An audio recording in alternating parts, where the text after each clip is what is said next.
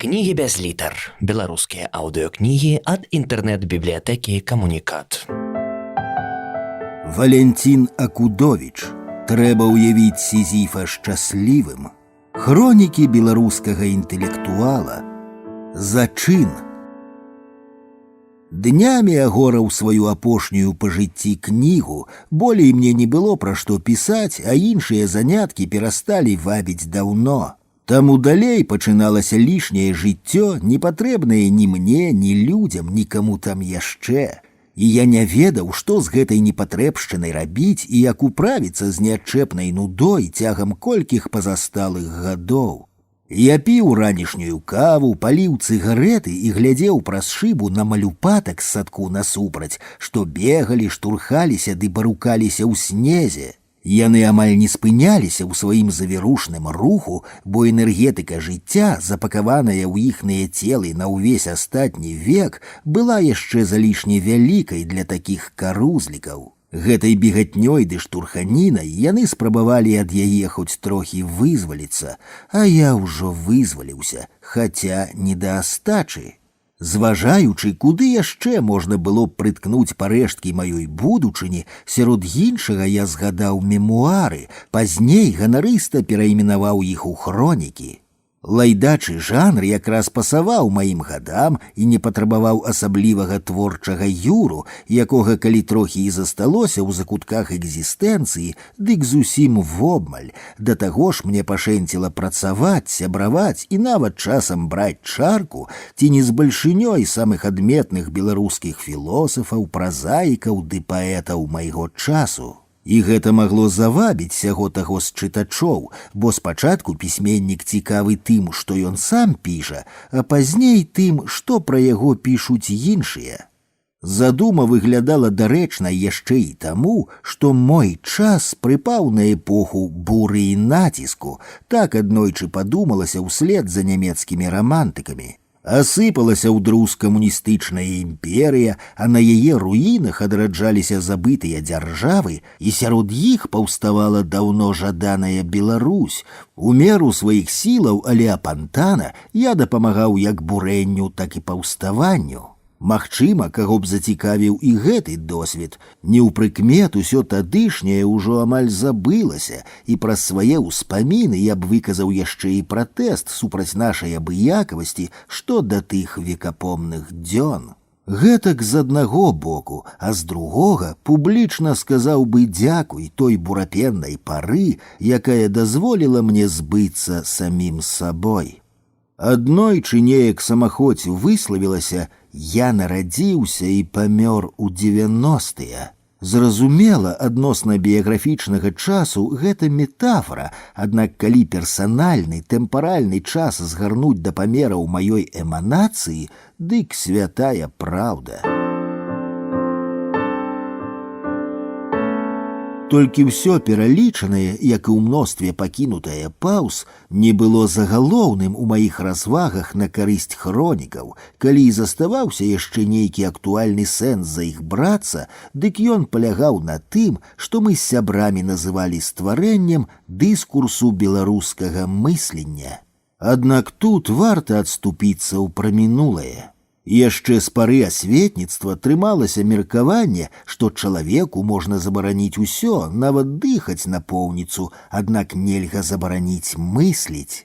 Наіўная аблуда. Безумоўна, нейкаму асобнаму чалавеку на пэўны час складана забараніць мысліць, а вось грамадству агулам яшчэ як можна. Мы гэта добра ведаем. За камуністамі беларусам было забаронена мысліць. Тут карціць дадаць самастойна, толькі іншага мыслення, акрамя як самастойнага, не бывае.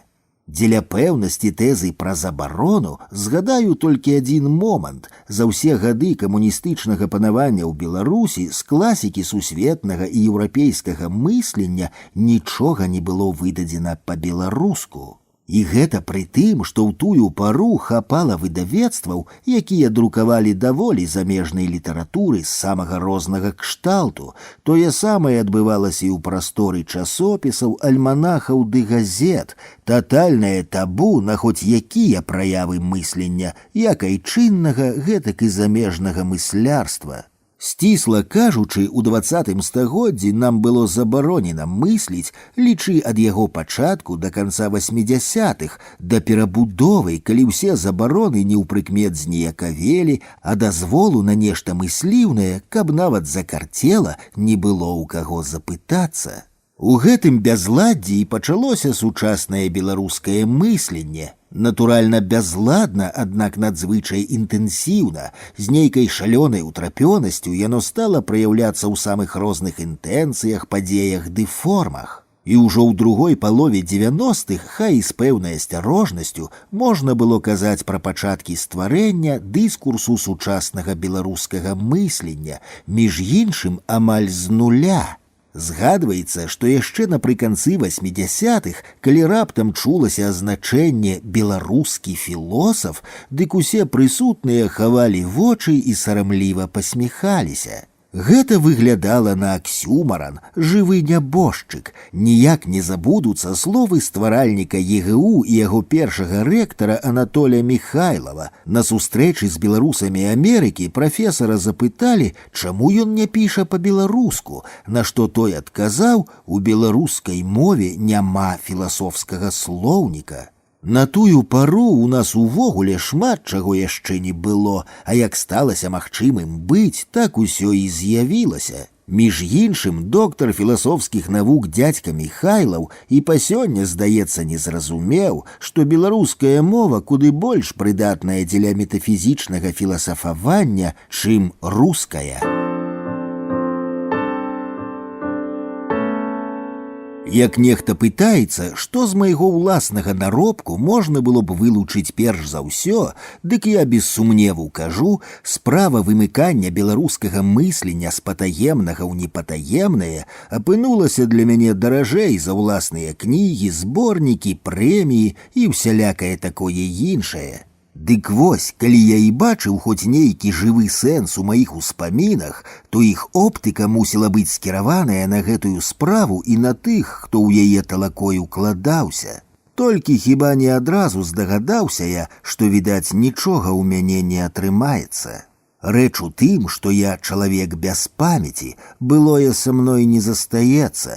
Гэта не азначае, што яно знікае да звання, і я жыву ў татальным бяспамяцтве. Не, сёе-тое з прамінулага памятаю, аднак не вельмі каб шмат, бо ўсё, што са мною адбылося, як бы адсланяецца ад мяне, робіцца не маім амаль адразу, на другі-трэці дзень звальваецца ў нейкую глыбокую студню, дзе і ляжыць на дне покатам. Усё разам ляжыць і сонечная хвіліна з дзяцінства, і ўчорашняя хмарная гадзіна. Калі мне моцна закарціць, дык я магу нізка схіліцца над студняй і нешта разгледзець там, на яе дне. Аднак карціць мне досыць рэдка, і таму я зазвычай абыходжуся без мінулага. Яно там, збэрсанае ў прадонні студні, а я тут, на падворку, вольны ад усёй сваёй мінуўшчыны, кожны дзень наноў народжаны, толькі не лупатым немаўлём, а адразу з усімі сваімі гадамі. Дык якія тут могуць быць мемуары, калі чалавек не мае памяці? Да таго ж і з дзённікамі я ўжо даўно не баўлюся, а менавіта пасля таго, як аднойчы зразумеў, што насамрэч істотныя думкі ці падзеі настолькі вытыркаюцца самі па сабе, што ўжо не патрабуюць не толькі нататнікаў, а і ўвогуле маёй памяці. Тады і выславілася на адзіноце, а гараць яны гарам тыя хронікі, не надта і хацелася.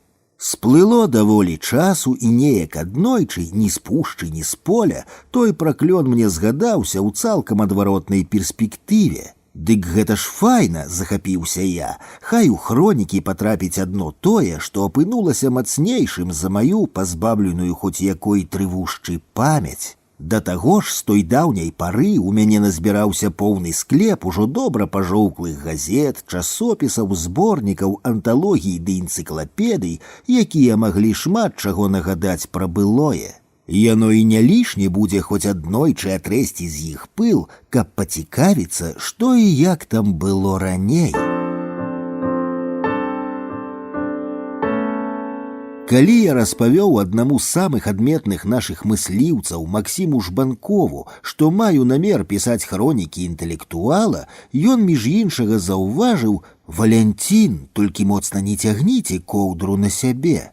Я наперад пачаў апраўдвацца, што загалоўнай мэтай гэтай забавы будуць не мае экзістэнцыйныя мітрэнгі, а гісторыя стварэння дыскурсу айчыннага мыслення. Гэта па-першае, а па-другое, жаданне хоць трохі засцерагчыся ад таго, што дрыгва анталагічнага беларускага балота неўпрыкмет заглынеў сваю твань увесь наш наробак. У прамінулым Беларусі такіх прыкладаў лічыць не пералічыць.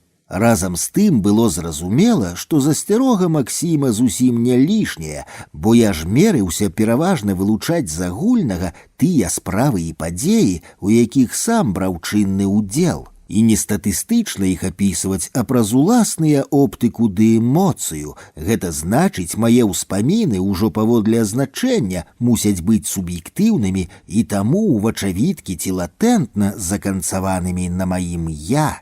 Аднак рэальнае пісьмо засведчыла, што сітуацыя складваецца значна горш, чым мне прадбачылася.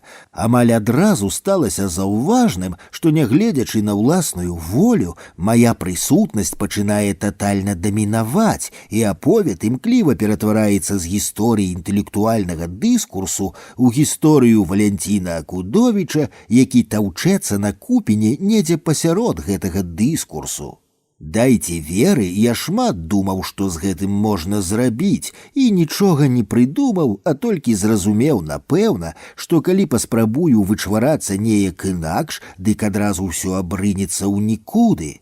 Мера майго себялюбства выявілася значна большай, чым я сабе ўяўляў, бо перадусім мне карціць распавядаць пра сябе, а ўжо потым пра іншых ды іншае, пра свае тэксты, кнігі, справы, пра сваіх сяброў, чытачоў і аўтараў, пра тое, што пра мяне і мой наробак згадвалі ў дыскусіях, пісалі ў рэцэнзіях ды артыкулах, і не толькі ў хвальных. Скрушная праўда і той факт, што творчыя людзі з прыроды сваёй спрэс эгацэнтрычныя, нямоцна мяне суцешыў. На нейкі час я нават перапыніў працу, каб даўмецца, з чаго гэтак атрымліваецца. Толькі мая крытычная рэфлексія не задоўжылася. Дзіўна, а з чаго мне было дзівіцца, прабачце за таўталогію. Ужо колькі дзесяцігоддзяў я ведаю, што ні ў якім іншым жанры, акрамя эсэ, не магу працаваць. Гэта як у анекдатычных рускіх, што б яны не рабілі, а ў выніку атрымліваецца аўтамат Калашнікава. Тое самае і ў мяне, незалежна ад таго, выступаю я на акадэмічнай канферэнцыі, пішу аналітычны артыкул ці філасофскі трактат, у мяне ўсё адно па сутнасці атрымліваецца эсэ. Пра гэта я ўжо 100 разоў казаў, выступаючы перад дарослымі і студэнтамі, нават даследзены аб прыродзе гэтага жанру назваў эсэ пра эсэ. Дык чаму мае мемуары павінны быць чымсьці іншым, як не бясконцай нізкай разнафарматных эсэ, кожнае з якіх, безумоўна, паходзіць з майго ўласнага «я», што спрабуе інтэлігібельна прамацаць той ці іншы сюжэт. Як я мог не падумаць пра гэта, калі вырашыў пісаць гісторыю стварэння дыскурсу сучаснага беларускага мыслення, ды хто яго ведае, толькі нічога ўжо не паробіш. А на астачу яшчэ колькі словаў ужо пра пэўны тэхнічны момант. Цалкам верагодна, што нехта з маіх ранейшых чытачоў заўважыць у агульным тэксце некаторыя фрагменты з папярэдніх пісанак, не пазначаных адсылкамі да першакрыніцаў. Тлумачу, гэта робіцца цалкам свядома, бо сваім дабром я магу карыстацца як хачу і колькі хачу, тым больш, калі гэта тычыцца мемуараў. Хіба ў сябе сваё можна скрасці? А далей яшчэ трохі выразна экзістэнцыйнага. Пачаўшы працу, я доўгі час трудзіў глузды над тоеснымі маёй духовай эманацыяй, фарматам, структурай, кампазіцыяй. Дарэмна трудзіў, бо нічога лепшага не прыдумаў, як абраць лінейную схему паслядоўнага перасоўвання ад адной знакавай падзеі ў маім жыцці да наступнай, так і пачаў крэмзаць паперу. Пачну, бадай, са скразной для ўсяго аповеду праблемы, якая ў прынцыпе не можа быць вырашанай, але назваўшы яе, хоць трохі адчую палёгку. З гадамі ніхто з нас не робіцца лепшым. На першы погляд выглядае, што ў гэтым сэнсе хронікі могуць табе дапамагчы, паколькі ты распавядаеш пра сябе поўнага жывой і стваральнай сілы. Ды толькі на першы погляд, насамрэч нават і моцны корч ужо не ведае ўласную праўду пра той час, калі быў гонкім дрэвам. Ён яшчэ шмат памятае і пра зімы з вёснамі, і пра залевы з бурамі, і пра вавёрак у галінах, і пра закаханых хлопца з дзяўчынай на ігліцы ля камля. Толькі памятаць гэта не ведаць, і калі корч распавядае зялёным атожылкам пра некалі блізкае неба і далёкую ад сябе зямлю, ён паводле азначэння кажа зусім не пра тое, пра што кажа. Ён цяпер ужо ўсё прыдумляе і блізкае неба і далёкую зямлю. Калі заўгодна, няма больш мастацкага жанру, чым мемуары, нягледзячы на ўсю іх фатаграфічнасць. Разам з тым мастацкасць тут толькі фармальная, бо яна пазбаўленая той ранейшай жыццядайнай і стваральнай энергетыкі. Старэчы дух вечнага кашчэя шчыльна аблытвае тую падзейнасць, якую спрабуе пераказаць самотны храніст. Я вельмі востра адчуваю всю несапраўднасць маіх успамінаў пра былое. Як яно было жывым, тое былое, дык усё выглядала неяк іначай, а нават і зусім інакш, аднак тут ужо нічога не паробіш. І ў дадатак да гэтай сумнай тэзы пералюструю сюды сваё даўняе эсэ.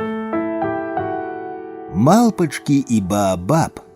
У хлапечыя гады мне моцна карцела быць харошым, з усімі і заўсёды. Можа, таму карцела, што сам я тады не ўмеў заўважаць чалавечыя хібы, ну зусім не ўмеў. А калі пра некага мне пераказвалі нешта кепскае, дык я адразу на тыя словы забываўся і паводзіўся з тым кепскім, як бы нічога такога не чуў. Так я і жыў з любымі сябрамі побач і проста з харошымі людзьмі вакол. Толькі аднойчы і амаль з нічога на мяне абрынулася экзістэнцыйная катастрофа, і ў той жа момант ад усёй маёй цноты засталася адно бруднае ануча, якой я потым доўга абціраўся ад уласнага паскудства.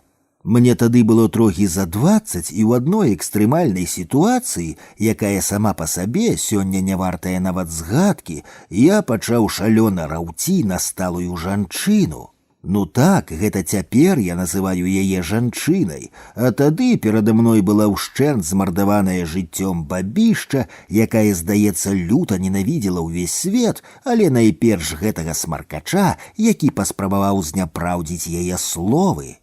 Яна так на мяне вызверылася, што скаланула ў маім нутры таемныя і ад мяне самога глыбіні, дзе да гэтай пары ціхамірна драмалі мае ўласныя дэманы. І я зароў на яе. Толькі не дзеля ўспамінаў пра той сорам мой расповед. Як ні дзіўна, але пасля гэтага выпадку мне яшчэ мацней захацелася быць харошым з усімі і для ўсіх. Я шмат і упарта думаў, як і што мне зрабіць з сабой, каб я больш ніколі не сказаў пра чалавека хоць нешта дрэннае. Не, каб я нават не падумаў пра чалавека дрэнна, ні пра якога чалавека. Дайце веры, тое, што здарылася неўзабаве, было напраўду. Ды не ўва сне, а ў нейкім жывым трызненні пасля таго, як я злавіў сябе на нейкай кепскай думцы пра ўжо не памятаю каго.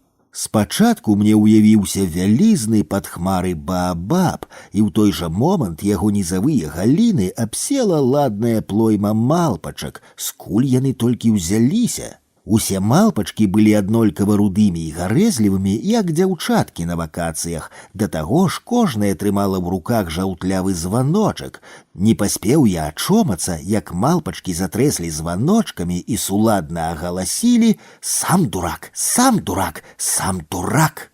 Пасля гэтай ратавальнай відзежы, у якой бы я ні быў сітуацыі, як толькі мяне пачынала напінаць злосць да некага, я згадываў малпачак, і яны ніколі не ленаваліся, заўсёды выскоквалі на галіны баабаба, званілі ў званочкі, ды радасна крычалі мне адно і тое ж: «Сам дурак, сам дурак, сам дурак!»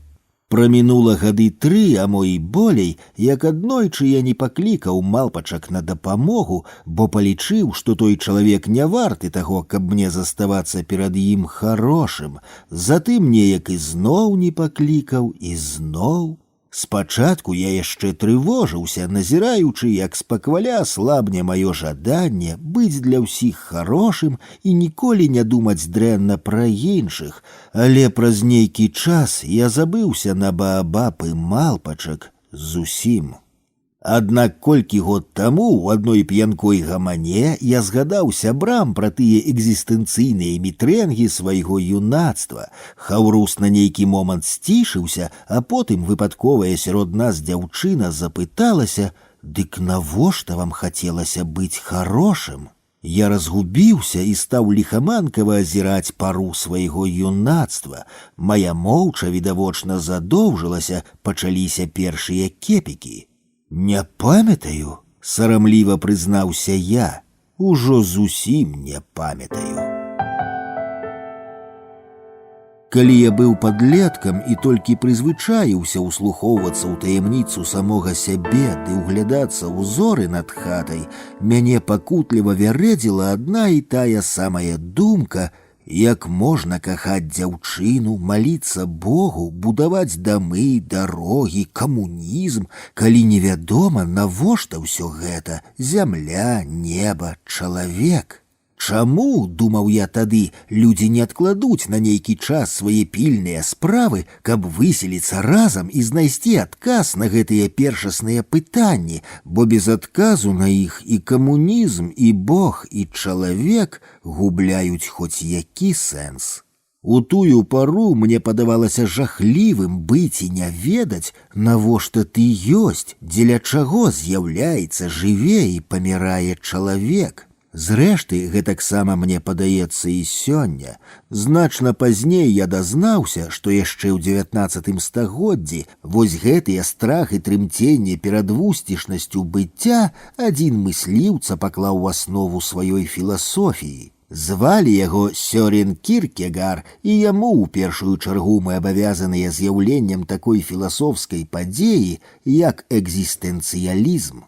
Але задоўга да таго, як мне сёе-тое стала вядома пра вялікага дацкага мысляра, я ўжо здагадаўся. Філосаф — гэта той, каго ва ўсе ягоныя гады працінае падлеткавы жах перад невымоўнай таямніцай быцця. Праўда, энцыклапедыі ператлумачылі грэцкае слова «філасофія» як «любоў да мудрасці», усяго толькі. Але я не даваў веры ні старым грэкам, ні энцыклапедыям, бо напэўна ведаў, што філасофія — гэта немагчымасць жыць. Менавіта так, немагчымасць жыць без уцямнага ведання, навошта ты вымкнуты з небыцця ў быццё, і ёсць філасофія.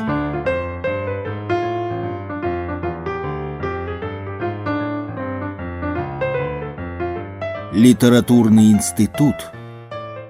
Я краў 3 разы. Першы і трэці выпадак не дзеля гэтага аповеду, а вось другім, здаецца, будзе ў самы раз распачаць гаворку пра літаратурны інстытут.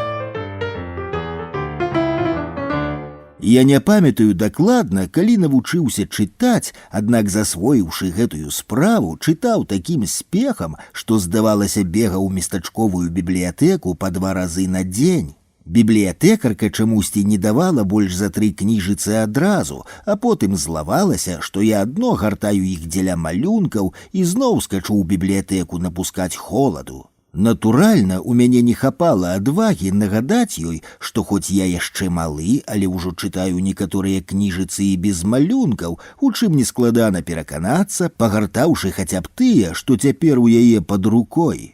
Я адно вінавата ўгінаў галаву і думаў, што калі вырасту, дык ажанюся не з жанчынай, а з бібліятэкай. бо не было ў мяне тады іншага жадання, акрамя як чытаць і самому пісаць кнігі. Калі б у тую пару мне прапанавалі выбар быць уладаром усіх сонцаў і сусветаў ці лядашчым пісакам, нейкі твор, якога прачытае ўсяго толькі выпадковы чалавек, я б не вагаўся ні хвіліны, бо тады быў пэўны, што сусвет і людства створаныя адно дзеля таго, каб было аб чым пісаць кнігі. Што там казаць, мне вельмі карцела і самому далучыцца да гэтай блаславёнай справы, аднак перш чым улегчыся ў творыва, патрабавалася вырашыць адну сур'ёзную праблему, чым пісаць. Недарэчна было нават думаць, быццам пісьменнікі пішуць пёркавай асадкай, якой трэба раз-пораз мусова дзяўбсці школьную чарніліцу,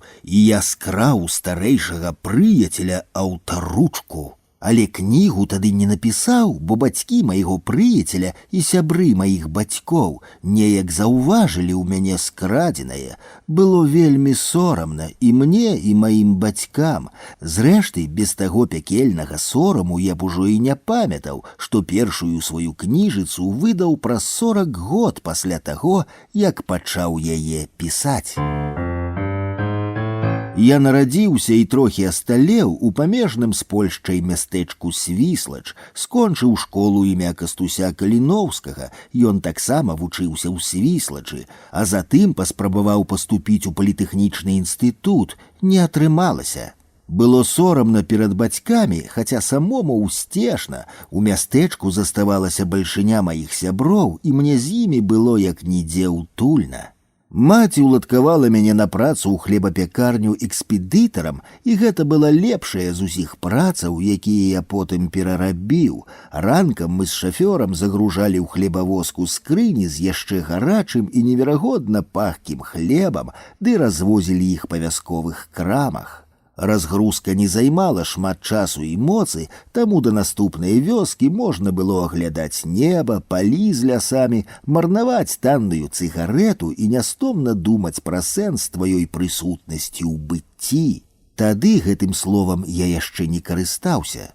Але праз год моя разумная маці сілком выправіла сына ў Мінск, дзе мяне ўладкавалі на маторны завод, токар, слесар, выпрабавальнік рухавікоў, экспедытар. Паміж зменай гэтых прафесій забралі ў войска, там аскепак гранаты трапіў у вока. Я ляжаў у вайсковым шпіталі з нейкім яшчэ чалавекам, уся галава якога была абкручаная бінтамі, і неўпрыкмет плакаў адным вокам. Самая вялікая бяда бачылася ў тым, што цяпер мяне ніколі не пакахае дзяўчына. Санітарка заўважыла мае пакуты і аднойчы, нахіліўшыся да самага вуха, прашаптала: «Не гаруй, салдацік, гэта яшчэ не горшая бяда. У твайго суседа з кепкамі бомбы абодва вокі пасекла». Пасля шпіталя мяне камісавалі з войска, і я зноў вярнуўся ў свой эксперыментальны цэх. Мой роман з маторным заводам спыніўся ў 75-м годзе. Я даслаў на конкурс у Маскоўскі літаратурны інстытут невялічкую аповесць. Паспяхова гэты конкурс вытрымаў, казалі пра больш як 100 чалавек на месца, і пасля іспытаў мяне запрасілі на вучобу. Ад шчасця местачковага хлопца напраўду ліхаманіла, аднак страху было яшчэ болей. Раптам тут ні да чаго не прыдамся, і мяне пагоняць назад у задымлены цэх мінскага маторнага завода. Дарэчы, на пачатку сітуацыя яшчэ моцна ўскладнілася адным драматычным сюжэтам. Я ж паступаў на завочнае аддзяленне, толькі адразу пасля апошняга іспыту мяне выклікалі ў прыёмную камісію, дзе прапанавалі перабрацца на вочнае навучанне. Гэта азначала пакінуць Мінск і на 5 год пераехаць у Маскву. Тут я і разгубіўся, паколькі ў Мінску заставалася маё вялікае каханне. Хаця варта ўдакладніць другое вялікае каханне. Першае здарылася ў 8 класе і доўжылася 7 год. Гэта было апакаліптычных памераў узрушэнне, неверагодна шчаснае і гэтаксама пакутнае. На выпускным вечары я ўпершыню запаліў цыгарету, бо ўжо здагадваўся, што ніколі болей не пабачу сваю каханую. Між іншым, яна і ведаць не ведала пра пакуты маладога Вертера. Мера маёй сарамлівасці ў тую пару была такой, што я і на дыбе не сказаў бы «кахаю». Толькі праз гады здагадаўся, чаму хлопцу бывае так складана вымавіць галоўнае слова свайго жыцця. Бо спад-іспаду прыўкраснае слова «кахаю» маўчыць брыдкае «хачу». Другое маё каханне ўжо было цалкам дарослым, з усімі яго сюжэтамі ды атрыбутамі, ад сарамлівых заляцанняў да жарсных пацалункаў і усялякага такога падобнага. Мы з дзяўчынай ужо нават пачыналі як бы жартам разважаць пра шлюб. Агаломшаны пабег за парадамі да прыяцеляў, з якімі прысябраваўся падчас іспытаў. Чаго толькі не пачуў ад іх за бліжэйшыя некалькі гадзінаў. Вар'ят, балбес, прыдурак, хворы на ўсю галаву ідыёт і гэтак далей да таго падобнага. Што праўда, было і колькі рацыянальных аргументаў. Хіба не найбольш важкі нагадаў, што Мінск зусім недалёка ад Масквы і можна ездзіць цалавацца хоць сабе кожны уікенд. А 5 год са стыпендыяй у сталіцы свету, гэта ж і словаў такіх няма, каб маё шчасце апісаць. І я здрадзіў каханню дзеля літаратуры, ну не зусім здрадзіў, бо і цалавацца ездзіў, і праз нейкі час па вяртанні ў Мінск мы з каханай пабраліся шлюбам, але ў той дзень экзістэнцыйнага выбару я ведаў, што здрадзіў. Мае страхі, што буду выгнаны з Эдэму, не спраўдзіліся. Праз колькі месяцаў ужо пачуваў сябе досыць упэўнена сярод аднакурснікаў, а недзе годам пазней нават быў вызнаны як інтэлектуал. Тады да мяне за кансультацыямі наконт філасофскай веды пачалі прыходзіць і хлопцы са старэйшых курсаў. Даволі хутка знайшоўся і блізкі мне хаўрус, з якім па сёння адчуваю сяброўскую еднасць. Спіс кароткі, таму пералічу. Слава Кіктэнка, паэт з Алматы, Юра Андрыянаў, паэт з Уфы, Сергей Махотін, дзіцячы паэт і бард з Ленінграда. Пазней Слава з Юрам стануць галоўнымі рэдактарамі добра вядомых у Расіі літаратурных часопісаў. Першы алматінскага прастора, другі уфімскага бельскія прасторы. Санжын Пурэў з Улан-Батара не быў у нашым хаўрусе, бо пераважна сябраваў з манголамі, але ўсе гады навучання мы з ім пражылі ў адным пакоі. Ён ужо меў 5 дзяцей, кніжку прозы і юрту ў сталіцы Манголіі замест кватэры. У Санжына выявілася толькі адна загана, і ён быў фантастычна хорошым чалавекам, таму ці не ўсе маскоўскія манголы, як і манголы, што рушылі праз Маскву ў Европу, не стамляліся раз-пораз завітваць да яго ў госці. Перманентнае татара-мангольскае нашэсце на тэрыторыю аднаго пакоя весела скардзіўся я сябрам. Не магу не згадаць хаця б адзін эпізод з той пары нашага жытва. Пасля чарговых вакацыяў Санжын вярнуўся з вэнджанай нагой жарабяці, вышынёй мне па плячо. Ён разгарнуў тоўстую паперу і сказаў: «Гэта падарунак». Бурштынавы колер вэнджаніны зачароўваў, а ядлаўцовы пах вабіў як сама эсэнцыя смакаты. Да таго ж у камплект прэзента ўваходзіла 2 пляшкі элітнай гарэлкі з блішчастымі змейкамі на дне.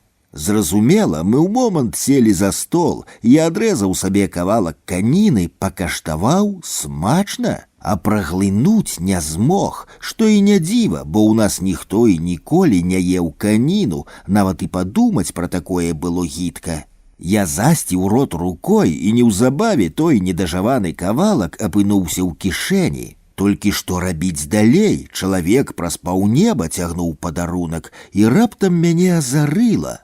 «Слухай, Санжын», — прапанаваў я, — «будзе нядобра, калі мы толькі ўдвох нацешымся такім цудам. Давай запросім маіх сяброў». Санжын узрадваўся, бо любіў частаваць не толькі дабрынёй свайго сэрца, а ўсім, чым толькі мог. Запрасілі, што і казаць, 2 пляшак гарэлкі на цэлую нагу жарабя нам не хапіла, таму яшчэ некалькі разоў бегалі ў краму. Калі пасля дыпломнай вечарыны мы сяброўскім кагалам адпраўлялі Санжына ў Манголію назаўжды, дык я плакаў на пероне, як ніколі раней, а Санжын плакаў у вагоне, прыціснуўшыся да шыбіны так, быццам хацеў яе раздушыць, ну рыхтык два бабры румзалі. Ужо пасля перабудовы Санжын Пурэў стане народным пісьменнікам Манголіі. Першым з нашага хаўрусу не стала Юры Андрыянова. Як такое здарылася, то мяне папрасілі што-кольвек напісаць пра сябра для літаратурнага часопіса «Бельскія прасторы». На той час я ўжо даўно развучыўся пісаць па-руску, аднак тут адмаўляцца не выпадала, і я напісаў эсэ.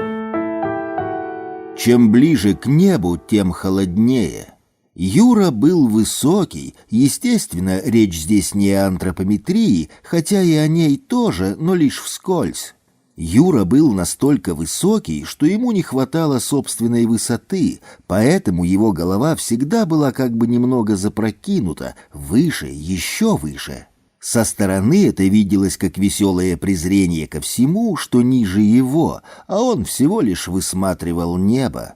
Помнится без устали, вот отчего облака, зори, луны, закаты, рассветы фигуративно присутствуют почти в каждом стихотворении, отсюда и доминирование высокого штиля в его поэзии. Она вся на катурнах пафосной риторики, даже если речь идет о низменном. И временами не совсем уместная дидактика с тех же причин. Впрочем, какой слог, кроме возвышенного, может быть у поэта с запрокинутой головой?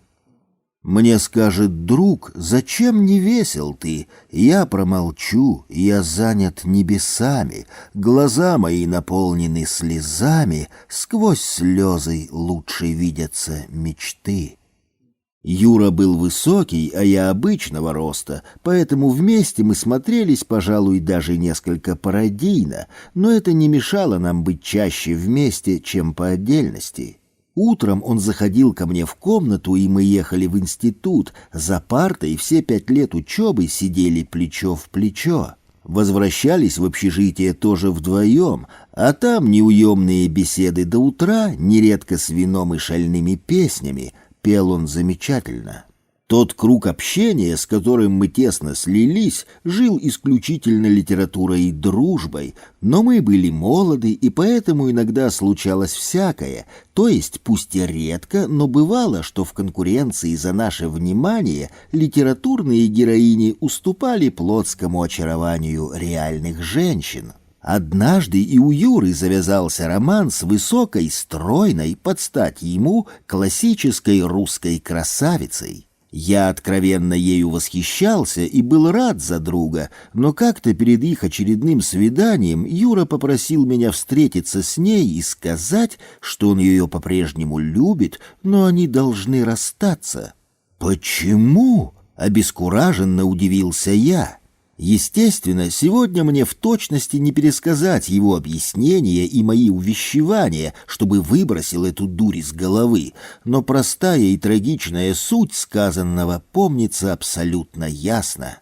«Понимаешь, — объяснил он, — любовь убивает во мне поэта. Когда я люблю, я не могу писать стихи. Вот расстанемся, и все наладится. Увидишь, все наладится. Я снова буду писать». Не от того, что больше не люблю, не потому, что сердце тише бьется, я расставание наше тороплю за тем, что без разлуки не поется.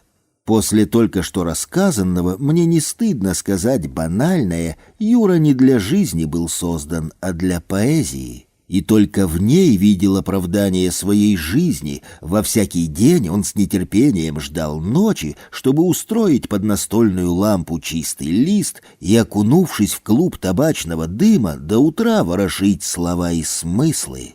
Далеко не каждую такую ночь у него получалась хотя бы строфа или на худой конец стоящая внимания строчка. Но это Юру вовсе не обескураживало. Он любил само погружение в глухую ночь, где из ниоткуда возникала та тишина, за которую ничего нет выше. потому что только в ней и через нее у него получалось видеть все, что днем заслоняло слепое солнце, и само солнце тоже. Замечательно про это сказал наш самый близкий литинститутский друг Вячеслав Киктенко.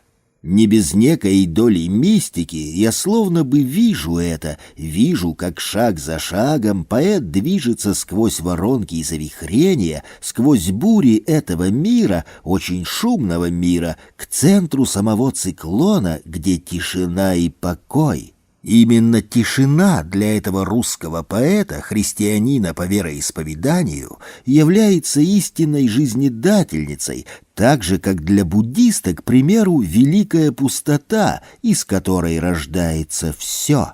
Шаг в тишину.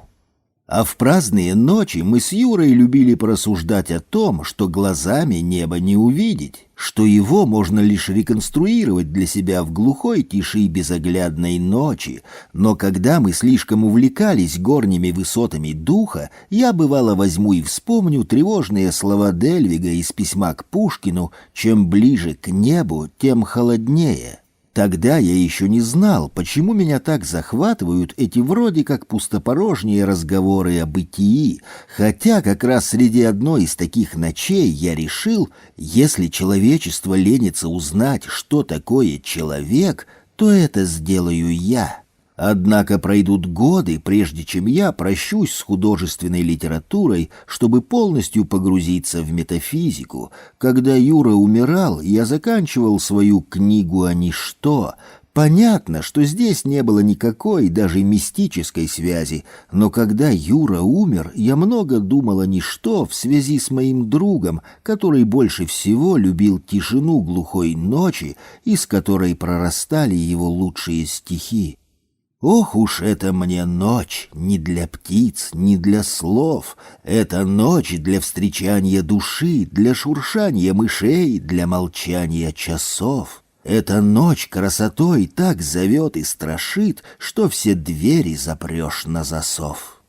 Где-то в самом конце ноября, глубоко за полночь, в комнату стремительным шагом входит Юра. Ни слова не говоря, настежь распахивает окно. Я ежусь от холода и ничего не понимаю, но замечаю, что его глаза горят восторгом. Он вытаскивает меня от стола и подводит к оконному проему. «Смотри!» — говорит торжественно, словно это церемония открытия Вселенной. «Первый снег!» Мы долго смотрим, как в желтом свете фонарей, никуда не спеша опускается снег. Насмотревшись, он закрывает окно и заявляет: «Этого нельзя не отметить». Ну что ж, первый снег я еще никогда не отмечал, тем более, что у друга так горят глаза, словно это он сам написал: «Блажен, кто посетил сей мир». Таким его и буду помнить. Глубокая ночь, на фоне распахнутого настежь окна стоит высокий и красивый человек с восторженным лицом, а за его спиной совсем не спеша опускается на землю большой и белый-белый снег. Знаю, счастье стороной белым снегом мчится, ты ли, я ли, мы с тобой, нам опять не спится. Словно два холостяка, ветреных два брата, выпьем, что ли, за снега, что летят куда-то. Нягледзячы на супольнае пражыванне з Юрам літінстытуцкага жыцця, самым блізкім мне інтэлектуальна ды экзістэнцыйна таксама апынуўся Слава Киктенко. Калі ён сядзеў глыбока задуменным, дык нагадываў мне мудрага гарака. Слава ведаў на памяць тысячы вершаў ды шмат чаго іншага з гісторыі вербальных дыскурсаў.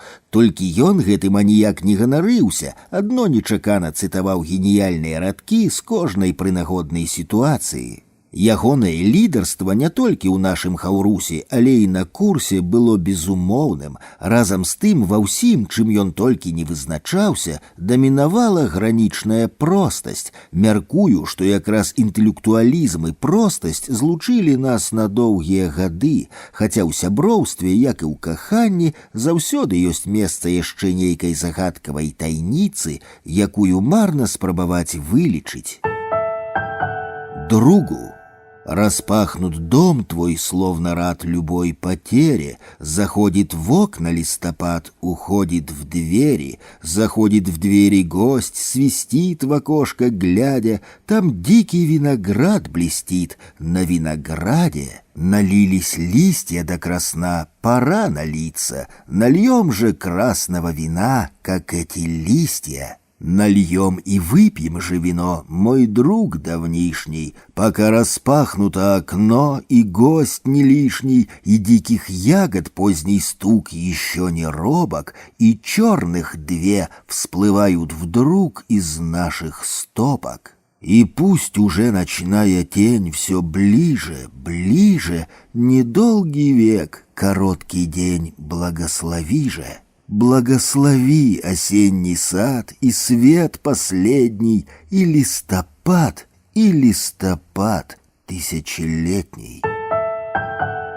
Пасля інстытута ў розныя гады мы яшчэ некалькі разоў сустракаліся ў Маскве, потым у Алма-Аты, у Мінску і асобна іншым разам на Нарачы, дзе я цэлы сезон працаваў лодачнікам. Найбольш эмацыйнай была алма-атінская сустрэча. Я наўмысна распрацаваў маршрут па гарах Тяньшаня так, каб завершыць яго на знакамітым алма-атінскім возеры Медеа. Скуль адразу тралейбусам можна было даехаць да Саюзу пісьменнікаў Казахстана, дзе месцілася і рэдакцыя часопіса «Прастор».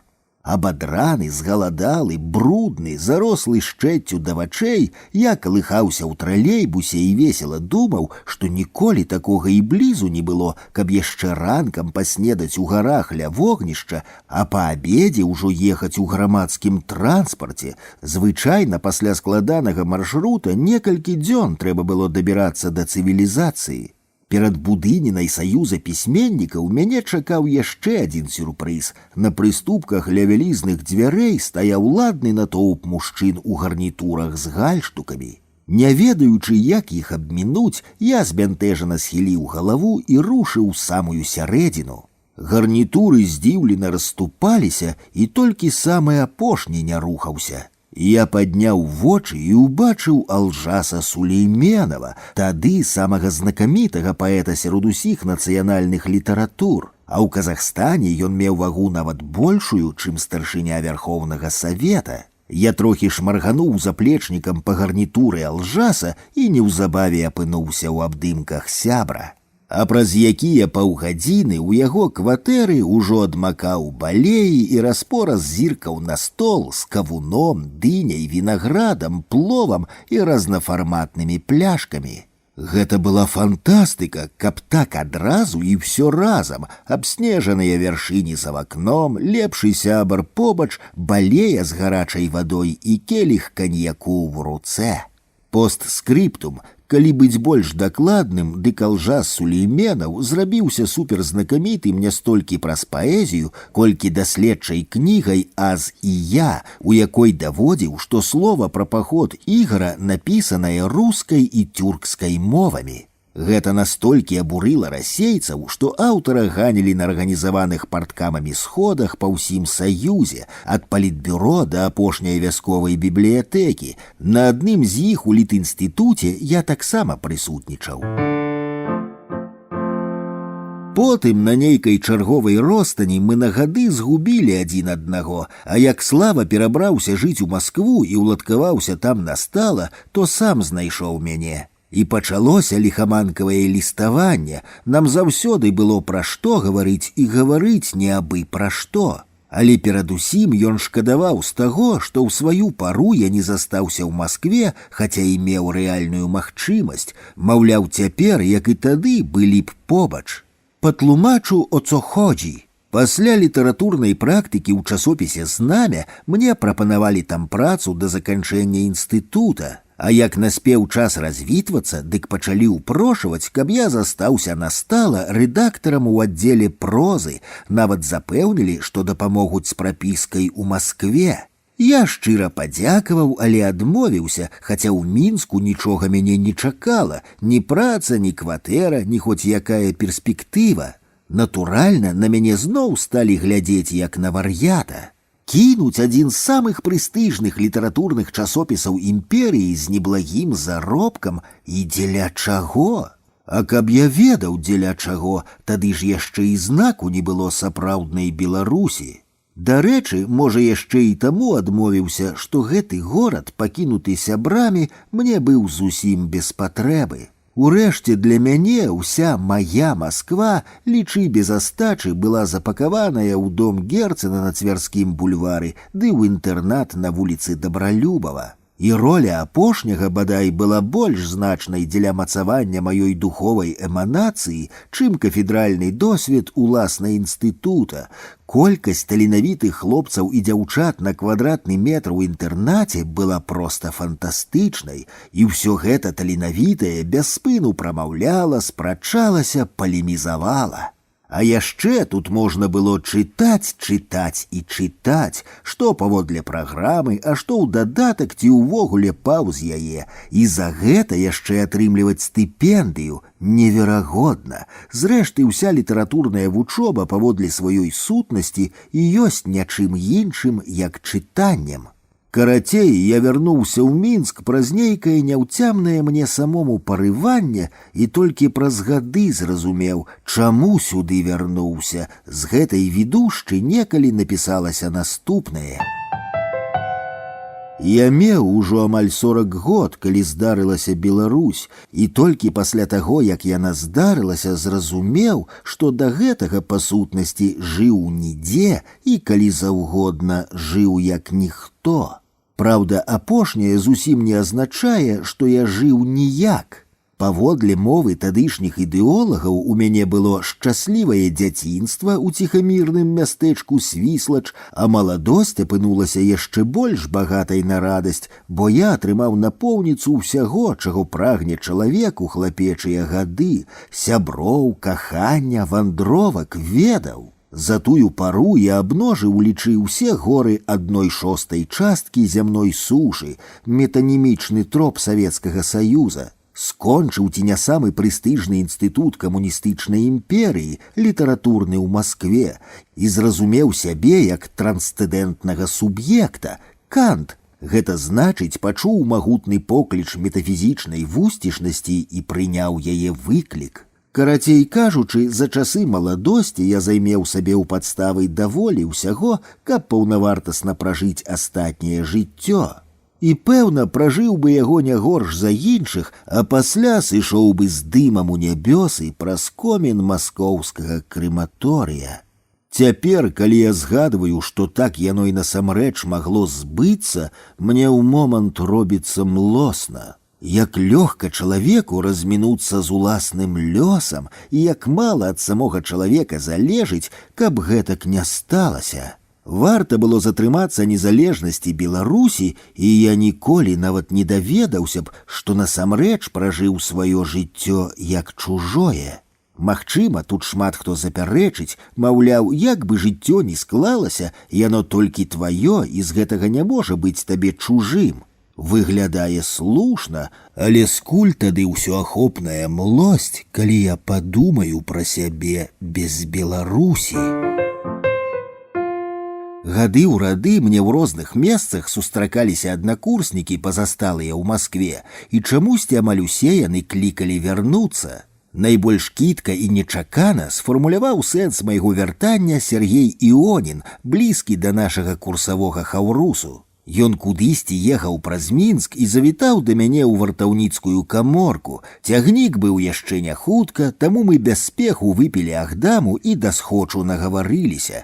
На развітанне Сергей сумна агледзеў маю канцэптуальна завэзганую каморку і сказаў: «Возвращайся, Вал, Москва большая, а умных людей мало». Забыўся сказаць, што ў літаратурным інстытуце мяне інакш як Вал ніколі не называлі.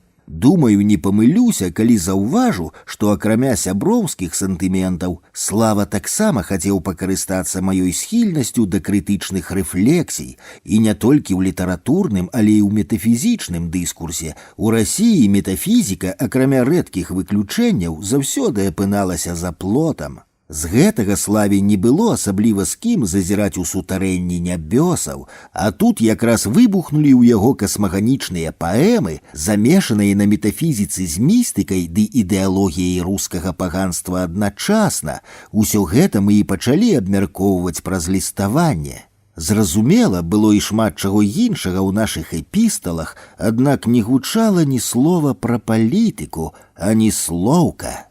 Рэч у тым, што ён быў рускім шавіністам, а я беларускім нацыяналістам. Слава аніяк не мог уцяміць, на якую халеру валу беларуская мова і чаму Беларусь яшчэ паасобку ад Расіі. А я не бачыў сэнсу яму тлумачыць, што пакуль Расія, такая, якой яна ёсць, не лясніца, не перафарматуецца ў нешта радыкальна іншае, то датуль сонца не зазірне ў наша ваконца. Таму мы абодва і маўчалі пра палітыку, як рыба аб лёд, сяброўства было даражэй. Напэўна, мы бы па сёння ліставаліся, каб рускія не захапілі Крым. Натуральна, як і ўсе нармальныя людзі, я быў шакаваны. У дадатак да калектыўнага шоку мяне моцна вярэдзіла персанальная згрызота. Як цяпер ліставацца з сябрам, у сітуацыі такой вайны рабіць выгляд, быццам нічога не здарылася, было не проста немагчыма, а брыдка. Дык што тады рабіць? А нічога, я проста не стаў адказваць на апошні ліст.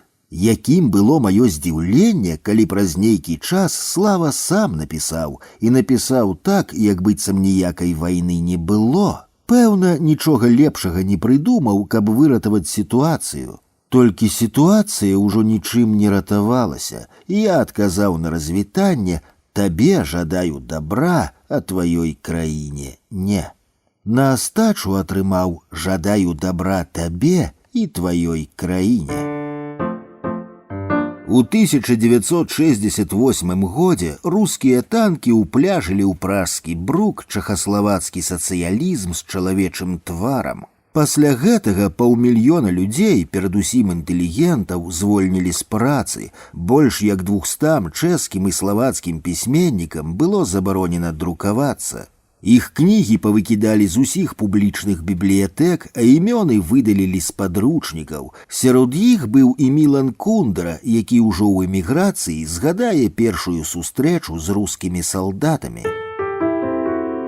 Ішоў трэці дзень акупацыі. Я ехаў з Прагі ў чэшскі Будзіёвіцы. Рускія салдаты былі ўсюды, на дарогах, у палях, у лясах. Потым мяне спынілі, і 3 салдат пачалі абшукваць маю машыну. Пасля гэтай працэдуры афіцэр, які аддаў загад зрабіць вобшук, спытаў мяне: «Как вы себя чувствуете?»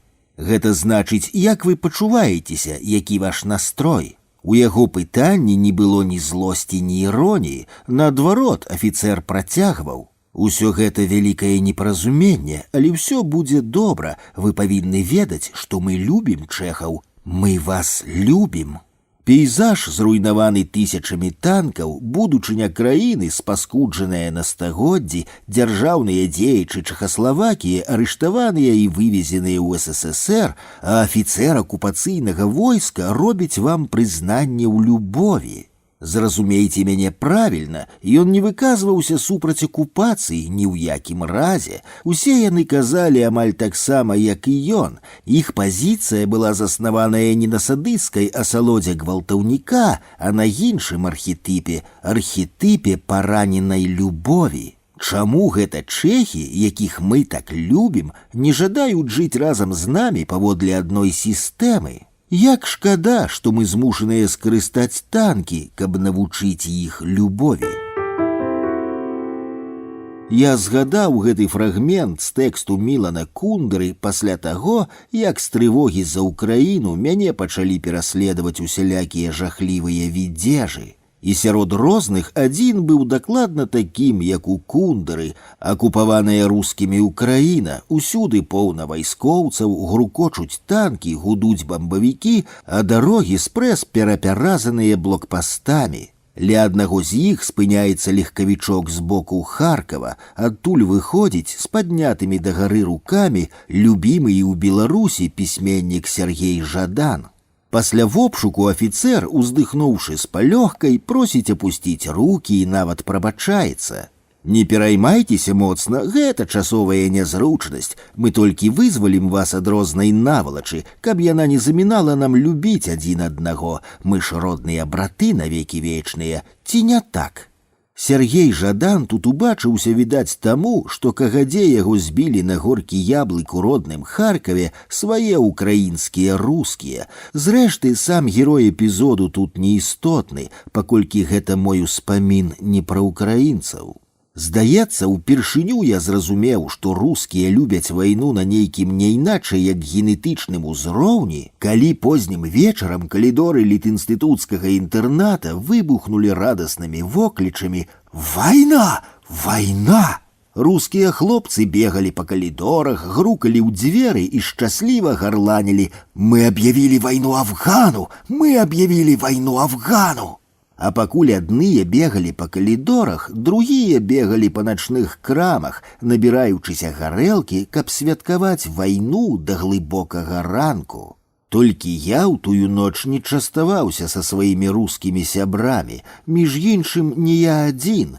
Тады толькі на нашым курсе, акрамя рускіх, вучыліся манголы, украінцы, прыбалты, башкіры, каўказцы. І ці не ўсе мы, як мыш пад венік, пахаваліся ад гэтага мілітарнага шалу па сваіх пакойчыках, каб сам-насам думаць пра трэцюю сусветную вайну і смерць, смерць, смерць.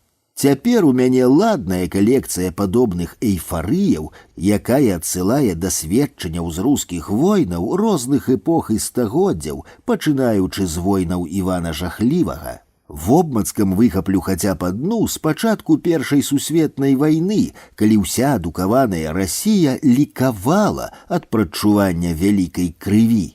Тады на фронт журналістамі папрасіліся найлепшыя рускія паэты срэбранага веку. Гэта якраз простой патрыятычны чад Александр Блок ашчаслівіў сваёй прысутнасцю Беларусь.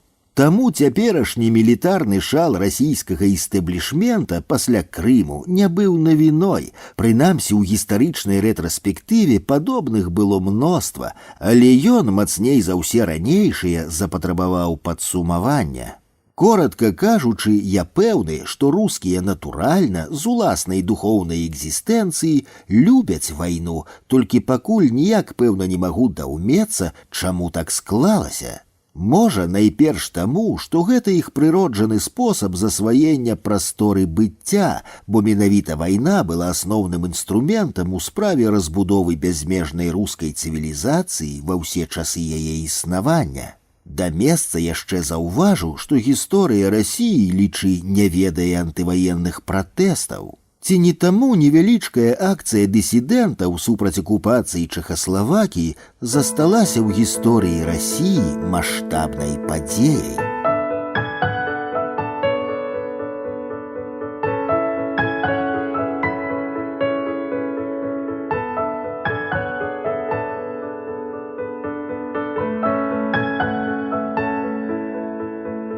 Катухі, скляпенні і тыднёвік «Культура».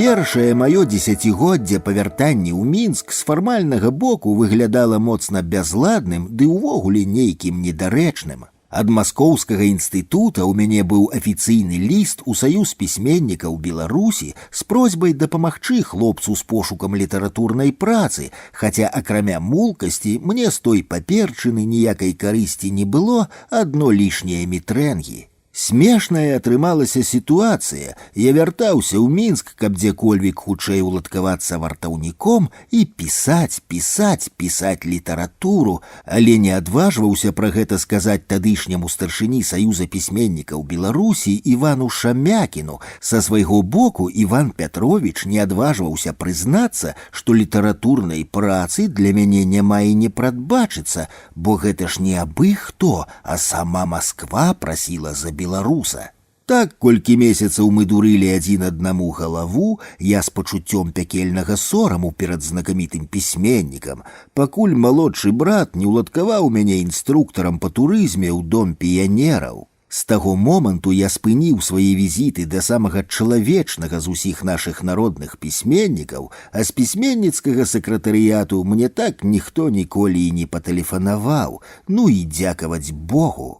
Калі казаць агулам, дык алгарытм таго дзесяцігоддзя выглядаў наступным чынам. Летам я звальняўся з чарговай працы і выпраўляўся ў горы. На той час ужо быў майстрам спорту СССР па спартовым турызме, а па восені шукаў сабе іншую вартаўнічую каморку. Дарэчы, на тых вузкіх лаўках у брудных катухах мне няблага спалася і добра чыталася, а пісаць літаратуру, як меркаваў раней, дык зусім не пісалася. Нейкі час гэта моцна дакучала, хаця і не вельмі доўга. Рэч у тым, што напрыканцы вучобы я вырашыў, калі вярнуся ў Мінск вартаваць сваю адзіноту, дык перачытаю на працы ўсю беларускую літаратуру. Менавіта так, усю. Цяпер ужо нават не памятаю, скуль тое жаданне з'явілася. Бадай, мне проста аднойчы зрабілася няёмка, што няблага засвоіўшы еўрапейскую і сусветную літаратуры,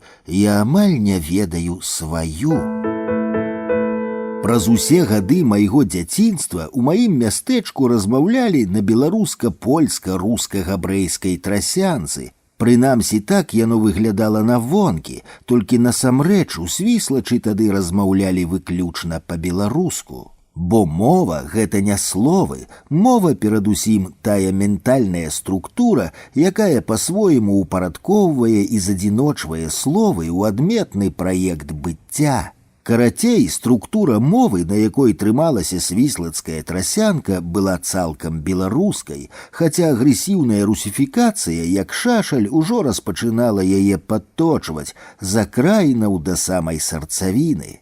Таму я нават не заўважыў, як стаў размаўляць па-руску, калі праз год пасля школы апынуўся на мінскім маторным заводзе, дзе сукупна адпрацаваў 7 год. І мне не да галавы было пісаць па-беларуску тэксты для турысцкіх песень і першыя вандроўныя нарысы, якія некалькі разоў друкавала. О, то было гонару, самая папулярная тады ў Беларусі газета «Знамя юнасці». 5 год у Маскве завяршылі маю русіфікацыю. Праўда, калі мы бралі добрую чарку, дык расійскіх сяброў раз-пораз дзівілі незнаёмыя ім выразы, што з глыбіняў маёй падсвядомасці самахоць праслізгвалі ў п'янкую гаману. Цяпер усё да смешнага наадварот. За той жа добрай чаркай з мяне, як чарцяняты з пекла, раз-пораз выскокваюць выдаленыя ў падсвядомае рускія словы.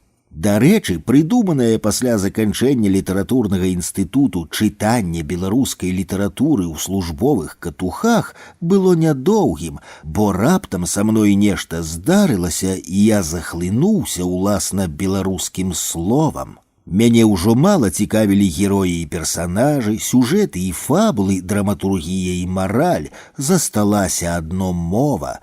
Кожнае словаў я смакаваў паасобку, як першую кроплю бярозавіку, а ўсе разам піў нагбом, не раўнуючы вусмерць асмяглы, які ўжо і не чакаў сустрэць студню. Для мяне стыхія беларускай мовы апынулася падобнай да лавіны.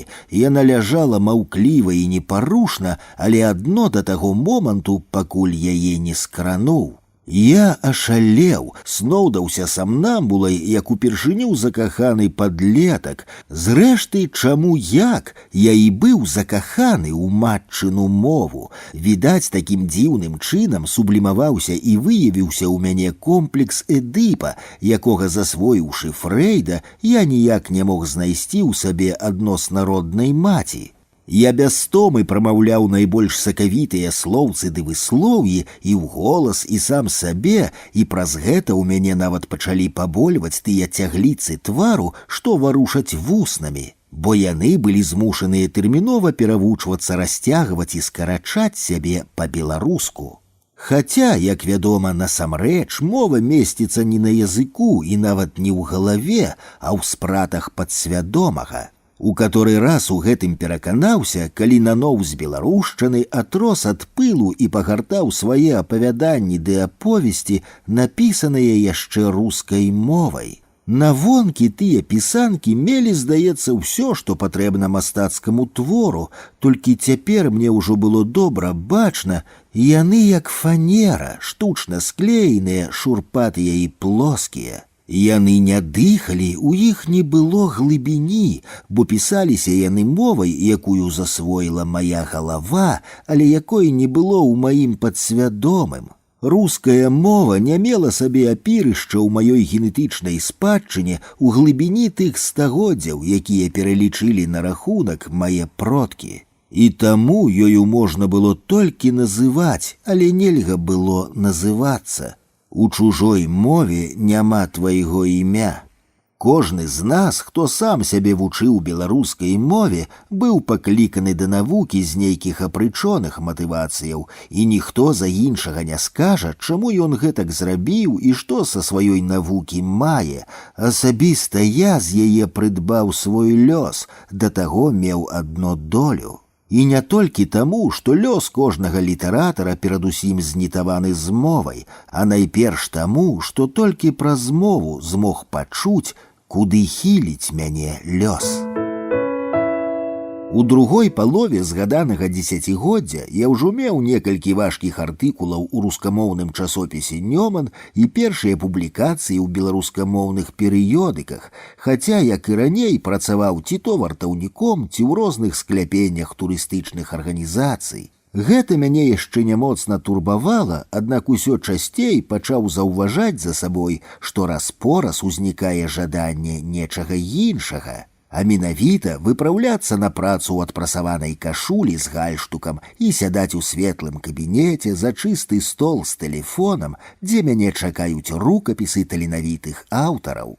А пра маладую сакратарку не марылася? Лічы, абавязкова жартавалі сябры, калі я распавядаў каму з іх аб сваіх трызненнях. У адказ я загадкава пасміхаўся, бо, відаць, нарэшце выспеў для зусім іншага, ужо ўласна прафесійнага кантэксту, літаратар паводле дыплома, і толькі гэта дамінавала. Што праўда, доўгі час мая інтэнцыя патрапіць у той кантэкст ніяк не спраўджвалася, не дапамаглі пратэкцыі ні Міхася Стральцова, ні Янкі Брыля, толькі неяк на вочы патрапіла інфармацыя пра новы тыднёвік «Культура» з галоўным рэдактарам Вольгай Іпатавай, дзе яшчэ патрабаваліся супрацоўнікі. Я адразу патэлефанаваў адзінаму на той час сябру сярод вядомых літаратараў Леаніду Дранько-Майсюку. «Не хвалюйся, заўтра пайду да Іпатавай», — сказаў Леанід. «Слухай, можа, нагадай, што ў спартзале літінстытута мы з ёй часам гулялі ў пінг-понг. Дарэчы, я заўсёды прайграваў». «Ты што, Валянцін?» Заўсёды інтэлігентны Леанід нечакана ўзвысіў голас. «Ніколі, чуеш, ніколі не кажы ёй пра гэта. Яна ж зрабілася такой матронай, што не толькі з ракеткай, а і з вяслом у руцэ не падымецца на п'едэстал». Магчыма, абачлівы і мудры Леанід меў рацыю, бо неўзабаве мяне залічылі ў штат рэдакцыі. Хаця, мяркую, загалоўным усё-такі быў той пафас, з якім я казаў рэдактаршы пра адказную ролю газеты «Культура» ў нацыянальным адраджэнні краіны. На той час мне было ўжо трохі за 40, як толькі што казаў, апошнія некалькі год факт маёй адсутнасці там, дзе я ўжо даўно мусіў быць, пачынаў пакрысе трывожыць. І тады я суцяшаў сябе самаробным афарызмам, маўляў, глыбокая рэчка цячэ паволі. А трохі пазней зразумеў, не мае значэння, рана ці позна ты прыходзіш, істотна іншае, аб'явіцца ў свой час не з пустымі рукамі і там, дзе цябе чакаюць. У тыднёвіку «Культура» ўсё гэта склалася адно да аднаго. Цяпер быў мой час, а бярэмя наробку ў руках да барады, і тут мяне чакалі, у літаральным сэнсе. Стваральнікі канцэпцыі тыднёвіка прыдумалі палосную на ўсю старонку рубрыку «Эліта», дзе меркавалася друкаваць пераклады тэкстаў вялікіх філосафаў з усяго свету, геніяў мастацтва ды літаратуры і таму падобных, а вось рэдактара, які мог бы пацягнуць гэтую ношу, знайсці ніяк не маглі. Але перад тым, як канчаткова перарушыць з 80-х гадоў 90-е з адной цывілізацыі ў зусім іншую, я адчуваю патрэбу спыніцца яшчэ на некалькіх эпізодах з ранейшай пары. З Леанідам Драньком Айсюком мы пазнаёміліся на іспытах у літаратурным інстытуце, абодва паступілі, толькі ніякага сяброўства тады ў нас не склалася. Адно, што рытуальна прамаўлялі колькі словаў пры выпадковых сустрэчах, да таго ж Леаніда праз год забралі ў войска, і ён скончыў вучыцца пазней за мяне, а як прыехаў у Мінск, дык адразу сярод ночы пагрукаў у маю аднапакаёўку. Я да гэтага жыў адзін, а цяпер мы сталі жыць удвох, бо Леаніду трэба было пэўны час недзе ператрываць, каб потым атабарыцца ў горадзе настала. Так мы і пасябравалі. Мне карціць хоць трохі распавесці, як мы раз-пораз вячэралі бульбай з кількай, рагаталі над радкамі графаманаў, якія ён прыносіў з выдавецкай працы, ды шмат пра што яшчэ. Аднак гэта будзе ўжо іншы жанр, хіба да месца заўважу, што мы абодва любілі творчасць Янкі Брыля і Міхася Стральцова, мацней за каго з іншых тагачасных пісьменнікаў. Праз нейкі час Леанід з'ехаў, а сяброўства засталося, прамінуў, можа, год ці болей, як ён патэлефанаваў з навіной. «Слухай, Валянцін, я распавядаў пра цябе Стральцову, і ён пажадаў пазнаёміцца. Выбірай, які дзень, і давай сходзім». Я збянтэжыўся. Стральцоў для мяне ўжо даўно быў сакральнай фігурай, а ў мяне нічога няма, акрамя літінстытуцкага дыплома. Да гэтай пары я ўдзячны Леаніду за ягоную учэпістасць, паколькі мы ўсё-такі пайшлі разам у рэдакцыю часопіса «Нёман», дзе Міхась Стральцоў загадываў аддзелам літаратурнай крытыкі.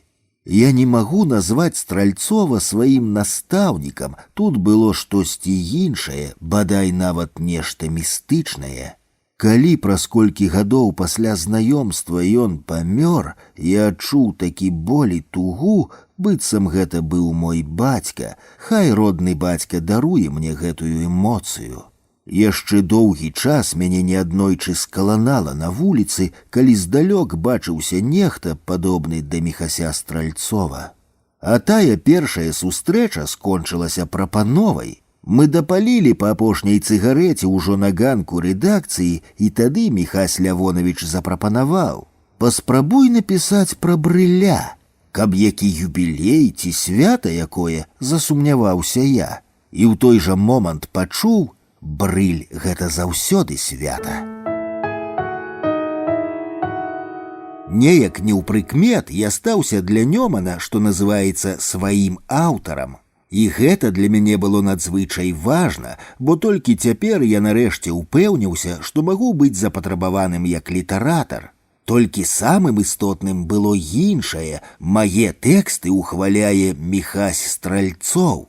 Больш за тое, ён любіў са мной, не шкадуючы часу, сумоўнічаць, калі я прыносіў яму гатовы матэрыял, а як мяне доўга не было, то мог і патэлефанаваць Леаніду Драньком Айсюку ды запытацца: «Нешта Валянціна ўсё няма, можа, я яго чым пакрыўдзіў?» Яшчэ чаго пакрыўдзіў? Я ж проста не гатовы быў адважыцца без дай прычыны нават на хвіліну зазірнуць у яго пракураны кабінет. На тую пару сярод беларускіх літаратараў хіба толькі Міхася Стральцова і Алеся Адамовіча можна было залічыць да інтэлектуалаў. І хаця Алесь Адамовіч праз сваю маскоўскую публіцыстыку стаўся вядомым на ўвесь саюз, мысленча Міхась Стральцоў быў значна глыбейшым за яго. У сваіх бясконцых перагаворах еўрапейскай, расійскай і айчыннай гуманістыкі мы з ім не маглі спыніцца. Чамусьці запомнілася, што пад нашу рэфлексію патрапілі нават літаратурныя тэорыі Пляханова і Луначарскага, а потым і камуністычная публіцыстыка Андрэя Платонова. Думаю, што хутчэй праз гэтыя сумоўі, а не праз мае друкаванкі, ён сказаў пасля самага вялікага майго тэксту «Судьбы вайны, судьбы міра»: «Валянцін, у гэтым артыкуле думак болей, чым іншы літаратурны крытык за жыццё выкажа». І адразу выняў з шуфляды ўжо загадзя падпісаную апошнюю кніжку «Пячатка майстра», зборнік літаратурна-крытычных эсэ і артыкулаў. Мне нешта мулее, неяк яно і няёмка, але я ўсё ж такі не стрымаюся і перацытую той подпіс. Валянціну Акудовічу з любоўю і даўняй павагай, з верай у ягоную зорку, Міхась Стральцоў. Зусім не праз пахвалу Міхася Лявоновіча, а ў сувязі з названым вышэй артыкулам я мушу трохі пра тую пісанку распавесці, бо потым было цікава. Дзесяцігоддзі мяняліся дзесяцігоддзямі, а беларуская літаратура ад часоў апошняй вайны працягвала ваяваць. Між іншым, не толькі літаратура, нездарма кінастудыю «Беларусьфільм» ва ўсім саюзе называлі «партызан-фільм». Але па-за асобнымі рэплікамі ніхто не наважваўся разгарнуць крытычную рэфлексію, каб спытаць, можа, ужо час спыніцца? А я наважыўся. Акрамя ўсяго іншага, напэўна, яшчэ і таму, што не быў прылучаны да літарацкага асяроддзя, якое і прадукавала гэтыя бясконцыя бабахі і маратказеевскую геройку. Аналітыка маіх крэмзаў, як мне ўяўлялася, была спакойнай і ўзважанай, разам з тым, нязмушана азіраючы беларускую ваенную прозу ў кантэксце еўрапейскай, ад Грымельсгаузена да Барбюса, Рэмарка і Хемінгуэя, я гэтаксама вольна абыходзіўся з Быкавым Алексіевіч Адамовічам. Апошняга нават досыць з'едліва папікнуў за яго гіпертрафаваную ўхвалу ім самім прыдуманага жанра рамана-араторыі. Паводле аўтара выглядала, што калі ўспаміны тых, хто выжыў у спаленых вёсках, скаланаюць нас мацней, чым ад Данте, то гэтыя аповеды не менш геніяльныя за тэрцыны боскай камедыі. Дык вось, праз колькі месяцаў пасля нёманскай публікацыі Алесь Адамовіч абрынуўся на Гіцля Акудовіча ў маскоўскай літаратурнай газеце з усёй палкасцю свайго неабыякога публіцыстычнага таленту, расклаў на дзве вялізныя газетныя паласы і сцябаў.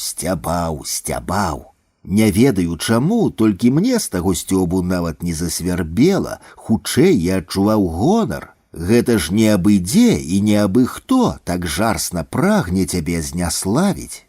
Між іншым, пра мяне недзе гадоў 10 і беларускі пэн-цэнтр узнагародзіць мяне прэміяй імя Алеся Адамовіча, а сама ўзнагарода будзе за подпісам Васіля Быкава.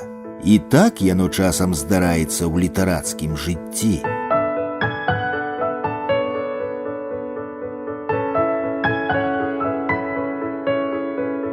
Значна пазней для нумара часопіса «Крыніца», прысвечанага Міхасю Стральцову, я напісаў эсэ.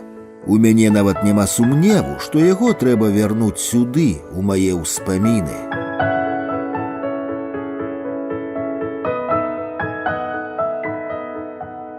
Вусціш быцця. Увесь ён нязбыўны сум ад непазбежнасці сыходу ў невараць. Мы ўсе рушым туды, але да пэўнай пары лішне з гэтага не смуткуем, а ён ці не ад пачатку ўзяў занадта блізка да сэрца неаспрэчнасць смерці і там жыў.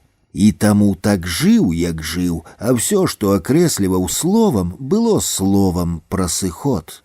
Раней я думаў, што ягоная засяроджанасць на паўсюднай прысутнасці небыцця ў быцці паходзіць з хранічнай любові да жыцця, але гэта не так. Жыццё ён, што праўда, моцна любіў, аднак не больш прагна, чым нехта іншы, а вось адчуваў яго з усімі пахамі, фарбамі, гукамі, як мала хто яшчэ. З гэтай фатальна абвостранай чуйнасці жыцця і вынікала такое ж вострае пачуццё непазбежнасці страты ўсяго, што ёсць пад гэтым небам сінім і любімым. Адсюль нязбыўны сум і нават у спякоту падняты каўнер, якім ён атуляў сябе ад стыні нябыту за спінай, адсюль і віно, як марная вымога сагрэць заўсёды восеньскае сэрца, адсюль і сцішаны дакор, вымаўлены на паваротцы ў вечную засень, мой свеце ясны. Кажуць, ён не абмінаў жанчынаў. Магчыма, што так яно і было насамрэч, хаця самі па сабе жанчыны яго нямоцна вабілі. Ён толькі персаніфікаваў жыццё з той ці іншай жанчынай і такім чынам заляцаўся да жыцця ў вечнай празе зліцца з ім. Хаця, чым тужэй загортваўся ў каханне, тым больш тужліва ападаў на сэрца сум. Бадай, з гэтага амаль адчайнага суму ён мог здагадацца, што чалавек спярша губляе сябе ў жанчыне, а ўжо потым сам у сабе. Толькі, відаць, не здагадаўся, хоць сэрцам адчуваў небяспеку і таму доўга не трываў жанчыны побач, хаваўся ад адной за другую ці сыходзіў ад усіх да сяброў і віна. Чуллівы і пяшчотны, ён шукаў у сяброўстве абароны і прытулку, а разам з тым непадманнага духоўнага хаўрусу, інтэлектуальнага яднання, урэшце высакароднага чыну. Толькі шчыры мужчынскі звяз таксама не яднаў з жыццём. Яднала хіба віно, але калі яго не хапала, хаўрус з жыццём перапыняўся яшчэ большай тугой. А яшчэ было слова, аднойчы я падумаў, што слова было сэнсам ягонага жыцця. Але потым я ўжо так ніколі не думаў, бо слова для яго было адно спосабам немагчымасці жыць жыццём. Падобна, што ён нарадзіўся не жыць, а толькі выглядаць смерць у восеньскай смузе, у ціўкані сініцы, у смаленні віпрука. Крэмзанне паперы прозай ці вершамі было ўсяго абаронай ад нябыту, і ці не таму ён кангеніяльны свайму пакліканню найперш там, дзе ў яго адрэфлексавана развітанне, расстанне, кананне. Там, дзе памірае маладым Максім Богданович, там, дзе канае дзед Міхалка, там, дзе ў смаленні віпрука распушчаюцца ўсе сэнсы быцця. Дух смерці лунае над гэтым геніяльным эсэ, заспеленым пахамі, фарбамі і гукамі нежытва.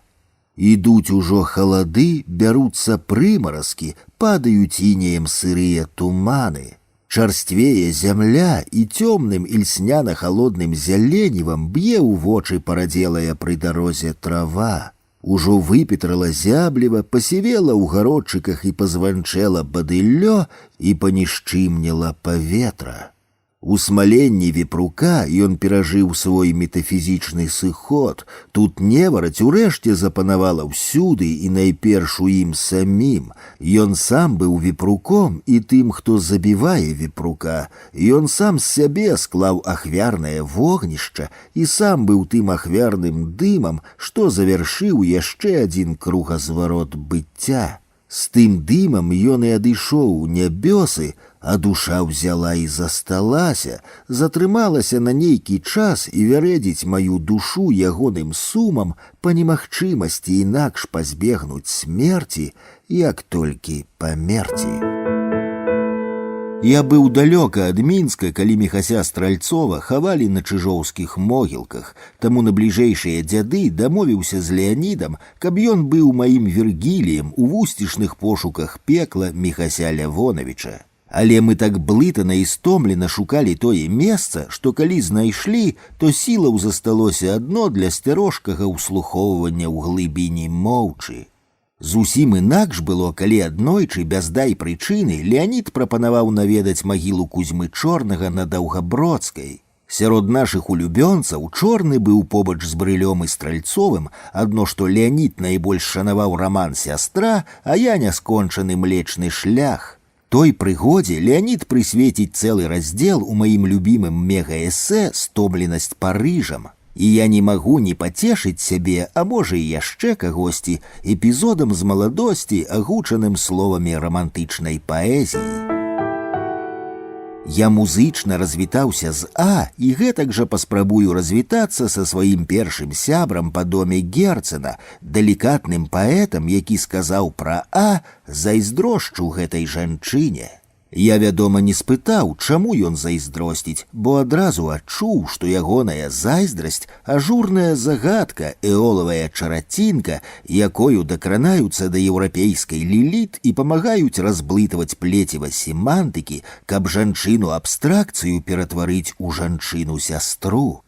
Зайздрошчу гэтай жанчыне, сказаў пра А мой сябар, першы садоўнік беларускага альпінарыя, ахоўнік таго нязвыклага саду, у якім растуць лазурытныя кветкі для цудоўных капрызніц. У заходнім Берліне я бачыў скульптурны партрэт найцудоўнай егіпецкай капрызніцы, якая злавала на Тутмеса, што забыўся стварыць для яе лазурытныя кветкі. І вось памылка забыўлівага Тутмеса выпраўлена, у беларускім альпінарыі выраслі гэтыя кветкі. Зрэшты, мой сябар і сам апостал забыўлівасці, ён з тых непрактычных філосафаў, якім заўсёды трэба напамінаць, што яны яшчэ і паэты, што яны ажурна дакраналіся да еўрапейскай ліліт, а таксама, зусім не ведаючы аб тым, выправілі памылку старажытнага скульптара. Праз неверагодную сваю забыўлівасць мой сябра сцвярджае, што нарадзіўся ў 1950 годзе, аднак будзе бліжэй да праўды, калі пашпартны год ягонага нараджэння чытаць у адваротным парадку лічбаў. Мы ішлі на Даўгабродскую і ў адным з падземных пераходаў купілі аранжавыя гваздзікі.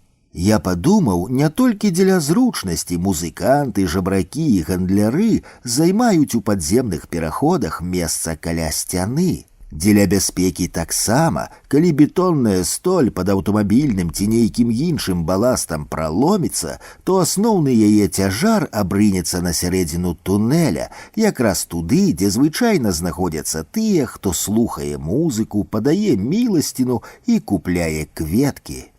Мы прыйшлі на вайсковыя могілкі, на магілу аўтара сястры, ведаючы, што над ёю звісае шыпшынавы абруч узвышэнскага Менска.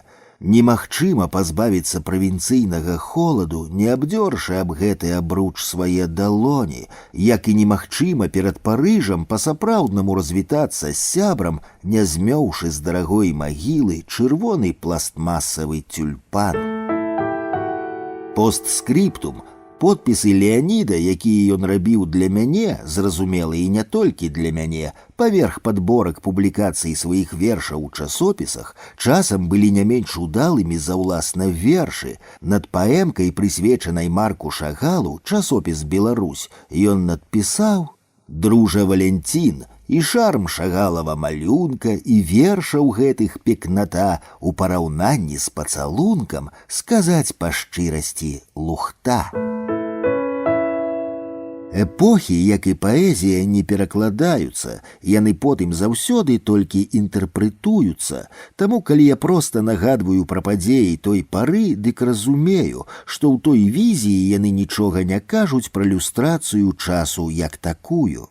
Прыкладам тая ж рубрика «Эліта». Уявіце сабе, Міністэрства культуры нейкі час не было пэўным, ці слушна ў выданні, скіраваным на шырокія масы, вылучаць нейкі адмысловы, чужы працоўнаму люду элітны кантэнт. А калі неўзабаве ў 2 нумарах запар быў надрукаваны тэкст маладога Фрыдрыха Ніцшэ «Паходжанне трагедыі з духу музыкі», міністэрства літаральна запанікавала. Як такое можа быць, другі пасля Гітлера фашыст на старонках апрыорі мілажальнага да ўсяго чалавецтва выдання? Цяпер нават немагчыма патлумачыць, як ненавісна розніліся савецкія часы з тымі, што пачаліся пасля 91-го года, трохі раней. І на пераправе паміж эпохамі за кожную самую дробную змену ў гэтай розніцы камусьці трэба было высільвацца, а то і змагацца, не раўнуючы як за ўласнае жыццё. Таму аніяк не выпадае абмінаць тую пару апакаліптычнага ператрусу, калі з парэшткаў камуністычнай ідэалогіі пачало вылузвацца нешта апрыорі іншае. Бо без гэтага застануцца незразумелымі ўвесь сэнс і ўся каштоўнасць таго дыскурсу, дзеля гонару якога і распачалася гэтая пісаніна. Зразумела, у кожнага з нас, акрамя агульных, былі і ўласныя рахункі з савецкім таталітарызмам. На перадапошнім курсе інстытута мне таемна прынеслі на ноч да ранку прачытаць «Так казаў Заратустра» на тоненькіх паасобных паперках. Літаральна за хвіліну да ранішняга стуку ў дзверы я напісаў у нататніку адно кароткі сказ «Ніцшэ геній». Хаця склічнікаў пасля гэтага сказу нагарадзіў цэлы плот. Тады я не даў бы веры нават афінскаму аракулу, калі б ён запэўніў, што праз нейкія год 10 сам буду друкаваць тэксты гэтага вырадка ў яшчэ амаль савецкім тыднёвіку. Але рэч тут зусім не пра Ніцшэ як такога, ад нас увогуле былі ўтоеныя багацейшыя бібліятэкі сучаснай філасофіі, не кажучы пра паліталогію, сацыялогію і гэтак далей. Аднойчы падумалася, каб СССР усё яшчэ заставаўся тым самым палітычным трагладытам, я б, верагодна, і па сёння не знаўся б ні са Шпенглерам, ні з Гайдэгерам, ні з Вітгенштайнам, ні з Левістросам, ні з Гадамерам, ні з Артэгай і Гассетам, ні з Фуко, ні з Бартам, ні з Дэлёзам, ні са Слатэрдайкам, ні з яшчэ тузінам аўтараў, без інтэлектуальнага наробку якіх ужо даўно не ўяўляю сябе у самім сабе. Каб на тым свеце кожнаму, хто цэлую эпоху ладзіў нам духовую вівісекцыю, было балюча да веку. Зрэшты, хаця гэты мой праклён у эмацыйнай праекцыі зразумелы, але гістарычна зусім няслушны, бо такія апакаліптычныя падзеі, як СССР, ёсць нечым зусім іншым і значна большым за тое, у чым можна вінаваціць кожнага чалавека паасобку. Час, як вядома, ляціць імкліва, прамарудзіш азірнуцца, і ад былога ўжо нават акрайчыка не відно. Таму на ўсялякі выпадак нагадаю, што радыкальны зрух у савецкім таталітарызме распачаўся з гарбачоўскай перабудовы, 85-й год, калі малады генсек прыдумаў вярнуць сацыялізму чалавечы твар. Але гэта бы з гіганцкай плацінай, як толькі нехта спрабуе зрабіць у ёй невялікую адтуліну, дык неўпрыкмет плынь праробіць там дарогу для ўсёй назапашанай энергіі ракі, і неўзабаве ад плаціны застануцца адно кавалкі бетону па берагах. Канец 80-х ужо засведчыў пачатак гэтага вялікага бурэння. Хай палітолагі кажуць, што сабе хочуць, толькі для мяне ў Беларусі тое сталася заўважным праз стварэнне маладзёвай літаратурнай суполкі тутэйшыя, 87-й год, між іншым пры саюзе пісьменнікаў Беларусі. Кароткая, але надзвычай яркая гісторыя аб'яднання маладых літаратараў, якое, здаецца, з прапановы Сергея Дубаўца атрымала назву «Тутэйшыя», не мела ані пэўнага пачатку, ані пэўнага канца. Больш за тое, нават арганізатары і лідары аб'яднання Алесь Бяляцкі, Сергей Дубавец, Адам Глобус, Анатоль Сыс разыходзяцца ў вызначэнні датаў, падзеяў і ўдзельнікаў, што засведчылі сябе чальцамі руху. Была суполка Алеся Бяляцкага, была зусім іншая суполка, якую стварыў Сергей Дубавец, і калі мы пачалі аб'ядноўвацца са спрэчкамі, са скандаламі, былі ўтвораныя тыя тутэйшыя, якіх усе ведаюць. Сцвярджае Адам Глобус, ад сябе ў якасці рэплікі дадам, яны не толькі спрачаліся, Глобус мне распавядаў, як да крыві біўся з Сысом.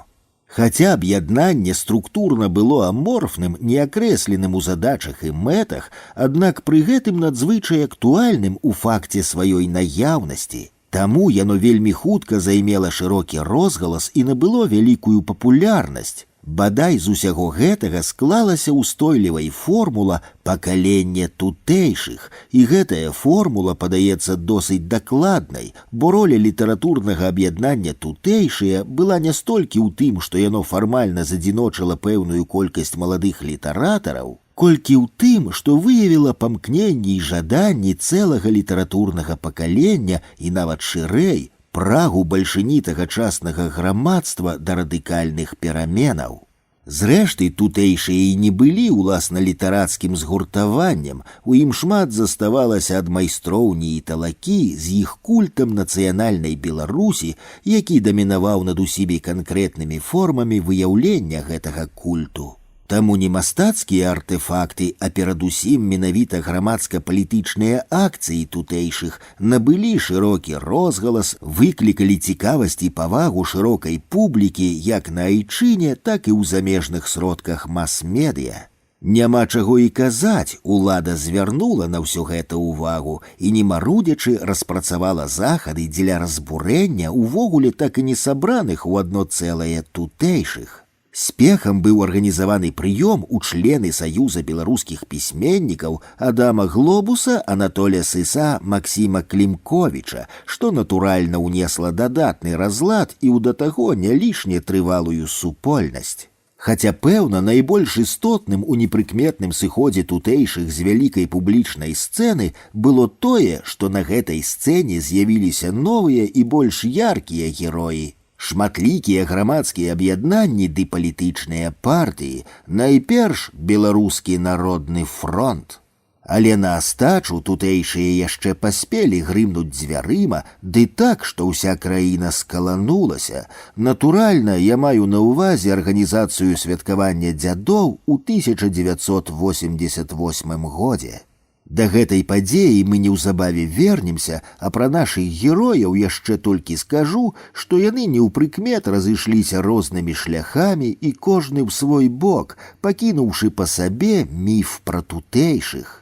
Шчыра кажучы, яны і пры жыцці суполкі былі нічым яшчэ, акрамя як міфам, якога прагнула і праз гэтую сваю прагу само стварала раптам вызваленае доўгага таталітарнага калапсу беларускае грамадства.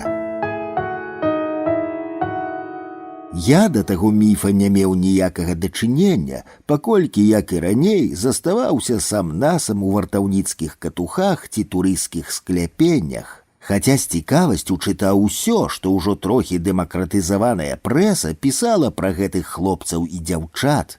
Між іншым, душою я таксама быў з імі і адразу б далучыўся дзейна, толькі ніхто не клікаў, а самому было сорамна напрошвацца. Таму, калі мне патэлефанаваў Леанід Дранько-Майсюк і прапанаваў сустрэцца каля брамы маскоўскіх могілак, дык я ў момант пагадзіўся.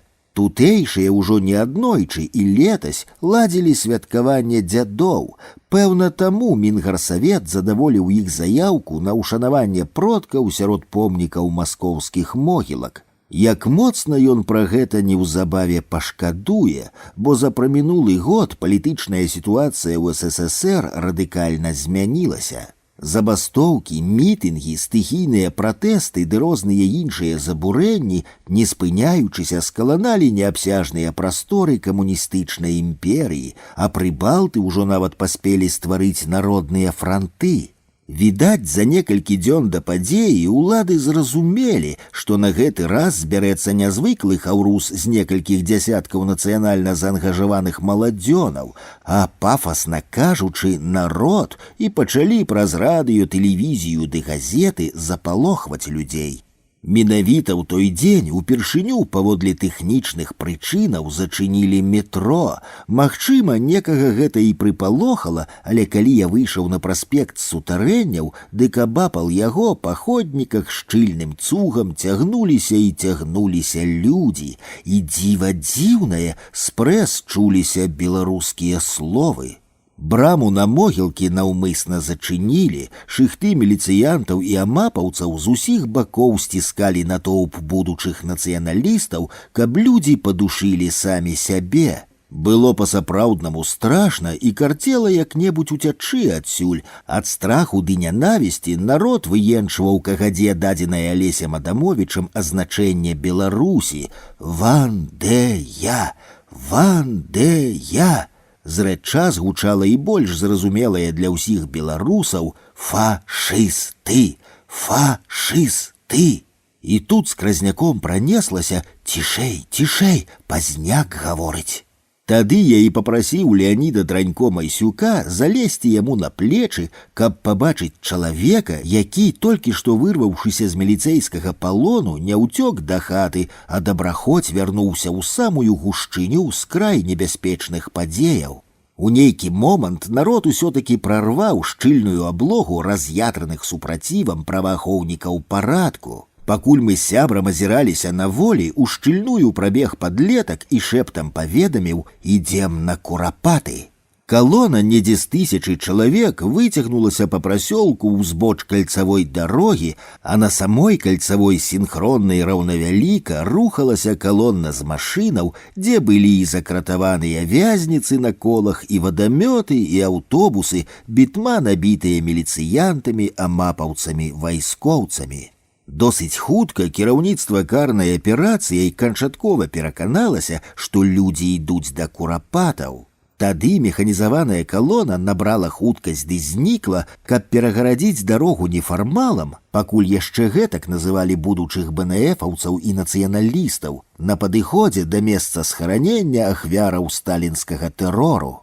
І тут Пазняк, акрамя мужнасці, прадэманстраваў і неабыякія якасці стратэга. На першай выспе ён запыніў людзей, папрасіў сабрацца гуртам, апусціцца ў прысядкі, каб было добра відаць выступоўцаў і годна правесці мітынг.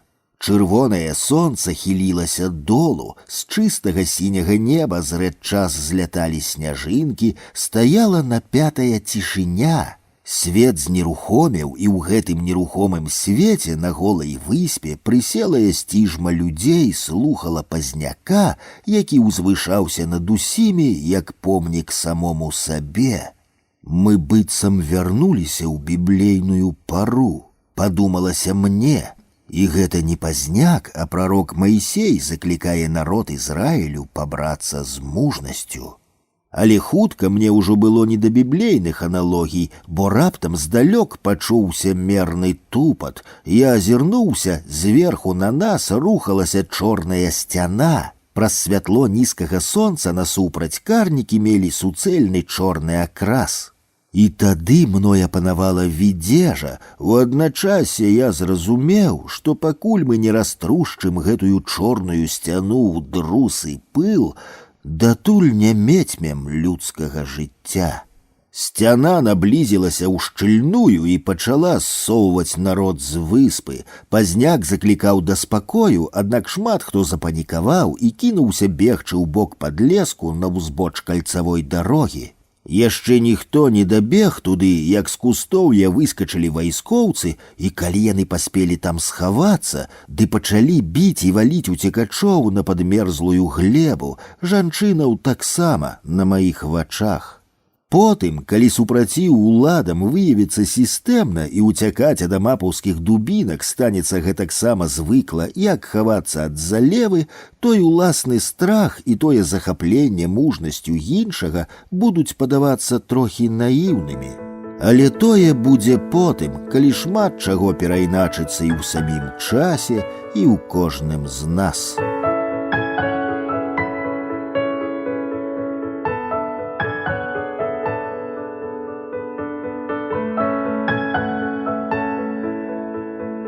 Атрымаўшы месца ў культуры, я, дарослы мужык, не ведаў, як управіцца са сваім шчасцем. Відаць, залішне доўга я заставаўся там, дзе не трэба было заставацца, але не толькі.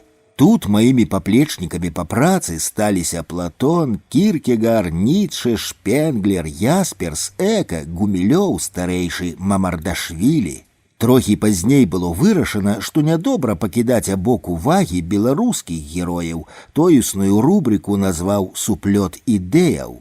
Надалей яна праз тыдзень чаргавалася з элітай, а я тым самым пашырыў кола сваіх памагатых выбітнымі асобамі з айчыннага кантэксту: Волан, Лышчынскі, Абдзіраловіч, Канчэўскі, Крукоўскі, Конан. Між іншым, у дадатак мне было даручана весці невялічкую рубрыку «Галерэя». Гэта значыць, у кожным нумары я быў вінен прэзентаваць адну карціну сучаснага мастака і да таго ж мусіў напісаць пра яе невялічкае эсэ. Вось дзе было страху, я, лічы, ніколі не наведваў мастацкія галерэі і нават не чытаў рэцэнзій мастацтвазнаўцаў. Шчыра прызнаўся пра сваё невуцтва галоўнаму рэдактару, каб мне змянілі гэтую павіннасць на якую іншую. Вольга Іпатава паглядзела на мяне здзіўлена і, пасміхнуўшыся, сказала: «Яшчэ чаго прыдумалі, Валянцін, як заманецца, так і пішыце». Гэткім смешным чынам я зрабіўся яшчэ і мастацтвазнаўцам. Згаданы анекдот не мае ніякага дачынення адносна той справы, якую тут спрабую разгарнуць. Але паколькі ён ужо вытыркнуўся, то я пераніцую сюды адзін з тых як бы мастацтвазнаўчых эсэйчыкаў паводле карціны «Прарок» Гаўрыіла Вашчанкі. Да таго ж ён, здаецца, карэлюе з агульным месседжам кнігі. Ісус, хай выбачаюць мне вернікі, не быў вялікім інтэлектуалам, адсюль яго нелюбоў да фарысеяў і кніжнікаў. Зрэшты, моца прарокаў не ў адукаванасці і ў вішнасці розуму, бо ісціну яны спазнаюць сэрцам, а выказваюць зацятасцю. Таму укрыжаваны Ісус яшчэ мог лямантаваць: «Ілі, Ілі, лама самахвані! Божа мой, чаму ты мяне пакінуў?» Прарок мастака Вашчанкі маўчыць, яму няма да каго звяртацца ні з дакорам, ні з надзеяй. Ён апрыорі інтэлектуал, таму сам усё ведае, і тое, што было, і тое, што не адбудзецца. Праз гэта ў ягоных вачах такі невымоўны адчай. Ён запаліў агонь змагання, полымя шугае па ўсім абшары, рудое, як закарэлая кроў полымя.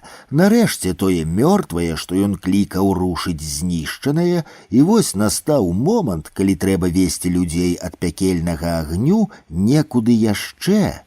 А весці няма куды, бо ён напералік ведае няздзейсненыя прароцтвы ўсіх тысячагоддзяў і з гэтага пакутліва ўсведамляе, што ані на зямлі, ані на нябёсах няма той абетаванай будучыні, да якой кіравалі яго папярэднікі. Туга, роспач, адчай. Божа мой, чаму ты яго пакінуў? Газета «Культура» побачила свет напрыканцы 1991 года, толькі яе з'яўленне не сталася падзеяй у беларускай культуры. Разам з тым, нават сам факт таго, што дзяржаўнае выданне ад свайго пачатку было радыкальна адраджэнскім, безумоўна меў вялізнае значэнне, прынамсі для таго мноства народу, што працавала ў гэтай сферы, але найперш дзеля функцыянераў самага рознага маштабу, ад якіх тады найперш і залежаў лёс беларушчыны. А вось ужо сапраўднай падзеяй беларускай культуры зрабіўся тыднёвік «Наша Ніва», які пабачыў свет у тым жа 91 годзе, адно трохі раней. Хаця фармальна Сергей Дубавец толькі аднавіў славутую «Нашу Ніву» Аляксандра Уласава, заснаваную яшчэ ў далёкім 1906 годзе, але насамрэч гэта было цалкам іншае выданне. Супермадэрновае, з арыгінальнай вёрсткай, нязвыклай разбіўкай на абзацы, нечаканымі назвамі рубрык. Зрэшты, усе мастацкія ды тэхнічныя інавацыі не пералічыць, ды і няма ў гэтым патрэбы, паколькі галоўная навіна была ў тым, пра што і як пісалі аўтары тыднёвіка. А яны пісалі праўду, якой мы тады не ведалі, і пісалі мовай, якой мы яшчэ не чулі. Хіба адзін я з артыкулам «Камунізм без берагоў» не патрапляў у гэтае інавацыйнае сугучча, што і не дзіва. Я накідаў свой з'едліва-крытычны тэкст для часопіса «Нёман», абсалютна ясна ўсведамляючы, што яго там не надрукуюць, дык чаго тады час марнаваў? А халера яго ведае, такое са мной здаралася. Скажам, трохі раней на прапанову маскоўскай літаратурнай газеты распавесці пра гісторыю Беларусі і яе актуальную сучаснасць я такога ім нагаварыў. Згадаў усе войны нашых продкаў з маскоўцамі, спаленыя вёскі і пабураныя гарады, тысячы захопленых у палон і вывезеных у Масковію адмысловых рамеснікаў, а наконт сучаснасці прыдумаў, што цяпер мы толькі і марым пра Беларусь ад Балтыйскага мора да Урала. Не трэба быць асабліва ведушчым, каб здагадацца, што, прачытаўшы адно некалькі старонак майго рукапісу, у рэдакцыі літаратурнай газеты толькі і сказалі «Сволач, ёб тваю мать». Натуральна, у Нёмане сказалі інакш, але гэтаксама чакана, маўляў, яшчэ не наспеў час для такіх тэкстаў. Ясны пень, сказалі, не падумаўшы, бо час, прынамсі тэмпаральны, у кожнага розны. Навідавоку быў прыклад Сергея Дубаўца, які тады працаваў у аддзеле крытыкі Нёмана і, акрамя прафесійных абавязкаў, рыхтаваў першы нумар «Нашай Нівы». Ён там і перахапіў маё творыва, ды ўласнаруч пераклаў тэкст з рускай мовы на беларускую. Ахвоці мне Тарашкевіцай. Да гэтай пары выхваляюся, што нечакана знайшоў сябе ў сціжме аўтараў першага нумару нашай нівы, а як прыгадаю той выпадак на знаёмых людзях, дык з вясёлым прысмехам яшчэ заакцэнтую, заўважце, перакладаў мой артыкул сам Дубавец. Асабіста для мяне, ды пэўна і не для мяне аднаго, у першай палове 90-х фігура Сергея Дубаўца была сувымернай з фігурай Зянона Пазняка, а наша ніва з беларускім народным фронтам. Зразумела, гэта былі абсалютна разнамаштабныя падзеі. Зянон Пазняк з нацыянальным рухам раскатурхаў усё беларускае грамадства, у той час, як наша ніва Сергея Дубаўца мела наклад у нейкія 5-7 тысяч асобнікаў, дык скуль тады сувымернасць? У аўтарскай анатацыі да свайго артыкула «Героі і ахвяры» Сергей Дубавец кажа: «Пачынаючы тэму мінулай вайны, я сапраўды пачынаю, не працягваю». Дык вось, дзякуючы нашай ніве, для чуйнага чытача ўсё сапраўднае толькі пачыналася, тут, на гэтых старонках. А тое, што было раней, яно, канечне, было, толькі цяпер выглядала нейкім іншым, не зусім сапраўдным ці што, а мо і непатрэбным увогуле. Згадваецца біблейнае, свет яшчэ толькі пачынаўся, і што магло быць важнейшым, гэта па-першае. А па-другое, амаль кожны з таго дзясятка тысяч чытачоў праз задзіночанне вакол нашай нівы адчуў сябе далучаным ужо менавіта да беларускай нацыянальнай эліты. І не з тых шматлікіх тысяч, што БНФ распораз выводзіў на шэсці ды мітынгі, а з аўтараў і чытачоў нашай нівы паўстане магутная і трывалая прага тоеснай самой сабе беларускай культуры. З гэтай жыццядайнай прагі і сфармуецца тое, што мы пазней станем называць незалежнай культурай Беларусі. Дарэчы, незалежная культура Беларусі — унікальны феномен. Насуперак уладам у яе прасторы былі створаныя шматлікія адукацыйныя, навуковыя, аналітычныя ды іншыя інстытуцыі, якія плённа працуюць ужо шмат год. Сюды ж далучым шэраг газет, часопісаў, альманахаў, выдавецтваў, асветніцкіх, літаратурных, інтэлектуальных ды іншых суполак, адно пералік якіх зойме невядома колькі месца. Тут упершыню паўстала і досыць ярка сябе праявіла беларускае нацыянальнае мысленне ўжо менавіта як мысленне. Вельмі адметнай падзеяй станецца даафармленне, пераафармленне нацыянальнай гістарыяграфіі, якая канцэптуальна перайначыла ўяўленне беларусаў пра іх уласнае мінулае.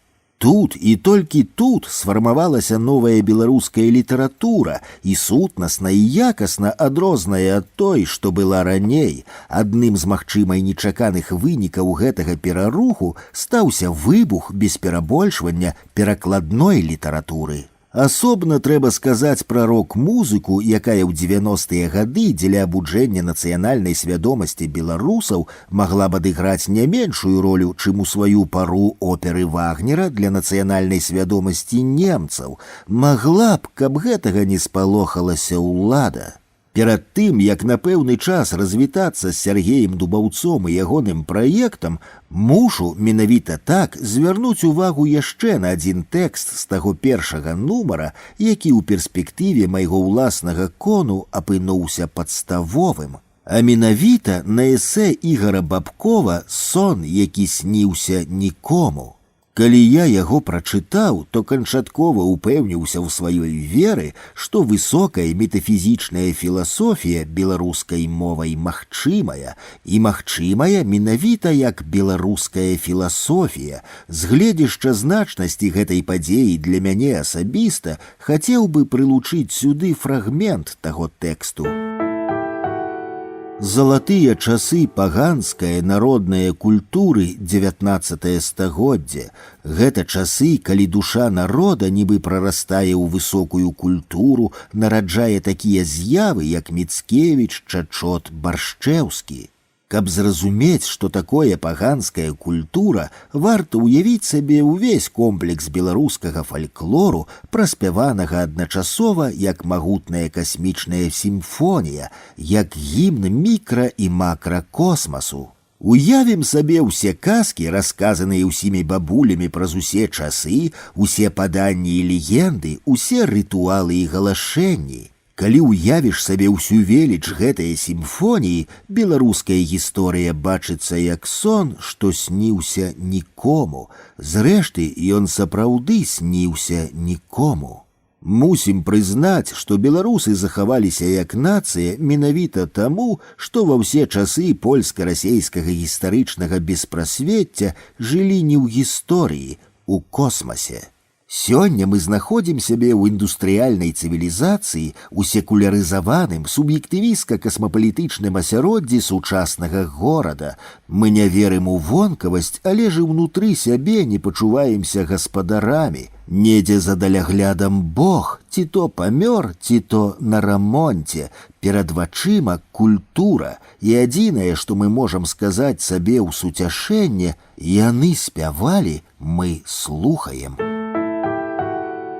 Я не ведаў, хто такі Ігар Бабкоў, і тым болей не мог ведаць, што неўзабаве, пазнаёміўшыся, мы адразу вырашым, далей нам ніяк нельга без уласна беларускай філасофіі, ну, а ніяк.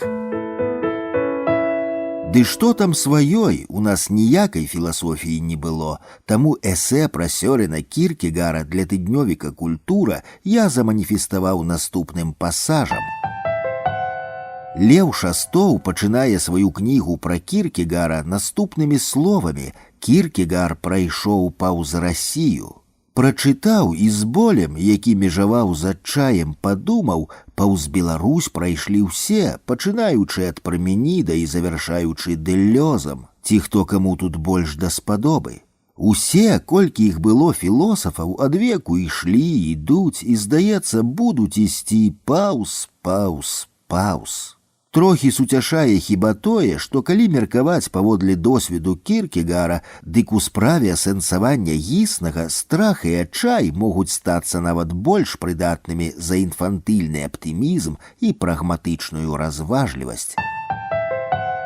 Тут трэба ўдакладніць, калі я прамовіў адвеку, дык у гэтым кантэксце меў на ўвазе кароткі век ужо нацыянальна асэнсаванай Беларусі, бо ў даўнія стагоддзі мыслення на прасторы, цяпер пазначанай дзяржаўнымі межамі Рэспублікі Беларусь, разгортвалася адпаведна агульнаеўрапейскім тэндэнцыям. Але метадалагічна яго, бадай, заўсёды будзе досыць няпроста залічваць да ўласна беларускага, ці то з прычыны іншамоўнасці, ці то з прычыны адслоненасці ад Беларусі як яшчэ не выяўленага суб'екта еўрапейскай гісторыі. Разам з тым, фармуючы гісторыю беларускага мыслення, мы, безумоўна, не пакінем тыя ранейшыя здабыткі па-за нашай увагай, паколькі ў Вялікім княстве літоўскім і ў Рэчы Паспалітай, гэтаксама, як і ў тагачаснай цэнтральнай Еўропе, філасофія дамінавала не толькі ў сістэме адукацыі, але арганізоўвала і рэгламентавала ўсю мысленчую дзейнасць грамадства. Таму зусім натуральна, што ў рэканструкцыі гісторыі філасофіі мы не прымінем увагай спадчыну Сымона Буднага, Францішка Скарыны, Васіля Цяпінскага, Саламона Рысінскага, Андрэя Волана, Казіміра Лышчынскага, наробак Віленскай філасофскай школы і Полацкай езуіцкай акадэміі. Хаця рэальныя пачаткі ўжо апрычона беларускага мыслення нам даводзіцца звязваць з Францішкам Багушевічам, з нашаніўскім перыядам беларускай гісторыі, з тагачаснай літаратурай, публіцыстыкай, светапогляднымі рэфлексіямі. А як па гамбургскім рахунку, дык уся ўжо ўласна беларуская філасофія 20-га стагоддзя пачалася і скончылася неверагодным эсэ Ігната Абдзіраловіча, Ігната Канчэўскага, адвечным шляхам 1921 года. Што праўда, калісьці раней, пасля адвечнага шляху, я заўсёды згадываў эсэ «Гэтак пераможаш» Уладзіміра Самойлы, 1924 год. На жаль, з цягам часу на яго пачалі забывацца, і я ў тым ліку, можа, і дарэмна.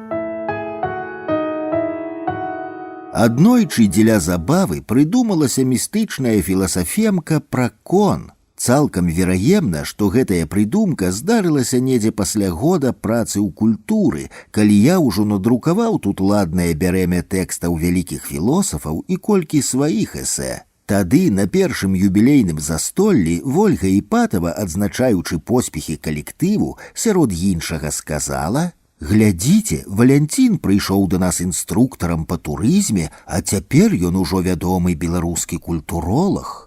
Я паступаў вучыцца ў самыя розныя інстытуцыі 11 разоў. Першым быў серпухаўскі тэхнікум электрасувязі, куды падлеткам паехаў з дзядзькам аж пад Маскву пасля 8 класа. Потым 4 разы паступаў у мінскі палітэхнічны інстытут на дзённае і завочнае аддзяленне, затым 2 разы ў тэхналагічны інстытут, яшчэ 2 разы ў БДУ, між іншым на філасофію таксама. Перадапошні раз, відаць, можна было б абмінуць увагай, бо ў інстытут сельскай механізацыі, ці як ён там называўся, я падаў дакументы адно таму, што без такога падману мяне з працы не адпускалі ў горы. Карацей, куды б 10 разоў не прасіў вучыцца, мяне ўсюды не пускалі. А між тым, з пары падлеткавай свядомасці я ўжо марыў адно пра літаратурны інстытут у Маскве. Ды не, няпраўда, пра такое падлетку з заходнебеларускага мястэчка нават марыць было немагчыма. Я толькі захоплена думаў, скуль паходзяць такія неверагодныя хлопцы і дзяўчаты, што іх прымаюць у інстытут, дзе вучаць на пісьменнікаў. А ў 25 год праз нейкі вясёлы адчай нікуды не ўзялі, а ў літінстытут смеху варта даслаў на конкурс невялікую аповесць. Калі праз нейкі час атрымаў запрашэнне на іспыты, трохі абамлеў. Нават не хацеў ехаць, так баяўся, ды ўсё ж такі выправіўся. І адразу ўзялі. Тут ужо можна было б пераказаць тую філасафемку, аднак лепей яшчэ трошкі патрывайце.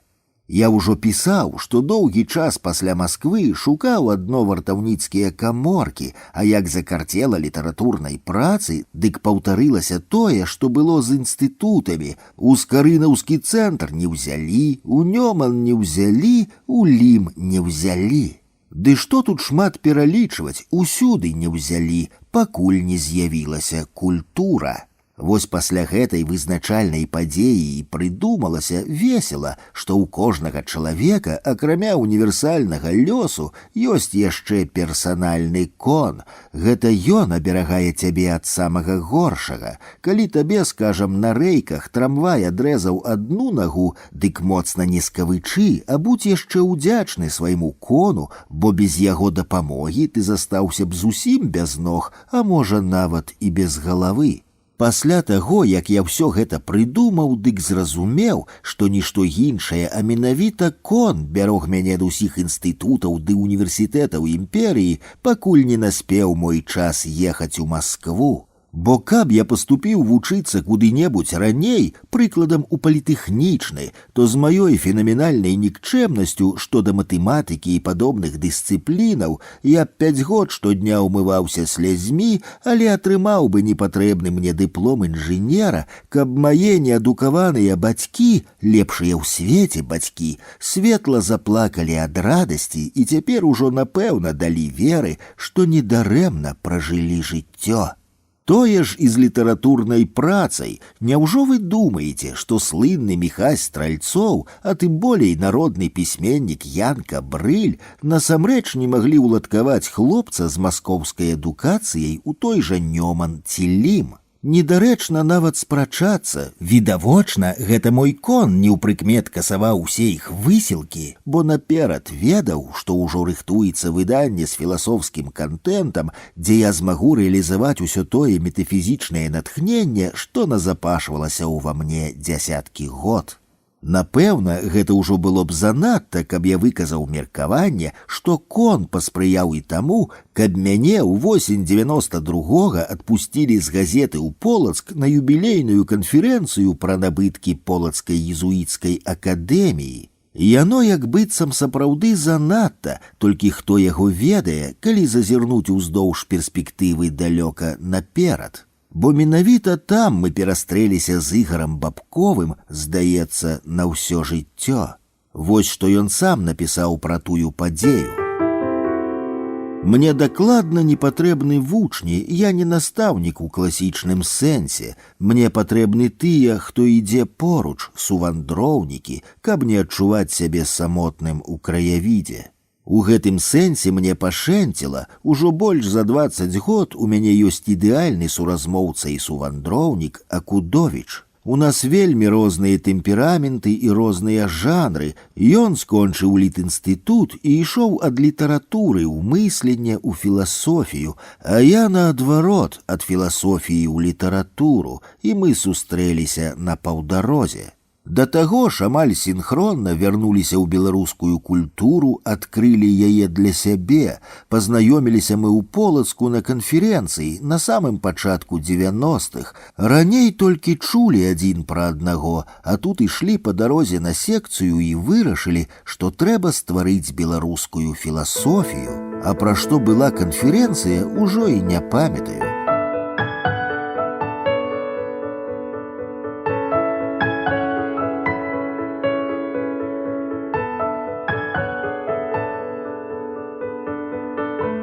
Я таксама не памятаю, пра што была тая канферэнцыя, але пакуль шпацыравалі з Ігарам праз Восеньскі сквер да канферэнцыйнай залы, дык паспелі суладна пагадзіцца, што Беларусь без філасофіі як шлюбная ноч без нявесты.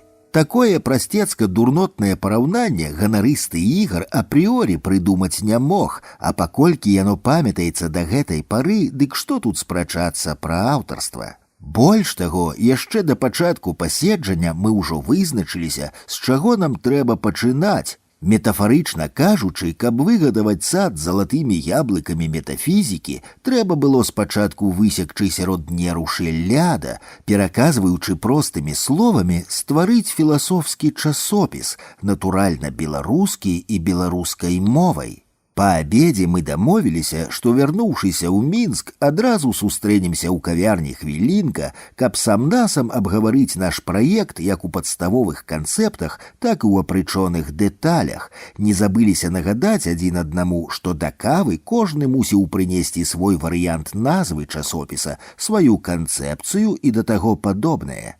Раней я ніколі не хадзіў у кавярні, каб піць там каву, ды і ўвогуле ніколі не хадзіў туды адзін, а толькі з сябрамі, калі побач не было зручнага месца выпіць разам чарку-другую гарэліцы. Ігар зусім іншае, ён нават у нядзелю пакідаў на нейкую гадзіну сям'ю і ехаў у «Хвілінку», дзе, паводле ягоных словаў, была лепшая ў Мінску кава. У одуме смакаваў там гэтую гаркату і, прымружыўшы вочы, услухоўваўся сам у сябе, чакаючы, калі загучыць той тон, у якім толькі і могуць аб'явіцца самыя істотныя словы.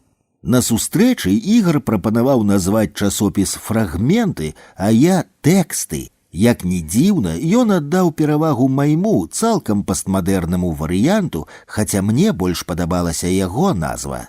Натуральна, я ўжо амаль нічога не памятаю з таго, што і як мы тады абмяркоўвалі, раз-пораз прызначаючы сустрэчы ў «Хвілінцы», толькі вельмі хутка паперад усяго выскачыла праблема рэсурсаў, дзе іх набрацца, каб стварыць тое ляда. Відавочна, нашых разумовых здольнасцяў тут не хапала, патрэбен быў яшчэ нехта трэці ў дапамогу.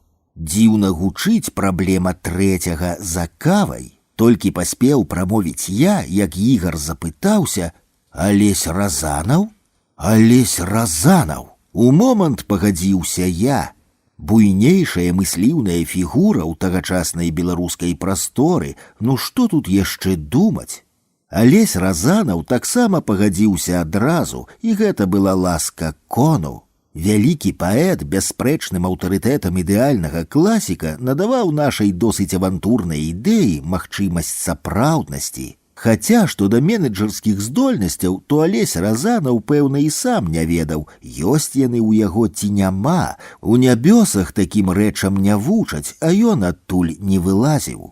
Таму на аўдыенцыю да Лявона Баршчэўскага, дэпутата і сябра камісіі Вярхоўнага Савета па культуры ці адукацыі, халера іх там запомніш, мы з Ігарам выправіліся ўдвох. Не кажучы пра Алеся Разанова, спадар Лявон дыстанцыйна нас таксама ўжо ведаў, адразу далікатна пахваліўся, што дыплом пісаў паводле логіка-філасофскага трактата Людвіка Вітгенштайна.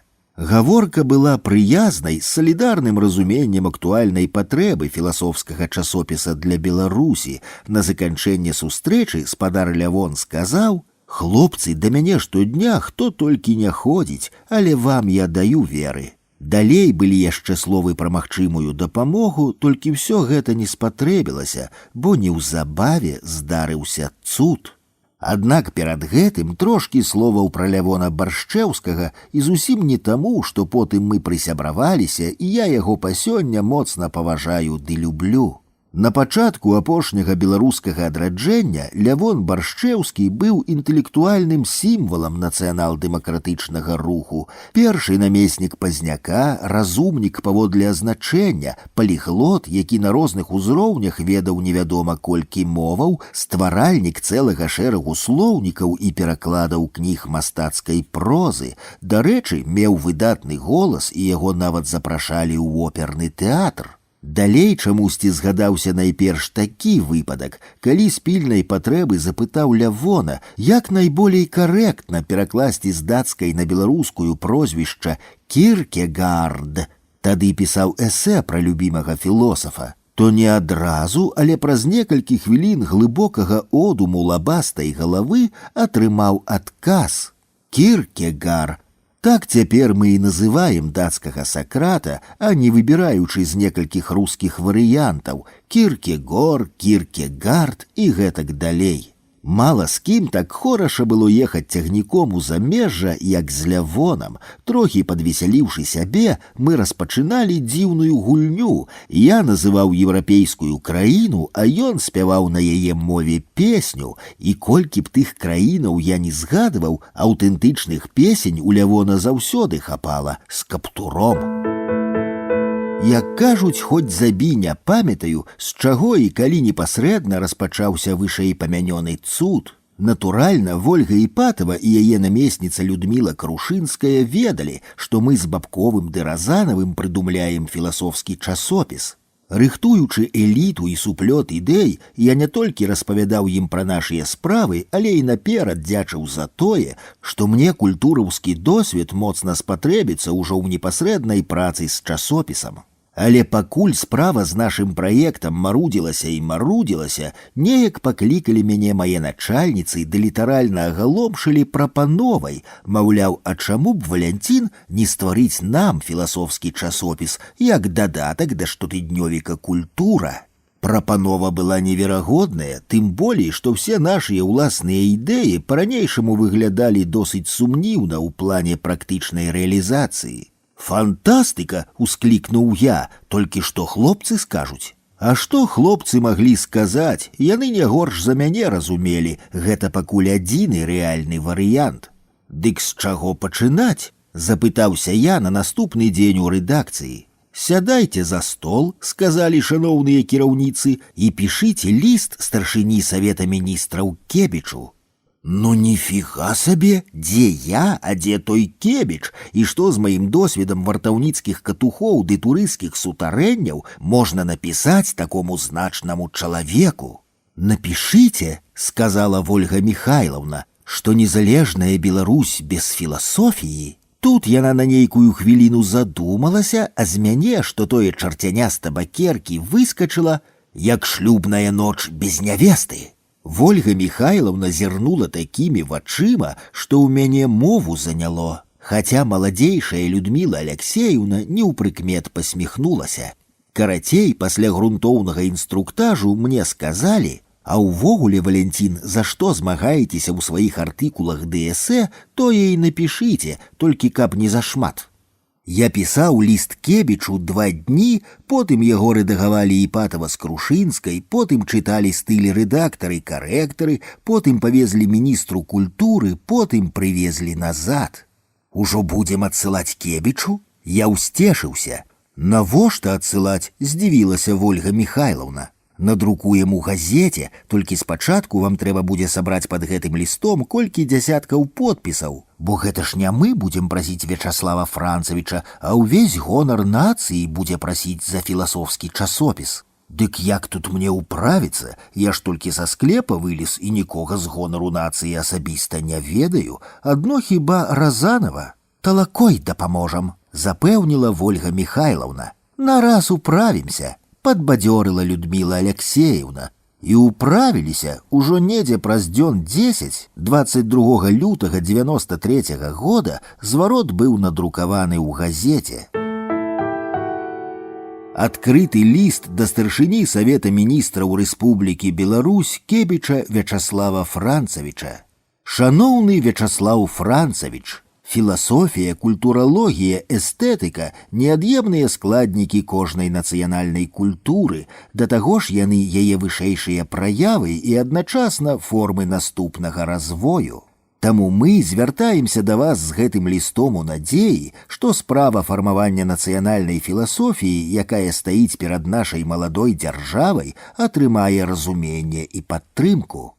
Апошнія 70 год, нягледзячы на наяўнасць шматлікіх газет, часопісаў, выдавецтваў, акадэмічных устаноў, філасофія, культуралогія, эстэтыка па сутнасці былі пазбаўленыя магчымасці прысутнічаць у нацыянальнай культуры. Перыядычныя выданні амаль не друкавалі сучасных культуролагаў і эстэтыкаў, выдавецтвы абміналі увагай класікаў сусветнай еўрапейскай філасофіі, а ў акадэмічных установах навучалі толькі дыялектычнаму матэрыялізму ў звязку з марксізмам-ленінізмам і гэткім навучаннем вытручвалі апошнія парасткі нацыянальнага досведу і нязмушанага мыслення. Так не павінна быць і так далей, спадзяёмся, не будзе. У шэрагу розных праяў відавочна акрэсліваецца тэндэнцыя да заглыбленага пранікнення ў сутнасць рэчаў, усё часцей сустракаюцца прыклады, якія сведчаць аб памкненні творчага духу нацыі да паўнавартаснага ўсведамлення сябе ў сусвеце і сусвету ў сабе. Але, каб гэты працэс набыў незваротны рух, каб метафізічная творчасць трывала ўвайшла ў сферу нашай духоўнай дзейнасці, неабходна падтрымаць яе на шляхах станаўлення. І найперш трэба стварыць адпаведны кантэкст для тых літаратурных і культурасоўскіх тэкстаў, што пакуль вымушаныя шукаць выпадковага прытулку ў традыцыйных выданнях ці ўвогуле не могуць знайсці свайго друкара. У практычным плане гэта азначае, што варта распачаць літаратурна-філасофскі часопіс, на падставе якога можна было б актуалізаваць нацыянальны досвед сэнсатворчай духоўнай дзейнасці і гэтым спрыяць вылучэнню з універсальнага зместу нацыянальнай філасофіі і культуралогіі. Зважаючы на тое, што газета «Культура» адзінае на Беларусі выданне, якое з першага нумара паслядоўна і мэтанакіравана працуе ў гэтым кірунку, штотыднёвыя філасофскія старонкі «Эліта» і «Суплёт ідэй», падаецца мэтазгодным менавіта пры ёй стварыць літаратурна-філасофскі дадатак у форме часопіса. І хаця адзін часопіс, натуральна, не вырашыць усёй праблемы фармавання нацыянальнай філасофіі, гэты першы крок пажадана зрабіць не марудзячы, бо ўмовы для яго выспелі і патрэба ў ім відавочная.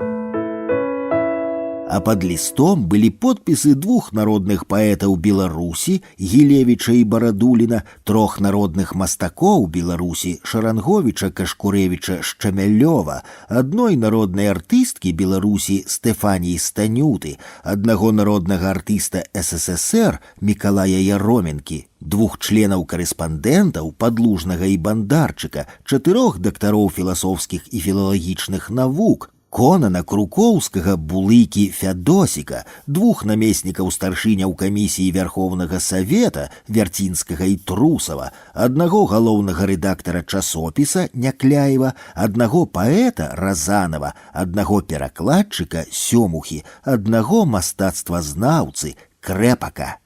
Каманда рэдакцыі так захапілася паляваннем за подпісамі, што мы падрыхтавалі яшчэ 10 падпісантаў, толькі галоўны рэдактар спыніў рэдакцыйны шал. «Хопіць яму», меўся на ўвазе Кебіч, «і гэтага», рашуча сказала яна. Сапраўды мела рацыю. Дзіўныя былі часы, неверагодныя. Цяжка нават даць веры, што мы так хутка забыліся на тое тэктанічнае ўзрушэнне, якое цягам амаль дзесяцігоддзя ад сярэдзіны 80-х да сярэдзіны 90-х трымала дзень пры дні на пятым стане сотні мільёнаў людзей еўразійскага кантынента, а ягонае рэха ўвесь гэты час хадуном хадзіла па ўсёй зямной кулі. Нарадзіцца варта было адно дзеля таго, каб уласным сэрцам пражыць тую эпоху буры і націску, калі пад напорам новай веды і новай волі да ўлады бурыліся дзяржаўныя муры і межы, іначыліся ды паўставалі неіснуючыя раней краіны, і ў кожнай асобна ўзятай галаве буяла свая рэвалюцыя. Нарадзіцца варта было адно дзеля таго, каб перажыць тую вялікую эмоцыю, пасля якой ты аднойчы прачнуўся ў тым самым сваім жыцці, але ўжо зусім іншым чалавекам і ў цалкам іншым свеце. У тыя гады мне самахоць неаднойчы згадваліся радкі любімага паэта маладосці Тютчава. Блажен, кто посетил сей мир в его минуты роковые, его призвали все благие, как собеседника на пир. Гэта было і пра мяне таксама.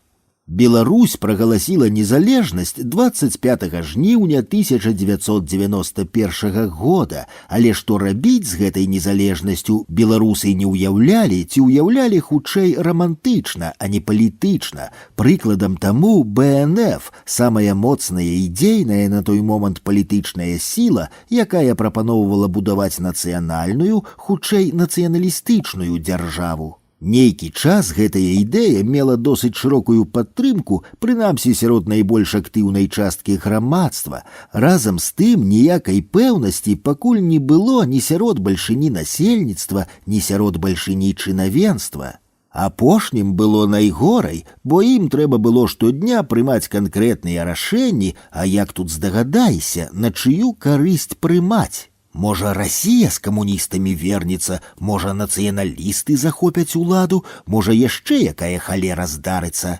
Таму, дзе атрымлівалася, дык на ўсялякі выпадак дагаджалі ўсім. Відаць, не без гэтага Савет міністраў нязвыкла хутка адгукнуўся на арганізаваны намі зварот. А можа, і дарэмна так нядобра думаць пра чыноўнікаў агулам. Філасофія тады яшчэ была ў вялікай пашане ва ўсіх адукаваных людзей, а ва ўрадзе, напэўна, ужо было даволі функцыянераў, якія адказна клапаціліся пра лёс маладой дзяржавы і яе ўласнай культуры. Трохі пра рэдактарскую працу і свой першы тэкст. Неяк я доўга завіхаўся ля ганарлівага аўтара, каб выцыганіць патрэбны матэрыял. Калі той сышоў з рэдакцыі, Людміла Крушынская з'едліва заўважыла: «Вы перад ім яшчэ подбегам дзверы расчынілі». Што там дзверы? Я мог бы пабегчы да яго і вымыць падлогу ў кватэры, каб толькі ён гэты тэкст нам адшкадаваў. Ды што вы кажаце, Валянцін, а дзе прафесійны гонар, дзе павага да сваёй працы? Уз'юшылася Людміла Крушынская. Сорам вачэй не выесць, а ганарыцца давайце не сабой, а той справай, якую мы з вамі робім. Нечакана для сябе эмацыйна выгукнуў у адказ. Паколькі ў мяне заўсёды было і застаецца моцнае пачуццё піетэту да іерархіі як такой, то гэтае публічнае бурэнне словамі намесніка рэдактара сведчыць, што яны зрушылі ўва мне нешта надзвычай істотнае. Магчыма, гэтаму і цяжка даць веры, толькі для мяне чужыя тэксты, кнігі заўсёды былі больш важныя за ўласныя. Дзе б я не працаваў рэдактарам, я не кранаў з шуфляды свайго рукапісу, пакуль заставаўся непадрыхтаваным да друку хоць адзін тэкст майго аўтара. Тое ж самае і з кнігамі. Рэдактарская праца марудная, складаная і не вельмі ўдзячная, але, як казалі мае продкі, лёс на кані не аб'едзеш. Відаць, так было мне наканавана, а кону трэба даваць веры, гэта ўжо я казаў.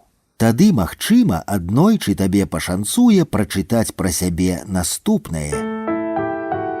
Каб я мела вялікую ўладу, я сабрала па зірнюку на нашым беларускім архіпелагу усіх рэдактараў. Акрамя Гіля Мікалая Сымоновича, ён сам валодае гэтым уменнем. І абавязкова прымусіла наведваць час ад часу светлую навучэльню, у якой бы панаваў Акудовіч. Як трэба прымаць звычайнага аўтара, як яму можна дапамагчы, накіраваць глыбей да самога сябе, усё гэта тактоўна, прыхільна. Нацыя не згубіла б аніводнага свайго слова, аніводнага пісьменніцкага лёсу. Я ж размаўляла з Валянцінам Акудовічам толькі па тэлефоне. Калі ўжо праца над маім апавяданнем была скончана, я яшчэ доўга прыручана чакала званка, як чакаюць вады ў пустэльні, успрыняўшы ягоную павагу неяк надта асабіста, а ён здымае капялюш перад кожным усмаглым творцам. Гэты ўзнёслы спіч Марыі Вайцяшонак тыднёві Клім надрукаваў 11 снежня 1998 года. Толькі і па сёння мы са спадарыняй Марыяй ні разу не перастрэліся. Нават дзіўна, як такое магло стацца. Відаць, пра гэта ведае толькі мой кон, а ў яго не запытайся. Хаця я па-ранейшаму лічу Марыю Вайцяшонак адным з самых яркіх і таленавітых беларускіх празаікаў нашага часу, якая няведама чаму апынулася ў зазені і крытычных рэфлексій і шырокай публічнай увагі. Разам з тым, наколькі б я не быў адданы рэдактарскаму пакліканню, уласныя тэксты таксама пісаліся. Прынамсі, зрэць час, далей згадаю адзін з іх, бо ён не ў прыкмет адмовіў усё тое, што ў мяне хоць дзе друкавалася раней. Тут я маю на ўвазе маскоўскія часопіс «Знамя» і альманах «Подвиг», мінскія выданні «Нёман», «Беларусь», «Лім», «Культура» і нават той жа тэкст у нашай Ніве. Інакш кажучы, пасля эсэ «Эгоізм», надрукаванага ў Ліме вясной 92-го года, усё маё былое крэмзанне паперы, як карова языком злізала, знікла да звання. Гэта значыць, што насамрэч толькі ў 42 гады я надрукаваў свой першы тэкст. Пэўна, у мяне не атрымаецца коратка і выразна патлумачыць, што са мной тады напраўду адбылося, ну але ж хоць як. Перадусім, нарэшце мова запаланіла мяне наўсцяж і пратачыла наскрозь. Цяпер мы гуляліся з мовай, як рака з рыбай ці як рыба з ракой. У гэтым стане мне лёгка і глыбока дыхалася, таму я мог без перапынку плысці скрозь туманы і нябёсы аж за боскі небакрай. Як доўга я чакаў, каб маім домам сталася ўсё быццё разам, і вось збылося. Далей, пра што б я ні казаў, я не мог не запакоўваць гэтае што ў фундаментальную анталогію быцця і Беларусь найперш. Дарэчы, гэтае перастварэнне не проста здарылася, а здарылася сярод ночы ў рэдакцыі «Культуры», дзе была мая чарга вартаваць першыя рэдакцыйныя камп'ютары, неверагодная каштоўнасць на той час.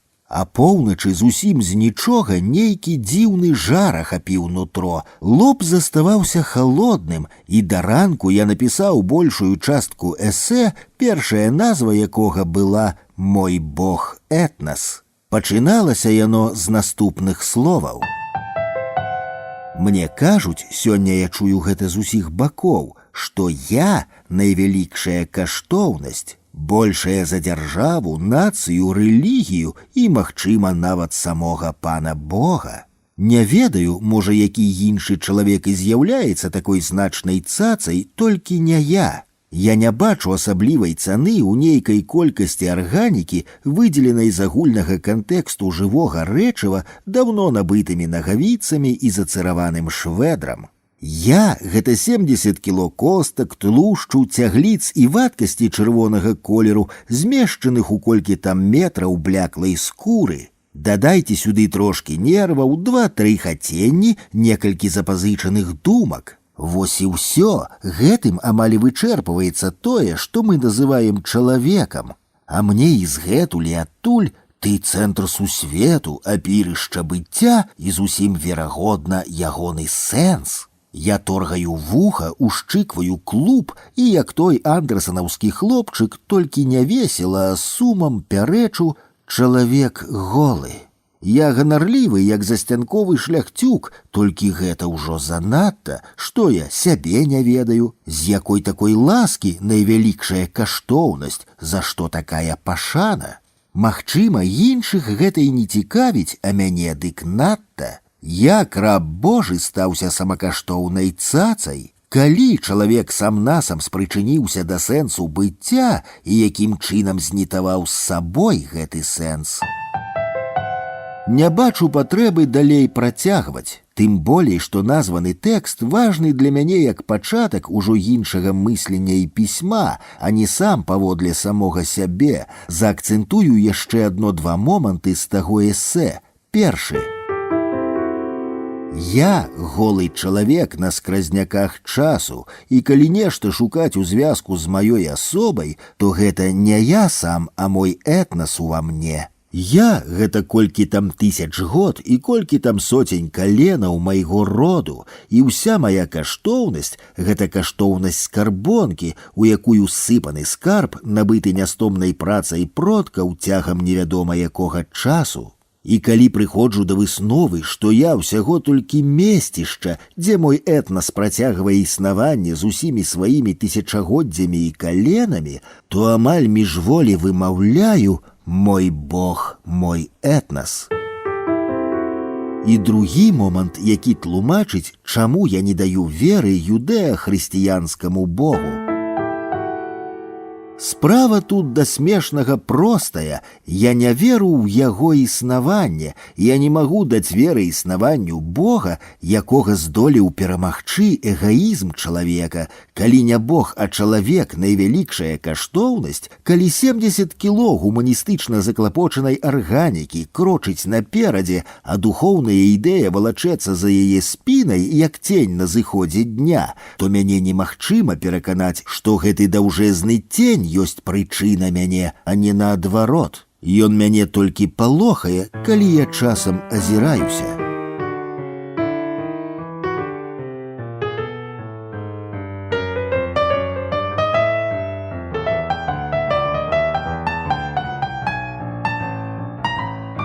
Літаратурна-філасофскі сшытак «Зно».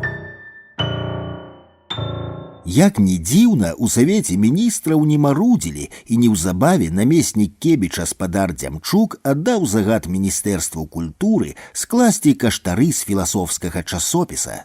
Цяпер нам адно, што і заставалася рабіць, дык гэта пераможна скласці на грудзях рукі і чакаць грошай. А далей колькі словаў пра лепшага, як на мяне, міністра беларускай культуры. Гэта быў мажны дзядзька, які, здаецца, скончыў той жа інстытут сельскай механізацыі, куды я ў свой час не патрапіў. І быў ён спецыялістам па торфараспрацоўках. Апошняе кожнага, хто пра тое чуў, моцна весяліла, але адно пакуль з міністрам ты не знаёміўся асабіста. Спакойны, разважлівы, прыязны, ясна разумеючы, што яму паводле азначэння бракуе культуры, ён не толькі з сімпатыяй, але і з піетэтам ставіўся да нашага галоўнага рэдактара. І ўжо ж, напэўна, толькі таму падтрымаў яе безумоўна авантурную ідэю стварыць пры тыднёвіку філасофскі часопіс. Хаця, як мне цяпер здаецца, яны так лёгка пагадзіліся на гэтую забаву, бо ў глыбіні душы і думаць не думалі, быццам яе падтрымае старшыня Савета міністраў. А як прыйшоў загад рыхтаваць каштары з часопіса, тады і схамянуліся. У нейкі дзень Вольга Михайловна сказала, што яе выклікае да сябе наш міністр і папрасіла чакаць, пакуль вернецца. Ужо было позна, я заставаўся ў рэдакцыі адзін-адзінюткі, і нешта мне было трывожна. Вярнуўшыся, Вольга Михайловна мела разгублены твар. Я ніколі не бачыў яе разгубленай. Нейкі час, марудзячы са словамі, урэшце адважылася. «Валянцін», — сказала яна, нягледзячы мне ў вочы. Міністр вырашыў перадаць правы на часопіс Міністэрству адукацыі. Праз доўгую паўзу прызналася: «Ведаеце, што ён мне сказаў? Ён сказаў: слухай, Вольга, а на халеру нам гэта патрэбна. Вунь, колькі і без таго праблемаў, не атрэсціся, а тут яшчэ такі часопіс самі на сябе ўзвальваем. Да таго ж, хіба ты ўсё ў філасофіі разумееш, а я дык увогуле нічога не разумею. Раптам яны такое надрукуюць, што мы, не ўцяміўшы потым не толькі пасады, але і волю страцім. Я паныла маўчаў, што тут было казаць. Раптам твар Вольгі Міхайлаўны трохі прасвятлеў.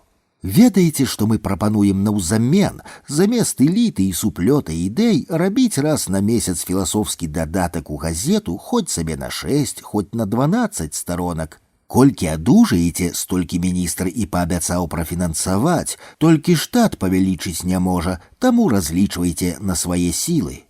Постскрыптум, пра гэта трэба было сказаць раней. Бальшыня дыялога ў маіх мемуарах, далікатна кажучы, зусім не стэнаграфічныя. Разам з тым яны і не літаратурная прыдумка, нешта блізу падобнае было, а цяпер я проста рэканструюю парэшткі ўспамінаў суладна ўжо з адноўленым кантэкстам. Буду шчырым, адразу я быў не ў захапленні ад нечаканай магчымасці, бо не меў пэўнасці, што пацягнуў гэтую ношу сам адзін. Толькі хлопцы, Разанаў з Бабковым, разам з Людмілай Крушынскай урэшце пераканалі закасаць рукавы. Хаця галоўным тут было іншае, мяне ж таксама вабіла сама ідэя літаратурна-філасофскага сшытка, як папярэдняга канспекта будучага філасофскага часопіса. Аднак спачатку пра ўласна назву сшытка «Зно». Пэўна, не толькі чытачы, а шмат хто з аўтараў па сёння не ведае, што стаіць за гэтымі 3 літарамі. Нейкая абрэвіятура, сакральны знак ці выпадковае дурноцце. Ні першае, ні другое, ні трэцяе, а ўвогуле гэта была сапраўдная эпапея. Найперш мы распрацавалі метадалогію пошуку назвы. З яе вынікала, што мы мусім выправіцца на пошукі адразу ў 4 кірунках. Першы — малавядомыя беларускія словы, другі — лацінізмы, дамінанта, дыскурс і гэтак далей. Трэці — грэцкія словы, топас, эйдас і да таго падобнае. Чацвёрты — што заўгодна, адно каб ніяк у людзей. О, гэта была праца дык праца. 2 разы запар я перачытаў слоўца за слоўцам увесь слоўнік Вацлава Ластоўскага, а пасля тое самае перарабіў са слоўнікам замежных словаў. Не памятаю, што непасрэдна чыталі мае хаўруснікі, але калі надышоў час падсумавання, то ў нас было столькі годных і прыгожых словаў, што іх бадай хапіла б на ўсе падобныя праекты еўрапейскага кантынента. А нам дык не хапіла, кожнае прэзентаванае слоўца нечым муліла, нечым не задавальняла, нечым само сябе дыскрэдытавала. Настаў момант, калі мне падалося, што лягчэй у пушчы знайсці авечку, якую даўно з'елі ваўкі, чым вартую назву для нашага сшытка.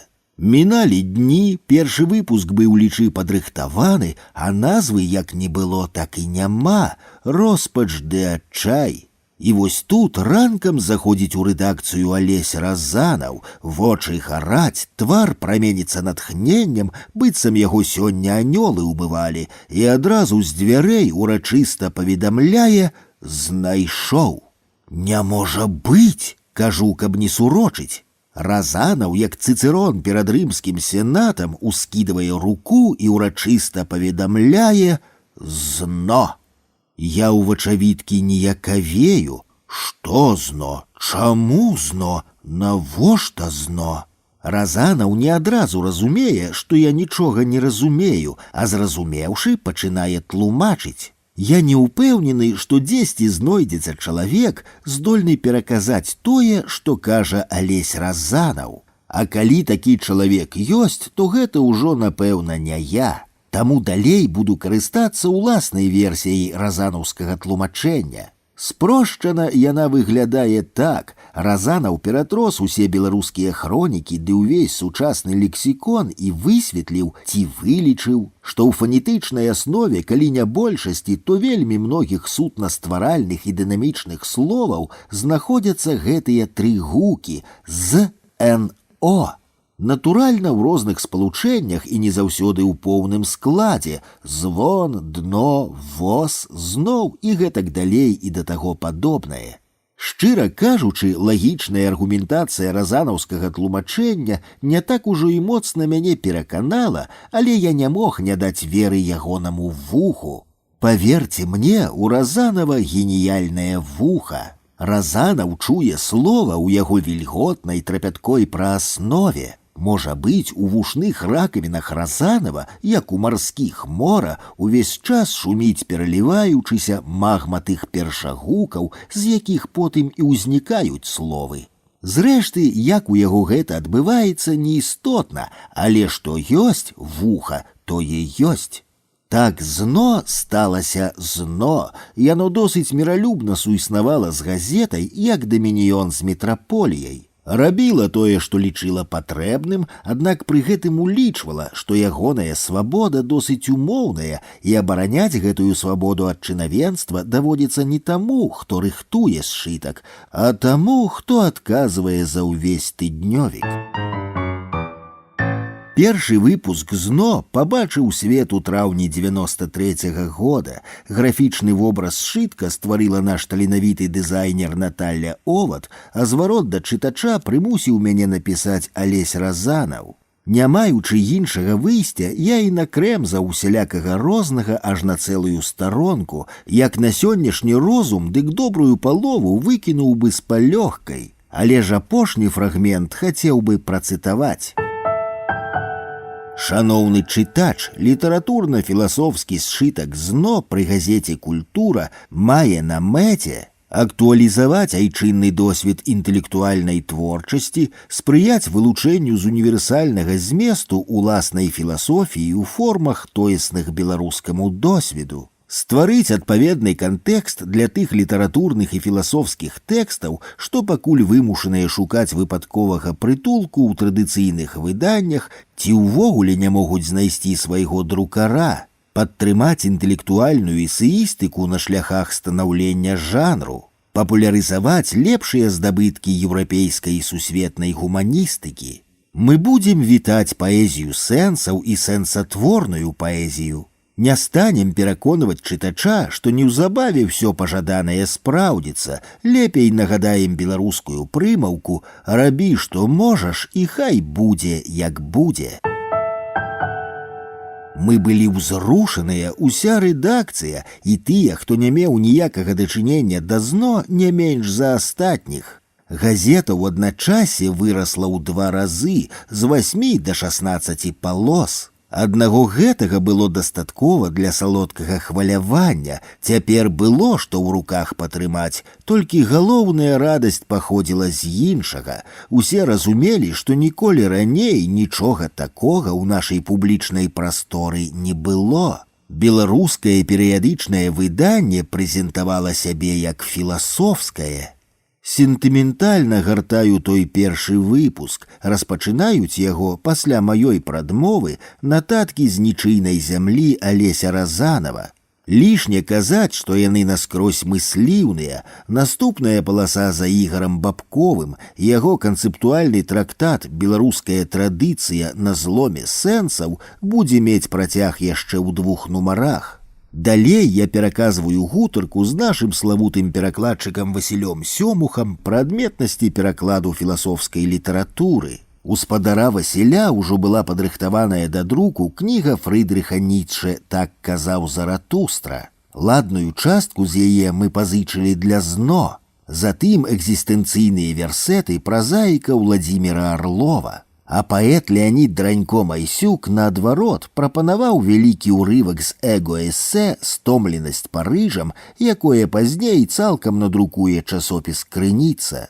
Дарэчы, эсэ будзе мець шалёны поспех. Апошнім у выпуску быў тэкст таленавітай паэткі, а на той час супрацоўніцы рэдакцыі Галіны Булыка, якая прааналізавала філасофскую складовую знакамітага навукоўца і мысляра Іллі Прыгожына, а канцавала сшытак карціна «Віртуальная прастора» Юры Герасіменкі. Потым Ігар Бабкоў выкладзе гэтую падзею ў наступнай оптыцы. Разам з Акудовічам і Разанавым у газеце «Культура» мы ствараем літаратурна-філасофскі сшытак «ЗНО», і праз яго Акудовіч прапускае ўсю пастмадэрнісцкую моладзь. Всё гэта было і мэтанакіравана, таму што мы ўсведамлялі, што не можам адбыцца ў тых формах культуры, якія ёсць, але і нешта стыхійнае, таму што ніхто не распісваў крокі і нічога не планаваў. Атрымоўвалася тое, што атрымоўвалася. Напрыклад, афіцыйны філасофскі часопіс не атрымаўся. Мы ўмудрыліся сабраць купу філосафаў, савет міністраў выдзеліў грошы, але не пайшло, і цяпер ясна, што гэта было б акадэмічнае абы што. Не дамовіліся і ў якасці кампрамісу аддалі Акудовічу 8 палос газеты «Культура» пад літаратурна-філасофскі сшытак, і гэта апынулася лепш, чым быў бы кампрамісны варыянт з часопісам. Пасля кароткага, але поўнага радаснай эмоцыі балявання ў рэдакцыі мы з Ігорам Бабковым рушылі пешкі ў рэстарацыю дома літаратараў. Падзея была вартая працягу за кілішкам і сярод сцішанага сумоўя сам-насам. Няспешна азіраючы праспект у веснавым падвячорку, я раптам адчуў такую стому, быццам выканаў галоўную справу свайго жыцця. Хаця насамрэч усё толькі пачыналася. Шкадую, што мала сказаў пра гэта раней, недзе блізу самага пачатку, інакш для старонняга чытача застанецца зусім незразумелым, адкуль столькі эйфарыі праз некалькі дадатковых старонак у культурніцкім тыднёвіку. Хай сабе гэтыя старонкі і пазначаныя сакральным для беларусаў словам «філасофскія». Паспрабую патлумачыць. Пафасна кажучы, кожны, хто тады прыходзіў да Беларусі, мала чым розніўся ад ранніх хрысціянаў у пару канаючай рымскай імперыі. Ён паводле азначэння адчуваў сябе місіянерам новай веры, і чаго б тады не рабіў, яго наробак быў няроўны сам сабе, а шматкроць павялічваўся тым, што мацаваў новую веру. І тут было неістотна, купляў ты ў шапіку нашу ніву, чапляў на грудзі бел-чырвона-белы значак, хадзіў на шэсці БНФ ці сам ствараў незалежныя газеты, беларускія суполкі або нацыянальную філасофію. Карацей, самым істотным ва ўсіх праявах нашай жыццядзейнасці тады быў місіянерскі чын, нават калі для саміх носьбітаў гэтага паклікання ён і не вытыркаўся. Толькі пра гэта лёгка казаць, але як пераканаць недаверка, што так яно адбывалася насамрэч, бо хоць хто можа запытацца, калі так яно было, дык куды потым дзелася, і сапраўды, куды ўсё тое падзелася. Выдавец Ігар Логвінаў, калі даведаўся, што я маю намер пісаць успаміны, сказаў: «Назва хронікі беларускага інтэлектуала можа і неблагая, хаця лепей было б апусціць яе ў падзагаловак, а пра ўласна назву яшчэ падумаць. У вас жа з гэтым добра атрымліваецца». Тут я не пярэчыў, мяне няма роздум на руінах чалавека, разбурыць Парыж, дыялогі з Богам, код адсутнасці, архіпелаг Беларусь, кніга пра нішто, прачнуцца ранкам у сваёй краіне. Хіба ж не меў Логвінаў рацыю, пахваліўшы назвы маіх кніг? Добра натрудзіўшы глузды, я абраў не без сумневаў наступную: мы сустрэліся на будоўлі вавілонскай вежы. Падтэкст палягаў на маёй шчырай веры, што не так важны твой уласны наробак, колькі тая справа, да якой ён прыдаецца. Інакш кажучы, ужо сам той факт, што ты працаваў на будоўлі вежы, скіраванай у нябёсы, робіць сэнсоўным тваё жыццё, нават калі штодзённыя бруд і пот на тое не паказваюць. Не менш важным тут быў і складнік «мы сустрэліся», бо я хацеў ахапіць успамінамі ўсіх, хто ўкладаўся ў стварэнне новага дыскурсу, зразумела ў сілу сваіх магчымасцяў. Між іншым, народ Вавілона таксама цікавілі не толькі нябёсы, ён прагнуў праз гэтую вялікую справу здабыць сабе імя, так кажа паданне, ну рыхтык беларусы 90-х. Дык куды падзелася вавілонская вежа? Як усё вялікае, яна асыпалася ў нішто, але пакінула па сабе адзін з самых прыгожых міфаў пра чалавека, які прагне вышыні ды годнасці. Не чуў, каб нехта з сяброў і хаўруснікаў гэтаксама думаў пра нашае рушэнне ў падобных высокіх катэгорыях, аднак мы сустрэліся не дзе яшчэ, а менавіта на будоўлі вавілонскай вежы, і гэта было цудам. Натуральна, пад метафарай вавілонскай вежы я не маю на ўвазе толькі зно, крый Божа, гэта дзясяткі розных выданняў, праектаў, кніг і проста безліч штодзённых справаў. Каб усё гэта перафарматаваць у цэглу, якую мы з кожным днём падымалі вышэй і вышэй, то нашыя далоні было б не адрозніць ад сізіфавых. Постскрыптум, не ўпэўнены, што меў рацыю, аднак потым я абраў іншы варыянт назвы, якая адсылала ўжо не да міфа пра вавілонскую вежу, а да міфа пра Сізіфа ў інтэрпрэтацыі Альбера Камю. Трэба ўяўляць Сізіфа шчаслівым. Наўрад ці ёсць сэнс цяпер тлумачыць, чаму я так зрабіў, бо паперадзе яшчэ вельмі шмат працы, і хто яго ведае, што мне пазней узбрыдзе ў галаву. Да прыкладу, некалі дзеяслоў зрабіў мне ласку і надрукаваў важкую нізку эсэ пад назвай «Вялікая здрада». А потым кніжка з пераважна тымі эсэ ўжо называлася «Код адсутнасці». Хіба адно заўважу, што гэтыя міфы, нягледзячы на вонкавую разналежнасць, ёсць двума скранямі адной базавай праблемы чалавечага існавання, а менавіта працы, сакральная сутнасць якой неспазнаная і па сёння.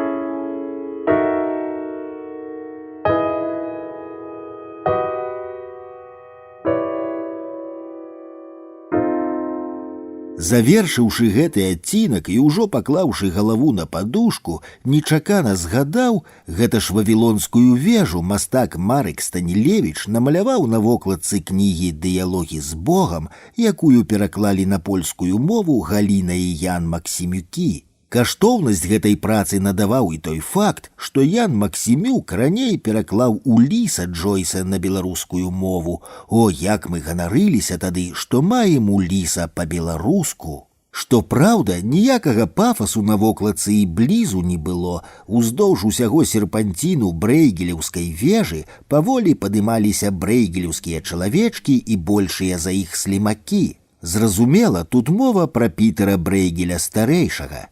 Не бачу патрэбы ва ўласнай інтэрпрэтацыі гэтага вясёлага і скептычнага малюнка. Я згадаў яго адно таму, што і сам маю намер за межамі пафасу распавесці, чаму нашай вавілонскай вежы таксама было наканавана зніякавець, лічы да звання. І на гэты раз ужо не Бог будзе таму прычынай, а хутчэй ягоная адсутнасць. Кінуўшыся на злом галавы злучаць беларускае мысленне з вялікай метафізічнай цывілізацыяй, створанай у папярэдніх тысячагоддзях еўрапейскім геніем, мы не хацелі зважаць на той ужо амаль відавочны факт, што яе час на сыходзе. На змену метафізічнай цывілізацыі прыходзіла цывілізацыя тэхналагічная. Зрэшты, маруднае слова «прыходзіла» тут зусім не пасуе.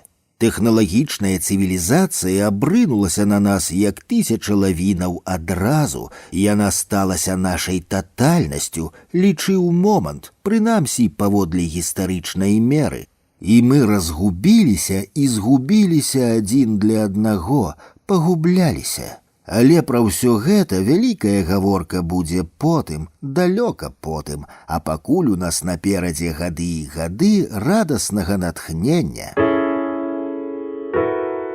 Зно праіснуе амаль 4 гады, я маю ўсе 44 выпускі, і калі б пачаў іх удумліва гартаць, то захлынуўся б менавіта гэтым былым без астачы. Таму, каб пазбегнуць такой спакусы, адразу пачну з хаўтураў па зно, якія мы наладзілі ў лютым ужо 1997 года.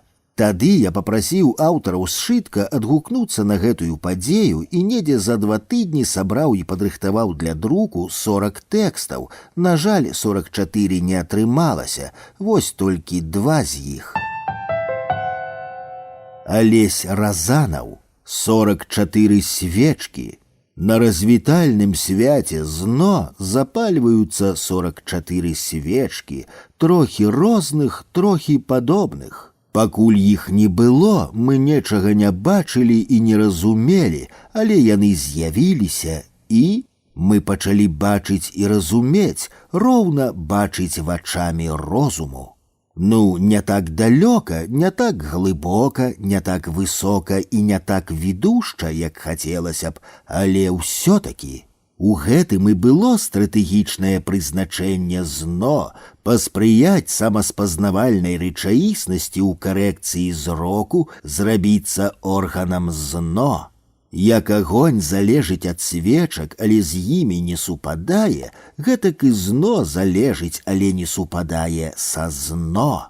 ЗНО ўсё больш застаецца ў гісторыі, у тым, што адбылося, ЗНО застаецца з намі. Намацанае і абуджанае яно пазірае, як гараць паціху знікаючы ў незваротнасць свечкі. Олег Бембель. ЗНО, ОАД, ЛБУ, АРМ, КЫУ, Н, Я, Л, А, Г, А. Іду па вастрыі, па зломе сэнсаў, нібы пабітым шкле, хоць галасі. Шукаю мета-сэнс, а над усім сівы сутвар і усмешка солюс рекса. Тут патрэбнае невялічкае тлумачэнне. Солюс рекс, самотны кароль, назва першай паэтычнай кнігі Ігара Бабкова. Нават не ўпэўнены, што варта на гэта марнаваць час і прастору хронік. Тут я маю на ўвазе круглы стол «Нацыянальная філасофія. Вектары кірунку», які зладзіла газета «Культура». Ужо быў падрыхтаваны другі выпуск ЗНО, і мы, лічы, забыліся, што Міністэрства адукацыі пакуль не выканала загад спадара Кебіча стварыць філасофскі часопіс. Відаць, з гэтай зусім непатрэбнай міністэрству вярэды і быў ініцыяваны круглы стол у нашым тыднёвіку. Хаўрус удзельнікаў налічваў 11 чалавек, сярод іх 4 дактары філасофскіх навук, ды і астатнія былі нязломкі. Дыскусія атрымалася жывой, разумнай і досыць шчырай. Здаецца, было б нават цікава перадрукаваць тут бальшыню выступаў, прынамсі самае адметнае з таго, што ў іх прамаўлялася. Але, па-першае, нават у такім абскубаным варыянце матэрыялу было б зашмат, як для фармату маіх успамінаў. А па-другое, калі гамана скончылася, дык сталася зразумелым, што яна ладзілася толькі дзеля птушачкі, для нечага патрэбнай Міністэрству адукацыі, якое і не збіралася ствараць філасофскі часопіс. Прынамсі, болей адтуль да нас пасля ніхто не звяртаўся, таму я вылучу пераважна адно тое, што мне бачыцца вартым згадкі само па сабе.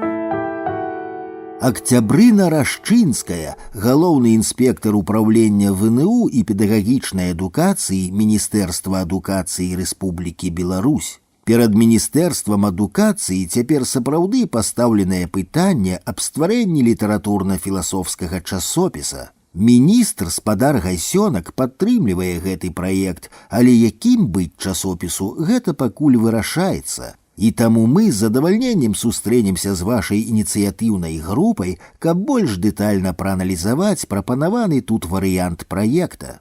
Ігар Бабкоў, філосаф-літаратар.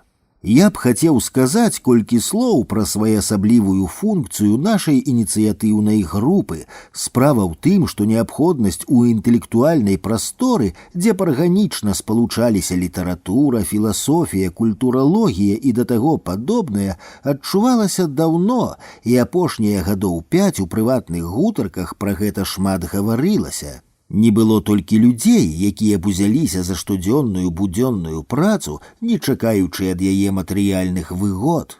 У пэўны момант мы сабраліся ўтрох і сказалі самі сабе, што адступаць далей няма куды, што гэтым трэба практычна заняцца. На пачатку ідэя часопіса бачылася як аўтарскі праект, які мы збіраліся рэалізоўваць праз камерцыйныя структуры, але пазней зразумелі, што дарма маем нейкую перасцярогу да дзяржаўных інстытуцый, што гэтая ідэя ўжо выспела не толькі ў нефармальных колах. І ўрэшце вылілася ва ўнікальнае, я лічу, супрацоўніцтва з газетай «Культура», унікальнае ў тым сэнсе, што практычна ўсе людзі працавалі на самаахвярнасці і працуюць пакуль што на самаахвярнасці. Першы літаратурна-філасофскі сшытак ужо выйшаў, гатовы да друку другі, складзена некалькі наступных. Больш за тое, не чакаючы, будуць грошы ці не будзе грошай, мы пачалі рыхтаваць першы нумар часопіса, патроху асвойваць гэтую прастору.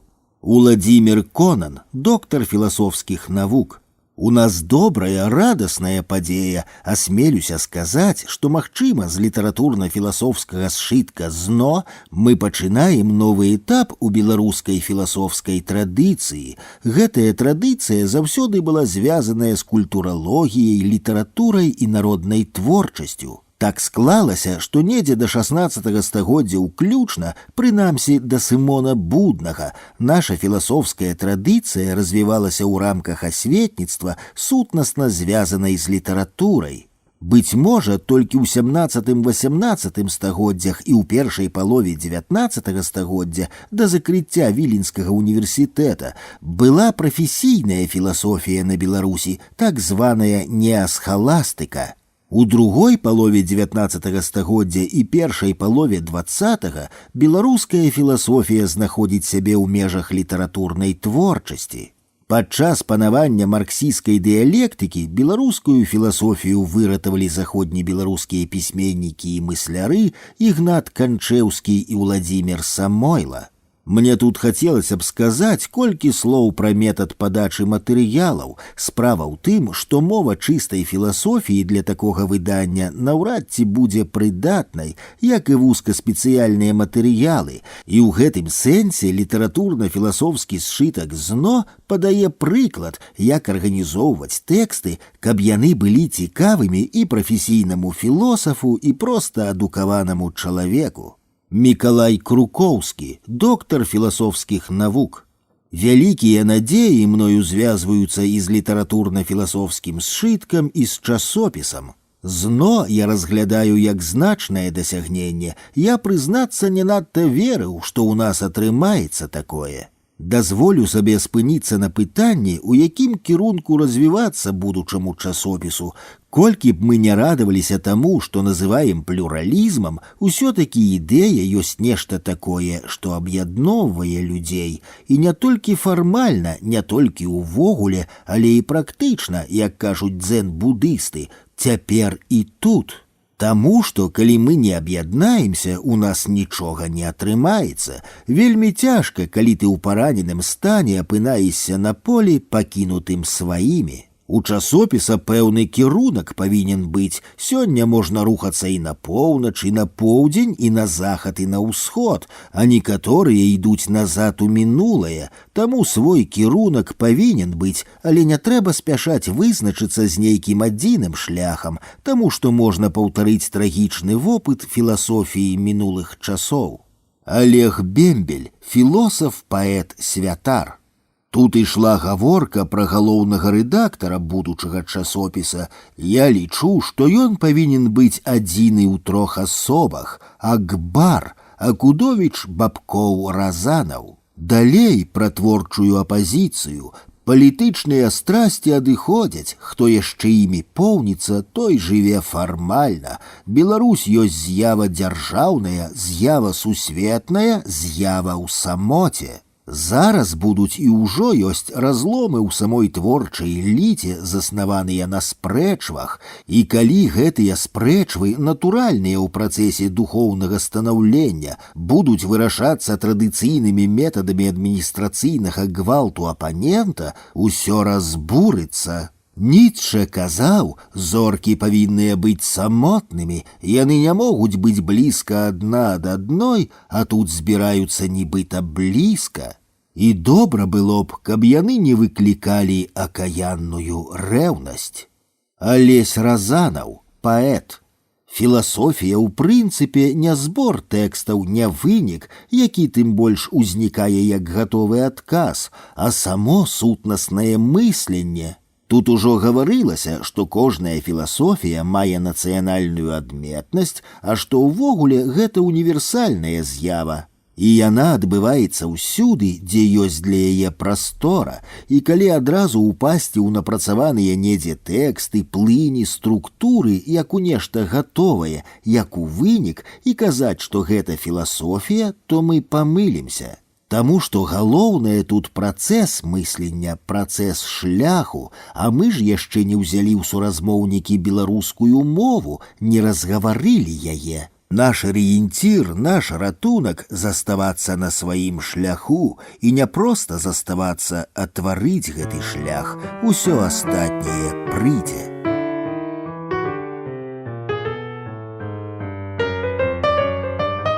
Калі я ўжо лічы падрыхтаваў да друку матэрыялы круглага стала, нават фотаздымкі ўдзельнікаў пазбіраў. Мне зусім нечакана патэлефанаваў мой сябар, які неаднойчы хадзіў са мной у горы. Цяпер ён сабраўся на палярны Урал з групай дзесяцікласнікаў, якіх ужо даўно трэніраваў. Валянцін, мой намеснік казёл, знянацку захварэў. Пайшлі, табе трэба адно сабраць заплечнік і заўтра быць на вакзале. Цяжка сказаць чаму, толькі поўнач я любіў болей за ўсе тыя месцы, што абходзіў, аблазіў. Хібіны, палярны і прыпалярны Урал заўсёды апрычона вабілі мяне. Я іх згадываў і на Алтаі, і на Паміры, і на Цяньшані. Хаця касмічная веліч апошніх уражвала неверагодна, і ад працы на тых паднябесных скалах я атрымліваў ні з чым непараўнальны экстаз, а якія ноччу зоры на вышыні 4-5 тысяч метраў, здавалася, калі добра падскочыць, дык рукой можна памацаць. А на паўночным Урале ні велічы, ні вышыні, ні кідкіх колераў, далікатныя пастэльныя фарбы, чуйная цішыня і паветра шызае, як неба, а неба непрыкметнае, як паветра. Да таго ж, куды вокам не кінь, усюды адно роўняць, пакрытае карлікавай бярозкай ды мохам. І хіба адно, дзе-нідзе на даляглядзе пабачыш сціплы хрыбет з нізкімі вяршынямі. Самае высокае сярод іх Нет-МП трохі болей за 1000 метраў. Я паклаў слухаўку, пайшоў у кабінет да Людмілы Крушынскай і грымнуўся перад ёй на калені. Яна без жартаў спалохалася, падхапілася і пачала мяне падымаць. Што здарылася, Валянцін? Адпусціце ў горы. Калі? Заўтра. А круглы стол? Лічы гатовы? Так я апошні раз выправіўся ў горы. Вандроўка была простенькай, усяго другой катэгорыі складанасці, але я, патрапіўшы ў рэдактары, ужо некалькі год пакідаў пісьмовы стол адно дзеля ложка. Таму все цягліцы абмяклі да нельга, гэта мне і далося ў знакі. Рэч у тым, што хаця хлопцы яшчэ не мелі досведу сур'ёзных вандровак, аднак фізічна былі моцна натрэніраваныя. Да таго ж перад зубрам беларускага спартовага турызму ім увесь час карцела выхваляцца. І калі трохі захуткая для мяне хада па тундры не стварала асаблівых праблемаў, то пры пад'ёме на гару Барзова я хапануў сур'ёзную прыгоду. Гара Барзова — гэта проста гурба камянёў вышынёй недзе ў кіламетр, невядома кім і дзеля чаго ў паасобку насыпаная сярод трохі пагорыстай тундры. Пад'ём на яе не патрабуе асаблівай тэхнікі і тым болей начыння, ні вяровак, ні крукоў, нічаго там яшчэ, акрамя моцных ног, каб скакаць з каменя на камень, і хлопцы паскакалі. Калі я пачаў адчуваць, што для мяне такі тэмп гэта занадта, то мог сцішыць моладзь і нават запыніць яе на колькі хвілінаў дзеля адпачынку, але ж я для іх быў зубрам, гэта дзеля мяне яны гналі свае ногі ўсё хутчэй і вышэй. Я ўпінаўся з апошняй моцы, а ўжо пад самай вяршыняй мне падалося, што сэрца спынілася, бо вочы засціла чорная нявідаль. Апошнія метры адолеў, кажучы сучаснай прастамовай, на аўтамаце. Добра, што нам не было куды спяшацца, і мы адпачывалі на вяршыні, пакуль не змерзлі. Пакрысе я збольшага акрыяў і, сцярожка спусціўшыся, распавёў сябру, кіраўніку, што са мной здарылася. Ён максімальна аблегчыў мой заплечнік, і на Хальмер-Ю я адтаптаў маршрут без асаблівых прыгодаў. А вось у Воркуце, скуль мы цягніком вярталіся да Мінска, чорт падштурхнуў мяне бегчы наўздагон тралейбусу. Толькі тралейбус я не дагнаў, бо тут жа зваліўся на асфальт слупам. Потым у горадзе гады 2 не адважваўся нават з пільнай патрэбы падбегчы, хіба адно цішком, чуйна пільнуючы сэрца, таму далей пра горы і мовы не магло быць. Так скончыўся мой доўгі і прыўкрасны раман з гарамі, што доўжыўся больш як 2 дзесяцігоддзі. Дык чаму пра яго нічога няма ў маіх расповедах, калі ён быў такі прыўкрасны? Няма і не будзе, бо маё мілаванне з гарамі – гэта прыватныя эмоцыі і чын, і яны не маюць нічога агульнага з будоўляй вавілонскай вежы, якая і паклікала мае ўспаміны. Дарэчы, забыўшыся на сваё параненае сэрца, першае, што я зрабіў на мінскім вакзале, гэта набыў культуру і перачытаў радок за радком усе прамовы з круглага стала «Нацыянальная філасофія, вектары кірунку», і толькі упэўніўшыся, што ўсё як мае быць, паехаў да хаты. Праект літаратурна-філасофскага сшытка ў тыднёвіку «Культура» мне бачыцца настолькі важным, і не толькі дзеля мяне асабіста, што было б непапраўна абысціся адно згадкамі пра нараджэнне ды хаўтуры. Зно і блізу не мела таго сацыяльна-палітычнага ды культурнага значэння, як, скажам, наша ніва, але інтэлектуальна і ў пэўным сэнсе літаратурна яму не было інавацыйнай роўні. Тут упершыню агучылі сябе фрэйдызм, постмадэрн, постструктуралізм і шэраг іншых ізмаў. Тут заманіфеставаў сябе і застаўся сярод гаспадароў блізкі да постмадэрну літаратурны рух бум-бам-літ. Тут знайшло сабе прытулак таварыства вольных літаратараў, не кажучы пра дзясяткі і дзясяткі безумоўна таленавітых філосафаў, празаікаў, паэтаў. Асобнай гаворкі патрабавала перакладніцкая майстроўня сшытка. Мы не адмовіліся ад перакладаў сусветнай філасофскай класікі Платон, Эразм Ротэрдамскі, Шопенгауэр, Кіркегар, Ніцше, Шпенглер, Вебер. І ўсё ж такі нам больш падабаліся тыя, хто быў бліжэй да нас ці ўвогуле яшчэ жыў у статусе класікаў. Ясперс, Гайдэгер, Леві-Строс, Артега і Гассет, Арто, Фуко, Дэрыда, Дэлёс, Дэбрэ, Мукс, Калакоўскі. На жаль, пакуль я не бачу магчымасці непасрэдна запыняцца ні на арыгінальнай, ні на перакладной літаратуры, але адшкадую трохі месца, каб згадаць некалькі значных інтэлектуальных падзей і колькі маладых аўтараў, што прагаварыліся на старонках сшытка. 5-й выпуск «ЗНО» быў цалкам прысвечаны постмадэрну.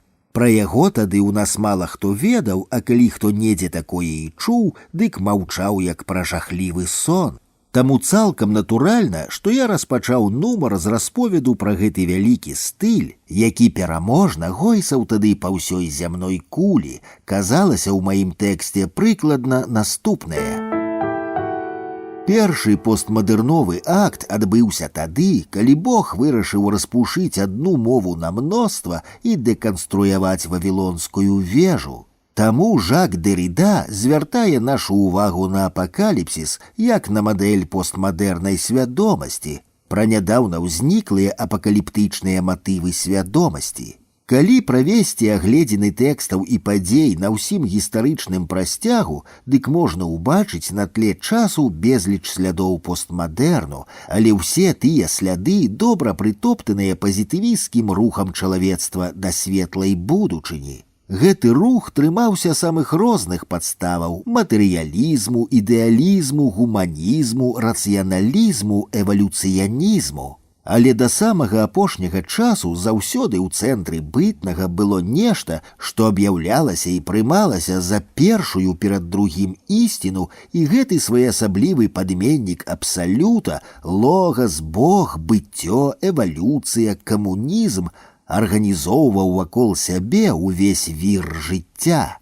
Без такога універсальнага апірышча людства не ўяўляла свайго існавання. Нават чалавек невымернай інтэлектуальнай адвагі Ніцшэ, натуральна, заўважыўшы, што Бог памёр, напалохаўся чорнай дзіркі ў сярэдзіне сусвету і заткнуў яе ідэяй звыш чалавека.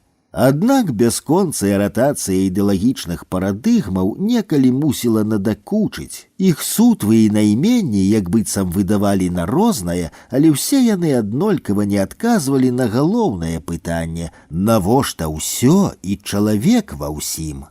І калі раней здавалася, ну вось, пераменім старую парадыгму на новую і нарэшце атрымаем адказ, дык у другой палове 20-го стагоддзя склалася трывалае разуменне, што ад усіх гэтых пераменаў ніякага плёну няма і, пэўна, ужо ніколі не будзе. Ды ўвогуле надалей трэба кінуць гэтую дурную звычку караскацца па вертыкалі ўгару ды наперад, бо не існуе ні верху, ні нізу, ні гісторыі, канец гісторыі Фукуяма, ні часу, канец новага часу Гвардзіні, ні чалавека, канец чалавека Фуко. Ёсць адно паверхня, тэкст, архіў, рэшткі слядоў і павадка жыцця, якая ўсё блытае, змешвае, праглынае і ні ў якую пару не супакойваецца, бо няма нідзе тых берагоў, у лажніцу якіх яна калісьці магла б улегчыся. Постмадэрн — гэта быццё без сэнсу быцця, быццё без якога-колечы фармуючага цэнтр абсалюта, быццё без сярэдзіны і берагоў, быццё як татальнасць быцця. Потым я даволі шмат і ў розных выданнях буду сваімі тэкстамі нагадваць пра постмадэрн. З гэтага сёй-той нават стане называць мяне бацькам беларускага постмадэрну, хаця куды часцей пры згадцы майго прозвішча будзе гучаць толькі лаянкавая лексіка, што і зразумела, постмадэрн і нацыяналізм, які тады панаваў у беларускамоўнай прасторы, рашуча варожыя падзеі. У тую пару мяне часта пыталіся, як пісаць постмадэрновыя тэксты. Найбольш цікавы выпадак здарыўся не дзе-небудзь, а ў маім хатнім пакойчыку. Неяк дачка, тады яна вучылася ў 4 класе, падышла да пісьмовага стала і папрасіла: «Тата, навучы пісаць постмадэрновыя тэксты». Я трохі разгубіўся, і таму, што ў 4-класніцы з'явілася жаданне пісаць постмадэрновыя тэксты, і таму, што я ніколі не думаў, як пішуцца тэксты, постмадэрновыя ці якія заўгодна іншыя. Для мяне як трава расце, так і пішуцца тэксты, ціха, неўпрыкмет, з прычыны саміх сябе.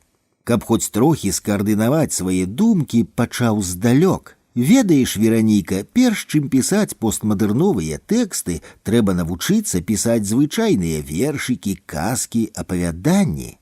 Ну, дык гэта ж будзе не хутка. З сумам уздыхнула Вераніка.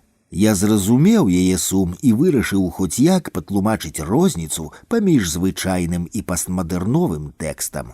Звычайны тэкст, знайшоўся я. Гэта калі кажуць пра нешта ўсур'ёз, постмадэрновы, калі гэтую сур'ёзнасць перасмейваюць. Постмадэрновы тэкст, нават самы сур'ёзны, гэта бясконцае перадражніванне таго, што ёсць, бо постмадэрніст не верыць, быццам тое, што ёсць, гэта праўда, гэта сапраўды тое, за што яно выдае сябе для чалавека. Ты, напэўна, яшчэ памятаеш, у буквары быў такі сказ «Мама мыла раму». Дык вось, калі стварыць постмадэрновы тэкст, ты бярэш гэты сказ і, да прыкладу, пішаш: «Мама любіць рамы мыць, тата любіць шыбы біць». «Мама мыла раму» — звычайны тэкст, а дражнілка, якую мы толькі што прыдумалі, постмадэрновы. Хаця гэта, можа, і не лепшы прыклад. Давай пашукаем яшчэ што больш выразнае. Скажам, ты калісьці вучыла на памяць верш Пімена Панчанкі «Герой». Злосна сказаў: «Уставай, пяхота, мы не на пляжы, а на вайне», і лёг на змяіныя скруткі дроту, і 200 салдацкіх запыленых ботаў прайшлі па яго спіне.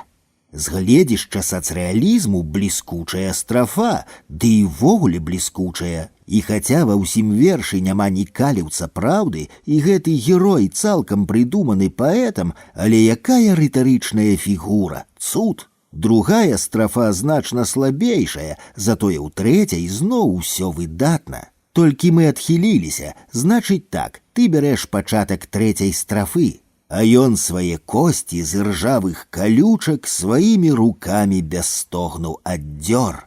І далей у тым жа самым вершаваным памеры, але па-свойму ператлумачваеш, чаму герой злез са скрутку дроту. Ну, прыкладам ён убачыў, што бяжыць яшчэ 200 ботаў. Гэта значыць новых 100 ахвотнікаў па чужых спінах праз калючы дрот пералазіць. А яму і папярэднія абрыдлі. Ён падняўся і сказаў: «Ды колькі можна па маёй спіне таўчыся».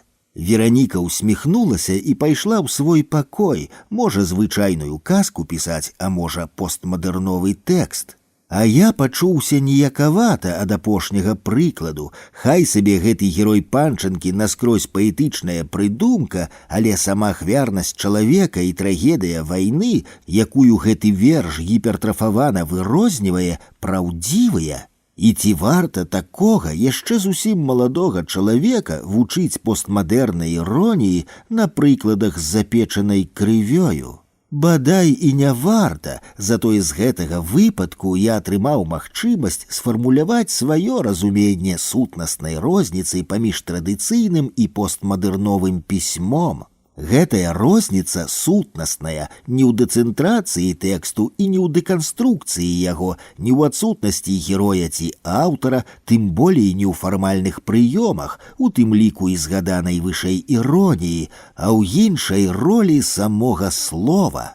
У традыцыйным тэксце мастацкае слова спрабавала імітаваць слова стваральніка свету. Бог сказаў, хай будзе святло, і святло з'явілася.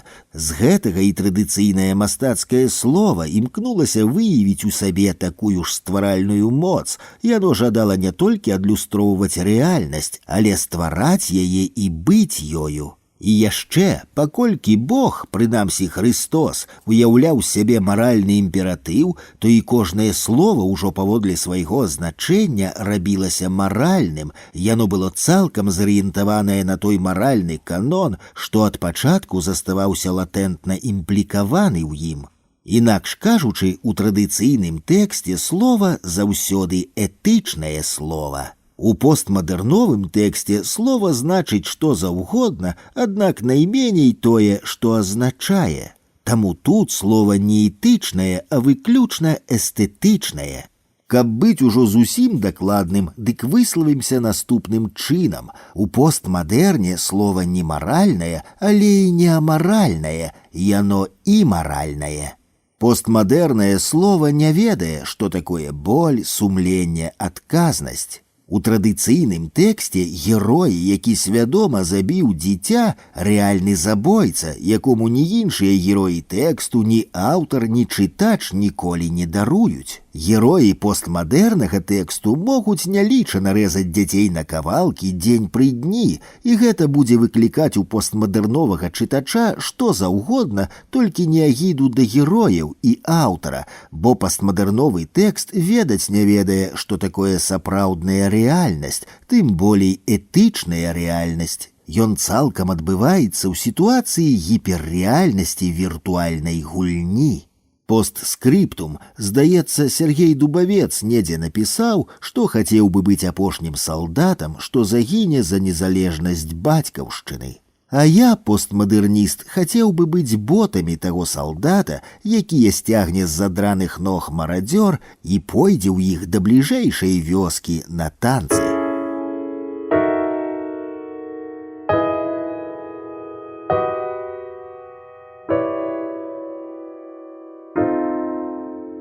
Прыйсце постмадэрну ў пераважна вясковую на той час беларускую літаратуру спачатку было зразуметае як прыезд вандроўнага цырка ў глухое правінцыйнае селішча. Хай вычвараюцца, а мы парагочам з дурняў. Назаўтра яны з'едуць разам з грукатам алюмініевага тазіка, і зноў будзе чуваць спевы салоўкі ды бразгат вёдзер для малака. Гэта постмадэрністаў і ратавала па першым часе ад татальнага астракізму, хаця, відаць, больш спрыяльным для іх быў той факт, што жывая частка грамадства тады банальна прагнула пераменаў, хоць якіх, хоць як, толькі б не так, як было раней, гэта значыць аніяк.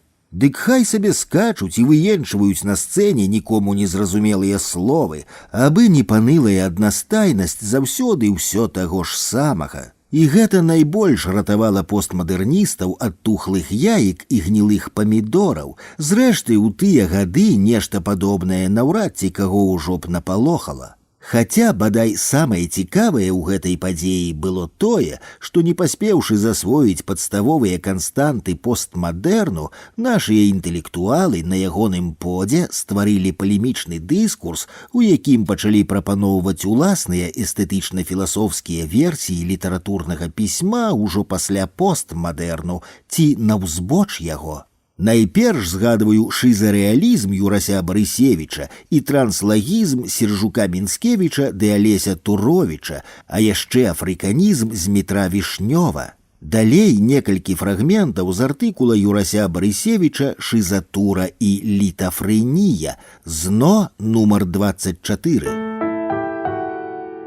И-е-а-и-о-у, прнис прмтк й хрмтрпт ю-ю-я-й хирбццвш 1-2 я-я-у-ю-и е-а-и-е-о-у-ю рбшмглц 4-9 е-е о-ты-хрнснс.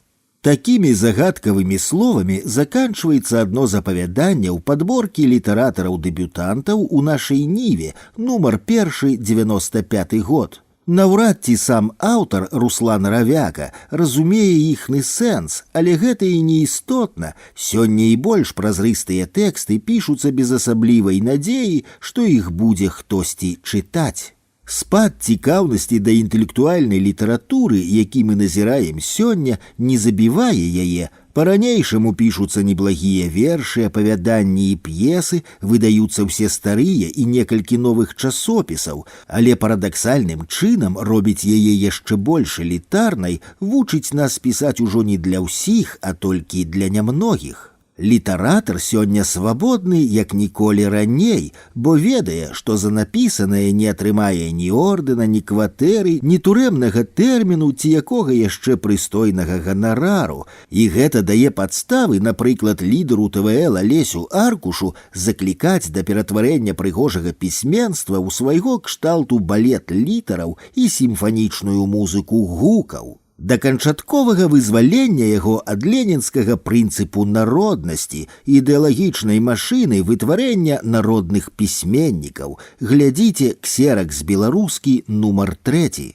Чым менш абывацеляў удзельнічае ў літаратурным працэсе у якасці тых, хто піша або чытае, тым менш здаровага сэнсу пранікае ў напісанае. Літаратура сёння, незважаючы на пэўную настальгію па вялікім чытачы, цешыцца сваёй свабодай ад яго, расцякаецца морам дзівосных эксперыментаў і галюцынацыяў. Напэўна, недарма Юрась Пацюпа у тым жа нумары ксераксу атаясамлівае сучасную літаратуру з таямнічай глюкаўкай. Глюкаўка – прадукт працы, які не мае кошту пры каласальных затратах індывідуальнай працы. Яна ідэальны шэдэўр, калі мастацкая творчасць – гэта вытворчасць жыццёва непатрэбных рэчаў. У гэтым тэзісе мы знаходзім тлумачэнне адрознасці кансерватыўнага рэалізму ад рэвалюцыйнага шызапісьма. Рукой вольнага літаратара водзіць не пачуццё грамадзянскага абавязку і не разлік на дастойную аплату сваёй працы, а сіла бессвядомага, абыякавага да ўсялякіх разлікаў і абавязкаў жадання, пра якое Жыль Дэлёз і Фелікс Гватары кажуць так. Жаданне ігнаруе абмен, яно ведае толькі дарунак і крадзеж. Шызафрэнік перайшоў мяжу, за якую рэпрэсіўнае грамадства выдаляе вытворчасць жадання. Ён свабодны, безадказны, адзінокі і вясёлы Заратустра. Ён проста перастаў баяцца з'ехаць з глузду. Капіталізм і шызафрэнія. У адрозненне ад постмадэрнізму шызарэалізм не адварочваецца ад рэчаіснасці, ад пякучых душу сацыяльных і метафізічных праблем, адмаўляецца ад уцёкаў у выдумлены вытрызнены свет, дзівосаў хапае і побач з намі. У адрознасць жа ад рэалізму яму замала аднаго, хай сабе і добра абгрунтаванага гледзішча. Адбыўшыся шызафрэнік нешта вялікшае, чым адзін чалавек, нават народ, спрасаваны ў адно той ці іншай ідэалогіяй. Шызарэалізм не мае трывалага саматоіснага гледзішча на аніводную рэч, думку або істоту. Усялякі пункт погляду ён ператварае ў лінію, плоскасць і нават раскрытую на ўсе бакі на 360 000 градусаў прастору сузірання. Прыгадаем зборнік «Шлях 360» Алеся Разанова. Нехта любіць кіслае, нехта салодкае, а я люблю таленавітае, таму для мяне абсалютна неістотныя эстэтычныя схільнасці ды прыхільнасці аўтара. Класіцызм, барока, рамантызм, рэалізм, мадэрн, постмадэрн. Гэта ўсё адно, калі таленавітае. Вось чаму ў сшытку суседзілі як класічныя тыпы пісьма, так і вычварэнскія.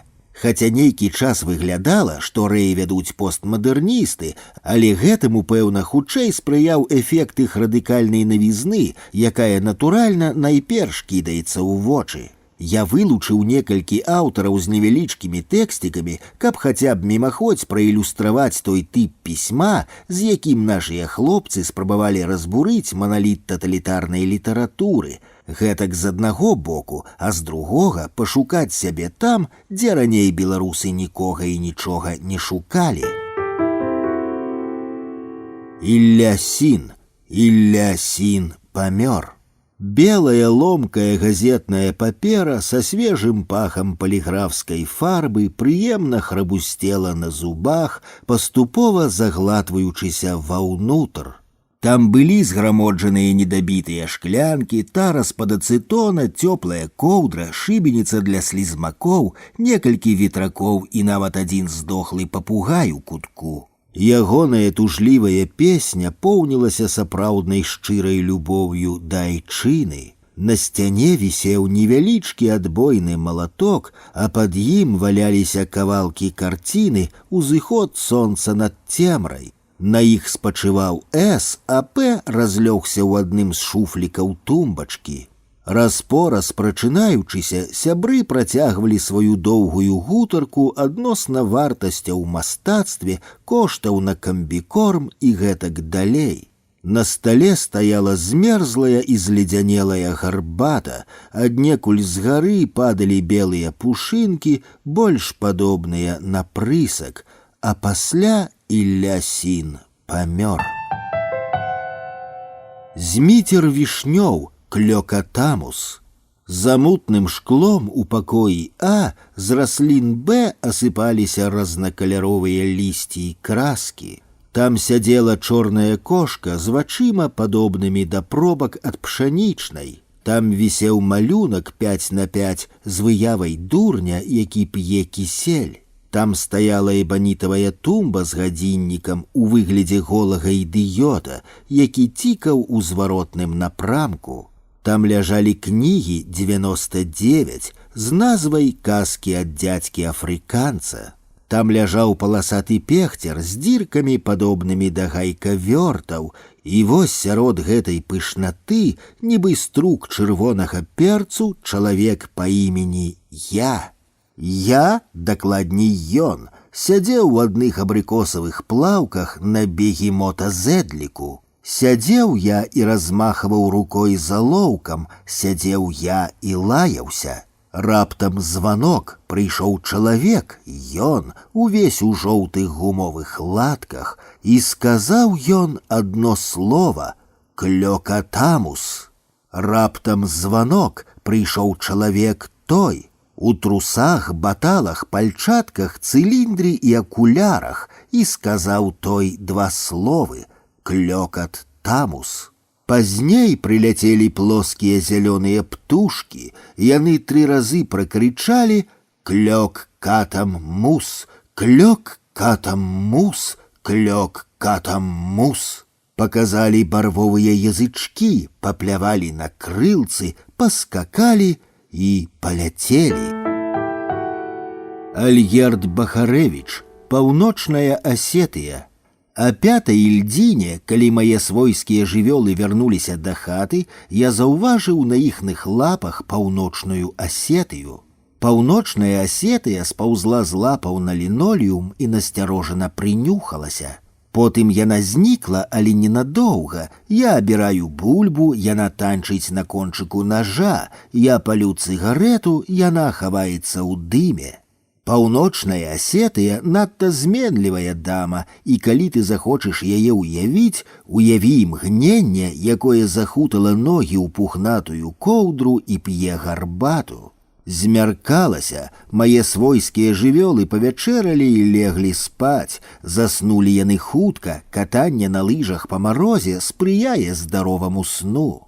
Толькі вось іх сакавітыя адрыжкі перашкаджалі спаць мне. Я ляжаў з заплюшчанымі вачыма і думаў, пра што няважна. Раптам дзверы зарыпелі, і ў спачывальню зазірнула Паўночная Асетыя. Яна падумала, што я сплю, ціхутка прычыніла дзверы і прайшла ў залю. Спачывальня была сумесная з заляй, іх аддзяляла тонкая сценка, а ў стенцы была шчыліна, праз якую ўсю залю цудоўна відно. Я ўладкаваўся ля шчыліны, імкнучыся не рабіць рэзкіх рухаў, каб не пабудзіць сваіх свойскіх жывёлаў. У зале граў духавы аркестр, пад ягоныя ўсхліпы віхурыліся ад тэлевізара да канапы некалькі джентльменаў і лэдзі. Паўночная Асетыя стаяла ля шафы з нейкім чуваком у смокінгу. Чувак быў п'яны і шаптаў Паўночнай Асетыі на вуха: «Я не буду пісаць пра жаночыя вусны, не буду». Хай Міхасевіч піша, я бы мог напісаць, што яны падобныя на дзве гары ў промнях світальнага сонца, што гэтыя горы адбіваюцца ў возеры з чыстай крынічнай вадой, але не буду. Гарачы подых казытаў Паўночнай Асетыі вуха, і яна смяялася, смяялася, смяялася. Тое, што я ўбачыў, мяне асабліва не здзівіла. У маёй залі штовечар адбываюцца ўсялякія штукі. Здаецца, нічога цікавага. Дзеці з пажарным кранам, маці, што пахне прасам, стыне пірог ружовы, горача ў роднай хаце. Але цяпер было нешта не тое, не тое, не тое. Духавы аркестр граў усё гучней, і раптам я зразумеў. «Кантрабас фальшывіць!» — закрычаў я, але мяне ніхто не пачуў. «Кантрабас фальшывіць!» — крыкнуў я яшчэ раз, але свет не зрушыўся. Тады я ўскочыў на ногі і пабег у залю, бразнуўшы дзвярыма так, што мае свойскія жывёлы папрачыналіся і зараўлі хто як умеў. А я спыніўся на парозе, бо ў зале нікога не было, толькі жоўтая скамянелая стома. Як доўга я не ездзіў па марозе з ледзяных узгоркаў, калі соплі ў носе і вецер у твар, і з-пад лыжаў цірушыцца Паўночная Асетыя. Можа б, тады я спаў здаровым сном, як свойская жывёла. Услухайцеся, Паўночная Асетыя. Паўночная Асетыя для тых, хто чакае. Паўночная Асетыя. Ты і я. Бадай найбольш выразным прыкладам плённай агрэсіі постмадэрну ў шырокія колы грамадства сталася газета «Навінкі». Постмадэрная паводле азначэння, гэтая масавая газета была афіцыйна зарэгістраваная ў 99-м годзе і прадавалася ў дзяржаўных кіёсках. Яе стварылі Лёлік Ушкін і Паўлюк Канавальчык. У адрозненне ад інтэлектуальных падзеяў, якія не губляюць сваёй вартасці, калі застаюцца ва ўжытку хаця б нейкага абмежаванага кола, вартасць эстэтычнай з'явы спраўджваецца адно тады, калі яна, хай сабе і ў адаптаваным выглядзе, заваблівае шараговага спажыўца. У гэтым сэнсе досыць папулярная газета «Навінкі» фактам свайго з'яўлення засведчыла, што постмадэрн на Беларусі ўжо адбыўся як эстэтычная і больш за тое светапоглядная падзея. Зрэшты, досыць пра постмадэрн.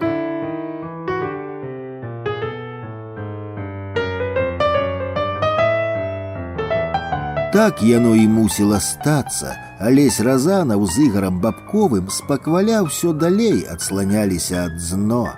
Па першым часе мы яшчэ збіраліся, каб абмеркаваць чарговы нумар, але так было нядоўга. Хлопцы захапіліся новымі праектамі, а я застаўся ў культуры адпрацоўваць свой штатны заробак. Між іншым, аб'ём працы, якую патрабаваў кожны сшытак зно, больш чым у 2 разы перавышаў норму іншых супрацоўнікаў газеты, але ж я з уласнай хэнці схапіўся за гэткую ножку, таму мне і не да галавы было наракаць.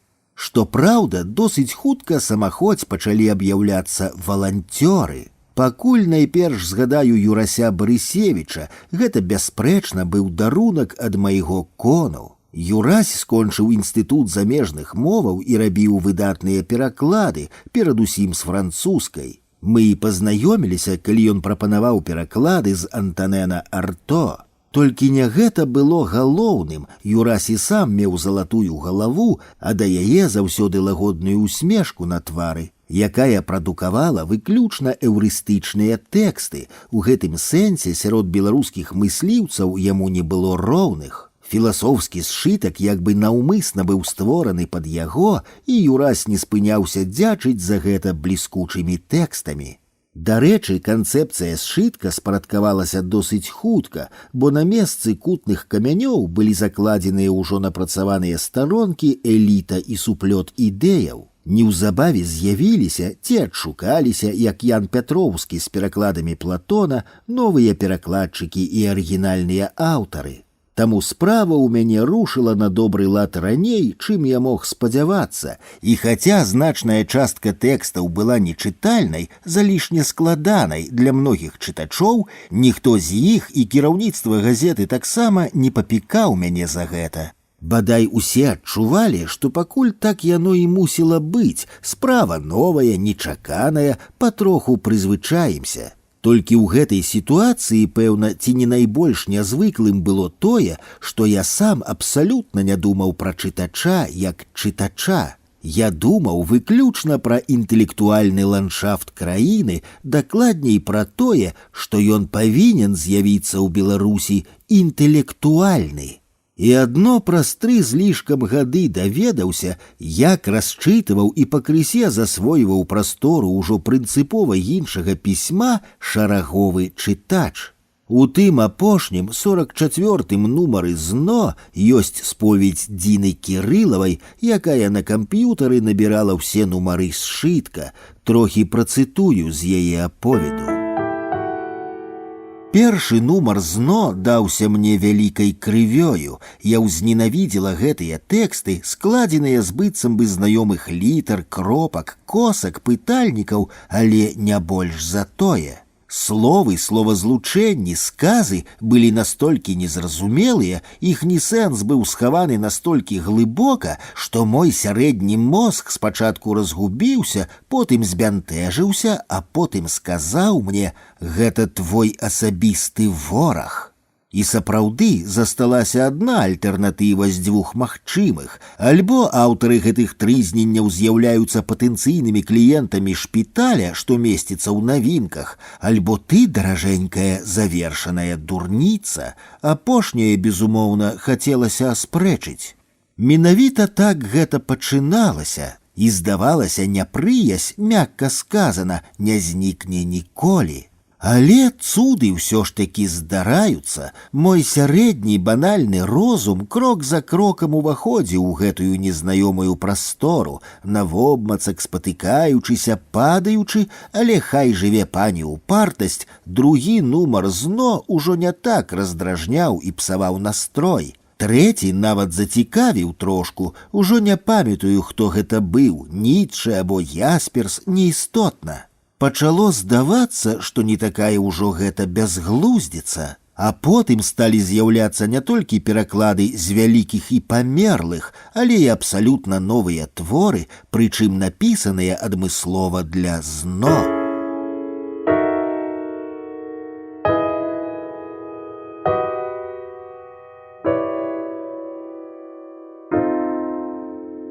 Тое, што я не зважаў на чытача як чытача, а думаў адно пра канцэптуальныя змены ў нашай культуры, праз некалькі год пачало давацца ў знакі.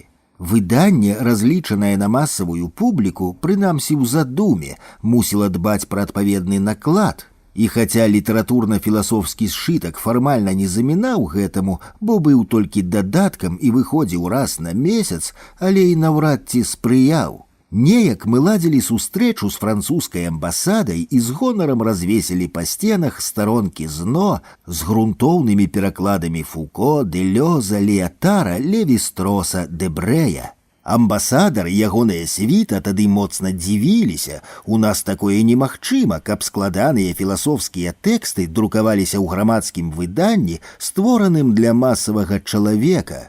Потым я неаднойчы выхваляўся, маўляў, ЗНО робіць тое, што дзівіць нават французаў. І толькі значна пазней зразумеў, што хваліцца не было чаго, паколькі шараговага чытача газеты, сфармаванага канонам расійска-савецкай культуры, усё гэтае незразумельства ды на беларускай мове толькі прыніжала, а напэўна, тым яшчэ і абражала. Цяпер мне нескладана зразумець, што ў кулуарах міністэрства праблема ЗНО пачала абмяркоўвацца значна раней, чым быў зроблены канчатковы вырак, трэба пазбаўляцца ад сшытка. І толькі калі з'ехала ў ЗША галоўны рэдактар Вольга Іпатава і нам прызначылі новага міністра, пра гэта пачалі казаць у голас. Хаця, відаць, начальнікам чагосьці не хапала, нейкага пераканаўчага аргумента, паколькі праект не выглядаў шараговай з'явай, каб яго касаваць з нейкай няўцямнай прыхамаці.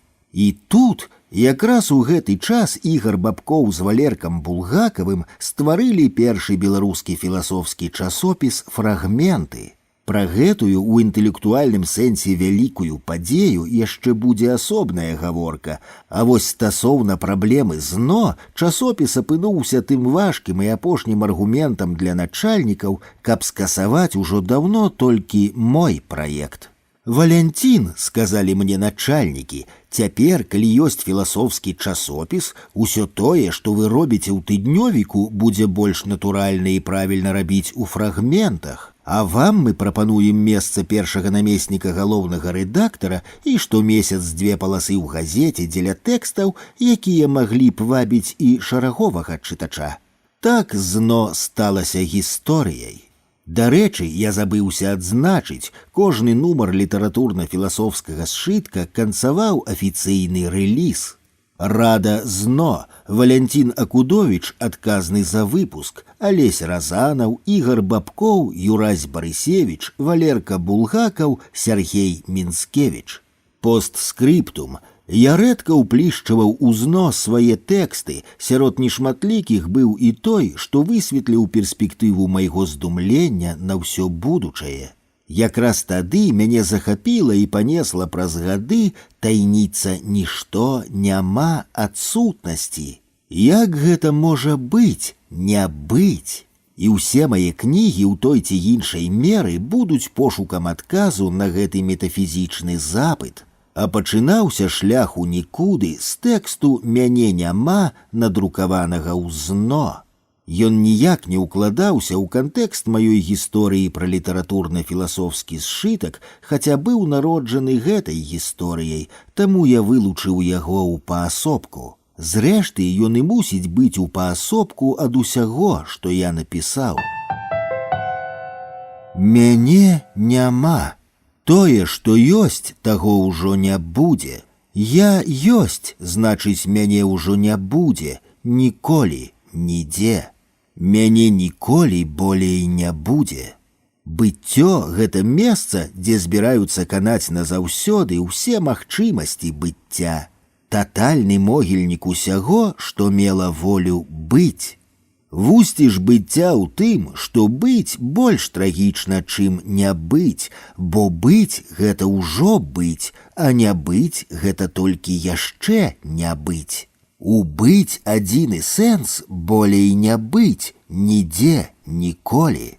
Гэтаму метапесімістычнаму разуменню быцця як татальнага анігілятара ўсяго, што было вымкнутым у быццё, стае ў апазіцыю метааптымістычная ідэя быцця як месца, дзе ўсё, што з'яўляецца быць, застаецца назаўсёды або ў вечным кругазвароце, або ў несупынных працэсах трансмутацый. Але і той, хто кажа, што ўсё несмяротнасць, і той, хто кажа, што ўсё смяротнасць, пражываюць аднолькавае жыццё.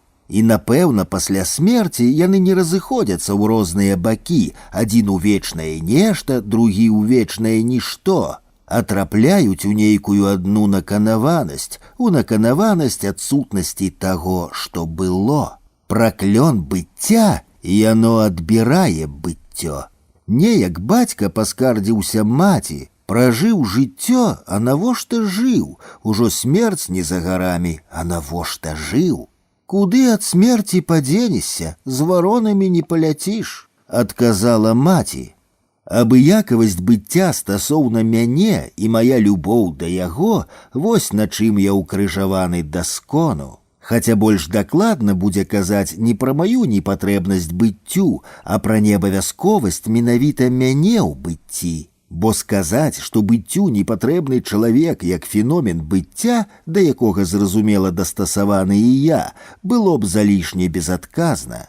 Чалавек увогуле, чалавек як феномен быцця, пэўна ж для нечага патрэбны быццю. Прынамсі цяжка, амаль немагчыма пагадзіцца, што феномен чалавека паўстаў з выпадковага збегу акалічнасцяў фізічнага свету, што чалавек сваім цэлым нічым большым за гэтае цэлае не абгрунтаваны, ніякай трансцэндэнтнай задумай не абумоўлены. Занадта буйна, мудрагеліста, вытанчана арганізавана быццё для чалавека, сам чалавек і той фенаменальна багаты і фантастычна згарманізаваны свет цывілізацыі, які чалавек стварыў, каб лічыць усё гэта толькі няўцямнымі прыгодамі законаў тэрмадынамікі.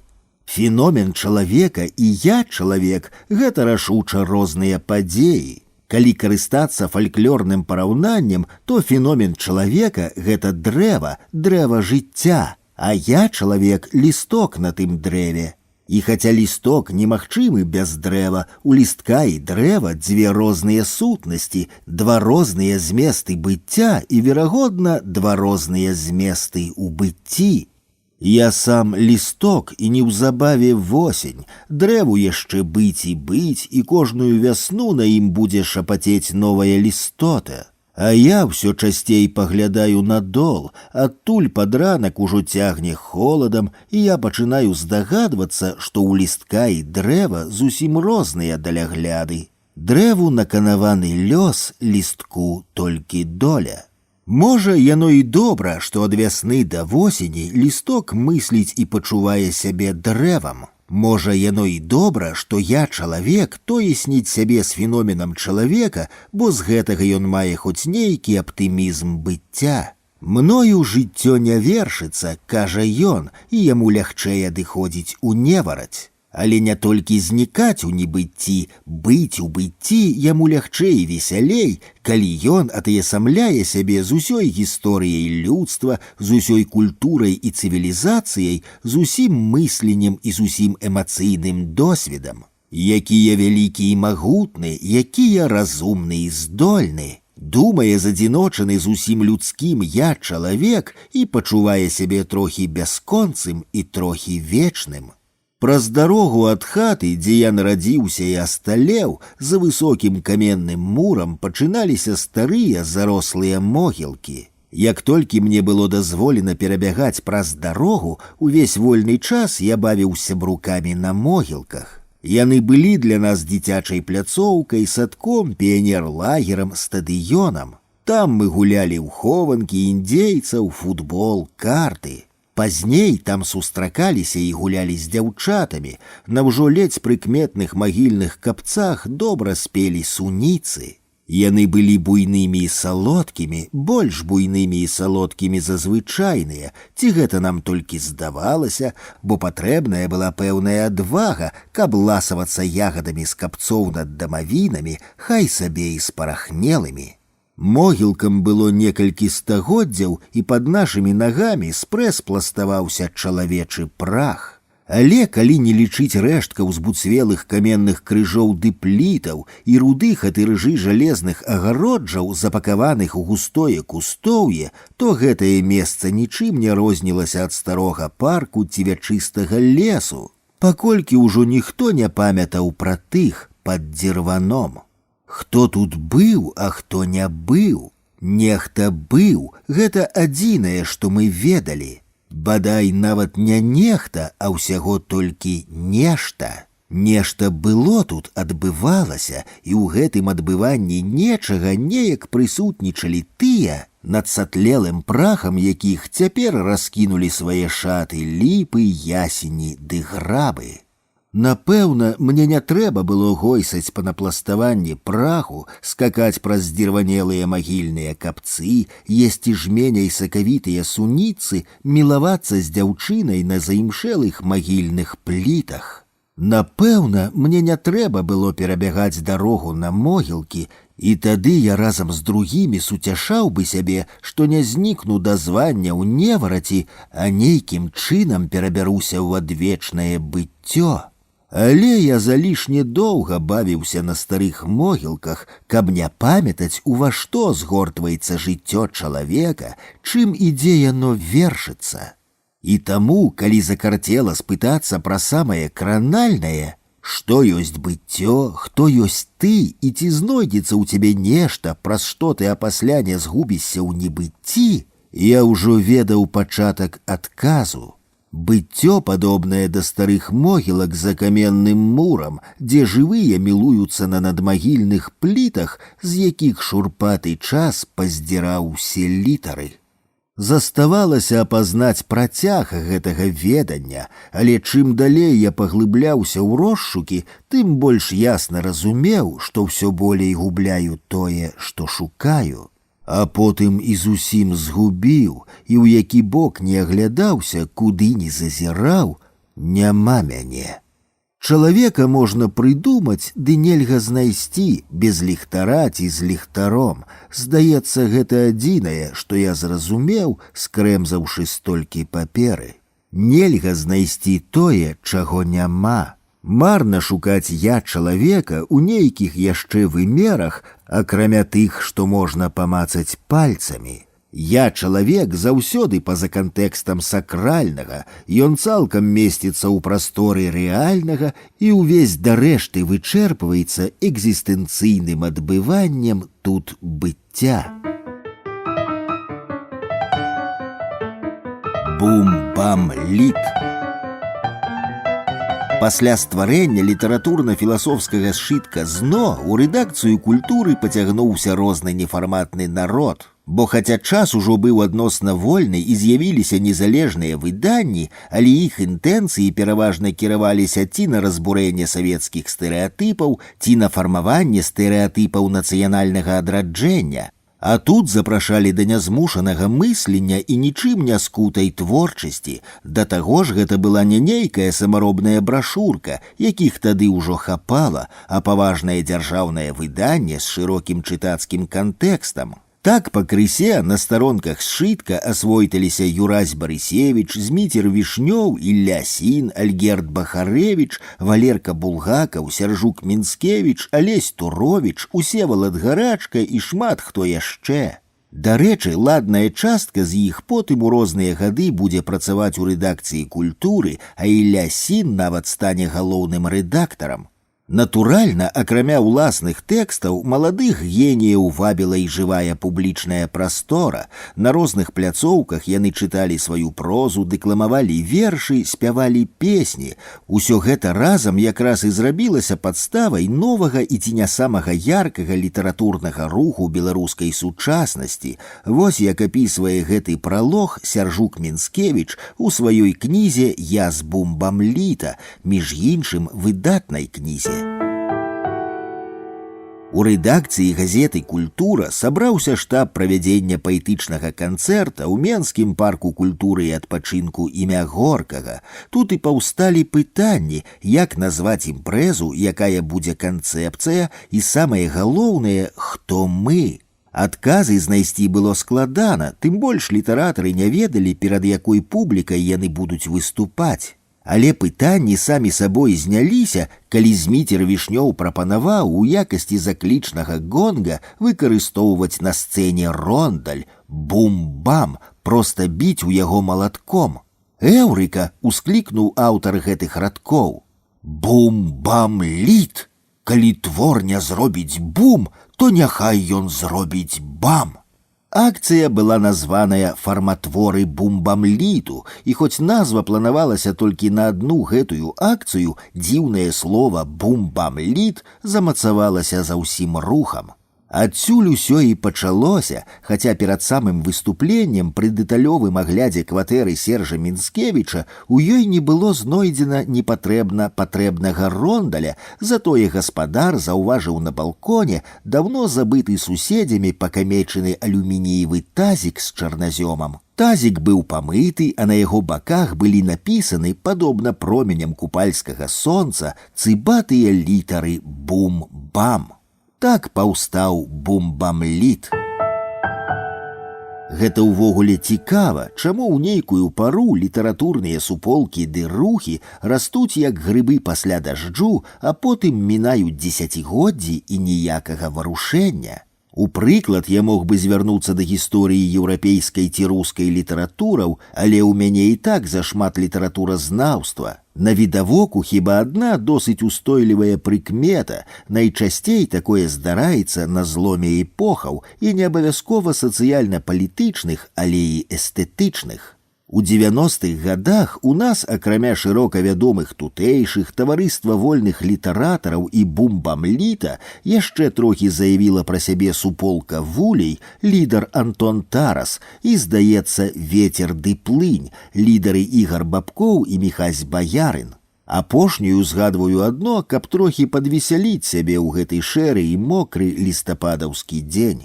Відаць, пад уплывам публічнага поспеху бумбамліта глыбока сімпатычныя мне Ігар з Міхасём таксама надумалі нешта падобнае выштукаваць, толькі з радыкальна іншай элітарнай праграмай. Яны сабралі невялічкую сціжму ахвочых, паехалі на ноч у Вязынку і ля вогнішча рэфлексавалі ды медытавалі скрозь алкагольнае паўсонне да ранку. А як вярнуліся ў Мінск і добра выспаліся, дык хутка забыліся і на плынь, і на ветер. Я ў Вязынку не змог паехаць, а вось на першы выступ бумбамліта ў парку імя рускага пісьменніка Горкага патрапіў. Што праўда, не без прымусу, бо ўжо тады моцна не любіў публічныя імпрэзы. Ну што тут сказаць, скрыня Пандоры адчынілася, і адтуль павылятала чорт ведама што. Вочы мае б не бачылі і вушы не чулі. Бо адна рэч, калі ты друкуеш страхалюдныя тэксты, якія нехта будзе чытаць у адлюдстве сам сабе, і зусім іншае, калі нешта падобнае слухаеш разам з размаітым натоўпам, зважаючы не столькі на выступоўцаў, колькі ўслухоўваючыся ў калектыўнае падсвядомае гэтага натоўпу. Хаця фармальна ўсё выглядала як мае быць: сцэна, канферанс, публіка, хто паводле абвестак, хто з адпачываючых. Разам з тым усё было як не мае быць, пачынаючы ад грукату малатка ў пакамечаны тазік, потым малаток зменіць цыркавая булава жанглёраў. Перадусім шмат незразумелых словаў, а яшчэ больш незразумелых сэнсаў ды рухаў. Відавочна, хлопцы і не мерыліся спадабацца публіцы, тым болей быць зразумелымі. А чаго яны хацелі, запрашаючы людзей і выступаючы перад імі? Напэўна, каб сказаць класічнае: «Шаноўныя, ужо няма таго, што раньш было. Новы час патрабуе новых формаў, словаў і сэнсаў, і мы іх шукаем. А вы не спяшайцеся нас гадзіць, бо не толькі мысленню і паэтычным формам, але і вам самім ужо час змяняцца». Нягледзячы на ўвесь гэты літарацкі шабаш, публіка нават трохі пляскала ў ладкі, нехта таму, што на канцэртах трэба пляскаць, а хтосьці вітаючы новую дзёрзкасць. Пасля канцэрта мы сядзелі на беразе Свіслачы з півам, і хлопцы абмяркоўвалі, як ім жыць далей. Сярод усяго іншага нехта запрапанаваў скласці маніфест бумбамліта. Прапанова была слушная і таму ўсім спадабалася. Пакуль яны абмяркоўвалі тэзы, мне падумалася: «Слухайце», — сказаў я, «а чаму б кожнаму са слупоў бумбамліта не напісаць уласны маніфест, а я іх надрукую ў ЗНО? Такога нашэсця маніфестаў паводле адной літаратурнай падзеі яшчэ ніколі не было». Пасля маўклівай паўзы хлопцы хутка ажылі, вочы загарэліся, пляшкі з півам бадзёра стукнуліся адна аб адну. А як піва глынулася, я дадаў: «Тым болей у кожнага постмадэрніста апрыорі уласны постмадэрн. Слупы бумбамліта, Барысевіч Юрась, Бахарэвіч Альгерд, Васанская Жанна, Вішнёў Зміцер, Гарачка Сева, Мінскевіч Сяржук, Сін Ілля, Патаранскі Сяргей, Туровіч Алесь». Пазней да гэтага спісу прылучацца новыя героі, найперш згадаю Жыбуля Віктара, Морт Вальжыну, Кавалеўскага Артёма. Постскриптум. У згаданай вышэй кніжцы Сержа Мінскевіча «Я з бумбамліта» сцвярджаецца, што менавіта я прыдумаў калектыўную мянушку лідарам руху «Слупы». Аднак гэта не зусім так. На пачатку хлопцы чамусьці называлі сябе па-руску «сталбамі», а я толькі нагадаў ім пра адказнасць перад роднай мовай. Такую драбязу быццам і не варта было чапляць, толькі перакладзенае слова, як і тазік, сталася вітрынным у лёсе гэтага руху. Маніфесты былі надрукаваныя ў вераснёўскім нумары ЗНО за 95 год. Яны захапілі 3 паласы сшытка і ўжо толькі гэтым фактам як бы прадвызначылі маштаб падзеі. Але іх інавацыйная эўрыстыка не магла быць вымерана ніякім фармальным маштабам. Дзеля прэзентацыі ў мемуарах з усяго масіву тэкстаў я быў вымушаны адабраць толькі невялікую частку фрагментаў. Псіхалагічна гэта была цяжкая праца, бо за маім выбарам засталося куды больш нявыбраным таго, што мусіла тут апынуцца.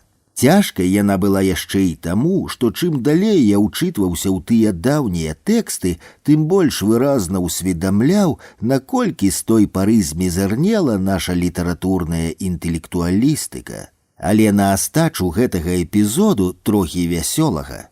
Позна ўвечары сшытак з маніфестамі быў звярстаны, і я паехаў ночыць, а хлопцы яшчэ засталіся ў рэдакцыі. Не паспеў увайсці ў хату, як яны тэлефануюць і з рогатам паведамляюць, што ўпрасілі вярстальшчыка прыціснуць да суплёту маніфестаў абвестку. Цытую паводле арыгіналу.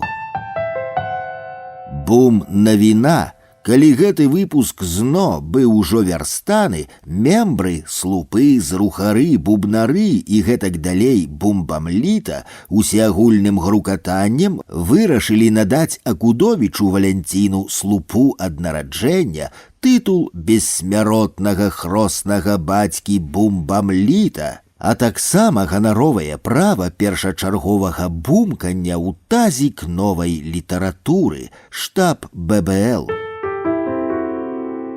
Праслухаўшы абвестку, я хацеў моцна абурыцца, але адно дыпламатычна выказаў глыбокі сумнеў у мэтазгоднасці яе публічнай агалоскі. Толькі хлопцы ўжо наперад вымудрылі, быццам вярстальнік сышоў да хаты, і цяпер нічога нельга змяніць, бо трэба тэрмінова весці макет газеты ў друкарню.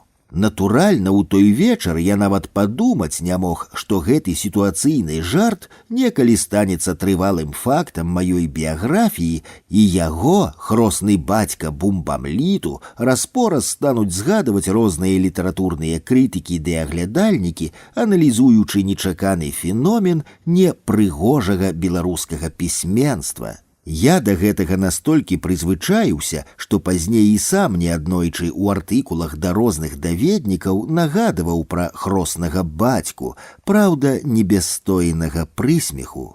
Дарэчы, для мяне гэты статус апынуўся зручным яшчэ і таму, што шчыльна хаўрусуючы са слупамі руху, я рашуча не пагадзіўся кааптавацца ў ягоны склад, паколькі што ў грамадскай дзейнасці, што ў творчасці мне больш натуральна фармалізавацца выключна вакол самога сябе. Але са статусу хроснага бацькі я атрымаў і даволі лішніх турботаў, бо не зразумеўшы жарту, журналісты чапляліся да мяне ці не часцей, чым да якога з бумбаўлітаўцаў паасобку. Серж Жук-Мінскевіч, маніфест бумбамліта, фрагмент. Бумбамліт – гэта не аб'яднанне, не таварыства, не суполка, не саюз, гэта рух. Рух дзейнай, жвавай беларускай літаратуры, творы якой імкнуцца зрабіць бум. А бум бывае розны: бум захаплення, бум пераймання, бум чаравання, бум сенсацыйнасці і адчування незвычайнага і нават бум неразумення. А калі ніякі з усіх бумаў для пэўнага абыякавага зямляніна зусім і не бум, то тады няхай гэта будзе для яго проста бам, воплеск паветра, чым насамрэч і з'яўляецца любы прамоўлены твор літаратуры. Як усялякі вольны рух, бумбамліт можа прыхопліваць усіх, хто захоча прыхапіцца, і можа выпускаць усіх, хто захоча адчапіцца. А удзельнікі з рухары могуць ствараць у яго глыбінях свае адмысловыя плыні, кірункі творчасці, свае веры, літаб'яднанні. Іх творы могуць быць усялякімі, ад рэалістычных да інсінуацыйных, ад псіхалагічных да шызарэалістычных, ад прымітывісцкіх да транслагічных, ад сентыменталісцкіх да татальна эпатажных. Няма ніякіх абмежаванняў твора выяўлення, акрамя уласна абраных крытэрыяў самаацэнкі. Ілля Сін. Маніфест X скарочана.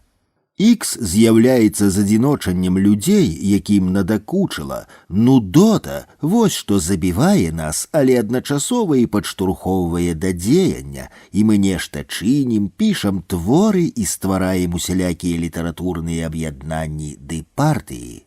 Мэта X. Першае – уплыў яе сяброў на аб'ектыўнае становішча рэчаў. У гэтым дачыненні X з'яўляецца арганізацыяй не дэмакратычнай, а хутчэй аўтататалітарнай, бо за мэту прымаецца неабмежаваны ўплыў нейкай абмежаванай колькасці асобаў на шырокія пласты грамадства. Другое – звяржэнне з пастаменту аб'ектыўных ісцінаў і замена іх суб'ектыўнай бязглуздзіцай. Кожны чалавек мае права абсталёўваць свет на свой лад.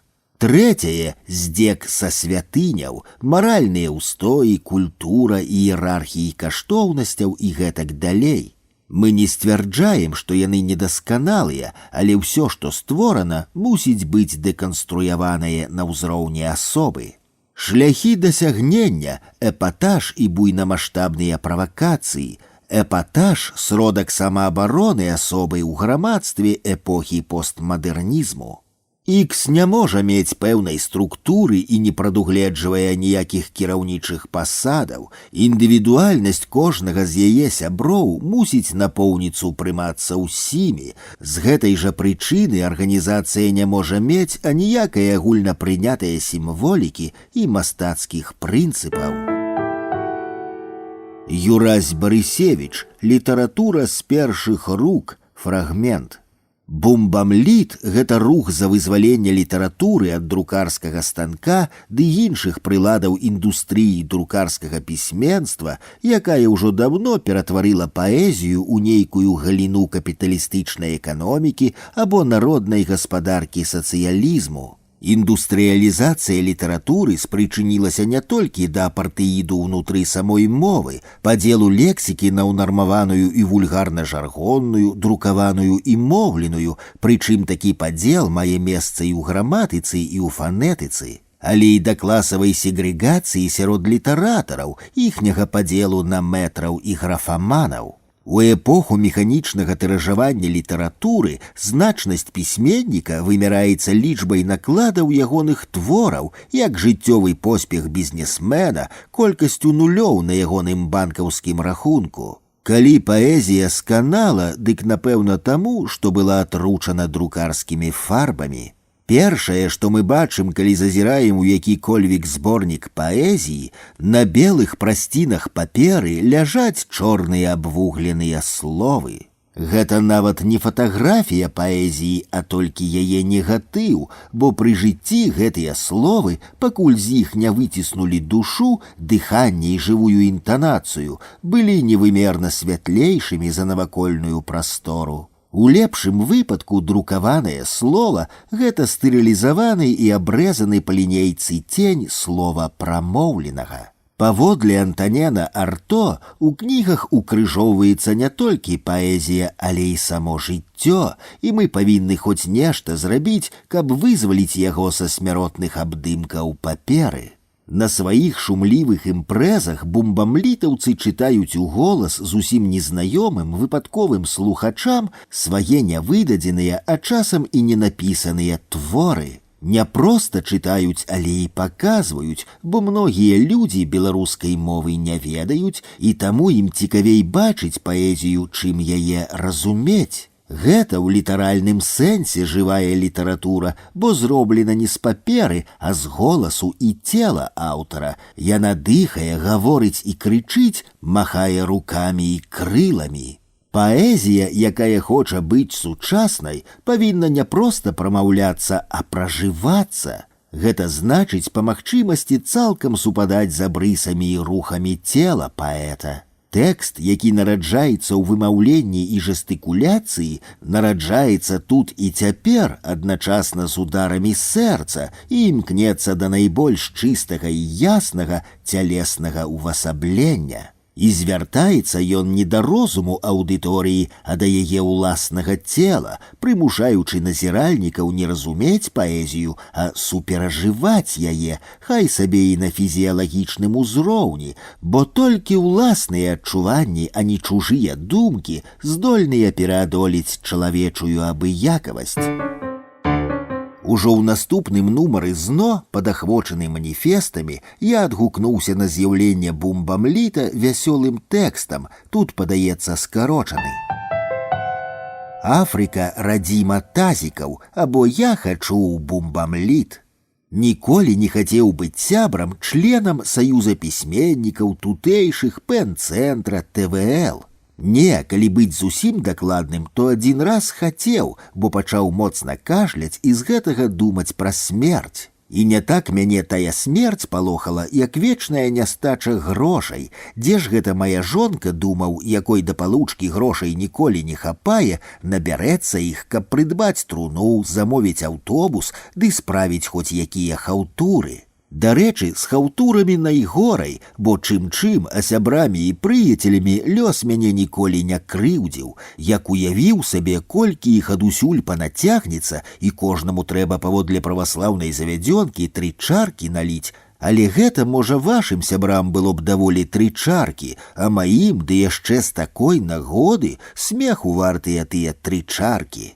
Карацей, як уявіў сабе ўсё гэта, то зразумеў, што пасля хаўтураў маім сямейнікам таксама жыцця не будзе. І вось тады я згадаў, што сяброў членаў саюза пісьменнікаў за дзяржаўны кошт хаваюць. І моцна пашкадаваў, што я не сябар член гэтага саюза. Трэба, пачаў ліхаманкава прыкідваць варыянты, хуценька сфастрыгаваць якую-кольвек кніжыцу і прасіцца ў саюз. Тым болей у мяне там шмат знаёмцаў, можа, паспрыяюць, каб прынялі і за дзяржаўны кошт пахавалі. Магчыма, я і здзейсніў бы сваю задуму, але раптам кашляць перастаў. Усё гэта я распавёў дзеля таго, каб шчыра засведчыць, што не хачу ні ў які літарацкі хаўрус. А вось у бумбамліт хачу, бо ў бумбамлітаўцаў ёсць тазік, ні ў кога болей тазіка няма. І кожны, хто бумбамлітавец, мае ганаровае права грукаць у яго алюмініевае дно. Мне моцна карціць грукнуць у тазік, толькі ў бумбамлітаўцы мяне не возьмуць, бо бумбамлітаўцам нельга стаць як сябрам саюза пісьменнікаў, бумбамлітаўцам трэба нарадзіцца. Тут я маю на ўвазе не столькі біялагічны факт народзін, хаця гэта, як вы разумееце, таксама істотна, колькі экзістэнцыйны. Няма ніякіх шансаў зрабіцца бумбамлітаўцам таму, хто сфармаваўся як літаратар у эпоху сацрэалізму, але не нашмат болей шансаў і ў таго, хто сфармаваўся як літаратар, змагаючыся з сацрэалізмам вонкі і ў самім сабе. Для бумбамлітаўца сацрэалізм і не утульнае жытло, і не страхалюдная вязніца, а ўсяго адзін з эстэтычных дыскурсаў адкрытай ва ўсе бакі постмадэрнай прасторы. Бумбамлітавец ад прыроды натуральны постмадэрніст, ён не выбірае постмадэрн з таго, што той яму падабаецца. Бумбамлітавец проста не можа не быць постмадэрністам, як негр не можа не быць неграм. Дарэчы, ці чулі вы, што бумбамлітаўцы збіраюцца ў Афрыку? Насамрэч збіраюцца, між іншым, заўважце, у Афрыку, а не па месцах баявой славы гетмана Астрожскага і не па месцах працоўнай славы будаўнікоў мірскага замка, як гэта зазвычай рабілі і па сёння робяць літаратурныя папярэднікі бумбамлітаўцаў. Я не пытаўся ў слупоў бумбамліта, чаму ў Афрыку, а не, скажем, у Антарктыду. І не буду пытацца, бо не перакананы, што яны самі гэта ведаюць. А я вось ведаю, пацягнула бумбамлітаўцаў менавіта ў Афрыку таму, што Афрыка радзіма тазікаў. І хаця тамтэйшыя тазікі называюцца тамтамамі, этымалагічная пераемнасць відавочная, як відавочная пераемнасць функцыянальная, эстэтычная і сакральная. Але Афрыка не толькі радзіма тазікаў, яна прарадзіма бумбамліта. Гэтую выснову я раблю вось з чаго. Культуралагічную прастору бумбамліта арганізуе бумбаістае рэха ад грукання ў дно тазіка. Аднак і культуралагічная прастора Афрыкі была арганізаваная рытма-гукамі тамтамаў, якія адвеку нагадвалі кракадзілам, джунглям і акіянам, што акрамя іх у сусвеце ёсць яшчэ нехта. А чалавеку, гэта значыць негру, прапродку бумбамлітаўца, гэтыя гукі ў непралазных джунглях былі тым самым, што перагук званоў хрысціянскаму адлюдніку ў Налібоцкай пушчы. Таму на заканчэнне сваіх разваг хачу звярнуцца да беларускіх спонсараў, дапамажыце, чым атрымаецца, каб бумбамлітаўцы змаглі наведаць сваю і тазіка гістарычную прарадзіму. Самі разумееце, як сэрца па радзімай старонцы баліць. Постскрыптум. Між іншым, трохі пазней на нейкім літаратурным фестывалі Уладзімір Арлоў са сцэны сказаў, што ахвяруе ў фонд афрыканскага падарожжа бумбамліта свой сціплы ўнёсак і паклаў у тазік адзін амерыканскі даляр. Бумбамлітаўцы тады моцна ўзганарыліся, бо такім спосабам знакаміты пісьменнік як бы ўхваліў іхні чын, што на пачатку рушэння было надзвычай істотна.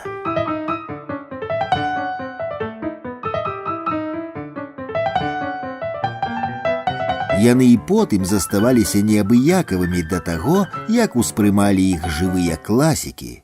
Пры кожнай магчымасці Зміцер Вішнёў пытаўся, што тыя, Быкаў, Барадулін, Бураўкін, Някляеў думаюць пра бумбамліт. Досыць парадаксальная сітуацыя. Гэта лічы тое самае, калі б кат на эшафоце чакаў ад сваёй ахвяры камплімента. Бо не толькі сваімі маніфестамі, але ўсім корпусам тэкстаў бумбамлітаўцы адмаўлялі традыцыйным пісьменнікам у праве на актуальнае месца ў літаратуры.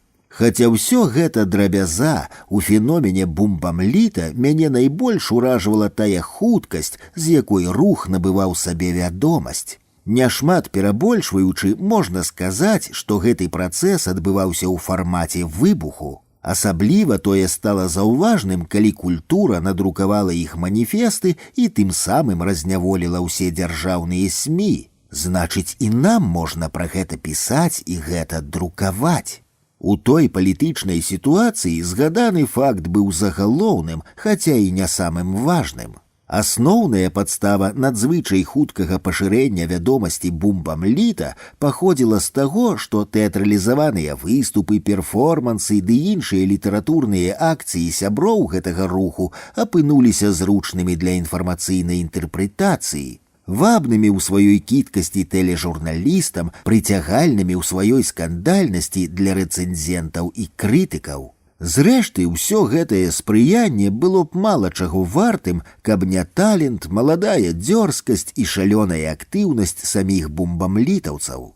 Яны гатовыя былі выступаць дзе заўгодна і перад кім заўгодна, асабліва іх вабілі глыбока маргінальныя месцы, як псіхбальніца навінкі ці вечаровыя могілкі, дзе яны чыталі вершы мёртвым або помнікам мёртвых. Толькі не спяшайцеся абвінавачваць бумбамлітаўцаў у некрафіліі. З не меншай апантанасцю хлопцы збіраліся разам і дэкламавалі свае творы дрэвам, птушкам ды аблокам.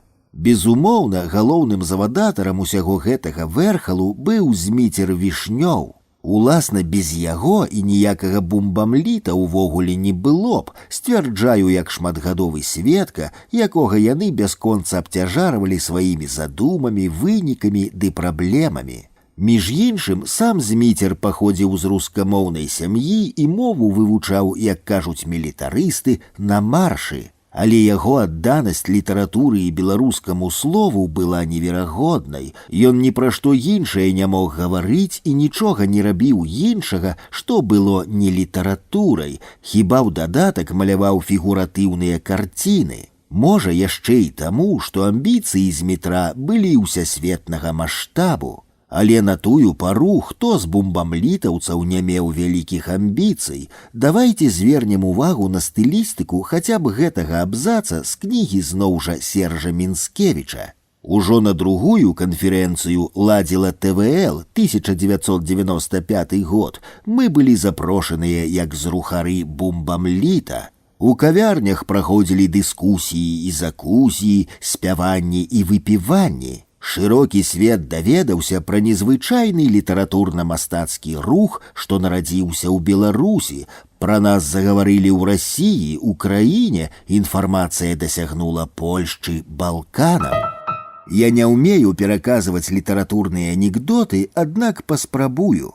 Здаецца, у 97-м годзе сядзелі мы з галоўным рэдактарам часопіса «Фрагменты» Ігарам Бабковым у нашым пакойчыку гатэля «Готліб», што на беразе знакамітага Вохрыцкага возера ў Македоніі, і гаварылі не пра вялікага святога Клімента Вохрыцкага, помнік якому быў непадалёку, і не пра яшчэ больш вялікіх святых салунскіх братоў Кірылу ды Мяфода, якія бліз гэтых мясцінаў выштукавалі для ўсіх усходніх славян на умоўную парадыгму, а пра бумбамліт. Гэта трэба было цягнуцца праз усю ўсходнюю Еўропу неведама куды, за гэты час наглядзецца ды наслухацца невядома чаго, каб напрыканцы дня, забыўшыся на ўсе дзівосы, абмяркоўваць блазнаванні невялікай сціжмы маладых беларускіх літаратараў. Ды не проста абмяркоўваць, а спрачацца з такім напалам, быццам на кон, як у пару Кірылы ды Мяфода, зноў пастаўлены лёс, калі не ўсёй славяншчыны, то найменш яе сярэдзіннага краю Беларусі.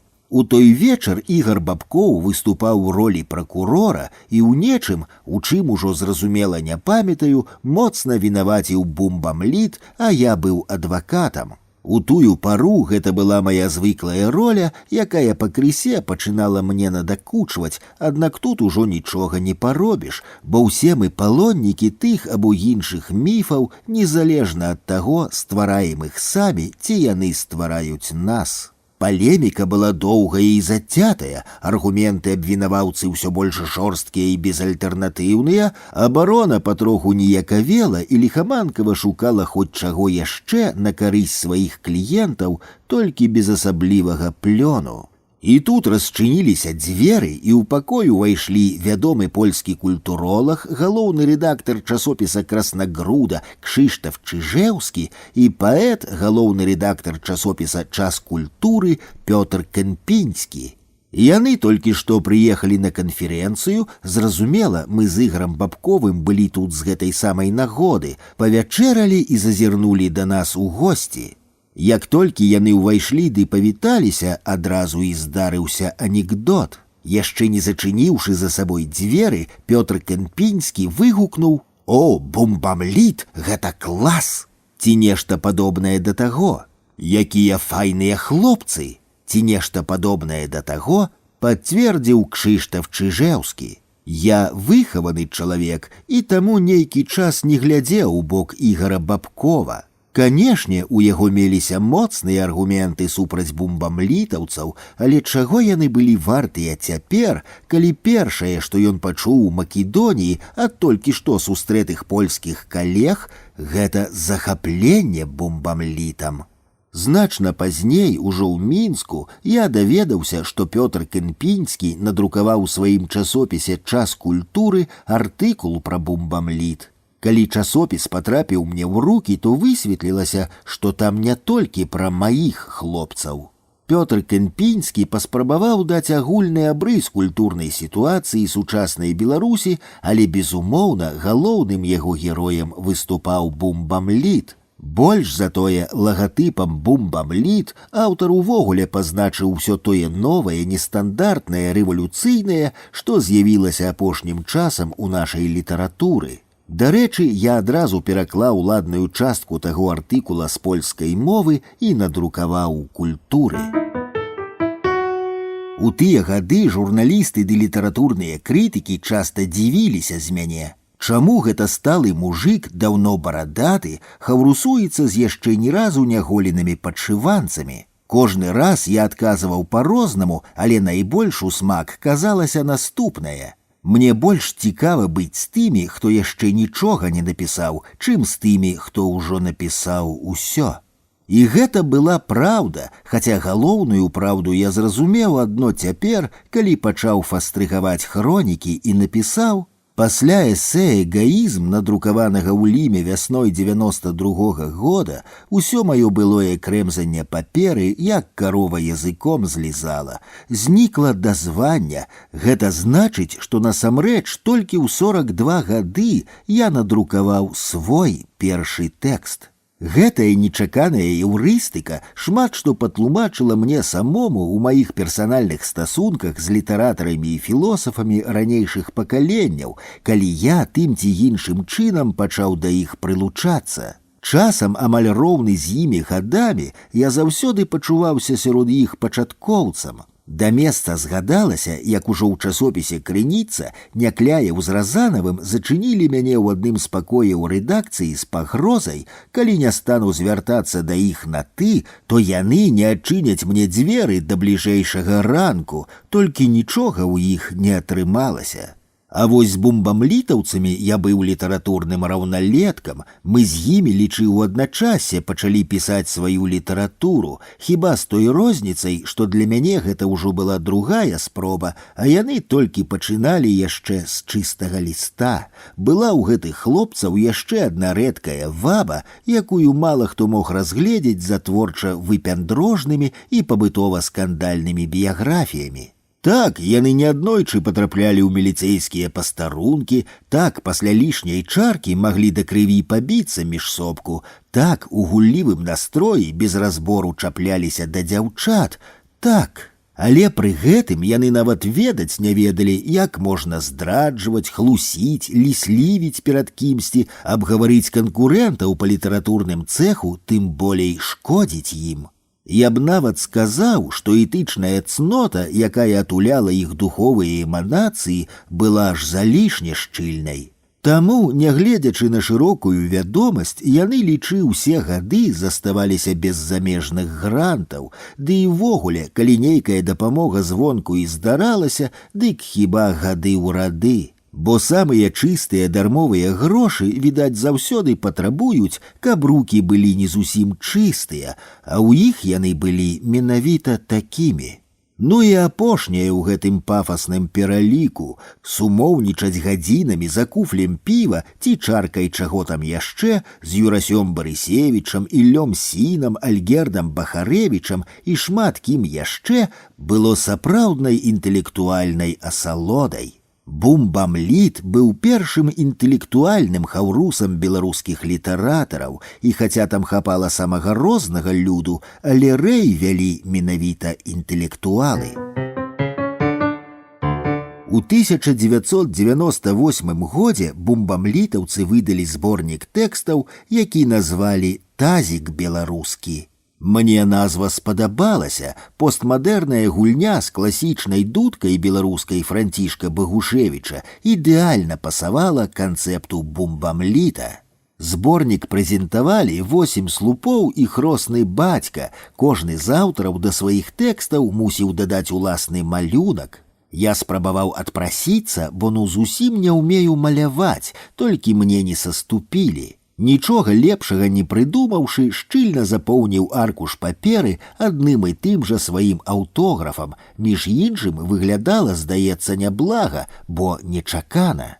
Усе хлопцы былі моцна таленавітыя, таму зборнік атрымаўся вартым увагі, і яна была, хаця, магчыма, слупы чакалі большага розгаласу. У гэтым сціплым розгаласе, бадай самым грунтоўным і ёмістым артыкулам, вызначыўся паэт і літаратурны крытык Леонід Галубовіч. Таму сёе-тое працытую з ягоных рэфлексій, надрукаваных у Ліме. Ужо месяц ляжыць перада мной на стале тазік беларускі, альманах творчай суполкі «Бумбамліт». Я чытаў яго спачатку і з канца, з сярэдзіны і па дыяганалі, зверху ўніз і наадварот, усяк нясумна, па-рознаму цікава, і чытаць і сузіраць. Акінуў памяццю нашу літаратуру, што ўзгадаецца, як папярэдняе бумбамліту, узвышша, маладняк, тутэйшыя ТВЛаўцы. Тутэйшыя, блізкія па амбіцыях, кірунках, талентах і асобах да ўзвышша, бумбамліт, хай не крыўдуюць ні тыя і не гэтыя, да маладняка. Я хачу сказаць, што ў пераважнай большасці сваёй яны такія ж хаатычныя і шукаюць сабе пэўнай заангажаванасці. Іншая справа, калі, дзе і кім. Тэксты спадара Барысевіча чытаў з такім нязмушаным эстэтычным задавальненнем і разумовым асляпленнем, што нават яшчэ разгарнуў вокладку кніжкі, каб упэўніцца, што гэта тазік беларускі ці саліднае культуралагічнае выданне кшталту фрагментаў. Пра Валянціна Васильевича Акудовіча я ўжо казаў больш, чым трэба. Ён і так вялікі галавой, а ў цёмных акулярах і пры барадзе рыхтык наш літаратурны Че Гевара. Асобна я выдзеліў бы Віктара Жыбуля, у зборніку выдрукавана яго паліндромная паэма «Рогі гор». Класная рэч, я вам скажу, калі ўжо скупы на пахвалу Алесь Разанаў, пачытаўшы, паказаў вялікі палец.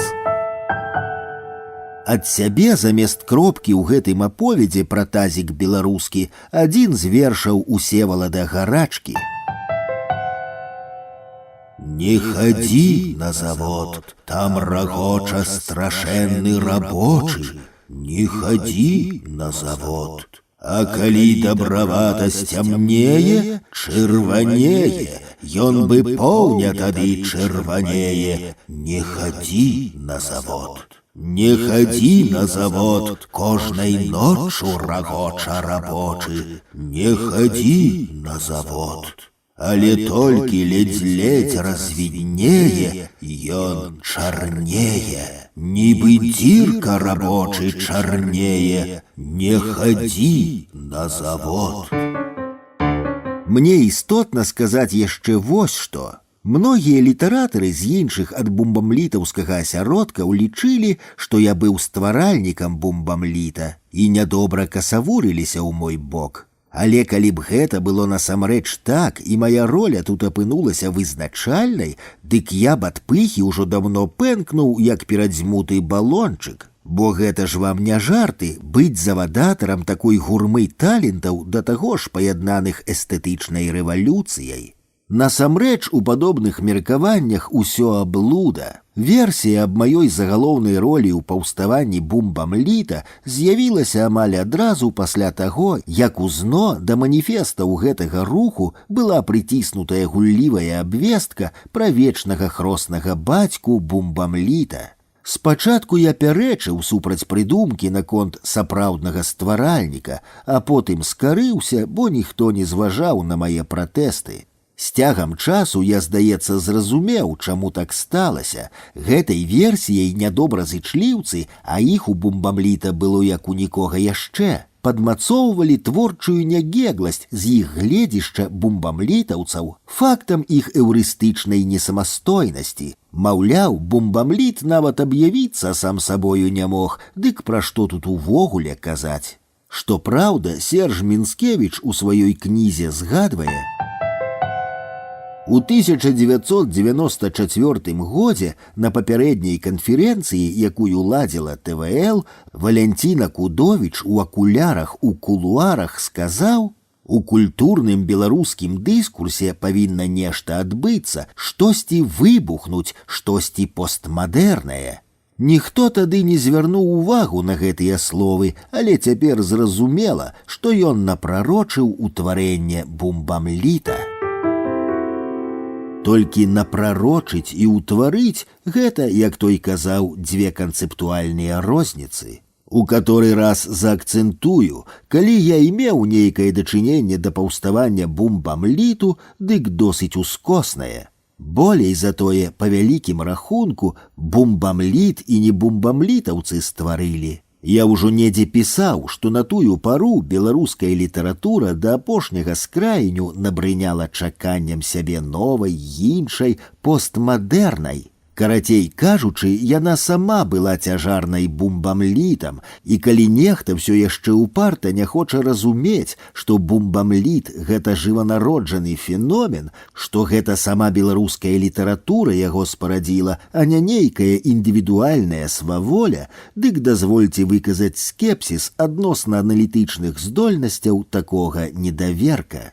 Разам з тым я ніякім чынам не хацеў бы зменшыць ролю саміх слупоў бумбамліту ў той падзеі, якую яны ўвідавочнілі сваім феерычным з'яўленнем у тадышнім шэра-панылым дыскурсе беларускага пісьменства.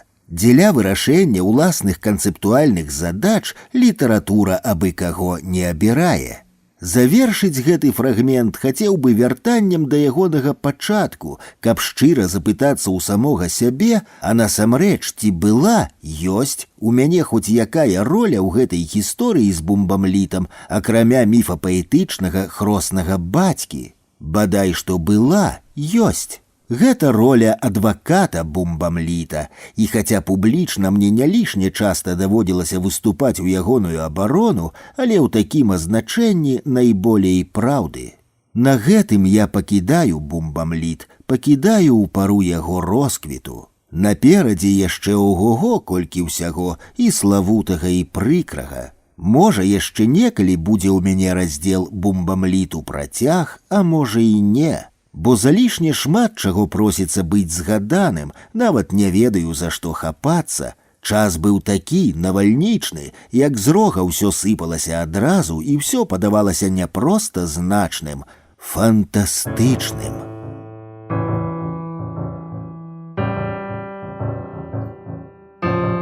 Інтэлектуалы і плошча.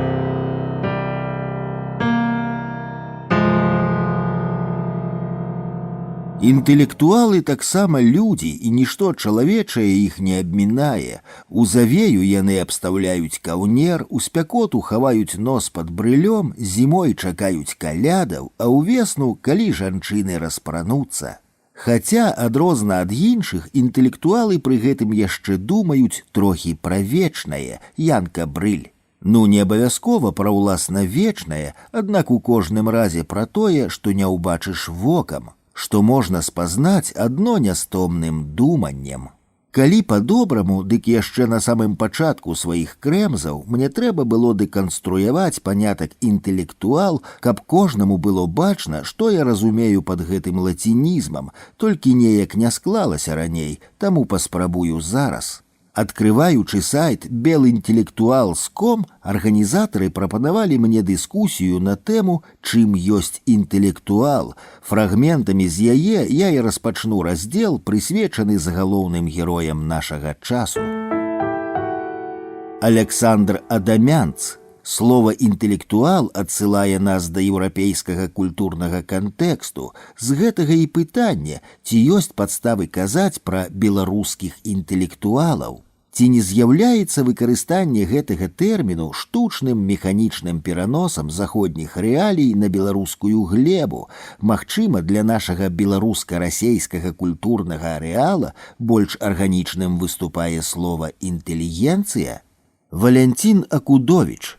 У мяне алергія на даведкавую літаратуру, таму я ніколі не даведаюся, як прэзентуюць дэфініцыі інтэлектуал і інтэлігент тлумачальныя слоўнікі. Сам я іх розніцу вызначаю гранічна проста. Інтэлектуал – гэта эўрыстычная катэгорыя, а інтэлігент – этычная. Класічны расейскі інтэлігент у сваёй масе быў не вельмі адукаваным чалавекам і гэтую сваю хібу кампенсаваў этычным імператывам. Але паколькі этычнае як цэлае ўжо давно апынулася наўсцяж інтэграваным у тэхналагічныя практыкі сучаснай цывілізацыі, дык інтэлігент застаўся без канстытуючай яго функцыі. Зрэшты, у дэфініцыі інтэлектуал цяпер таксама праблема з каптуром. Паколькі ў шырокім сэнсе інтэлектуал – гэта той, хто займаецца разумовай, інтэлектуальнай працай, дык ужо сёння інтэлектуалам можна назваць калі не кожнага, дык кожнага другога.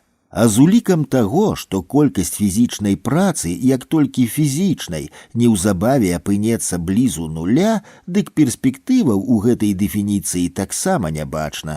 Але паколькі ў беларусаў яе раней не было, а знайшлася адно кагадзе, дык для сябе я яе абараніў мерай эўрыстыкі, каб як найдалей развесці інтэлектуалаў, якія займаюцца механічнай разумовай працай, ад тых, для каго інтэлектуальная дзейнасць ёсць формай эўрыстычнай творчасці. Вольга Шпарага. У адным са сваіх эсэ вы сцвярджаеце, што той, хто заангажаваны лёсам Беларусі, мусіць перадусім вызначыць праблемай самога сябе, стаць самастойным суб'ектам беларускай прасторы, інакш кажучы, вызначаць сабе ў задачу не паслугаванне нейкай ідэі, да прыкладу нацыянальнай, а крытычнае стаўленне да гэтай ідэі і да самога сябе, як да яе носьбіта, нават калі праз гэта давядзецца адмовіцца ад ідэі. Для мяне гэтая вашая тэза і азначае заклік стаць інтэлектуалам, але разам з тым ці не азначае гэта і той факт, што ў Беларусі пакуль няма інтэлектуалаў, і ці лічыце вы сябе інтэлектуалам? Валянцін Акудовіч. Інтэлектуалаў у маім эўрыстычным разуменні у нас даволі, прынамсі тыя асяродкі, у якіх я пераважна знаходжу сябе, складаюцца менавіта з іх. Магчыма, і залішне самаўпэўнена, але сябе я таксама тарную з інтэлектуаламі. Як жа яшчэ называць чалавека, які здольны закахацца ў прыгожую думку, як у прыгожую жанчыну, а можа і яшчэ мацней? Што праўда, сёння адбываецца татальная мінімізацыя ролі інтэлектуала. Гэтаму свету інтэлектуал як інтэлектуал зрабіўся, лічы, непатрэбным. Яму даволі палітыка, паліттэхнолага і журналіста, толькі нягледзячы на відавочнасць гэтай тэндэнцыі, мне ўяўляецца надзвычай істотным, каб у Беларусі выразна акрэсліўся яркі, адметны і эўрыстычны інтэлектуальны дыскурс. Без яго Беларусь будзе заставацца няпоўнай, моцна няпоўнай. Вольга Шпарага. Так сталася, што ў еўрапейскай культуры, прынамсі да эпохі постмадэрну, інтэлектуаламі былі высокаадукаваныя людзі. Аднак інтэлектуаламі іх рабіла не толькі адукацыя, а разуменне неабходнасці свайго актыўнага ўлучэння ў тыя працэсы, што адбываліся ў грамадстве. У гэтым сэнсе традыцыйным для еўрапейскага інтэлектуала быў удзел у палітыцы, аб гэтым у прыватнасці нагадвае і Мішэль Фуко. Хаця недзе з 60-х сітуацыя на захадзе мяняецца, і гэта звязана з тым, паводле Фуко, што масам робіцца непатрэбнай кіруючая роля інтэлектуала, паколькі цяпер яны і без падказак пачынаюць разумець, што адбываецца вакол. У звязку з гэтым у мяне будуць наступныя пытанні: ці магчымы інтэлектуал па-за палітыкай, ці абавязкова мусіць інтэлектуал быць гуманітарыем і філосафам, у якіх стасунках, на ваш погляд, сёння знаходзяцца філасофія і палітыка? Валянцін Акудовіч. Тут я хутчэй салідарызуюся з тым Фуко, які фіксуе страту інтэлектуалам сваёй ролі, чым з вамі, Вольга.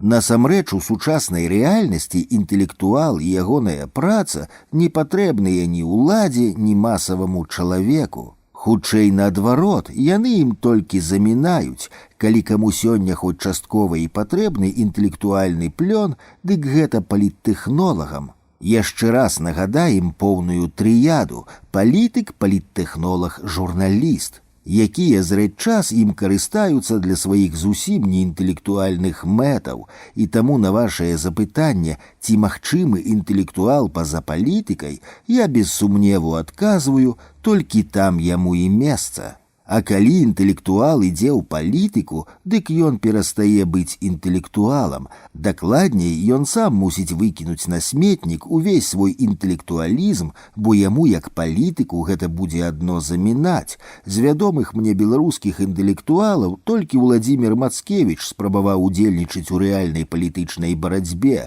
хаця я зусім не ўпэўнены, што ягоны інтэлектуалізм яму там дапамагаў.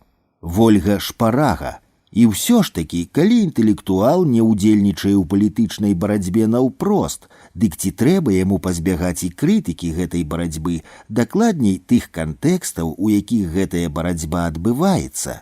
Інакш кажучы, ці патрэбна інтэлектуалу крытыкаваць сацыяльнае і палітычнае. Валянцін Акудовіч.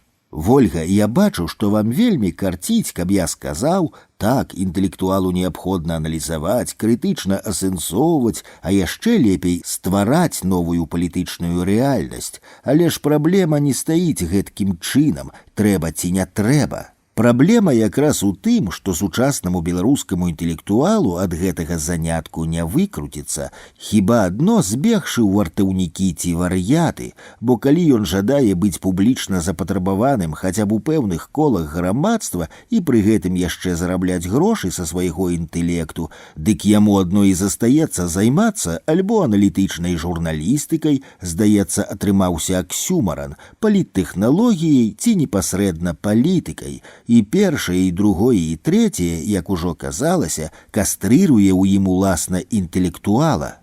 Нідзе болей і нікому інтэлектуал сёння не патрэбны і задарма, таму дыскурс палітыкі, як глухая беларуская багна, ужо амаль праглынуў шэраг найбольш адметных беларускіх інтэлектуалаў. Да прыкладу пералічу хоць колькі прозвішчаў, згаданых похапкам. Алесь Антипенко, Уладзімір Абушенко, Лявон Баршчэўскі, Валерка Булгакаў, Александр Грыцанаў, Сергей Дубавец, Юрый Дракахруст, Андрей Дынько, Максим Жбанкоў, Уладзімір Мацкевіч, Александр Фядута. Мой уласны выпадак няшмат розніцца ад іншых. Усёй сваёй сутвай я заангажаваны ў тое, што прыблізна можна пазначыць як метафізіка адсутнасці. Аднак вось ужо колькі год не магу ўцячы ў тую адсутнасць, бо нікому, акрамя мяне самога, метафізіка сёння не патрэбная, а вось калі згаджаюся выказвацца пра сацыяльна-палітычнае, дык цягнуць ва ўсе бакі, і ў часопіс, і ў газету, і на радыё, ды часам яшчэ і капейчыну заплацяць за крытыку сацыяльнага і палітычнага, а з трансцэдэнтнага не памятаю, каб хоць адзін нішчымны грошык калі вываліўся. Вольга Шпарага. І як на ўсе сучасныя праблемы можам рэагаваць мы, інтэлектуалы? Валянцін Акудовіч. Тут займеннік «мы» наўрад ці будзе дарэчы, бо працоўнае месца інтэлектуала знаходзіцца ў адзіноце. І таму, калі ёсць у інтэлектуалаў нейкая агульная задача, дык гэта пашыраць і вялічыць дыскурс інтэлектуалізму. Аднак жа ўсё існуе, каб быць прыдатным дзеля нечага, заўважыце вы. Толькі каб не было інтэлектуальнага дыскурсу, дык ці адбыліся б мы з вамі як інтэлектуалы, а значыць, ці адбыліся б і ўвогуле.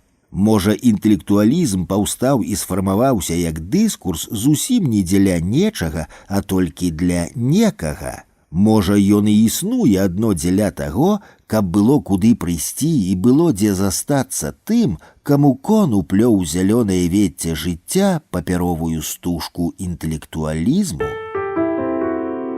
Зрэшты, а чым яшчэ ёсць і само жыццё, як не ўсяго толькі месцам, куды можна прыйсці і дзе можна застацца на нейкі час.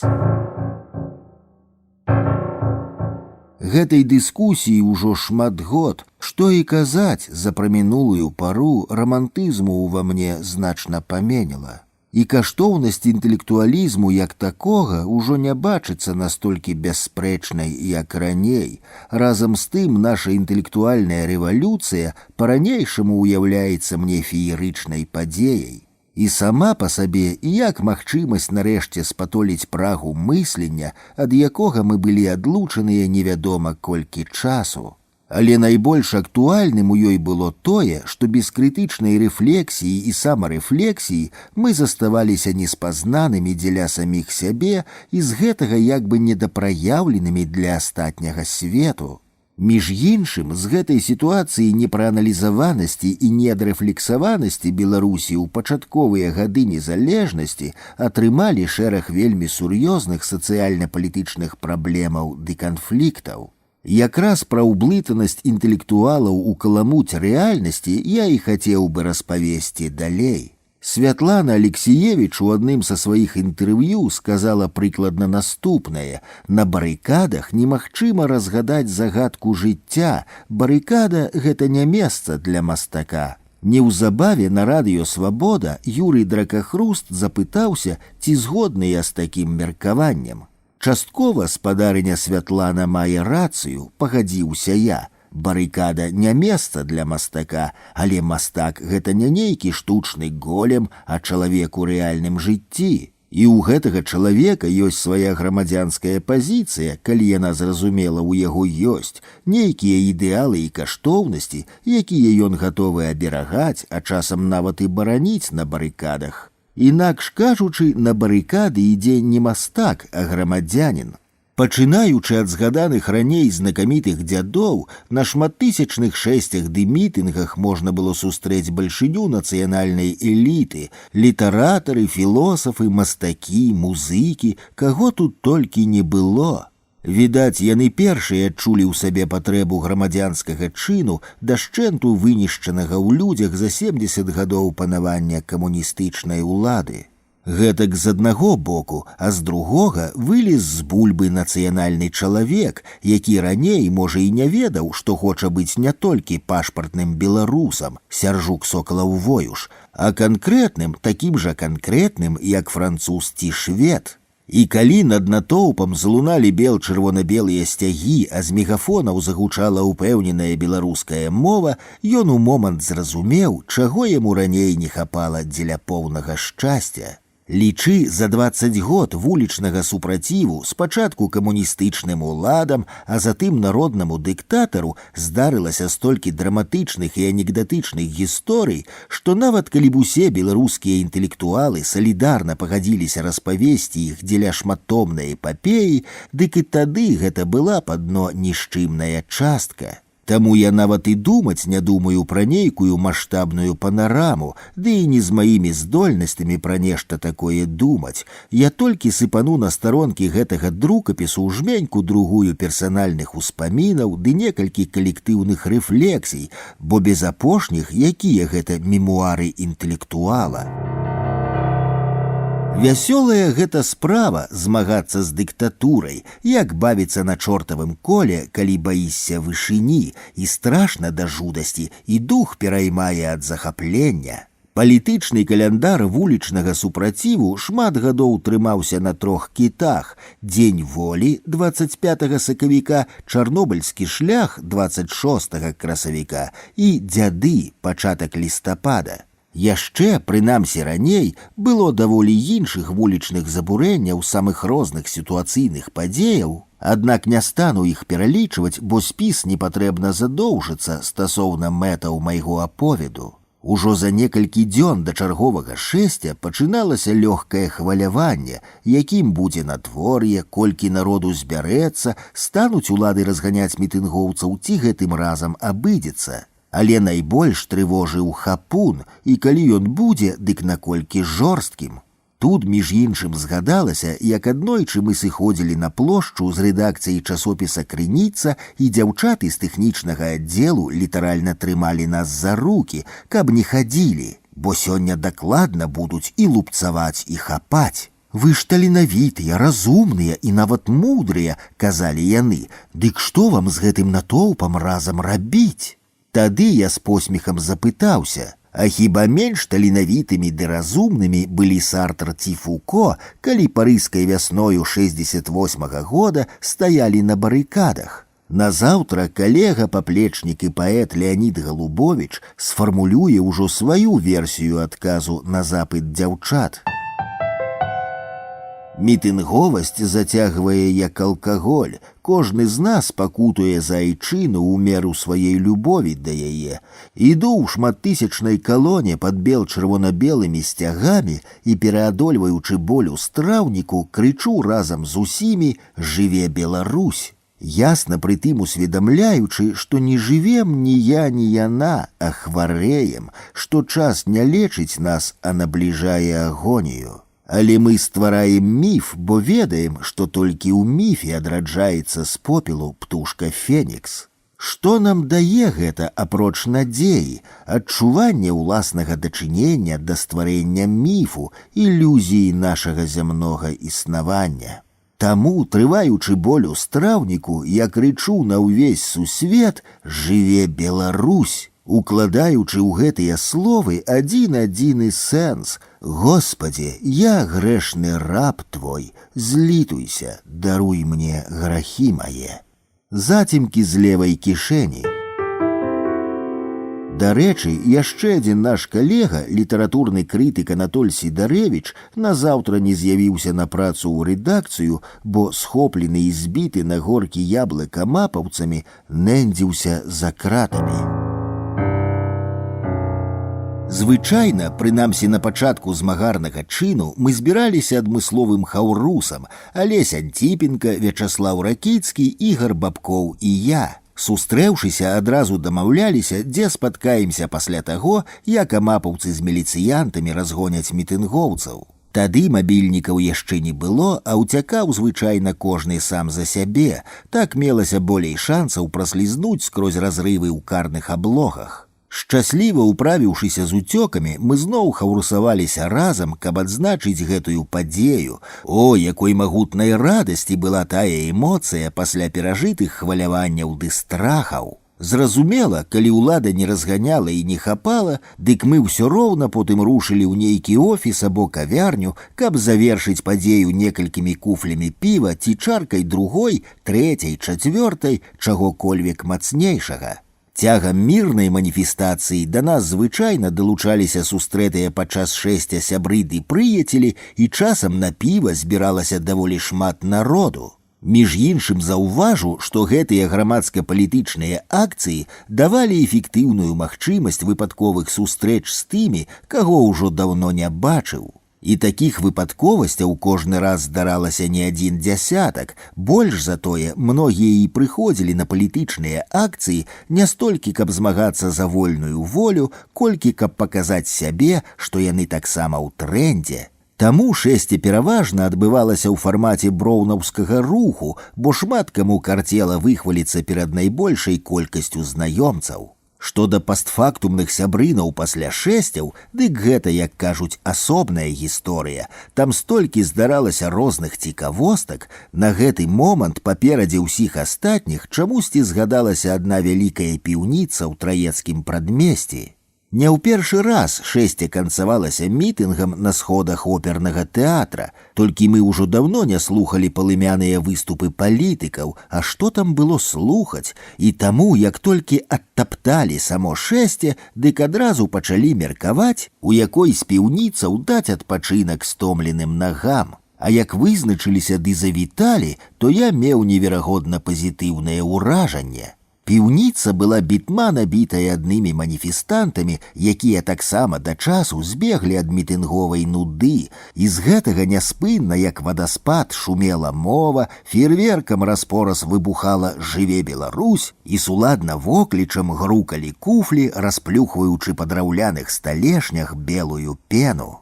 Тады падумалася, чаму б наступным разам на дзень волі заклікаць народ не на шэсце ды мітынг, а адразу ў піўніцы. І мне ўявілася, як а 4 гадзіне 25 сакавіка наступнага года гэтыя тысячы і тысячы маніфестантаў запалоняць у цэнтры Мінска, і не толькі ў цэнтры, усе піўніцы, кавярні ды рэстарацыі, і ўсюды вадаспадам будзе шумець мова, расквечаная воклічамі «Жыве Беларусь». Натуральна, нічога з гэтай маёй мары не атрымалася. Жартуючы часам казаў, за гады і гады мітынгаў, шэсцяў і да таго падобных акцыяў я, напэўна, стаптаў не адну пару чаравікаў, і калі б нашыя хай сабе на некалькі дзён атрымалі ўладу, дык спехам запатрабаваў бы хоць якой кампенсацыі, скажам, пару новых чаравікаў.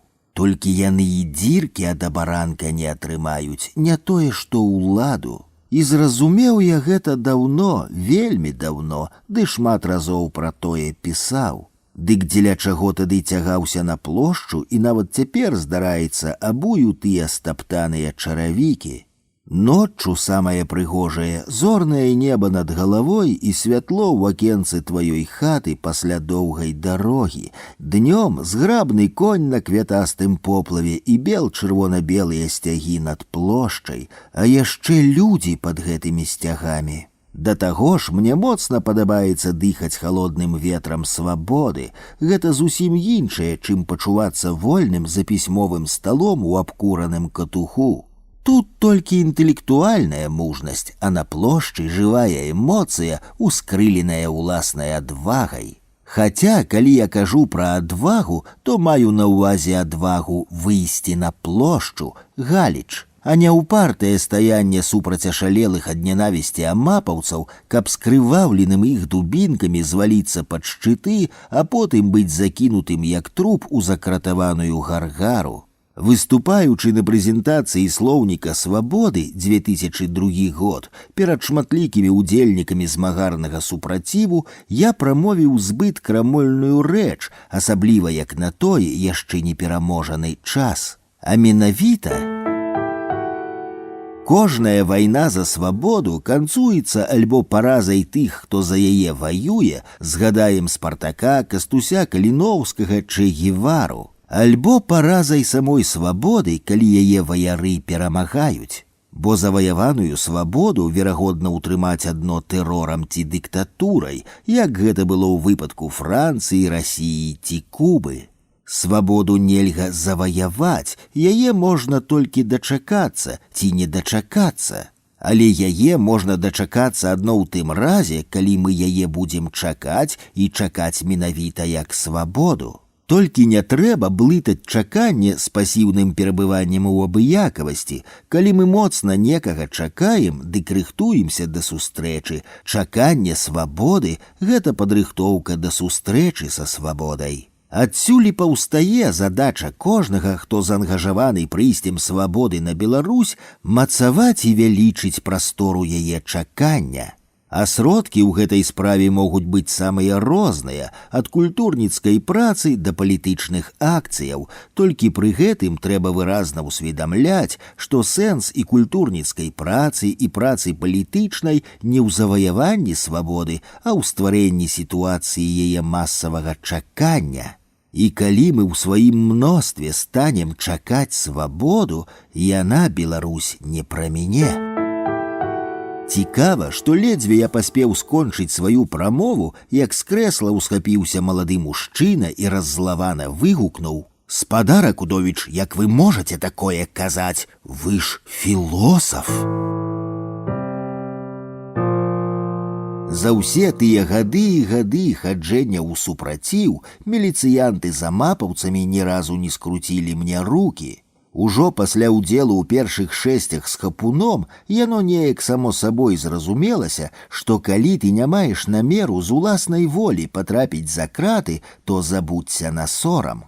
У тым сэнсе, што як бяда ў злаякаснай форме канкрэтна наблізілася, уцякай. Ну, зусім не абавязкова адразу на злом галавы, маючы некалькі вольных хвілінаў у абодвух сэнсах, пачынай хуценька аналізаваць сітуацыю, вылічы, куды лепей адступацца, за які рог павярнуць, у які дворык схавацца. А калі ўжо становіцца ясным, як божий дзень, што ўсё такое ганарлівае не ўратуе, дык тады зусім не саромся, давай драпака на ўсе ногі. Звычайна доўга за табой не бягуць, калі ты паводле прыкметаў не патрапляеш пад тых, каго ціхарам наказана схапіць у першую чаргу. Дарэчы, наконт паводле прыкметаў. 17 кастрычніка 99-го года адбыўся знакаміты марш свабоды, што да колькасці ўдзельнікаў, дык гэта было адно з самых буйных шэсцяў апошняга часу, толькі знакамітым марш свабоды стаўся праз іншы маштаб. На спуску вуліцы ля парку Горкага да ракі Свіслач калону маніфестантаў паспрабавалі запыніць выштукаваныя з некалькіх столак шыхты ОМОНу. А маніфестанты спыняцца не захацелі, і пачалася крывавая бойка. Да таго ж пад рукой апынулася зброя пралетарыяту, складзеная для замены ходніка плітка. Усялякае здаралася і раней, і потым, але каб так білі і ганялі амапаўцаў, я болей ніколі не бачыў. Афіцыйныя сродкі масавай інфармацыі назаўтра паведамлялі, што толькі ў шпіталі патрапіла больш за 500 прадстаўнікоў праваахоўных органаў. Аднак я не маю намеру пераказваць тую падзею як такую, я зусім пра іншае. Мы з Алесем Антіпенкам, натуральна, таксама маніфеставалі, а паколькі са мной быў сын Цімох, тады яшчэ школьнік, дык маці ультыматыўна наказала мне нікуды не лезці, тым болей не адпускаць сына ад сябе. З гэтага мы ўтрох запыніліся на самым пачатку спуску перад мостам і напята сачылі за грамадзянскай вайной па-беларуску, што разгортвалася метраў на 100 ніжэй. Раптам побач рэзка затармазіла міліцэйская машына, з яе выскачылі міліцыянты і кінуліся наўпрост да нас. Мільганула думка, бо не мог жа я бегчы на ўсе ногі, пакінуўшы сына, але схапілі не мяне, а толькі аднаго Алеся і, жорстка скруціўшы, пацягнулі ў машыну.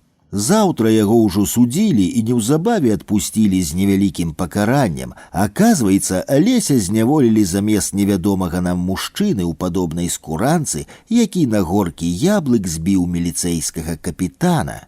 Карацей, майго сябра схапілі паводле прыкметаў, распаўсюджаных сярод ціхароў, якія і выклікалі групу захопу. А я гэтым сюжэтам скарыстаюся яшчэ дзеля таго, каб удакладніць сваю навуку вулічнага супраціву. Так, не трэба саромецца ўцякаць дзеля самога сябе.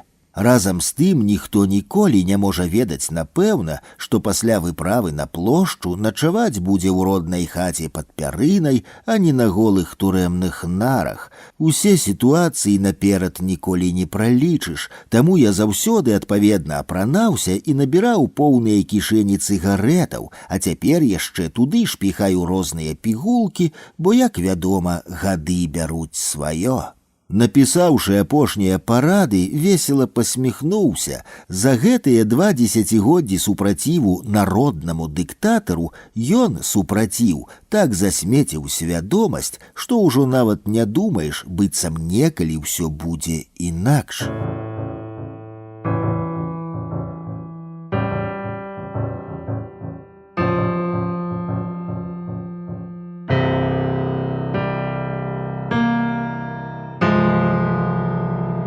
Вулічныя падзеі даволі часта мелі працяг у самых розных палітычных і не толькі фарматах, а ўжо апісанай вышэй апрыорі было наканавана мець іх столькі, што ні ў які мех тыя фарматы не запхнеш.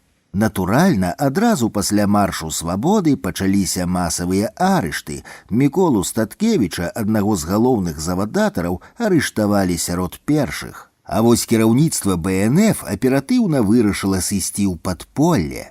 Праз колькі там часу хованак у іх наспела патрэба сустрэцца разам, каб абмеркаваць, як жыць далей.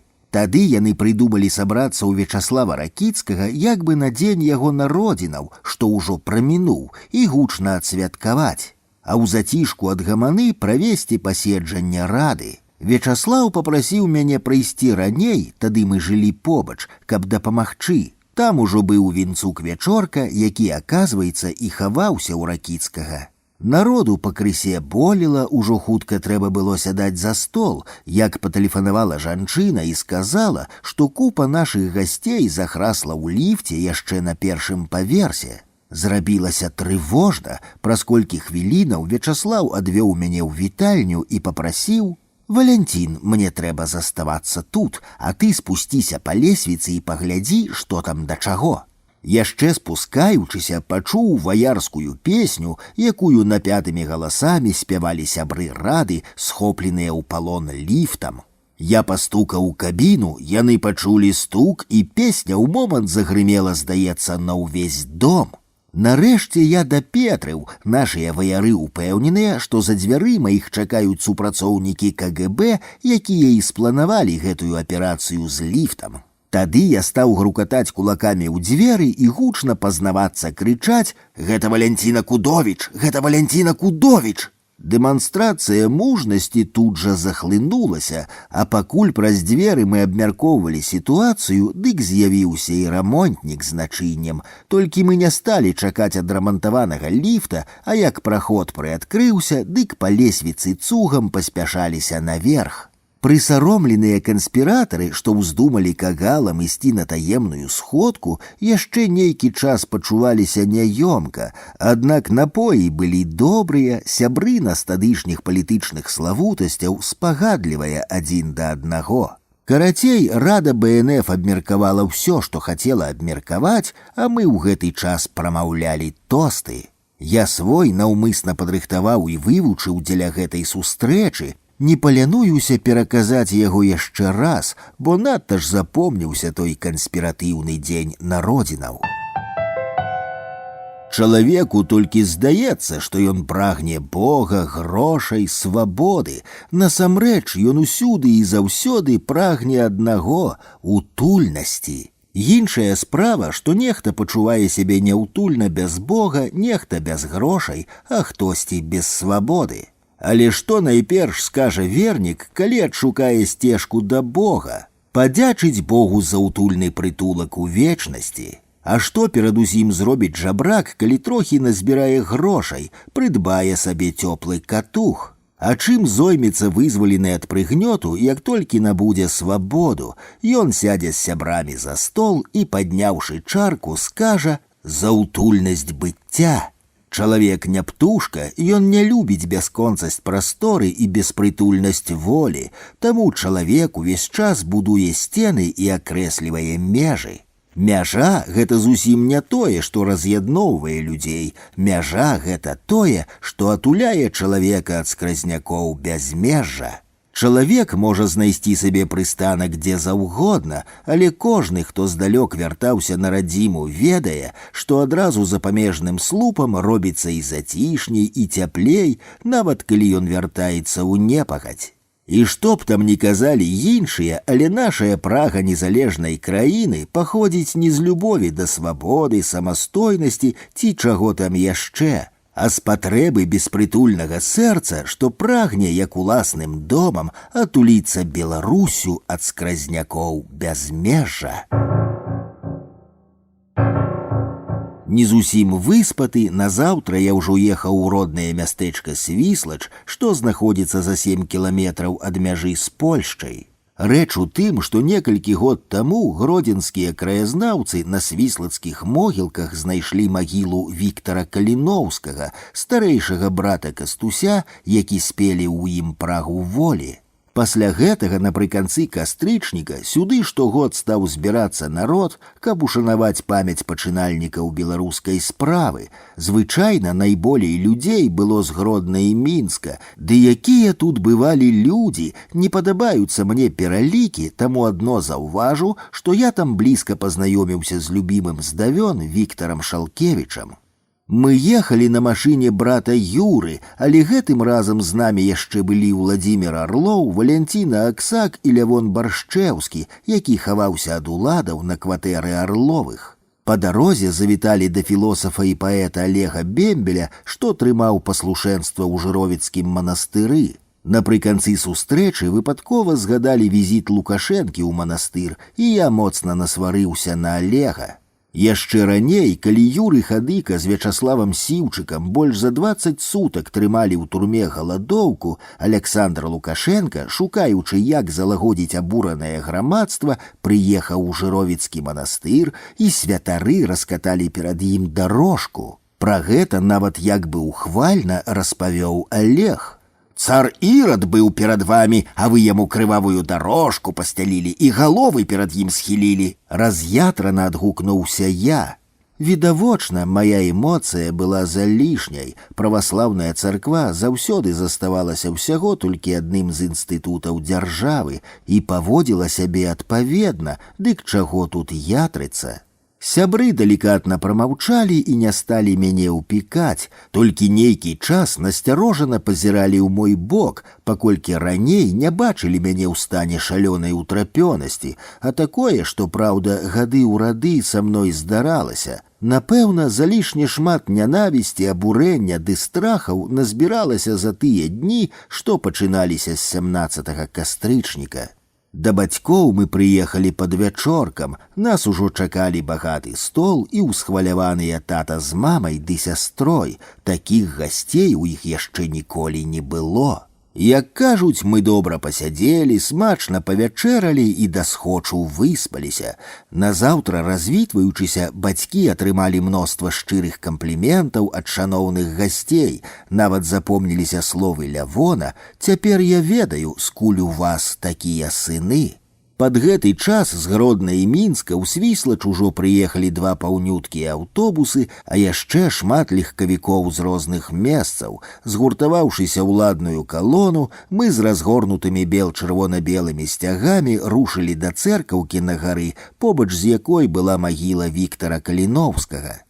Толькі рушылі да помніка, як з цэркаўкі шугануў натоўп раз'ятраных бабулек, якія, нагледзеўшыся па тэлевізіі пра крывавую бойню 17 кастрычніка, палічылі, што мы прыехалі ў Свіслач рабіць рэвалюцыю. Чамусьці найбольшую ўвагу ў іх выклікаў барадаты і санавіты Уладзімір Арлоў. Яны атачылі яго, махалі кулачкамі, а некаторыя сваімі торбачкамі нават спрабавалі хляснуць па славутым пісьменніку. Спачатку гэта выглядала смешна, аднак хутка мне зрабілася сумна. Гэтак жа сама пасля паўстання мужыкі лавілі па лясах касінераў Каліноўскага ды здавалі іх царскім уладам. І тады падумалася зусім скрушнае: паспаліты беларус ніколі не змагаўся з уладай, ён заўсёды змагаўся толькі з уласнымі героямі. Не ведаю, чаму так, але міжсобку мы рэдка згадваем сюжэты з гісторыі нашага былога вулічнага супраціву. А цяпер, калі праз уласнае заданне я быў змушаны вярнуцца ў тыя гады, дык драматычныя сітуацыі і смешныя анекдоты насунуліся гарластым натоўпам. Відаць, гэта шалёная энергетыка таго часу сваёй астачай на шматкі парвала татальную непразрыстасць маёй памяці. Толькі прабачце ўспаміны, я цяпер належу не вам, а структуры і кампазіцыі аповеду, які чым далей, тым мацней выяўляе ўжо сваю ўладу. Канечне, я магу трохі пасваволіць, але хіба адно трохі. Эмацыйна мне найболей шкада было б пакінуць без увагі эпізод з арыштам сына. Ці мог бы ў маладым фронце Першамайскага раёна і разам з хаўруснікамі заклікаў да байкоту выбараў. Яго схапілі і судзілі, ён быў яшчэ непаўналетнім і турма яму не пагражала, разам з тым была пагроза горшая за колькі там сутак у камеры. Сын толькі што паступіў ва ўніверсітэт, туды, дзе вучаць за дзяржаўныя грошы. А каб яго адтуль адлічылі за палітыку, то нішчымныя бацькі не змаглі б яму дапамагчы вучыцца на платным аддзяленні хоць якой інстытуцыі. Экзістэнцыйна гэтыя некалькі тыдняў былі ці не самымі складанымі ў маім жыцці. Разам з тым я ці не ўпершыню напоўніцу захапіўся сваім сынам. Тая мера годнасці, з якой ён трываў і арышт, і судзілішча, і ўсе астатнія выпрабаванні, выклікала ў мяне шчыры гонар за яго. Як ні дзіўна, анекдатычных сітуацый у супраціве было ці не болей, чым драматычных. У дзень аб'яўленага яднання Беларусі з Расіяй 2 красавіка 96-го года пратэстоўцы апынуліся ў пасцы паміж двума шчыльнымі шэрагамі амапаўцаў, якія рухаліся па праспекце насустрач адны адным, а праходы ў двары былі раней заблакаваныя. Уцякаць не ставала куды, ды тут на вочы потрапіла прадуктовая крама. Заскочылі, таўчэмся ў чаканні. Зойдуць арыштоўваць, не зойдуць. Тады я і кажу: хлопцы, давайте станем у чаргу за батонамі ці якім хлебам. Пакуль пагроза мінула, нават некалькі батонаў набылі і пакаштавалі. Смаку не памятаю.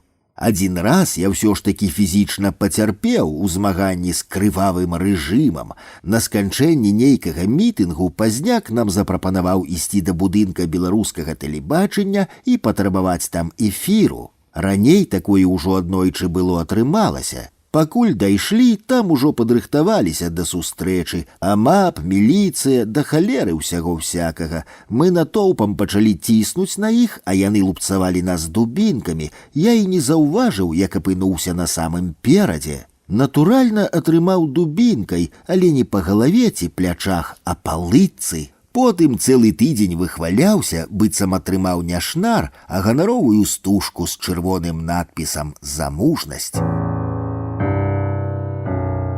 Зрэшты, хопіць экзістэнцыйных драмаў і смяшлівых показак, бо як на пачатку раздзела логіка аповеду патрабавала рэфлексіі стасоўна феномену інтэлектуалізму, так цяпер яна чакае, зачакалася, гісторыі аб тым, як плошча сталася плошчай, а тая, ў сваю чаргу, зрабілася сінонімам і сімвалам усяго вулічнага супраціву. Гэта здарылася ў сакавіку 2006 года, пасля чарговых прэзідэнцкіх выбараў. Я і па сёння не магу зразумець, чаму наш народны дыктатар не забараніў гэтыя масавыя паслявыбарчыя сходы. Ён жа з іх амаль заўсёды меў з каптуром сур'ёзных палітычных праблемаў, толькі не кажыце мне пра канстытуцыю. Я не ўпэўнены, што Аляксандр Лукашенко хоць аднойчы прачытаў яе ад пачатку да канца. Хаця, калі нават аднойчы і прачытаў, дык для яго палітычнай практыкі гэта было пустым марнаваннем часу. Што лічыў патрэбным забараняць, тое і забараняў, не зазіраючы ў святцы і не зважаючы ні на закон, ні на міжнародных назіральнікаў. Разам з тым, не забараняючы гэтыя сходы выбаршчыкаў, ён кожны раз вельмі сур'ёзна да іх рыхтаваўся. Яшчэ задоўга да дня выбараў усе дзяржаўныя сродкі не толькі паскудна гідзілі апазіцыю, а яшчэ тупа запалохвалі грамадства крывавымі сцэнарамі, якія быццам ужо спланавалі ворагі прэзідэнта. Няма ахвоты нават пералічваць усе тыя ганебныя захады, што рабіла ўлада, каб змінімізаваць колькасць мітынгоўцаў на плошчы. І на гэты раз у яе шмат што атрымалася, але галоўнае, яна напампавала горад страхам. Я наўмысна ехаў да кастрычніцкай плошчы тралейбусам, раптам метро зачыняць, і ўзіраўся на вуліцы. Там амаль не было людзей, я ніколі не бачыў такім пустым Мінск. Якім жа магутным было маё ўзрушэнне, калі сустрэў поўную плошчу народу, спачатку нават вачам сваім не даў веры, скуль яны тут узяліся.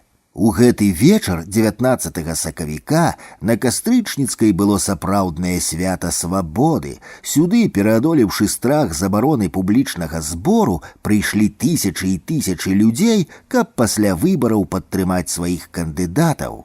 Раптам из ніадкуль усчалася шалёная завея, аднак яна нікога не напалохала, хаця яе штучнае паходжанне выглядала найбольш верагодным. Нечакана мінскае кола філосафаў разам з літаратарамі кінуліся ў скокі і танчыла, пакуль завея гэтаксама раптам не сцішылася. Толькі нядзеляй свята і скончылася, у панядзелак пачыналася ўжо палітыка. Таму ў панядзелак я не збіраўся на плошчу, аднак увечары адзін за адным пачалі тэлефанаваць сямейнікі, каб паведаміць, што на плошчы ставяць намёты, і яны маюць намер заставацца там да ранку.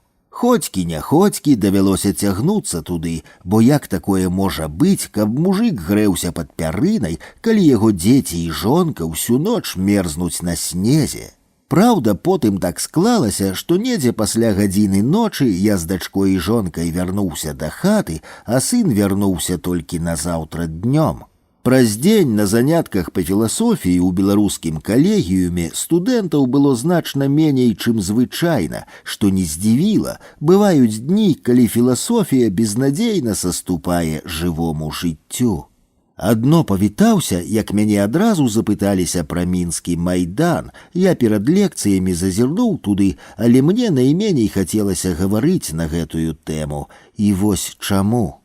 Я быў захоплены мужнасцю маладых людзей, што цяпер бадзёрыліся каля намётаў ці ў намётах, аднак разам з тым я разумеў, што плошча трымаецца не столькі іх мужнасцю, колькі нейкай мудрагелістай прыдумкай улады, якой чамусьці пакуль патрэбна, каб ля ганку дома прафсаюзаў нейкі час пастаялі і намёты, і людзі.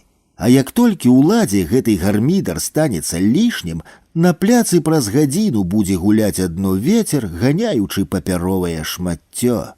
Мне не хацелася казаць пра ўсё гэта маладым людзям, якія ў той момант былі апанаваныя гераічным шалам, але я сказаў.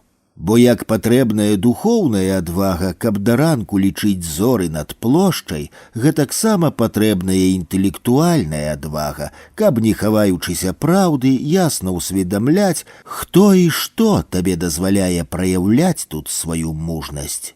А 24 сакавіка, калі я яшчэ спаў, патэлефанаваў брат і коротка запытаўся: «Ты дзе?»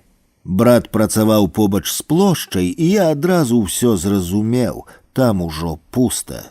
Паўз маю волю мяне ахапіла ціхая радасць, паколькі так склалася, што гэтай ноччу з маёй сям'і на плошчы нікога не было. Але потым зрабілася сорамна за сваё эгаістычнае шчасце, бо ў тых, хто гэтай ноччу заставаўся на плошчы, таксама былі бацькі, браты, сёстры. І ўсім ім цяпер балюча ды страшна, паколькі пад ранак намётавы лагер пабурылі, а ўсіх ягоных насельнікаў перасялілі за краты. Магутнае рэха ад падзеяў на плошчы ўзмацніў дзень волі 25 сакавіка, калі, нягледзячы на шматлікія арышты і разгромлены намётавы лагер, тысячы людзей сабраліся ў скверы Янкі Купалы.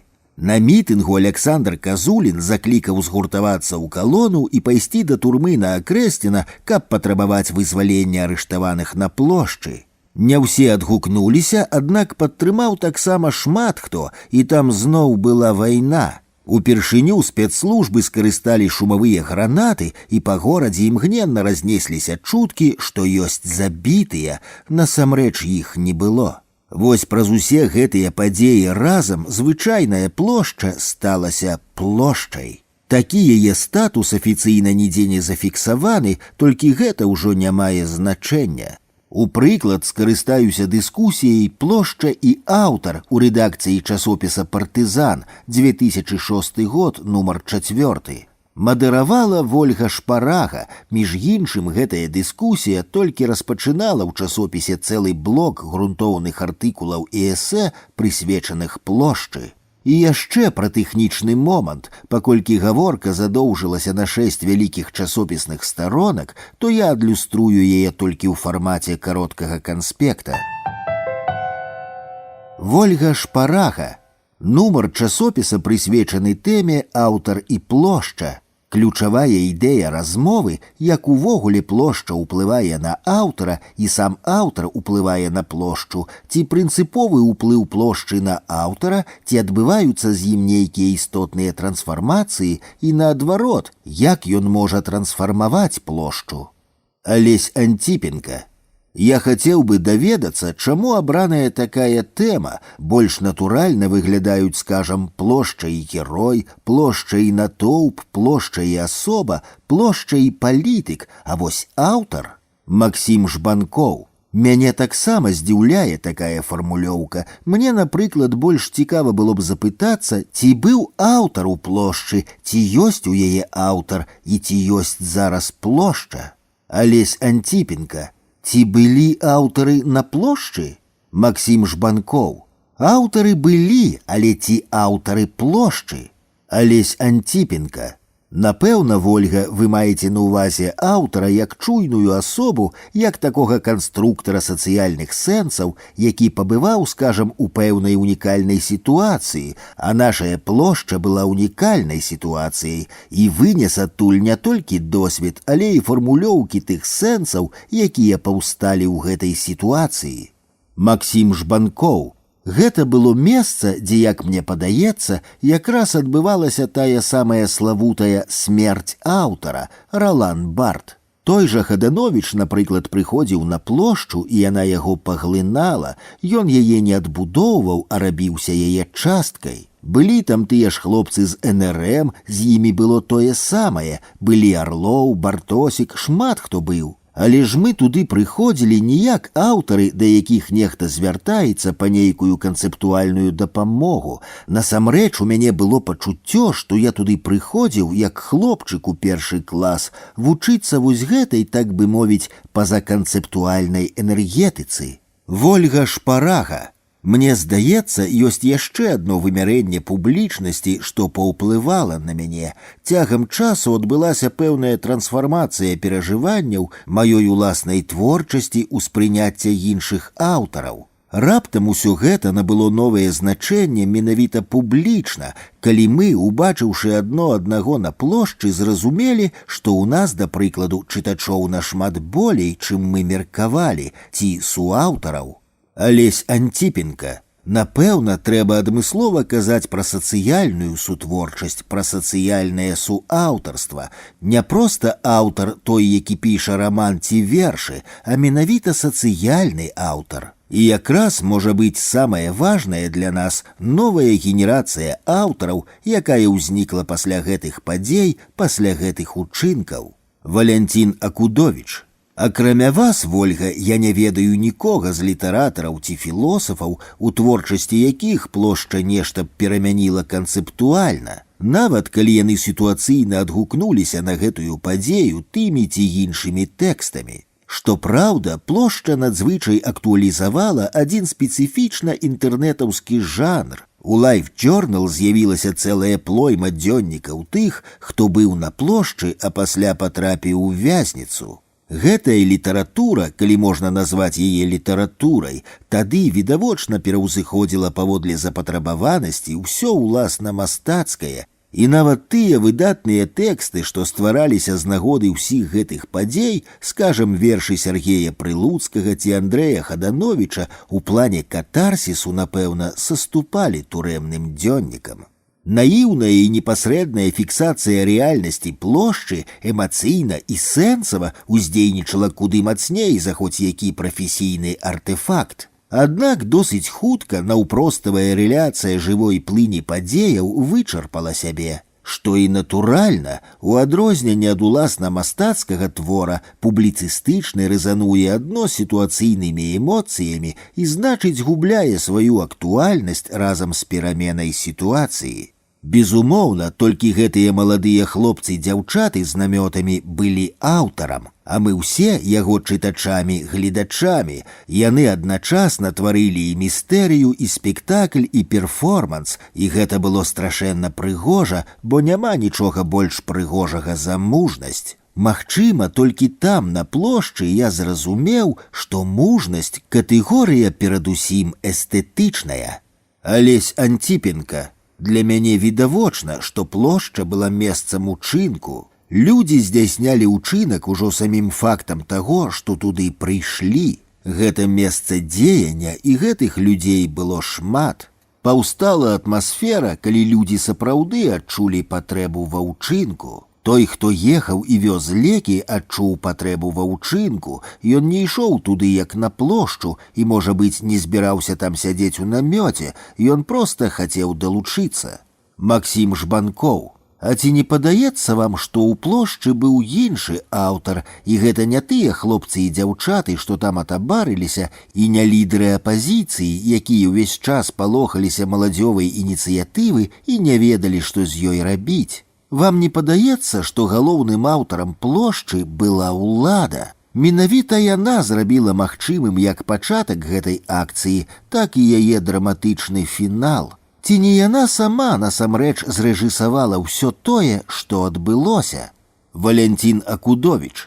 Часткова я згодны, толькі назваў бы ўладу не аўтарам і не рэжысёрам, а ўсяго толькі пастаноўшчыкам гэтай тэатралізаванай дзеі. І па сёння ніхто не можа адказаць, чаму ўлада дазволіла цягам некалькіх дзён стаяць намётаваму лагеру на плошчы, і з якіх меркаванняў ён быў згамаваны менавіта ў тую ноч, а не раней ці пазней. Інакш кажучы, для мяне бясспрэчна, што менавіта ўлада акрэсліла і трымала фармат гэтай падзеі, час, месца, колькасць намётаў і гэтак далей. Разам з тым я не адмаўляюся ад сваёй пазіцыі. Аўтарам была не ўлада, а тыя маладыя і не толькі маладыя людзі, што жылі ў намётах, як і тыя, хто іх абараняў, дапамагаў, падтрымліваў сваёй прысутнасцю побач. Рэч у тым, што на плошчы любая дзея ператварае чалавека ў аўтара. Калі нехта паедзе ў лес і разгорне там намёт, гэта будзе ўсяго толькі часовае месца жытла. А як толькі ён паставіць той самы намёт на плошчы, яна адразу робіць яго аўтарам, найменш перформанса, а здараецца, як у нашым выпадку, паўнафарматнай драмы. Артур Клінаў. Я ўспрымаю праблему аўтары плошча як дзве метафары. Аўтар – гэта культура, а плошча – гэта соцыум. У Беларусі існуюць дзве плошчы і два аўтары. Ёсць плошча дзён горада, карнавалаў, за якой стаяць адзін аўтар і адна культура, а ёсць плошча, якая была ўвесну гэтага года, за якой стаяў іншы аўтар з іншай культуры. У мяне ёсць такая правакацыйная думка. Тыя, што выйшлі на плошчу, былі людзьмі, якія пачулі голас той іншай свабоднай культуры. Гэтыя людзі не палітыкі, гэта людзі менавіта свабоднай культуры. Валянцін Акудовіч. Калі б вы, Артур, не скарысталі тэрмін «культура», дык я б з вамі цалкам пагадзіўся, але... Рэч у тым, што культура не можа мець аўтара, яго мае толькі мастацкі артэфакт. Культура – гэта пэўная сума абсарбаваных і трывала зафіксаваных элементаў жыццядзейнасці чалавека, у тым ліку і мастацкай жыццядзейнасці. А ўласна мастацтва ёсць заўсёды бунтам і перадусім супраць культуры, якая па азначэнні нерухоміць усе несістэмныя парыванні. Культура – жорстка дэтэрмінаваная сістэма, з якой можна патрапіць у дыскурс свабоды толькі праз мастацкі ці змагарны акт. Максім Жбанкоў. Тады варта запытацца, ці скончылася Сакавіцкая плошча як месца паўставання новага аўтара разам са скасаваннем намётавага лагера. Валянцін Акудовіч. Ніякі спектакль не можа доўжыцца вечна, але зусім не істотна, што ён так хутка скончыўся, істотна, што ён быў і што ён быў прыгожым. Колькі можна ўсё ў змаганні за свабоду вымяраць адно канкрэтным палітычным вынікам? Сакавіцкая плошча падарыла нам такую прыгажосць, якая, прынамсі асабіста для мяне, мае вартасць большую за якую лакальную палітычную перамогу.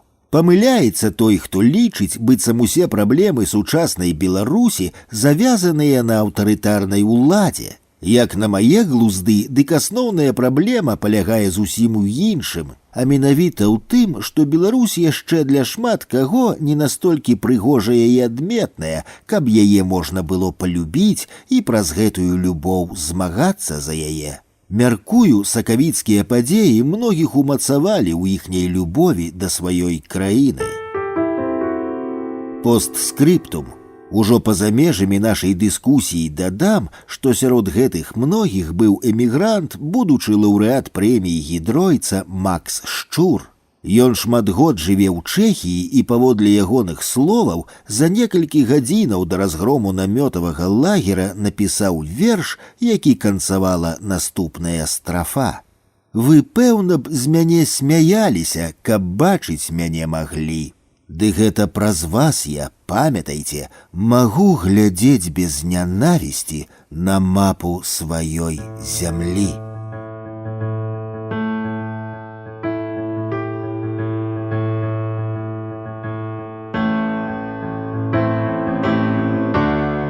Крыніца і крыніца. Яшчэ не пачаўшы сваю пісаніну, я ўжо наперад ведаў, што ні пра кога персанальна не буду пісаць дрэнна.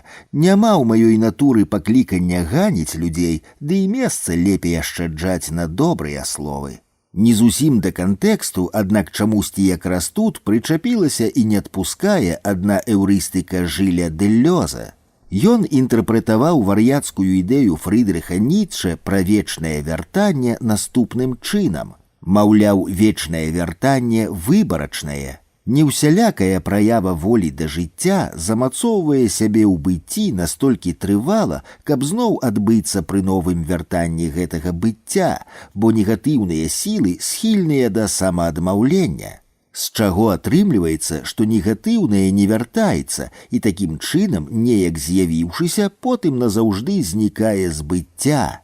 Адно толькі станоўчае, як праява бытнага, застаецца назаўсёды. Простымі словамі кажучы, усялякае паскудства і да яго падобнае мае кароткі век. Дык чаго на такое звяртаць увагу? Мы ж гадуем вечнае. Разам з тым, калі ты звяртаешся да мінулага, то перад табой раз-пораз паўстаюць сітуацыйныя калізіі, якія і незразумела, як развязаць. Звычайна ў розныя свае гады чалавек бывае моцна розным, а часам і зусім іншым чалавекам, раўнуючы з тым, з кім ты сябраваў ці плённа супрацоўнічаў доўгі час.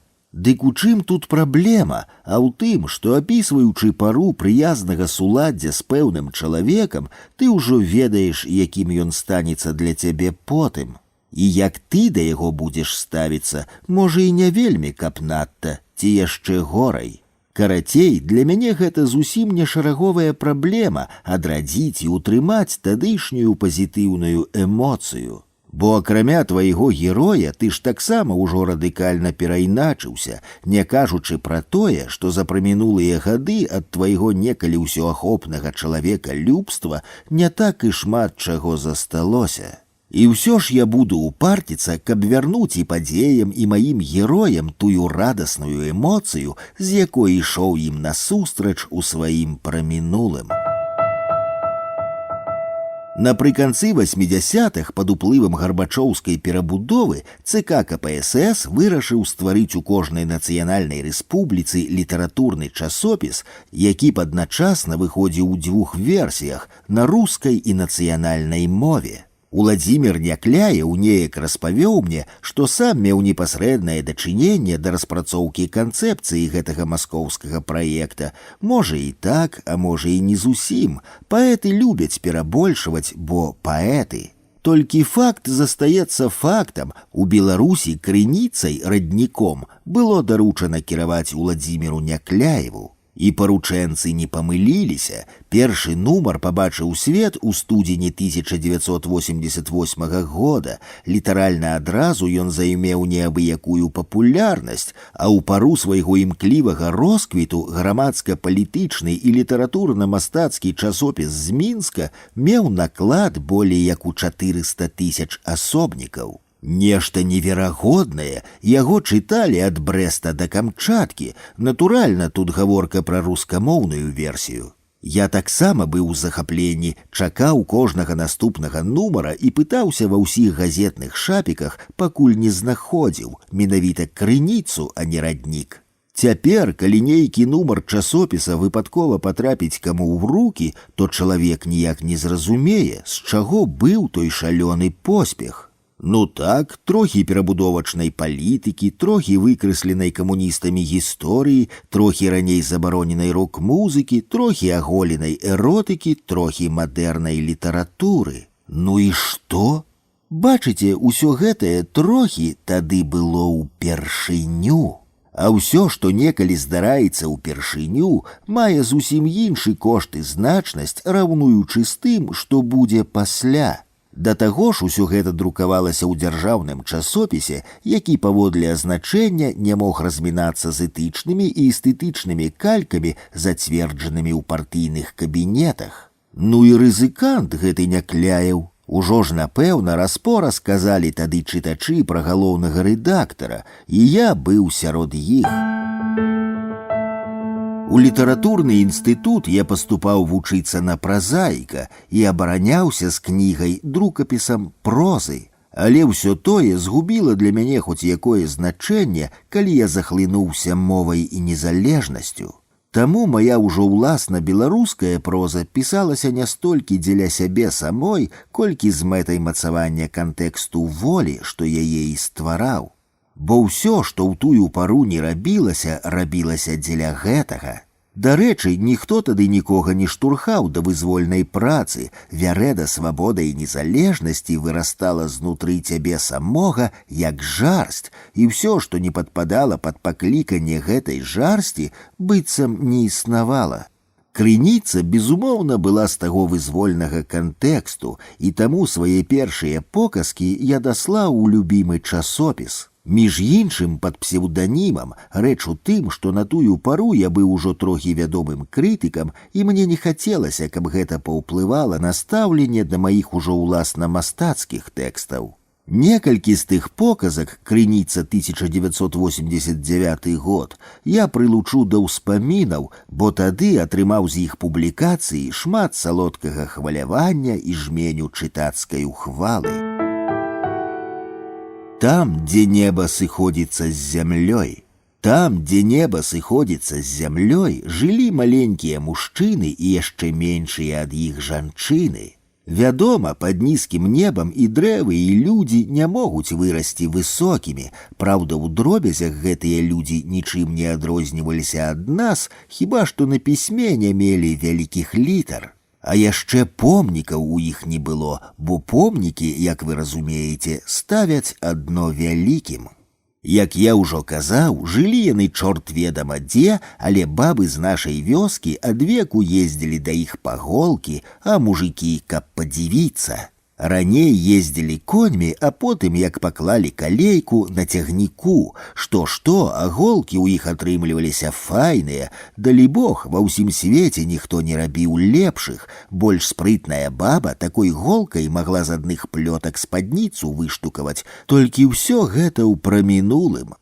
Аднойчы апынуўся ў тых мясцінах надта вучоны чалавек. «А памятайцеся, людзі!» — накідаўся ён. «Зямля круглая, і таму неба ўсюды аднолькава высокае. Калі неба аднолькава высокае, дык чаму мы маленькія?» — упікнулі яго. «Няма маленькіх людзей, ёсць разумныя і не вельмі», — запэўніў ён. «На ўсё боская воля», — нагадалі яму. Толькі не быў бы то вучоны, не адразу, але неяк пераканаў, што зямля круглая і неба аднолькава высокае ўсюды. Тады гэтыя людзі кінулі вырабляць голкі і звялі ўсё жалеза на помнік таму вялікаму чалавеку. Файны атрымаўся помнік, але дзівіў не гэтак сваімі памерамі, як вытанчанасцю дробязяў. Шкада толькі, што ён і дасюль покатам марнуецца ля кузні, бо няма каму ўсцягнуць яго на пастамент. Вядома, якія там людзі пад нізкім небам, адно што празываюцца людзьмі. Першае каханне. Мы і жагнуцца не паспелі, а Богусь ужо сядзеў на чырвоным даху касцёла, аднак гэтага яму падалося мала, і ён усцягнуўся на самы крыж. Першы анёл, які вяртаўся, мяркуючы па стомленых рухах аднекуль здалёк, толькі прабуркатаў незадаволена, што іншага месца не знайшлося. А другі, яшчэ зусім маладзенькі, аж аслупянеў, убачыўшы Богуся. Анёлак стаяў слупам у паветры і лыпаў вачыма. «Гэй, ты, лупавокі!» — закамандаваў Богусь. «Злятай у вёску, паманю!»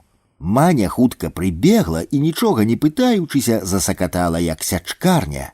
«Дурны ты, Богусь, каб меней піў гарэлкі, а болей чытаў кніжак, дык ведаў, што першае каханне не дзеля таго, каб закаханыя бралі шлюб, а каб потым усё жыццё замілавана ўспамінаць тыя шчаслівыя хвіліны».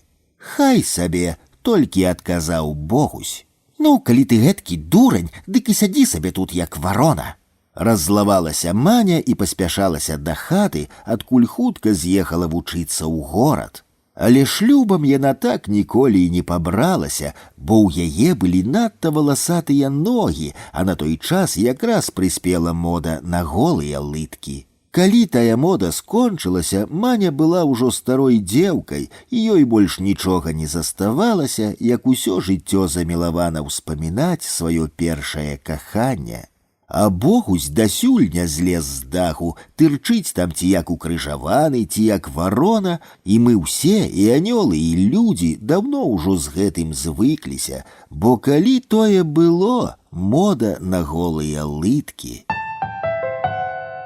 Аргумент. Адзін з нас меў аргумент, а ўсе астатнія праставалі туды, куды дзьме вецер. Сёння вецер быў з аднаго боку, заўтра з іншага, і таму рана ці позна, але мы зноў вярталіся да выспы за вёскай, дзе сядзеў той з аргументам. «Куды гэта вы, хлопцы?» Шкадуючы, пытаўся ён і пазяхаў так, што нават дурань разумеў, гэты чалавек мае аргумент, і яму няма патрэбы куды б там ні было цягнуцца і недзе нешта шукаць. Звычайна яму не адказвалі, хіба найбольш стомлены гняўліва буркатне, а табе што за справа, абібок. І мы рушылі далей, хаця сёй той, употайкі ад іншых, доўга азіраўся туды, дзе сядзеў гэты з аргументам і сачыў за дымам над комінамі. І неаднойчы сяму таму карцела запытацца, чаму ён сядзіць, калі ўсе мы ходзім. Толькі запытацца ніяк не выпадала, бо калі адзін пытаецца ва ўсіх, гэта зразумела, але дзе вы чулі, каб усе пыталіся ў аднаго? І мы крочылі далей і мелі шляхетны гонар ад упартай хады, сэнс якой быў у няспынным руху. І калі што нас палохала, дык гэта не стома, пабітыя ногі ці смага, а спакой. Раптам вецер сціхаў, і мы спыняліся, як бы спатыкнуўшыся, бо без ветру не ведалі, куды нам цяпер кіраваць. Што ў тыя хвіліны рабілася, цяжка нават згадваць, ды дзякаваць Богу, усялякі раз вецер падымаўся зноў, а разам з ім падымаліся і мы, каб рушыць далей. Так здарылася, гэтак аднойчы мусіла здарыцца, што вецер зноў суняўся якраз тады, калі мы праміналі выспу, на якой сядзеў той з аргументам. Толькі гэтым разам мы не вытрывалі і запыталі, які такі важкі аргумент ён мае пры сабе, што не баіцца сядзець на адным месцы, калі ўсе астатнія спыняюцца адно тады, як спыніцца вецер. Колькі б вы ні хадзілі, хлопцы, усюды ў вас пад нагамі будзе зямля, над галавой неба, а на карку дармаед з пугай. Гэтак адказаў ён і на астачу яшчэ раз запэўніў: «Усюды!» Толькі нямногія з нас пачулі ягоныя словы, бо раптам далягляд абазваўся ветрыкам, і мы ўсхапіліся. Мы ўсхапіліся і, з'едліва пазіраючы лайдаку ў твар, рушылі паўз выспу туды, куды праставаў вецер. А цяпер час патлумачыць, што гэты раздзел прызначаны зусім не той крыніцы, з якой я распачаў аповед. Пара яе азарэння была кароткай, бо неўзабаве пачаўся распад імперыі і ўсюды запанавала вольная воля як для прамоўленага, так і для друкаванага слова. І ў гэтым верхале вербальных свабодаў крыніца згубілася, што тая голка ў капе сена, імклівае ўзвышша перакулілася ў яшчэ больш імклівы заняпад, чытач знікаў на вачах амаль да звання. Не ведаю што, але нешта трэба рабіць, напэўна так думаў Уладзімір Някляеў у тую пару і прыдумаў. Потым я неаднойчы выкажу шкадаванне, што сярод шматлікіх яскравых талентаў Някляева мала хто зважае на яго талент галоўнага рэдактара часопіса. А гэта вельмі рэдкі і надзвычай важны для літаратуры талент. У нашым часе бліжэй да Някляева я магу паставіць хіба толькі Барыса Пятровіча, дзеяслоў. Што праўда, сюды просіцца быць далучаным і Валерка Булгакаў архэ, хаця ягоны праект часопісам увогуле складана назваць. Калі коратка, дык урэшце Някляеў здумеўся і наважыўся перафарматаваць сваё масавае моладзевае выданне ў элітны культуралагічны часопіс. які паводле азначэння не мог быць чытаны ад Камчаткі да Брэста. Два радыкальна розныя часопісы пад адной вокладкай і з тым жа рэдактарам – гэта, калі не ўнікальны, дык надзвычай рэдкі выпадак. І ніхто не мог ведаць, што з гэтай авантуры атрымаецца, але, каб даведацца, найперш трэба было абнавіць увесь склад рэдакцыі, а менавіта пазвальняць былых паплечнікаў і знайсці людзей, якія з прыроды сваёй творчай канстытуцыі проста не ўмелі б рабіць прадукт для поп-культуры. Як ён збіраў новы хаўрус, яшчэ тая гісторыя, і я неўзабаве на ўласным прыкладзе трохі пра яе распавяду, а пакуль вось што атрымалася на яве. Уладзімір Някляеў, Алесь Разанаў, Уладзімір Арлоў, Леанід Дранько-Майсюк, Алесь Асташонак, Валянцін Акудовіч. Тут найперш варта заўважыць, што і тут Някляеў рызыкаваў, бо амаль кожны з бальшыні гэтага складу сам на той час мог быць галоўным рэдактарам хоць якога літаратурнага часопіса. Таленавітыя, папулярныя, шырока вядомыя сваімі кніжкамі і публічнымі выступамі, ну чаго тут яшчэ казаць? Я пра нейкую небяспеку са сваёй наіўнасці і падумаць не мог, пакуль не здарыўся адзін анекдатычны, хаця і зусім не смешны выпадак. Сядзелі неяк хаўрусам у адным з рэдакцыйных кабінетаў, дзверы шырока адчыненыя, і наракалі, нешта даўно заробку не было. І тут прыдумляка па жыцці Алесь Асташонак весела кажа: «Слухайце, хлопцы, паколькі Някляеву шкадуюць грошай, то давайте зменім галоўнага рэдактара, у нас жа дэмакратыя». Мы бурлескава пачалі абмяркоўваць, каго з нас выбраць замест Някляева, весяліліся, пакуль не надакучыла, і ўжо добра забыліся на той бурлеск, як урываецца ў расчыненыя дзверы раз'юшаны Някляеў. Я такім яго потым, здаецца, ніколі болей не бачыў, і амаль што не енчыць. З таго шалёнага маналога мне блізка да сэнсу запомніўся ўсяго адзін фрагмент. Маўляў, разумныя людзі мяне, Някляева, папярэджвалі, каб набіраў у рэдактары звычайных філолагаў, бо гэтыя геніі толькі і будуць чакаць моманту, каб заняць тваё месца. Мы не хутка зразумелі, скуль ягоны шал, а як уцямілі, дык абурана пачалі тлумачыць, што проста весяліліся ад няма чаго. Толькі ён не адразу даў нам веры і нават прагаварыўся, што яму да хаты патэлефанавалі дзяўчаты з тэхнічнага аддзела і папярэдзілі: «Супраць цябе рыхтуецца змова». Дарэчы, прамінуць гады, і Някляеў будзе змушаны схавацца ад арышту ў эміграцыю. Тады мы папрасілі міністэрства, каб галоўным рэдактарам нам прызначылі Алеся Разанава, толькі ўладам нашая ідэя зусім не спадабалася.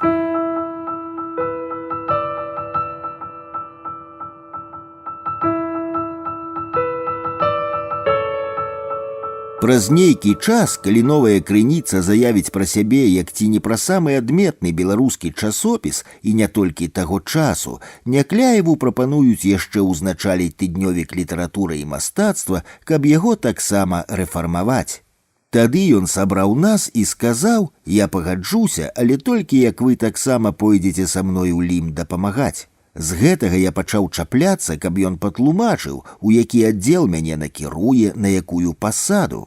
Відаць, ён сам не ведаў, куды мяне прыткнуць, бо нейкі час нічога ўцямнага не мог прапанаваць, а калі я ўжо моцна яму надакучыў, дык з насмешлівым абурэннем сказаў: «Адчапіся, пойдзеш працаваць на пасаду Акудовіча». Я згадаў той эпізод не так сабе, а каб трохі патлумачыць у канкрэтыцы талент Някляева як галоўнага рэдактара. Ён запрашаў у шараговыя супрацоўнікі асобаў, якія самі мелі што сказаць чытачу, а як ты пагадзіўся, то і рабі, што табе карціць. Някляеў настолькі даваў нам веры, што, здаецца, нават не кожны нумар часопіса чытаў, ну хіба адно перагортваў пасля выхаду ў свет. Хаця, натуральна, у крыніцы, як у дзяржаўнага прадпрыемства, была афіцыйна зацверджаная структура аддзелаў і штатных адзінак. У сувязі з апошнім просіцца быць згаданы яшчэ адзін эпізод. Паколькі часопіс меўся стацца культуралагічным выданнем, то Някляеў пад гэтую перамену прыдумаў дамагчыся ў міністэрстве адзінку штатнага культуролага. І калі я упарціўся пераходзіць з культуры ў крыніцу, ён мяне гэтым нават шантажаваў. Я дзеля цябе дамогся новай пасады, а ты ведаеш, як гэта складана. Час пакажа, што гісторыя з пераходам у крыніцу потым апынулася для мяне надзвычай важнай, праз гэта я яе таксама не праміну. У тую пару з Уладзімірам Някляевым я яшчэ не быў асабіста знаёмы, таму мяне моцна здзівіла яго тэлефанаванне з прапановай сустрэцца. У кабінеце галоўнага рэдактара ён чакаў мяне з выдатным празаікам і чалавекам Кастусём Тарасавым. На століку стаяла ледзьве распачатая пляшка добрага напою. Як пакрысе сталася зразумелым, Кастусь, мы з ім былі ўжо трохі знаёмыя, быў пакліканы, каб падтрымаць інтэнцыю Някляева. Пасля таго, як я пачуў шмат словаў пра ідэю новай крыніцы, Някляеў прапанаваў далучыцца да гэтай справы. Паводле яго меркавання, яна мне пасавала як нікому яшчэ. Што і казаць, ні пра што такое я і думаць не думаў, гэта было залішне знянацку, аднак калі трохі ачомаўся, дык адразу згадаў пра зно. Сшытак на вачах набіраў моцы, і я ўсё болей адчуваў яго як у свой уласны праект, а магчыма, нават і як пакліканне. Шчыра падзякаваўшы за гонар, я і нагадаў сумоўнікам пра зно. Яны пра яго добра ведалі, хаця пакуль у чарках заставаўся напой, не спыняліся даводзіць, што мне мусова далучыцца да новай крыніцы. На развітанне я паабяцаў усё тут прамоўленае ўзважыць. Хаця ўзважваць не было чаго, навошта мне цягнуцца некуды яшчэ, калі ў культуры я маю ўсё, пра што раней і марыць не мог. Дарэчы, праца яшчэ і ў Ліме лішне не задоўжылася. Разам з тым згадалася, што менавіта тут у розныя гады я надрукаваў ці не найбольш знакавых для сябе матэрыялаў, раўнуючы з іншымі перыёдыкамі, адзін з іх, адсланіўшыся на момант ад крыніцы, і хачу паказаць. Здараюцца шчаслівыя тэксты, якія ў справе назапашвання сімвалічнага капіталу адыгрываюць для аўтара не меншую ролю, чым некаторыя кнігі. У маёй гісторыі менавіта так яно некалькі разоў і здарылася. Першым сярод падобных выпадкаў сталася эсэ «Вялікая айчынная ці другая сусветная», Лім, 1992 год.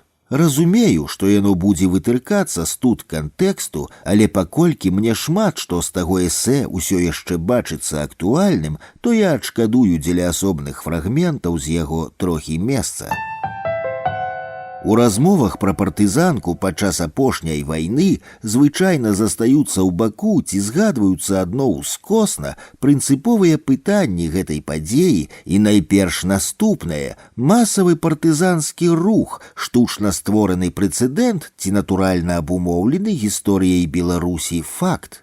Паколькі гэтае пытанне утрымлівае ў сабе шмат аспектаў, паспрабуем вылучыць у ім галоўнае. Нашы вясковыя дзядзькі самаходзь пацягнуліся ў лясы, ці наўмысна створаная сітуацыя справакавала іх хавацца ў гушчарах і часам хапацца за стрэльбы. І яшчэ больш канкрэтна, партызанская вайна была нязмушаным памкненнем вольналюбівых і мужных беларусаў да вызвалення ад акупацыі, ці такі выраз ёй надалі, зыходзячы з пэўных палітычных інтарэсаў. Асабіста я схільны лічыць, што ідэя змагання з акупантамі не беларускага паходжання. Як на маё разуменне, дык у праекцыі на беларусаў яна не мае гістарычна пацверджанага генезісу, прынамсі не мела на той час, бо традыцыя барацьбы з іншаземцамі была перарваная для беларусаў у апакаліптычных войнах з маскоўцамі ў другой палове 17 стагоддзя. Ды і ўвогуле гераічнай бывае асоба, народ прынцыпова не гераічны. Масавы збройны гераізм – гэта аксюмаран. Калі б гэтая з'ява існавала па праўдзе, а не была б толькі ідэалагічнай фігурай, то народы ўжо даўно павыбівалі б адзін аднаго ўшчэнт. Масавы гераізм – з'ява больш небяспечная, чым адсутнасць гераізму ўвогуле. Кожная праява масавага гераізму павінна разглядацца як сімптом смяротнай хваробы, за якой страта народам важнейшага з інстынктаў – інстынкту самазахавання. Невыпадкова ў мове беларусаў няма слова, якое б казала пра гэтую з'яву. Больш за тое, нават яе паасобныя праявы не абапіраюцца на ўстойлівыя лексемы, а кніжныя з ідэалагічнай лексікі герой у жывым маўленні гучыць не інакш як скептычна. Вернемся да вылучанай раней тэзы. Ідэя ўзброенага змагання з нямецкімі акупантамі не беларускага паходжання. Яшчэ да апошняга падзелу Рэчы Паспалітай, вынішчаная войнамі з маскоўцамі, наша бацькаўшчына ўжо была у нейкім сэнсе акупаваная Польшчай. А далей пацягнулася суцэльная эпоха перманентных акупацый. Шведы, французы, немцы, палякі, зноў немцы, а на пачатку ў прамежках і потым расейцы. Паднявольны стан акупацыі зрабіўся натуральным для нас, і з цягам часу беларускі народ ужыўся з прыгнётам, як ужываецца чалавек з ціскам атмасферы. Зноў жа звернем увагу, як сітуацыя бесперапыннага прыгнёту адбілася ў мове. Вызначаючы час той ці іншай падзеі, яны звычайна кажуць за палякамі, за немцамі, за саветамі. Мова народа ўжо не ўтрымлівае катэгорыі самастойнага існавання на сваёй зямлі. Спроба вылучыць з вайны ў якасці станоўчага прыкладу той ці іншы гераічны імператыў – інтэлектуальная прафанацыя. Ніякі грамадскі інстытут не можа быць больш маральным за маральнасць таго часу, таго грамадскага стану і ладу, у якім існуе. Ён можа дэклараваць якія заўгодна маральныя пастулаты, абапірацца на якія заўгодна высакародныя прынцыпы, але рэальна дзейнічаць будзе на тых, што сфармаваныя тагачасным жыццём.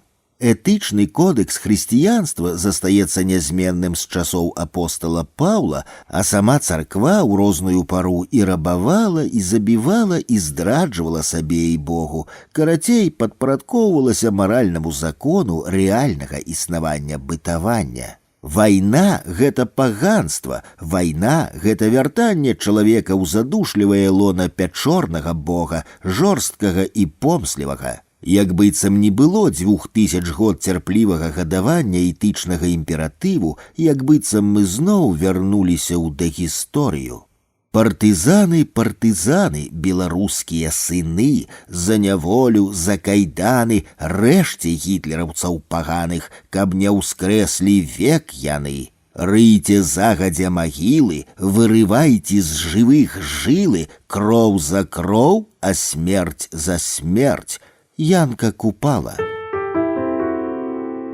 Савецкая вайна 1941-1945 гадоў для бальшыні беларусаў і па сёння застаецца святарным капішчам, куды збіраюцца толькі маліцца са слезамі на глазах і нічога больш. Хаця за гэтыя гады надрукавана мноства артыкулаў і кніг, якія даводзяць, што нічога святарнага ў той вайне і блізу не было. Адно палітычнае паскудства ў апакаліптычных памерах, і ўсё роўна гэтаму няшмат хто дае веры, у чым нескладана пераканацца 9 траўня хоць якога года, зазірнуўшы на плошчы беларускіх гарадоў і мястэчак.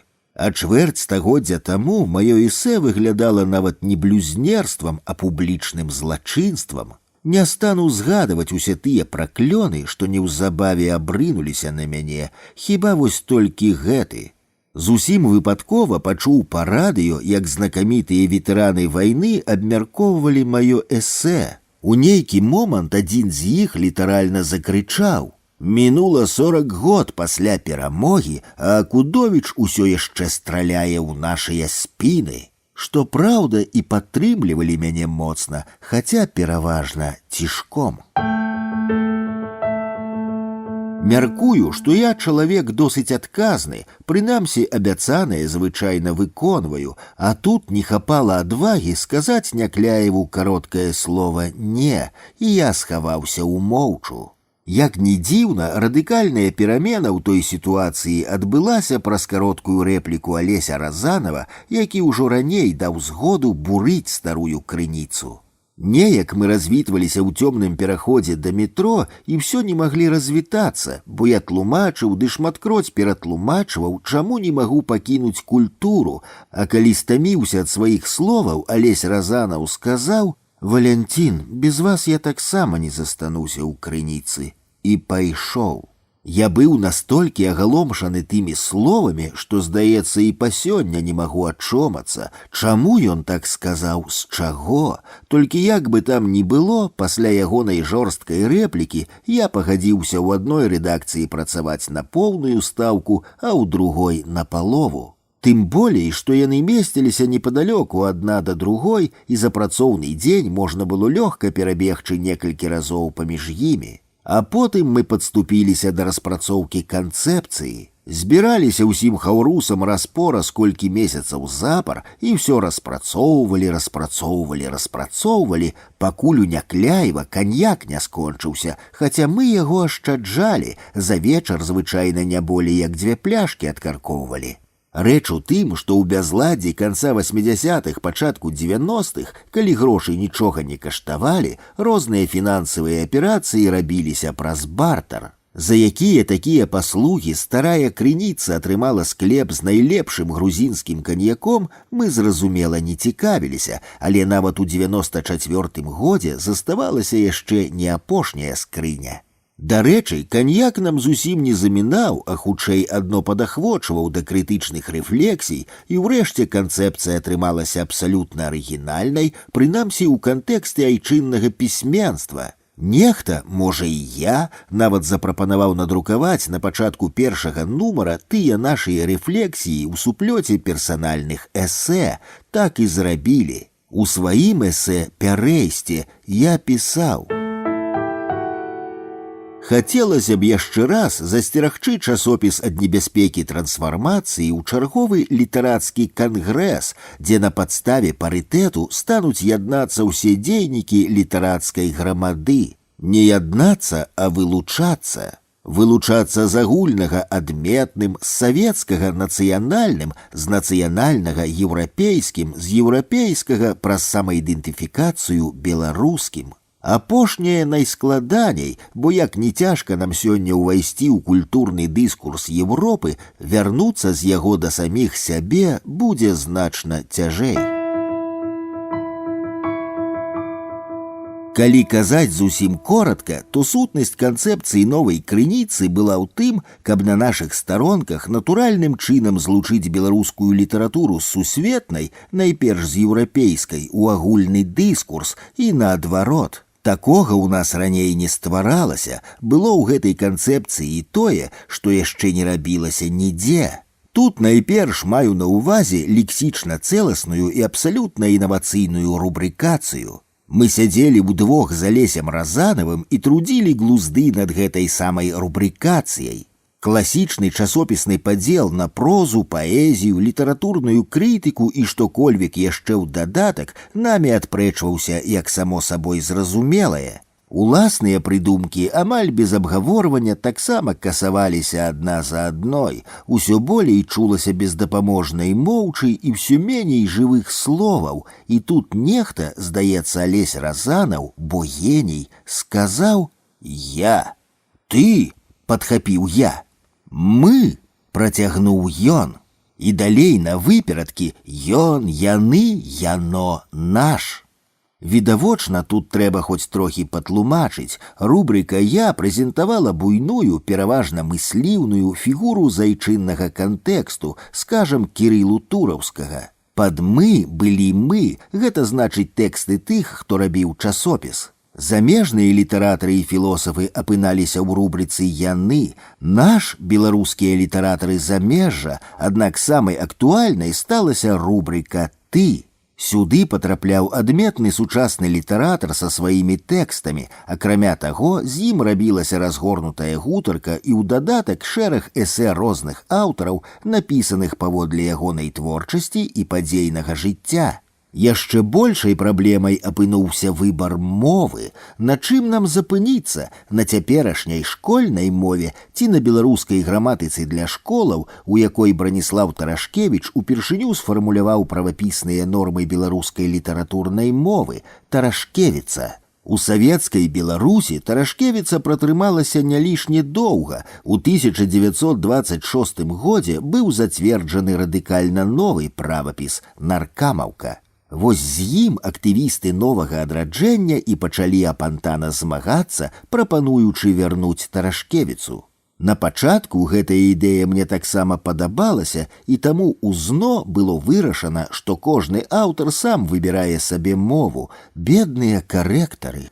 Я і цяпер маю пэўны сантымент да Тарашкевіцы за яе натуральны філасофскі слоўнік, за яе набліжанасць да нізінных ландшафтаў, у якіх хаваюцца туманы і балоты, за яе метафізічную таемнасць і анталагічную моўчу. Але калі ў рэдакцыі пачалося галасаванне, паколькі дыскусіі зацягнуліся, а згоды не было, я ўжо выступаў больш супраць, чым за, бо ўжо пачаў адчуваць, што гэтая ініцыятыва паводле сваёй сутвы ёсць вялікай правакацыяй супраць беларускай мовы як такой. З іншай пазіцыі не прымаў Тарашкевіцу і Алесь Разанаў. Ён лічыў, што нават наркамаўка залішне мяккая стасоўна натуральнай фанетыкі нашай мовы, а што тады казаць пра Тарашкевіцу з яе бясконцымі мяккімі знакамі і да таго падобным. Самым зацятым абаронцам Тарашкевіцы выявіўся Уладзімір Арлоў. Пасля першых адкрытых галасаванняў, якія не вызначылі пераможцу,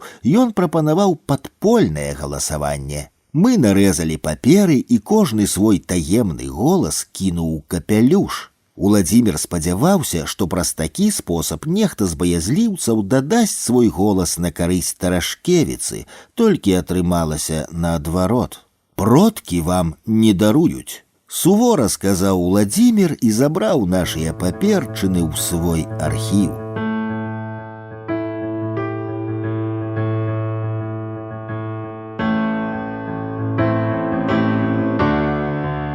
Яшчэ з часоў перабудовы ў айчынную палітыку патрапіла ладная сціжма энергічных філолагаў, падмацаваная літаратарамі, журналістамі і проста гуманітарыямі, для якіх лінгвістычныя праблемы выявіліся таксама не чужымі. Толькі ў адрозненне ад іншых краінаў, дзе падобнага тыпу палітыкі хутка выпетраліся з палітычнага жыцця, у нас яны, верагодна з прычыны задоўжанай папулярнасці моўна-этнаграфічнай канцэпцыі нацыяналізму, затрымаліся на ладны кавалак часу. Адсюль мовазнаўчыя праблемы, як натуральна актуальныя для палітыкаў-філолагаў, праз апазіцыйныя СМІ, суполкі і супольнасці перараслі ў палітычныя. І хаця для бальшыні шараговых валанцёраў апазіцыі і з унармаванай беларускай мовай хапала праблемаў, яны мусілі засвойваць Тарашкевіцу, каб забяспечыць сябе радыкальнай апазіцыйнасцю. Больш за тое, у пару пад'ёму нацыянал-дэмакратычнага руху, завабленыя паноўнай модай на адраджэнне чаго заўгодна,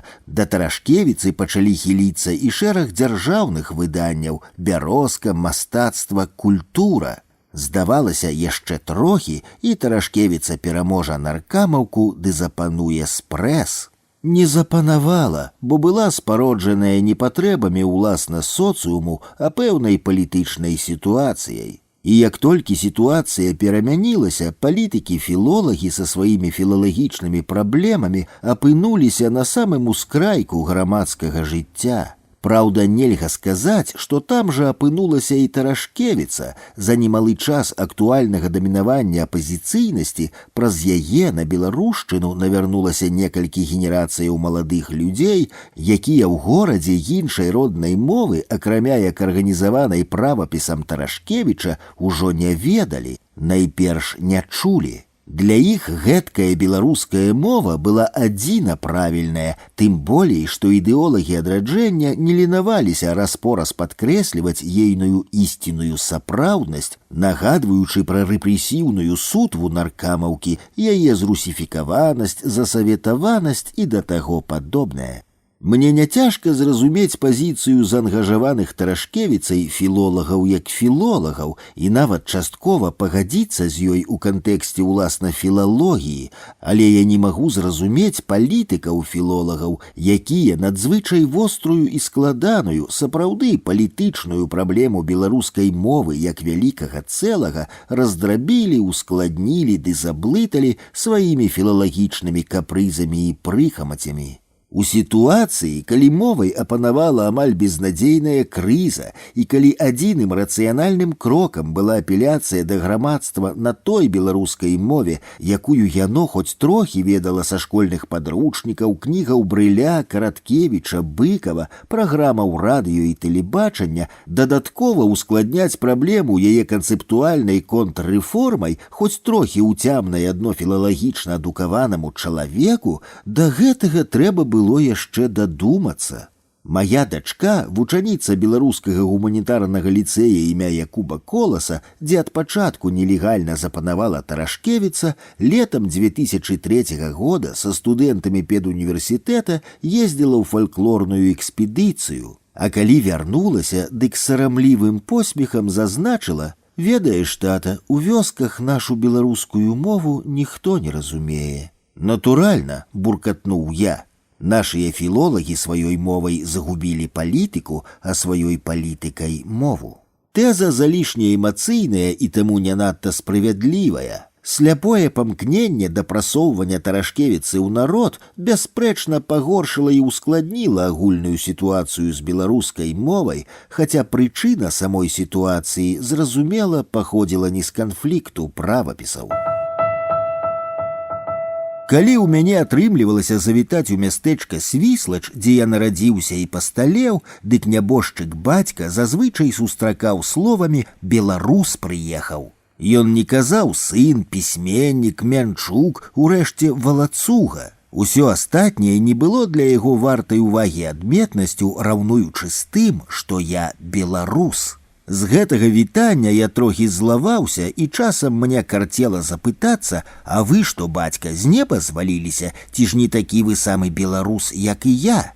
Але не пытаўся, паколькі разумеў, бацька мае рацыю, бо з даўніх давён так павялося, што азначэнне «беларус» у нас найперш адсылае да экзістэнцыйнага выбару чалавека, яго ідэалагічнай заангажаванасці, палітычнай залежнасці, свядома абранай экзатычнай мовы і з гэтага да адметнага спосабу мыслення і ладу жыцця, а толькі потым да нацыянальнай кадыфікацыі, якая сама з сябе ні пра што не кажа. Быць беларусам на Беларусі – гэта выключыць сябе з нормы і паўз уласную хэнць быць для некага місіянерам новай веры, для кагосьці варожым прыблудам, а для ўсіх астатніх такім сабе блазнам. Нават сам зварот да беларускага слова на Беларусі ёсць нячым іншым, як грамадзянскім учынкам і яшчэ эстэтычным актам.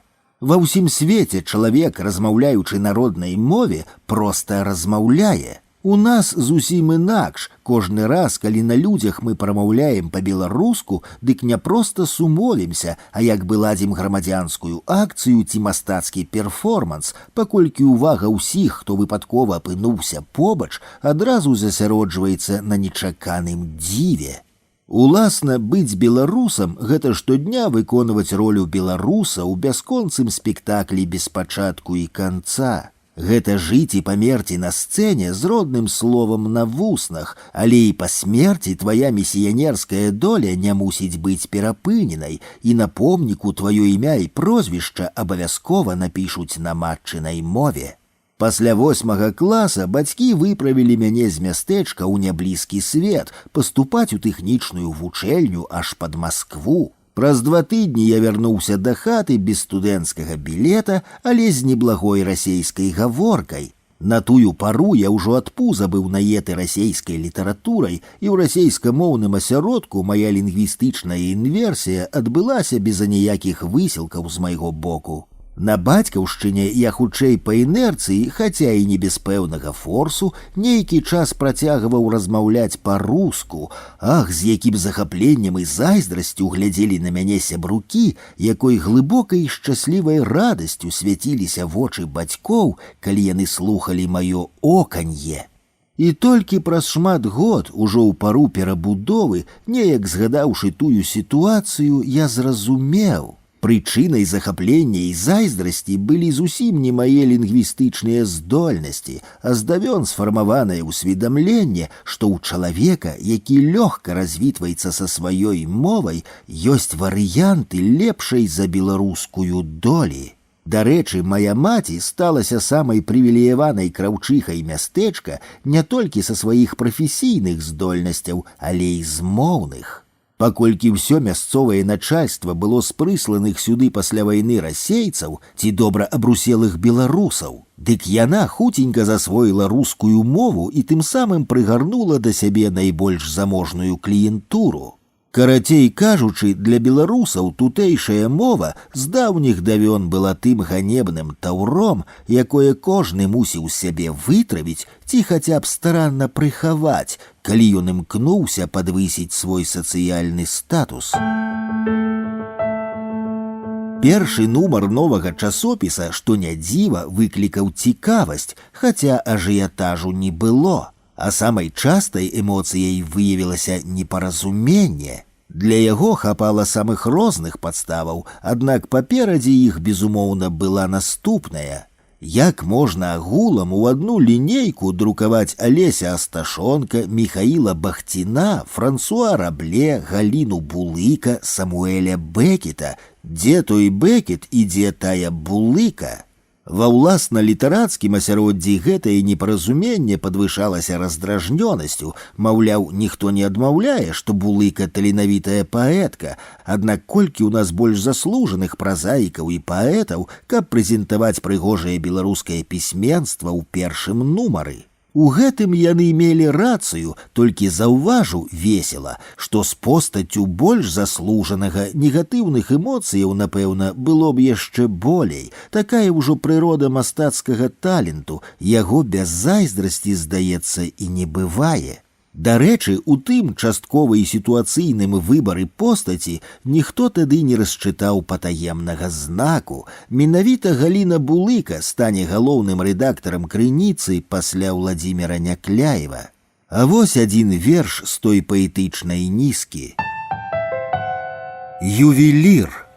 Калі навечна вызваліў ён грані, калі з кутоў бліскучы пыл скрышыў, калі таварны стаў прыродны камень, сышло натхненне з майстравай душы. Аправіць адмыслова і багата, схавае ў аксамітны футарал, імкнуцца долу спелыя караты, як пачуццё, якога не чакаў. І блісне дыямент на раздарожжы малой дваінкай існасці зямной, і ў лужы не абудзіцца, дык можа ён да натуры вернецца самой.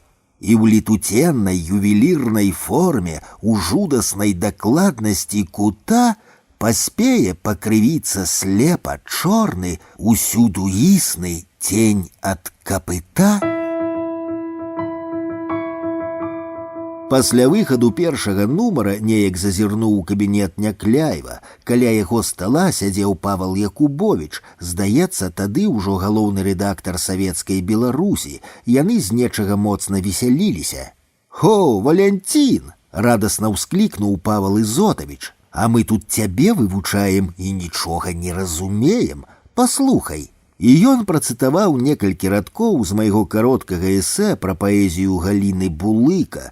Натуральна, я ўжо не памятаю, з чаго яны рагаталі канкрэтна, таму абнаўляю той невялічкі тэкст. Галіна Булыка небяспечна наблізілася да нябёсаў. Каб пераадолець уладны цяжар зямлі, ёй спатрэбілася вынесці паэзію з кантэксту цялеснай кранальнасці ў метафізічны дыскурс. Мяркую, што на сёння Галіна Булыка ўжо змагла амаль канчаткова разасобіць плоць і дух, рассунуць іх па розных вымярэннях аднаго існавання і гэтым як бы ўзаконіць амбівалентнасць у якасці парадыгмы ўласнага лёсу. З апошняга вынікла магчымасць асвойтваць геаграфію трансцэндэнтнага, не ахвяруючы ўжытковым і песціцца ва ўтульнасці жытла, не пазбягаючы скразнякоў астральнага бязмежжа. І ўсё ж не будзем ідэалізаваць амбівалентнасць у якасці парадыгмы існавання. Дваістае прачытанне сябе як падзеі быцця пагражае непаўнатой прысутнасці і там, і тут, тоіць небяспеку блытаніны ў прамежку паміж нелінейна рассунутымі скранямі і не выключае таго, што аднойчы дваістасць абернецца раздвоенасцю, дзе кожная супрацьлегласць у гэтай раздвоенасці станецца асобным, але аднолькава чужым для паэта лёсам. Зрэшты, ці не ёсць адчужанасць ад самога сябе тым наканаваннем, з якім мусіць змірыцца ўсялякі, хто наважыўся зрыфмаваць рыб астральнага кола з тухканнем крыві ў скронях. Я павесяліўся разам з імі, бо іх смех быў не крыўдлівы, хутчэй наадварот. Гэта з аднаго боку, а з другога галоўны рэдактар савецкай Беларусі і не мусіў разумець мае тэксты. У гонар яму было тое, што ён мог весела прызнацца ў гэтым. Заакцэнтую, ключавым словам тут ёсць весела. Бо праз некалькі месяцаў прыкладна на гэтым самым месцы побач з Някляевым сядзелі самы знакаміты беларускі драматург і галоўны рэдактар найбольш знанага літаратурнага часопіса. У той дзень культура якраз выйшла з чарговым сшыткам «Зно», і я прынёс некалькі асобнікаў Някляеву. Той прадставіў мяне, запрасіў прысесці збоку да іх сябрыны і паказаў сваім сумоўнікам «Зно». Тыя паспрабавалі ўчытацца ў розныя тэксты, але неўзабаве я пачуў зласлівае «гы-гы-гы». Сустрэнуць слова амбівалентнасць гы-гы-гы, ментальнасць гы-гы-гы, бінарная апазіцыя гы-гы-гы і гэтак далей да таго падобнае. У паўзах паміж злоснымі і пагарлівымі гы-гы-гы адзін кажа: «Я амаль нічога тут не разумею, хаця мае п'есы ва ўсіх тэатрах Саюза ставяць». Другі кажа: «Я і разумець тут нічога не хачу, у мяне найлепшы беларускі часопіс, а гэта што? Вучыся, хлопец, у нас пісаць». Мяне іх пыхлівае гы-гы-гы напяла нечым нядобрым да нельга. Звычайна на падобнае я мала звяртаў увагі, але ж гэта былі дзве асобіны сярод найбольш знаных у нашай культуры. І вось цяпер яны прылюдна ганарыліся сваёй несусветнай інтэлектуальнай тупасцю. У той момант мне нечакана зноў згадалася, як мы на выспе ля Кальцавой слухалі выступы Зянона Пазняка і Владзіміра Арлова, а пасля на нас насунулася чорная сцяна карнікаў, і я ў адначасе зразумеў, што пакуль мы не раструшчым гэтую сцяну ў друсы пыл, датуль не мецьмем людскага жыцця. Ясна ўсведамляю, што злучыць у адзін шэраг амапаўцаў з нацыянальна заангажаванымі як бы дэмакратамі гэта ўжо залішне. Толькі за наступным пазапалітычным кантэкстам і тыя, хто ахоўваў вычварныя скажэнні былога амапаўскімі дубінкамі, і тыя, хто абараняў іх сваім ужо даўно састарэлым слоўнікам і выцвілай пыхай, былі паплечнікамі. Падчас гэтага кароткага сумоўя я колькі разоў зірнуў у бок Някляева. Ён сумна пасміхаўся са сваіх быццам бы сяброў.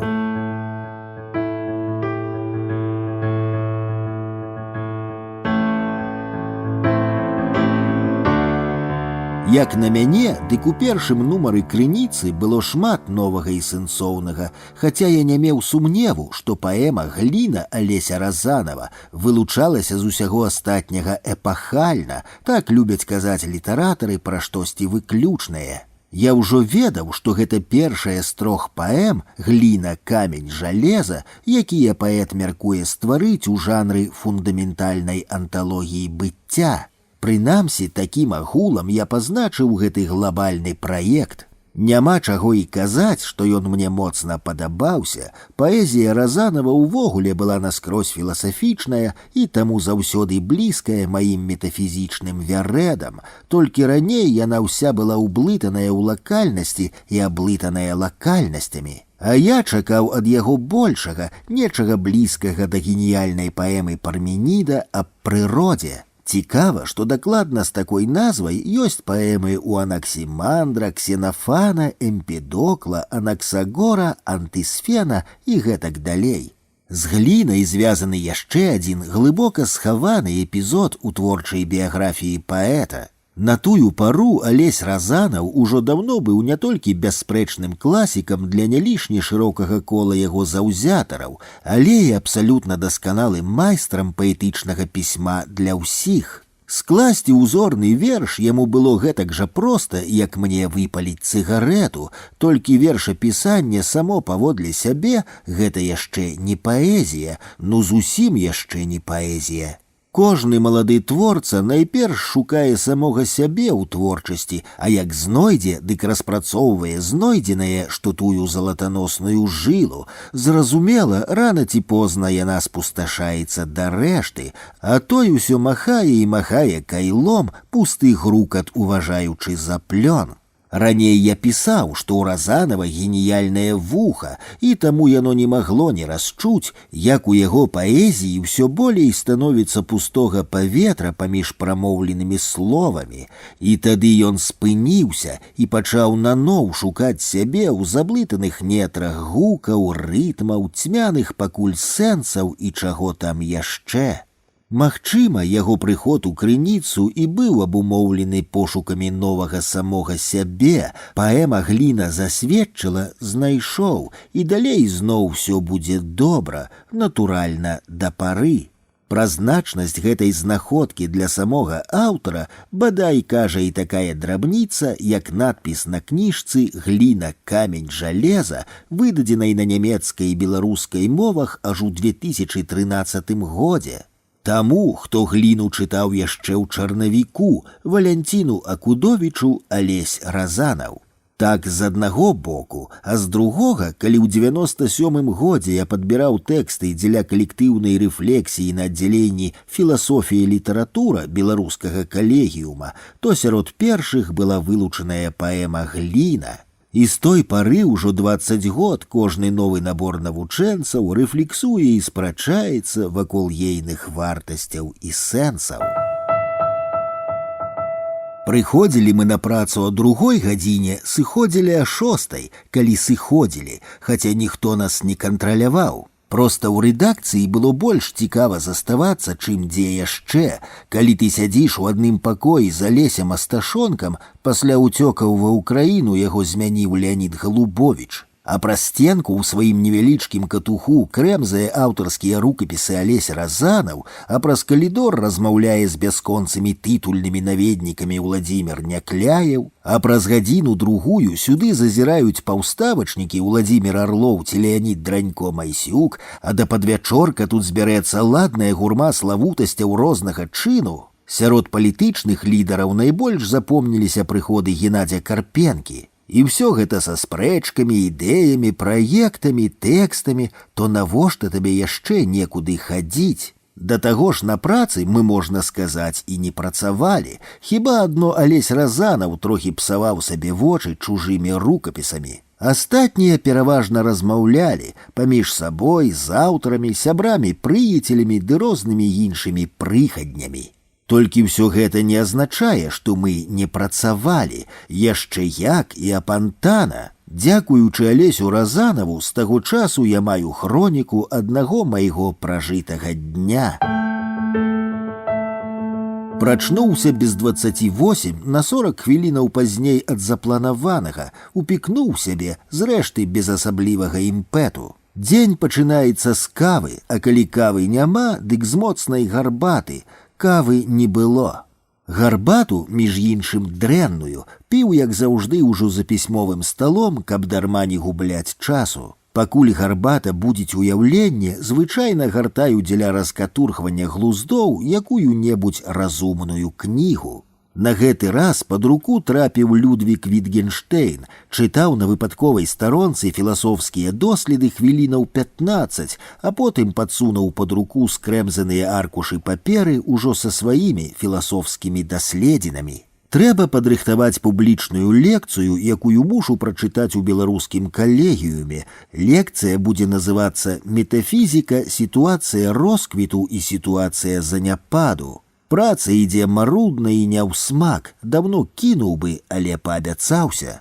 Дачытаў усю абкрэмзаную паперу да чыстага аркуша і пачаў паліць цыгарету за цыгаретай без хоць якога плёну. Відавочна, метафізіка сёння мяне не хацела, можа з таго, што я піў дрэнную гарбату, а можа таму, што цыгарета ў пачку мала заставалася, і я наперад нерваваўся. Давядзецца перапыняць працу ды бегчы ў краму. А для мяне лепей не раскручваць махавік думання, калі я не ўпэўнены, што ў яго не будзе часу выкруціць сваю энергію да рэшты.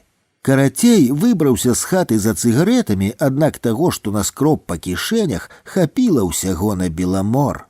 Набыў пачак Беламору, зноў пераапрануўся і вярнуўся за стол. Метафізіку ўжо не мела сэнсу чапаць, і я нейкі час вагаўся, ці то скончыць рэдагаванне для крыніцы аповесці Жоржы Амаду «Мёртвае мора», пераклаў з партугальскай Валерый Буйвал, ці яшчэ папрацаваць над артыкулам для Ліма.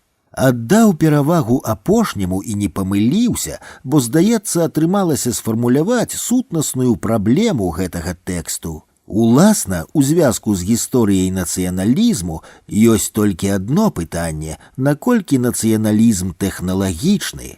Гэта значыць, наколькі ён можа быць вартасным не як ідэалогія адбывання быцця, а як тэхналогія гэтага адбывання. Беламор курыўся ў смак, думкі пакрысе грувасціліся на паперы, але тут патэлефанаваў Сяржук Мінскевіч і запытаўся пра Адама Міцкевіча. Рэч у тым, што Сяржук пераклаў дзяды Міцкевіча і выціснуў з мяне згоду, каб я ўзяўся за рэдагаванне. Неяк падумалася, амаль усё, што я раблю пад прымусам, ці то абставінаў, ці то больш энергічных за мяне людзей, ідэй, падзей. Сяржук скончыў выпраўляць мае заўвагі ў 4-й частцы дзядоў і чакаў наступную порцыю. Я кінуў лімаўскі нацыяналізм і ўзяўся даводзіць, там няшмат заставалася, да ладу другую частку дзядоў, каб аддаць яе Сяржуку, як апынуўся ў рэдакцыі. Здаецца, паспеў, управіўся, і нават знайшлася хвілінка, каб патэлефанаваць Міхасю Баярыну, які ў Еўрафоруме рыхтуе да друку мой суплёт эсэ, кнігу «Мяне няма». Нешта перакусіў спехам ды пабег на тралейбус. На працы ў рэдакцыі часопіса «Крыніца» ужо быў мой калега Леонід Галубовіч. Пакуль мы з ім абмяркоўвалі апошнія гульні чэмпіянату свету па хакеі, прыйшоў Алесь Разанаў нешта рана і нагадаў, што сённяшні дзень, 14 траўня 98 года, мы вызначылі для анкетавання. Гэта значыць, абраны для анкетавання пісьменніцкі люд мусіць запамінаць і занатоўваць, што з ім адбывалася цягам дня, што думалася і пра што мроілася таксама, каб пасля ўсё гэта мы надрукавалі на старонках крыніцы. Натуральна, я ведаў пра гэтую ініцыятыву, толькі забыўся на яе, бо асабіста мяне яна аніяк не цікавіла, пра што яшчэ раз сказаў Разанаву, калі ён зноў папытаўся, ці буду я таксама натаваць свой дзень.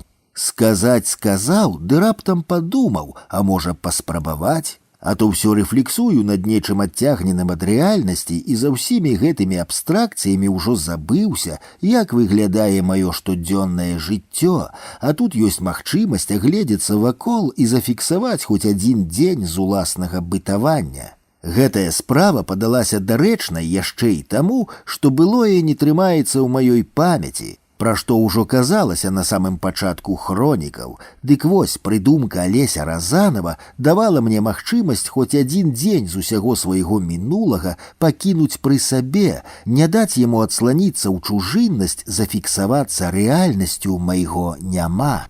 Усё гэта было добра, але я не ведаў, скуль вызваліць хоць трохі часу, каб маё 14 траўня 1998 года перанесці на паперу. І таму вырашыў, не знікне заўтра хэнць і выблісне вольная хвіліна, занатую. Не, дык не. А сёння трэба было вырашаць сённяшнія праблемы. Абмеркавалі Іосіфа Бродскага. Рэч у тым, што Алесь Чобат пераклаў нізку яго вершаў, і паўстала пытанне, будзем даваць разгорнуты матэрыял пра Бродскага ці не. Пагадзіліся, што будзем. Потым я пажаліўся на ўласны рэдактарскі крызіс. Перакладчыкаў не хапае, ёсць праблемы і з іх кваліфікацыяй. А часопіс, як той малох, жарэ і жарэ. Здаецца, ужо колькі замежных пісьменнікаў, культуролагаў, філосафаў кінуў у пашчу, а яму ўсё мала, давай і давай. Вось зраблю яшчэ Бадлера, Кундыру, Калакоўскага, Эка, Бродскага, а што потым? Дзе шукаць хаця б збольшага прафесійна зробленыя пераклады, дзе самому знаходзіць сілы, каб не спыняцца, не спыняцца. Зрэшты, жаліцца доўга не выпадала, бо ў рэдакцыю пацягнуўся творчы люд. Першым забраць маю рэдактуру Адама Міцкевіча прыйшоў Сяржук Мінскевіч. Пакалупаліся ў маіх праўках, пагаварылі пра пераклад дзядоў, які паралельна робіць Кастусь Цвірка. Неўзабаве Леонід Галубовіч пачаў збірацца ў рэдакцыю Ліма. Не развітваліся, бо меркавалі сустрэцца на шэсці, якое арганізоўваў БНФ о 5 гадзіне з плошчы Якуба Коласа. Шэсці і мітынг былі ў абарону палітвязняў, а абраная дата 14 траўня адсылала да майскага рэферэндуму 1995 года.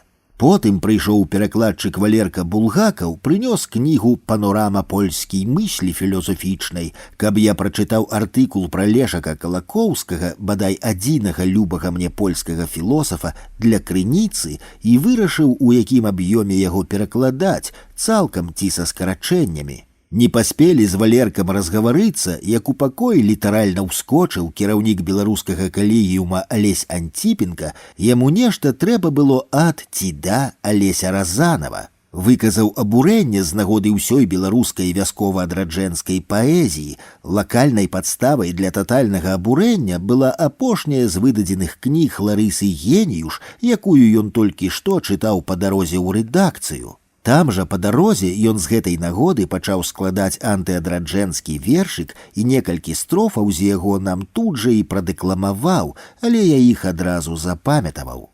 Толькі доўга гаманіць ні ў кога не было часу, а Лесю да публічнай лекцыі ў беларускім калегіуме яна распачыналася о 6 гадзіне, і кіраўнік мусіў там быць. Трэба было яшчэ заскочыць у скарынаўскі цэнтр. Я спяшаўся на плошчу Якуба Коласа, каб прайсці з калонай дэманстрантаў да плошчы Перамогі, а потым сесці на метро ды паехаць да філіі музея Максіма Богдановича, дзе імелася адбыцца тая публічная лекцыя. На плошчу мы выправіліся з Сяржуком Мінскевічам. Народу было зусім мала і амаль нікога са знаёмых, хаця знаёмых твараў хапала, бо за дзесяцігоддзе мітынгаў і шэсцяў вочы прыгледзеліся да ветэранаў вулічных акцыяў. Пэўна, на падобныя акцыі людзі ўвогуле хутка перастануць хадзіць. Надакучыла з году ў год рабіць адно і тое самае. Ніякага выніковага эфекту ў большасці з гэтых палітычных хаджэнняў ужо даўно няма, а таму няма з іх і радасці. Ідзеш туды як пад прымусам, хаця ніхто не прымушае. Нешта прымушае, але і ў гэтага нешта відавочна слабне энергетыка. Бадай арганізатарам мітынгаў і шэсцяў трэба было перастаць імі злоўжываць. Пакінуць на год 1-2 шэсцей, каб людзям у ахвоту было і даволі. Інакш гэтая форма супраціву хутка будзе дыскрэдытаваная ўшчэнт, калі ўжо не дыскрэдытаваная. Пакуль народ падыходзіў, стаялі Сяржуком ля афішнай тумбы, гарталі дыхтоўную кніжку дзядоў на польскай мове, разважалі пра Міцкевіча, які першым распрацаваў многія з тых тэмаў, што потым без меры будуць эксплуатавацца ў беларускай паэзіі, ды падпісвалі розныя паперы за вызваленне палітвязняў, за грамадзянства ў БНР, яшчэ за нешта. У падзяку за нашую актыўнасць дзяўчаты, што збіралі подпісы, падарылі нам папяровых бел-чырвона-белых буслікаў. Неўзабаве невялічкая калона рушыла па ходніку паўз праспект. Мы з Сержуком прыладзіліся ў самым яе канцы, і туды пакрысе падцягнуліся Зміцер Вішнёў, Віктар Жыбуль і Лясін. Атрымалася цэлая бумбамлітаўская філія зборнай калоны змагароў за волю. На плошчы Перамогі я апошні раз зірнуў на бел-чырвона-белыя сцягі. Можа, дзеля асалоды, якую адчуваю заўсёды, калі бачу іх лунанне, яшчэ і хаджу на мітынгі ды шэсці. І развітаўся з хлопцамі, каб праз хвілінаў 20 быць ужо на публічнай лекцыі пра сучаснае мастацтва, якую чытаў Міхал Баразна. Я не аматар публічнага інтэлектуалізму, мне куды больш утульна з кнігай, чым з лектарам. Але беларускі калегіум толькі распачынае сваю дзейнасць, і трэба было падтрымаць гэты распачын хаця б сваёй прысутнасцю. Зноў трэба, на мітынг трэба, на лекцыю трэба. Гэта па-першае, а па-другое, хацелася азнаёміцца, дзе і як усё адбываецца, бо праз некалькі тыдняў самому давядзецца тут выступаць. Зрэшты, час не быў патрачаны марна, бо хаця я збольшага і адукаваны ў праблемах сучаснага мастацтва, як-ніяк 7 гадоў працаваў у газеце «Культура», але некалькі момантаў з прамовы Міхала зацікавілі. Праўда, мне падалося, што калі Міхал дзеліць усё мастацтва на таталітарнае і, так бы мовіць, дэмакратычнае, дык ён апрыорі адмаўляе таталітарнаму мастацтву і ў эстэтычнай каштоўнасці. А між іншым, мастацтва папярэдніх тысячагоддзяў было пераважна таталітарным. Дарэчы, калі казаць пра ўласна хрысціянскае мастацтва, абразы і да таго падобнае, дык тут мера таталітарызму была і застаецца абсалютнай, бо догмат, асабліва яго праваслаўная версія, вызначае наперад нават колеры, якія мусяць выкарыстоўвацца пры маляванні твару, апраткі, фону і ўсяго астатняга, што ніяк не замінае нам высока ацэньваць эстэтычную каштоўнасць многіх твораў дагматычных мастацтваў. Алесь Антипенко ў сваім каментары да лекцыі назваў Мінск другаснай сталіцай расійскай імперіі з адпаведнай архітэктурай. На гэта культуролаг Юрась Барысевіч заўважыў, што ў такім разе Мінску не хапае маўзалея. Публіка пачала з імпэтам абмяркоўваць, каго туды можна было пакласці. Дарэчы, публікі было не вельмі шмат, але ў адрозненне ад шэсця тут гэты факт не засмучаў. Разыходзіліся хто куды, мы з Юрасём Барысевічам і Міхасём Баярыным вырашылі пасмакаваць кавы. Пакуль абмяркоўвалі, куды скіравацца, на вочы патрапіла кавярня з назвай «Воля». Натуральна, такую кавярню мы не маглі прамінуць і спусціліся ў скляпенні. Месцы там былі, аднак каву гатавалі толькі распушчальную, як зазвычай, там, дзе ёсць воля, там нічога вартага болей няма.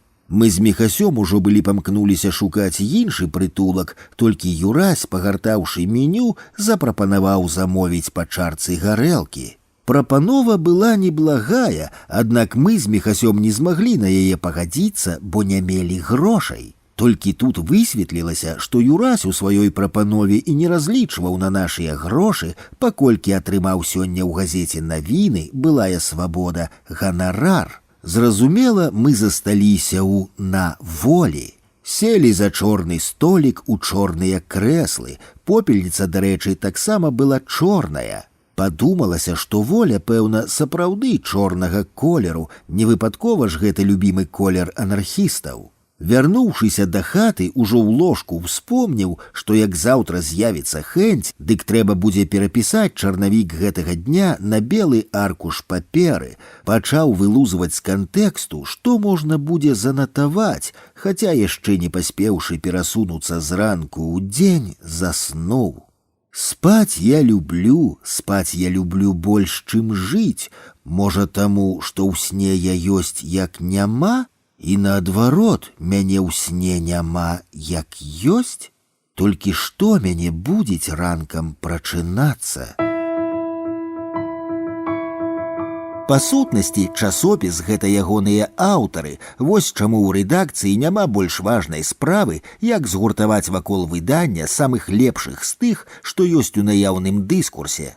А паколькі абсалютная бальшыня аўтараў ранейшай крыніцы нам не пасавала, то пачынаць трэба было, лічы, ад пачатку. І першы інавацыйны крок у гэтым кірунку быў прапанаваны мной. Отже, і люблю хваліцца. Відаць, тут патрэбная невялічкая прэамбула, якая патлумачыла, што за савецкім часам было не прынята друкавацца ў тых часопісах, у якіх ты працуеш. Так бы мовіць, паводле азначэння, таму калі мы ў чарговы раз абмяркоўвалі, дзе нам шукаць самых-самых, я нечакана для ўсіх сказаў «пад лаўкай». Іншымі словамі, ладная частка найбольш адметных тагачасных аўтараў працавала цяпер у нашай рэдакцыі, таму моя прапанова была наступнай – забыцца на савецкую этыку і ўсім друкавацца ў крыніцы. І толькі ў крыніцы, удакладніў сувора, што той Саванарола. А калі хто здрадзіць, то спаганяць з яго які-кольвічы штраф. Валянцін, дазвольце хаця б у газетах друкавацца, хаця б у Ліме, засмяяўся Разанаў. У газетах можна, злагодзіўся весела, аднак не самае адметнае і не лішне часта. Яшчэ трохі павесяліліся, а пасля задзіночыліся ў згодзе, усе разам і без спрэчак. Бо сапраўды, ці не было б гэта дурноццем раскідваць сваё дабро па розных выданнях, а самім падбіраць ніяк ужо не лепшае. І хаця эпоха глобальных пераменаў быццам спрыяла такому радыкальнаму перакруту, дзе настолькі за гэта потым не чаўплі, маўляў, друкуюць самі сябе за дзяржаўны кошт. І тут як бы не выпала пярэчыць, ды мы і не пярэчылі, мы проста разумелі, што праз традыцыйную канцэпцыю дзяржаўнага часопіса для ўсіх у нас нічога вартага не атрымалася б. Да таго ж крытыкі хутка паменіла, а затым яна і ўвогуле амаль счэзла, бо ўвідавочнілася, што друкуем мы аўтараў адусюль, калі яны нам пасавалі, менавіта нам, а не камусьці яшчэ, і нават Някляеў з гэтым нічога не мог парабіць. Быў адзін выпадак. Здаецца, нямоцна памылюся, калі заўважу, што ўжо пасля года другога нашай працы друкавацца ў крыніцы зрабілася прэстыжна нават для літаратурных генералаў. Неяк народны пісьменнік Іван Пятровіч Шамякін пры сустрэчы паскардзіўся Някляеву, што яго, народнага пісьменніка, крыніца абмінае ўвагай. Някляеў вярнуўся ў рэдакцыю і кажа: «Хлопцы, Іван Пятровіч жаліцца, што вы яго не друкуеце». Мы абурыліся, замахалі рукамі. Не наш ён, не наш, чужы, а яшчэ і бесталанны. Затое народны, знакаміты і як чалавек не з горшых, шкада ж чалавека. Пасля зацятай дыскусіі вырашылі галасаваць. Калі Іван Пятровіч пераможа, дык хай сабе, возьмем грэх на душу. Што праўда, мы ўжо на той душы мелі адзін грэх, толькі з адваротным знакам. Яшчэ за часамі першай крыніцы кіраўніцтва рэдакцыі вымудрыла друкаваць газету «Ласкавы май», да таго ж нейкім шалёным накладам, ну і грошы там закруціліся немаленькія. Я пра тую гісторыю мала што ведаю, таму і кранаць яе не буду. Скажу толькі, што з-за гэтага «Ласкавага мая» Уладзімір Някляеў вусмерць рассварыўся з Адамам Глобусам і звольніў таго з працы. Натуральна, мы ўсе памяталі пра гэтую лютую варажнечу, і хаця Глобус, у адрозненне ад Шамякіна, заставаўся цалкам нашым, нікому і да галавы не было прапанаваць яму надрукавацца ў часопісе. А можа, ніякі гэта быў і не грэх, бадай нешта зусім іншае тут было, нешта глыбока чалавечае.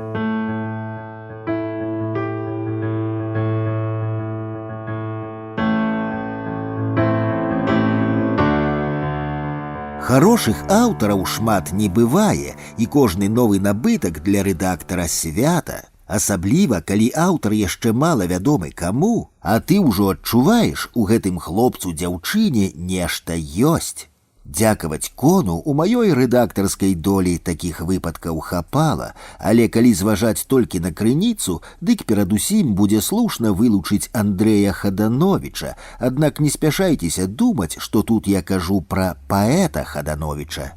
Кажучы мовай канцылярыту, аддзелам замежнай літаратуры у нас загадываў выбітны празаік і перакладчык Алесь Асташонак, ён працаваў яшчэ ў першай крыніцы. Хаця ад самага пачатку мы гэтую дзялянку апрацоўвалі ўдвох, паколькі ўся замежная філасофія і культуралогія заставаліся пад маім патранажам. У такой формуле супрацы была і свая рацыянальнасць, бо, скажам, Ніцшэ ці Камю мы маглі прэзентаваць не толькі як філосафаў, але і як літаратараў. За не такія і доўгія гады існавання часопіса тут было надрукавана мноства выдатных тэкстаў таленавітых аўтараў. Разам з тым, калі зважаць на сістэмную прэзентацыю нейкага дыскурсу паасобку, то, як мне здаецца, замежная літаратура ва ўсіх сэнсах была прадстаўленая ў нас найбольш багата і разнастайна. Да таго ж улічым, што раней у Беларусі на беларускай мове яе ўвогуле было вобмаль, а тут бярэмя за бярэмем. Дзеля неабазнаных яшчэ згадаю, што мы не проста кідалі іншаземцаў на старонкі выдання, як сена на воз, навалам. Не, бальшыня з іх мела персанальную гісторыю. Гэта значыць, што акрамя ўласна перакладзенага тэксту, тут была і адмыслова разгорнутая біяграфія пра яго, аўтара, і літаратуразнаўчы артыкул ці вольнае эсэ, і цытатнік. Калі мы ўжо добра напрацаваліся і нават адчулі стому, да таго ж я застаўся на гаспадарцы без асташонка, у рэдакцыі аб'явіўся тады яшчэ мала каму вядомы Андрэй Хадановіч і сказаў, што хацеў бы далучыцца да стварэння постацяў вялікіх замежнікаў і не проста выказаў жаданне, а прапанаваў і рэалізаваў цэлую праграму Бадлер, Эйтс, Маларме, Паунд, Аполінер. Гэты праект агулам быў адным з самых значных у маім рэдактарскім крынічанскім наробку. Самыя слынныя еўрапейскія паэты завіталі на наш літаратурны падворак і тут засталіся. Было б відавочным перабольшваннем казаць, што ўжо тады я прадбачыў Андрэю наканавана быць заснавальнікам новай школы беларускага перакладу. Хаця той імпэт ды майстэрства, з якімі ён падхапіўся рэалізоўваць сваю праграму, казалі пра адметныя магчымасці і неабыякі версіфікацыйны патэнцыял.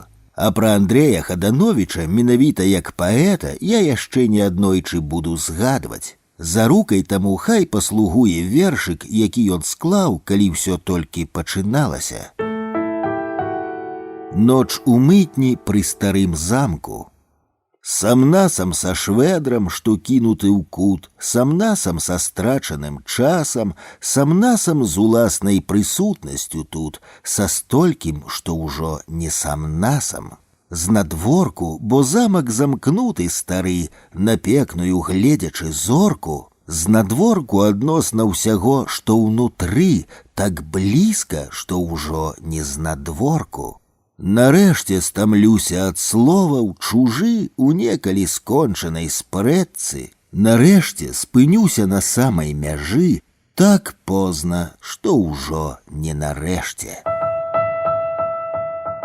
Алесь Асташонак сам выбраў мяне ў сябры пасля таго, як часопіс «Беларусь» надрукаваў адзін з маіх першых ужо адмыслова беларускіх артыкулаў пра сучасную нацыянальную прозу, дзе знайшлося месца і Алесю. Я нічога не меў супраць, да таго ж у яго быў самы вялікі лоб у беларускай літаратуры, хаця, мяркую, нават калі б у тым артыкуле я забыўся Алеся пахваліць, мы б усё роўна не ўніклі сяброўства, настолькі яно апынулася натуральным, глыбокім ды чулым. На тую пару Алесь знаўся сярод самых-самых яркіх празаікаў сваёй генерацыі, і гэта быў цалкам слушны прысуд, а вось рэдактар з яго апынуўся ніякі, бо ён любіў, акрамя геніяльнага эсэ Стральцова «Смаленне вепрука», адно тое, што сам піша, перакладае. Ну і хай сабе, разважаў я ўжо ў крыніцы, абы рабіў плённа, да чаго пакліканы. Толькі што я згадаў, як зладзейскія 90-е рассварылі Някляева з глобусам, у выпадку з Асташонкам было яшчэ горш. У тыя гады яго любімую жонку Мілу фінансавыя махінатары абадралі як ліпку, і злодзеям усё яшчэ было мала. Крымінальнікі пачалі пераслед, аднойчы яны схапілі і Алеся. Падпольна сустрэўшыся са мной, ён распавёў, як яго катавалі, і паказваў шнары. Не было іншай рады, акрамя як уцякаць з Мінска. Палову самага лепшага з хатняй бібліятэкі Алесь перавёз да мяне, а яшчэ частку перадаў Барысу Пятровічу, з якім моцна сябраваў. Зразумела, Алесь планаваў вярнуцца, не вярнуўся. Пісаў з Кіева доўгія лісты ці тэлефанаваў на вялікія грошы. Аднойчы нават пераклаў для крыніцы раман Эжэна Іанэску «Адзінота», адзін з маіх самых любімых раманаў увогуле, а потым знянацку памёр. У той час, калі Алесь Асташонак яшчэ быў жывы, мне раз-пораз здавалася, што праз яго прагнуў вымкнуць да чытача геніяльны празаік. Не атрымалася, але калі той наймацней грукаў у Алесевы рэбры, з'яўляліся тэксты, якія і стваралі падставу думаць пра гэта. Зрэшты, падобна на тое, што ў Алеся дарэшты ўвогуле нічога не атрымалася, што не вазьмі творчасць, сям'ю, кон, радзіму, усюды і ва ўсім незавершанасць, бадай і найлепшай характарыстыкай яму будзе геній незавершанасці. У гэтым сэнсе ён абсалютна супрацьлеглы Анатолю Сысу. Пры тыпалагічным падабенстве бязладных жыццяў і неўпарадкаваных смерцяў Анатоль Сыс пры жыцці вычарпаў свой творчы патэнцыял да астачы і сышоў у невараць пусты, як тень. Цалкам інакш у Алеся Асташонка. Ён суплёт бліскучых пачаткаў у прозе, драматургіі, эсеістыцы, перакладзе, якія нідзе не спраўдзіліся напоўніцу. І рэч не ў тым, што яму не хапіла таленту, часу ці спагады жыццёвых абставінаў. Усё гэта ён меў, не раўнуючы з многімі. Калі чаго яму і не ставала насамрэч, дык гэта хоць трохі таўсцейшай скуры. У сваім жыцці не сустракаў, па-руску кажучы, больш ранімага чалавека. Пры гэтым ён аднолькава трагічна перажываў і пустую плётку пра сябе, і гвалт паноўнай улады над краінай. Неяк Алесь знік на некалькі дзён з рэдакцыі, а калі вярнуўся да справаў, дык патлумачыў, што ў адной незалежнай газеце пабачыў слова «клюб», і каб хоць неяк ператрываць гэткі здзек з мовы, у яго не заставалася іншага выйсця, акрамя як тэрмінова бегчы ў краму. Дзеля карэктнасці заўважу, што да мяккага варыянту Тарашкевіцы, як у дзеяслове Барыса Сачынкі, ён ставіўся досыць лаяльна, але гэтае сапраўды ідыёцкае змякчэнне «л» у замежных словах будзіла ў ім змрочнага шаленца. У ідэале празаік мусі мець грубую, як у насарога, скуру. Каб не тое, што скразнякі, а нават і віхуры з надворку не збівалі з роўнага дыхання, якім трымаецца дыскурс ягонага ўласнага свету. Марсель Пруст такой скуры не меў, таму наглуха атынкаваў сцены працоўнага кабінета коркавым дрэвам, каб нішто не замінала ўслухоўвацца ў самога сябе.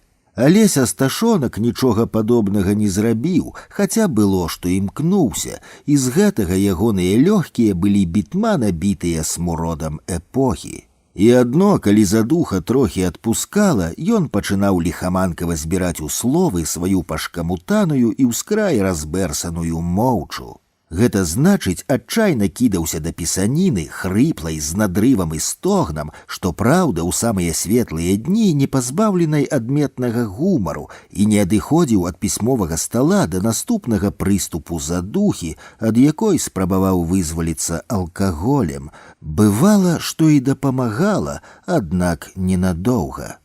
Між іншым, сам не бачыў, другія пераказвалі, што ў Алеся быў сшытак, куды ён выцінаў і наклейваў не толькі ўсе артыкулы, а нават і самыя кароткія згадкі пра сябе ў прэсе. Мы часам пасміхаліся з гэткай яго гіпертрафаванай прагі славалюбства, а вось цяпер, успомніўшы Алеся, падумалася, што ў нейкай са сваіх сутнасцяў успаміны заўсёды ёсць тым самым Алесевым сшыткам, безумоўна, і мае таксама. Пасля ўцёкаў Алеся Асташонка ў Кіеў, ягонае месца ў нашым кабінеце і штатную адзінку ў бухгалтарскіх каштарысах заняў Леонід Галубовіч. Леонід стаў знакамітым адразу пасля першай паэтычнай кнігі «Таемнасць агню». У прыклад, адзін з лепшых вершаў адтуль. Прычакаўшы глыбокага снегу, аб'язджаюць каня мужыкі. Маладому шалёнаму бегу дзве аглоблі сцінаюць бакі. Ні на міг не правісне ляйчына, не папусціць свабоды рука, і туды, дзе глыбее лагчына, да апошняга правіць рыўка. Вось ён, потны, загнаны, знямоглы, ад тугі і адчаю захроп. Заўтра стане пакорна ў аглоблі і без пугі не пойдзе ў галоп. У адрозненне ад свайго папярэдніка Леанід любіў аўтараў не менш за мяне, таленавітага мог запрасіць у госці ці паехаць да яго на вёску, а вось замежную літаратуру і філасофію не надта каб любіў, хаця гэта як быццам і не мела асаблівага значэння, бо Леанід узначальваў аддзел паэзіі, але... Рэч у тым, што да мяне ў рэдакцыйны пакой распораз завітвалі філосафы, культуролагі, інтэлектуалы розных кшталтаў з бясконцымі размовамі. А Леанід, нягледзячы на вышэйшыя літаратурныя курсы ў Маскве, заставаўся чалавекам вясковай культуры, пра што сам пісаў неаднойчы, і адэптам тады яшчэ татальна вясковай беларускай літаратуры. Нескладана здагадацца, што ў сітуацыі нашых мудрагелістых сумоўяў ён пачуваўся не надта утульна і бывала помсціў нам у сваіх з'едлівых зацімках, хаця як чалавек шчыры і самакрытычны пісаў і такое. Мяняю стары перакідны каляндар 1996 года на новы, натрапляю на такія запісы. Трэба хоць што-небудзь прачытаць з Гегеля, сорамна перад В.А. Усё-ткі прачытаць Гегеля. Неабходна прачытаць Гегеля. Усё гэта на працягу тыдня. Прачытаў Гегеля, навуку логікі, не зразумеў. Тут і далей цытаты з кнігі «Зацемкі з левай кішэні». Леанід не ведаў, што Гегель зусім не мой філосаф, але весяліць тут іншае. Ён думаў, што варта змусіць сябе адкрыць філасофскую кнігу, і ты адразу зможаш яе чытаць як кнігу прозы ці паэзіі. Між тым Леанід быў сапраўдным філосафам, як яго і мой любімы Васіль Розанаў, прынамсі ў апалых лісцях. Вярэдлівы одум над сэнсам быцця і чалавека ў быцці ніколі яго не пакідаў ні ў вершах, ні ў паэтычна-філасофскіх зацімках. Прыкладам хай будзе хаця б вось гэтая, неаднойчы рознымі аўтарамі цытаваная карацелька. Адно з двух, альбо ў нас ёсць філасофія, альбо ў нас няма Акудовіча. Вясковец, электрык Леанід Галубовіч у маладосці настолькі захапіўся алкагольнай вабай, што, як і Міхась Стральцоў, патрапіў у ЛТП, лячэбна-працоўны прафілакторый. Пакуль сядзеў, працаваў ля капыля пад аховай назіральнікаў, мінскае выдавецтва «Мастацкая літаратура» выдала яго кнігу «Таемнасць агню», якая адразу сталася літаратурнай падзеяй. З радаснай нагоды Леанід раздабыў фугас, вялікі буталь з як бы вермутам, і пачаў чытаць вершы пацыентам, медсёстрам і нават самому доктару. Зразумела, яго чакала б неабыякое пакаранне, каб назаўтра брат не прывёз запрашэнне ў Маскву на нараду маладых пісьменнікаў. А потым ён зненавідзеў чарку, скончыў у Маскве вышэйшыя літаратурныя курсы пры літаратурным інстытуце і ўсёй сваёй істотай абрынуўся ў паэзію. Уласна, калі не лічыць жонкі і дачкі, дык у яго, акрамя паэзіі, нічога і нікога не было. Знакамітыя зацемкі з левай кішэні выглядаюць таксама не столькі прозай, колькі вершамі ў прозе. Хаця мы былі блізкімі і ў сваім рэдактарскім кабінеце разам выкурылі не адну скрыню танных цыгарэт, я не адважыўся б назваць яго сябрам, і рэч тут не ўва мне. Хутчэй за ўсё, ён проста не меў таленту сяброўства. Разам з тым я паважаў яго як мала каго яшчэ. Была ў ім калі заўгодна нейкая анталагічная глыбіня і моца, а яшчэ экзістэнцыйная шчырасць і адвага. Дарэчы, пра цыгарэты. Хацеў пазычыць грошай на блок танных цыгарэт у каго-небудзь з рэдакцыі. Ні ў кога няма, і гэта насампраўдзе. Але ж нейк жывём, пры ўсім тым і часопіс час ад часу выходзіць, за якія шышы адзін бог ведае. Такая ўжо дзіўная краіна выпала для жыцця і выжывання. Дай цыгарэту, Валянцін. Працягвае апошнюю. Дымім, думаем, пішам. Праз нейкія паўгадзіны пасля нашага прыходу на працу кабінет ужо быў поўны цыгарэтнага дыму, і так з дня ў дзень, але калі ў Леаніда паўсталі сур'ёзныя праблемы са страўнікам, прапанаваў: «Валянцін, давай разам кінем паліць». Я адмовіўся, а ён кінуў. Потым Леанід кінуў пісаць вершы. Пасля 40 год пісаць вершы сорамна, сказаў. Тут я ўжо цалкам з ім пагадзіўся.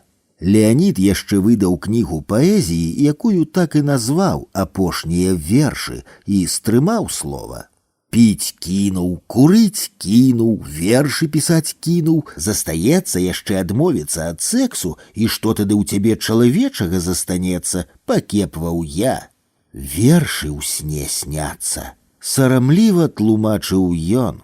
Відаць, з той жа прычыны Леанід не прымінаў ніводнай рэдакцыйнай вечарыны, якіх у нас хапала, і часам было заўважна, што надыхаўшыся алкагольнай пары, ён відавочна весялеў. Пэўна, наступная зацімка і была напісаная пасля адной з нашых вечаровых забаў.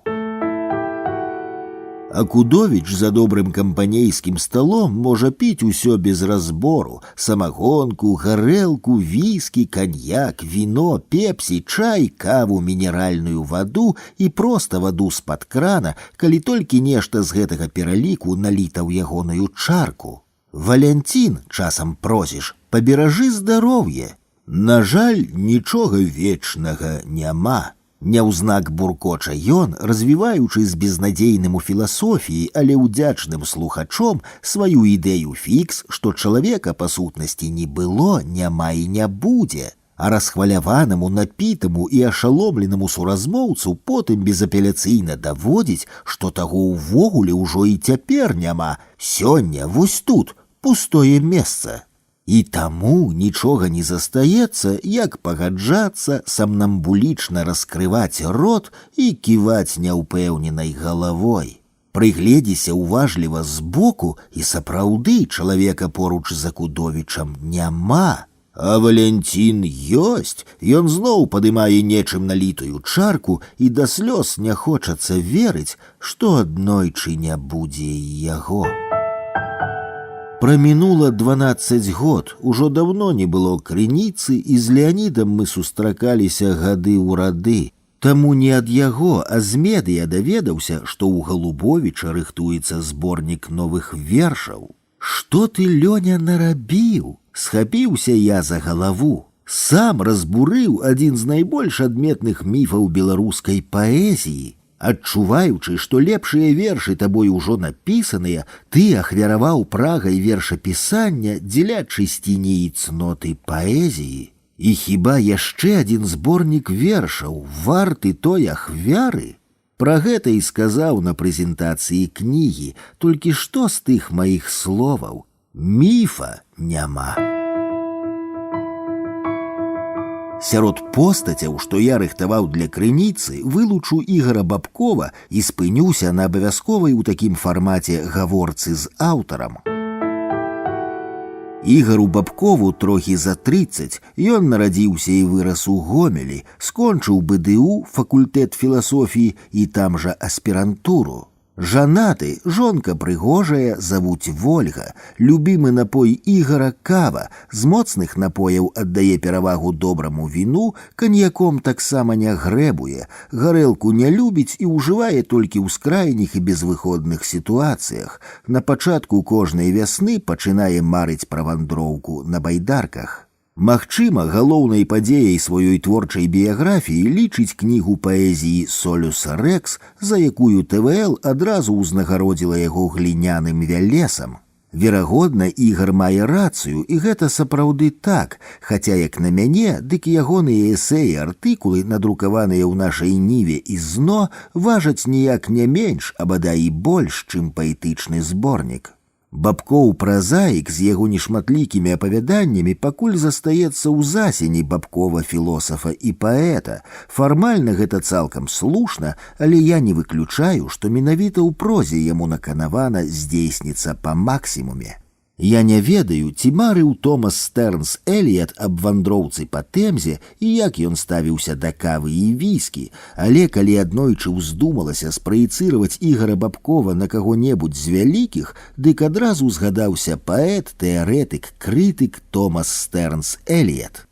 Ігар, цяпер вы пазнаёміліся з прадмовай да нашай гаворкі, паспрабуйце яе адрэдагаваць, дапоўніць, скараціць, удакладніць. Усялякае параўнанне абавязвае, Валянцін. Вы напісалі гэтыя словы, і я ліхаманкава пачаў прыгадваць, што мяне чакае наперадзе. 8 гадоў працы ў банку, Нобелеўская прэмія, раман з сакратаркай, якая маладзейшая за мяне на 40 гадоў. Дысертацыю я напішу, але не абараню, гэта зразумела. Застаецца высветліць, хто ў нас Джойс, хто Паунд, а хто Уільям Батлер Эйтс. Калі казаць сур'ёзна, гэткія праекцыі непазбежныя і недастатковыя, бо кожная асоба, кожнае жыццё мае свой патэрн, як сказаў бы Эліят, і гэты патэрн збольшага імперсанальны. У юнацтве мы яго прадчуваем, мы яго шукаем, і тады паўстаюць гэтыя праекцыі. Старыя грэкі звалі гэта конам, без усялякага вонкавага наканавання, і ніхто не адчуваў яго лепей, чым старыя кітайскія паэты. Тое, што вы вырашылі пераказаць паспалітаму чытачу, гэта біяграфічныя звесткі, факты, па-за кантэкстам тае цэласнасці, што іх арганізоўвае, у якой гэтыя звесткі набываюць сэнс і значэнне. Таму б я не хлусіў, калі б сказаў, што ўсё гэта няпраўда, ці дакладней, адно шкло, праз якое можна зазірнуць у маё жыццё, але жыццё гэта не шкло. Мой кон метафізіка, а не інтэлектуалізм, у самым шырокім сэнсе, ажно да рэлігійнага, я чань-будыст паводле веравызнання. Таму Томас Стэрнс са сваімі жахлівымі прароцтвамі канца свету для мяне адно перафраза постхрысціянскай секулярызаванай містыкі, рацыянальнай да рэшты і ў той жа час ненавіднай для рацыянальнага. У гэтым сэнсе параўнанне з Эліятам тыпалагічна няслушнае. Тое, што ў мяне пісалася, гэта метафізічны экспрэсіянізм, угрунтаваны ў іншым светаадчуванні. Рэч яшчэ і ў тым, што я быў выхаваны на традыцыі нямецкага рамантызму, метафізіцы экспрэсіянізму, постаці Гёльдерлін, Рыльке, Тракаль, Цэлан для мяне надзвычай істотныя, можна сказаць, сакральныя. Зрэшты, я, напэўна, у тым узросце, калі гэтыя праекцыі перастаюць паціху што-колечы значыць, калі ты апынаешся сам-насам з сабой, са сваім жыццём. З усіх беларускіх літаратараў, якіх я ведаю, вы бадай адзіны, хто мог бы сёння напісаць інтэлектуальны раман. Магчыма, я памыляюся, і яшчэ нехта здольны на нешта падобнае. Бог яму ў помач, але кожны, хто возьмецца за гэтую справу, мусіць не толькі хацець яе зрабіць, ён мусіць мысліць, як дыхаць, а дыхаць, як мысліць. Зрэшты, я тут не маю намеру распавядаць пра сваё разуменне інтэлектуальнага рамана. Мая задача запытацца, што думае пра інтэлектуальны раман Ігар Бабкоў і калі ён яго напіша. Тое, што я думаю пра інтэлектуальны раман, я ўсё роўна не патраплю вам сказаць, бо думанне пра інтэлектуальны раман і ёсць інтэлектуальным раманам. У першых 4 раздзелах трэба разабрацца, чым ёсць думанне як такое, потым даследаваць праблему інтэлекту і ягоных межаў, недзе напрыканцы сказаць штосьці пра раман як жанр, а ў пасляслоўі прызнацца, што аўтара няма і ніколі не будзе. Я пішу, скажу шчыра, проста раман, а напішу яго, калі ён сам напішацца. Вышэй я казаў, што пакуль толькі ад вас чакаю інтэлектуальнага рамана, але вы і адзін з нямногіх маладых інтэлектуалаў, з кім можна звязваць спадзевы на развой беларускай філасофіі. Апошнім часам вы зноў сталі пісаць, скажам так, філасофскія тэксты, што не можа не цешыць. Толькі цяпер, пасля татальнай паразы нацыянальнага руху, для мяне філасофскія тэксты міжволей параўноўваюцца з дахоўкай на доме, ад якога не той, што крокваў і сценаў, а і падмурка амаль не засталося. Чарапіцу робім, а класці няма на што. Магчыма, ды і напэўна, мой песімізм залішне гранічны. Тым не менш, вось вам апошняе пытанне. Праблема філасофскага інтэлектуальнага ўвогуле тэксту ў сітуацыі адсутнасці нацыянальнага тэксту. Я не ўпэўнены, што вашая метафора мае рацыю. Філасофія не пачынаецца з глебы, не будуецца ад падмурка.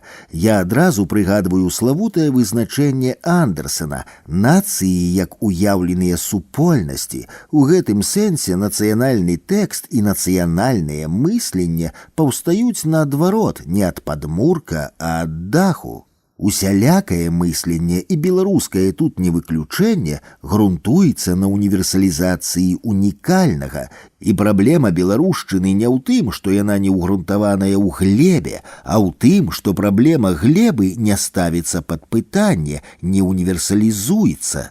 І наадварот, універсальныя катэгорыі не зводзяцца на зямлю, не бяруцца тут і цяпер, як катэгорыі нашай сітуацыі і нашага мыслення. Зрэшты, праблемы філасофскага тэксту ні для беларускай, ні для якой іншай еўрапейскай культуры не існуе. Усе мы думаем па-грэцку. Традыцыя еўрапейскага мыслення складаецца з каласальнай колькасці тэкстаў. Што толькі не прадумвалася цягам гэтай традыцыі, на што толькі не звяртала сваю ўвагу мысленне, якіх кшталтаў і стыляў, якіх формаў і дыскурсаў яно не прымала. Як пратэй, яно пераўтвараецца разам са спакменямі, застаючыся заўсёды ў іхнім цяні. І сёння, здаецца, ніхто не мае ілюзіі, што мысленне, філасофія – гэта сукупнасць усяго гэтага. Філасофія – гэткая вечная магчымасць, альбо, як пісаў Гайдэгер, ціхая ўлада магчымасці. А што можа быць лепшым за магчымасць? Постскрыптум. 21 год таму ў прадмове да гэтай гутаркі з Ігарам я выказаў меркаванне, не выключаю, што менавіта ў прозе яму наканавана здзейсніцца па максімуме. Ці няпраўда, як у ваду глядзеў.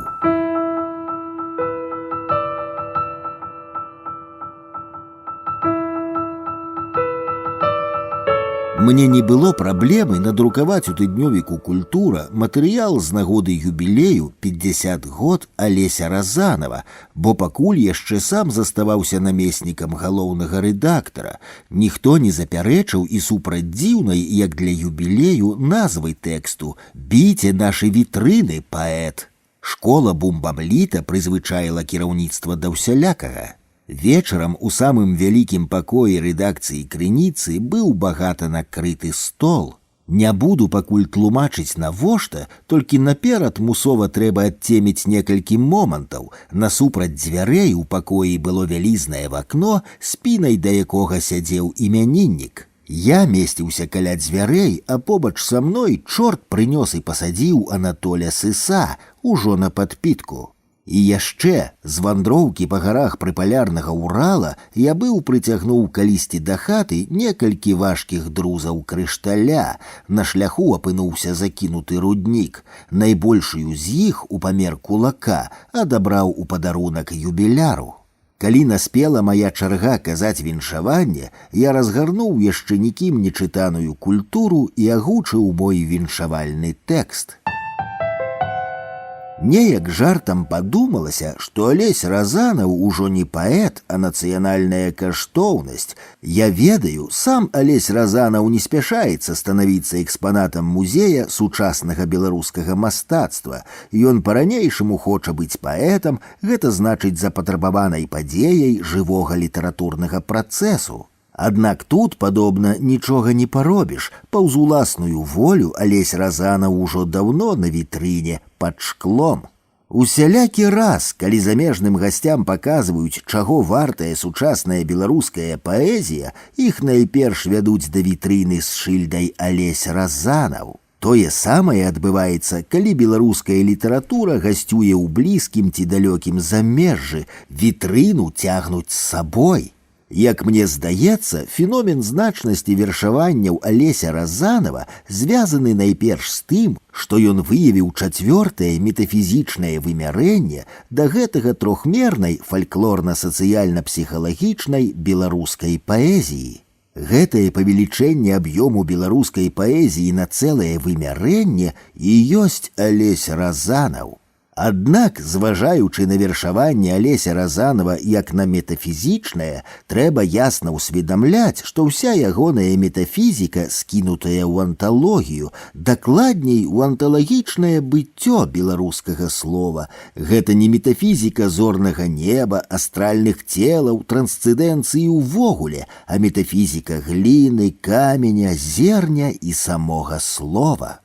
І яшчэ на Беларусі заўсёды было багата паэтаў, якія пісалі выдатныя вершы, але мы маем толькі некалькі выключэнняў, калі паэт ствараў уласную паэтыку. Адно з такіх рэдкіх выключэнняў Алесь Разанаў. Разгорнутая гаворка пра паэтыку Алеся Разанава тут будзе і не да часу, і не да месца. Заўважу толькі, што ў яе аснове вельмі жорсткая структура, як у крышталя. Верагодна, якраз з гэтага атрымліваецца, што ўвесь час на імкнучыся быць надзённай падзеяй літаратурнага жыцця, Алесь Разанаў як бы сам уласнымі рукамі муміфікуе сябе дзеля вечнасці. Пэўна, апошняе і падсунула мяне да думкі, што ён ужо не паэт, а нацыянальная каштоўнасць. Гэта значыць тое, што не падлягае часу. Я не пэўны, што Алесь Разанаў некалі зможа знішчыць мумію вечнасці ўнутры сябе, сваёй паэтыкі, але вось у чым я ўпэўнены, дык гэта ў тым, што ён пакуль будзе і будзе біць тыя шыбы вітрынаў вонкі, за якія мы засоўваем яго, каб мець для сябе каштоўны экспанат. Біце нашы вітрыны, паэт, я гатовы падносіць вам камяні. Сказаўшы апошнія словы, працягнуў праз доўгі стол Алесю Разанаву друзу, і ў той жа момант падхапіўся сыс, выкруціў у мяне з рукі крышталь і з крыкам «Я за цябе разаб'ю, Алесь!» размахнуўся, каб кінуць яе ў вакно. Дзякаваць Богу, нехта перахапіў яго руку, друза плюхнула якраз у самы вялікі торт, заляпаўшы кавалкамі смакаты дзяўчат, а сысам і натоўпам ледзьве вытаўклі за дзверы рэдакцыі. Не ведаю, як і з чаго так сфармавалася мая чалавечая канстытуцыя, толькі я быў і застаюся адораны умельствам захапляцца людзьмі, жанчынамі і мужчынамі, хаця мужчынамі больш і часцей. Можа, яно ў мяне было і раней, толькі ўпершыню заўважыў за сабой такое, калі пачаў хадзіць у горы. Маім настаўнікам і кіраўніком быў Александр Латакурскі, потым ён зрабіўся першым майстрам спорту Беларусі ў нашым відзе турызму. Высокі, дужы, вясёлы, жыццядайны, усё, што ён толькі мог зрабіць сам, ён сам і рабіў. Ніколі нават не зважаючы, што ягоны наробак у многіх сітуацыях мог быць большым, чым усяго нашага хаўруса разам. І гэтак, што ў гарадскім жыцці, што ў гарах. Напэўна, маё захапленне моцна кідалася ў вочы, бо сябры нават пачалі раўніва папікаць. Маўляў, ну што ты бачыш у ім такога? Мужык як мужык, а ў дадатак яшчэ нагадвалі пра заганы майго куміра, на якія я не зважаў. Я нічога не казаў у адказ, бо словамі такое захапленне чалавекам не тлумачыцца, як каханне, як сяброўства, як любоў да бацькаўшчыны. Мінаюць гады, захапленне, як кожная эмоцыя, пакрысе ацярушваецца долу, а вось павага і ўдзячнасць застаюцца.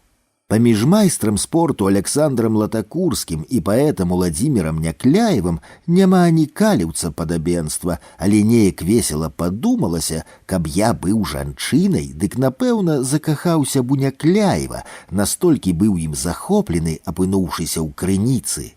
Відаць, ён гэта хутка адчуў і адгукнуўся прыязню. Неаднойчы распавядаў сам-насам рознае такое, што не кожнаму другому можна было распавесці. Здаралася, пасля агульных пасядзелак у рэдакцыі мы заставаліся ўдвох да глыбокай ночы, размаўлялі пра ўсё, найбольш пра літаратуру. Бывала, ён чытаў новыя вершы, амаль ніколі моцна не спрачаліся.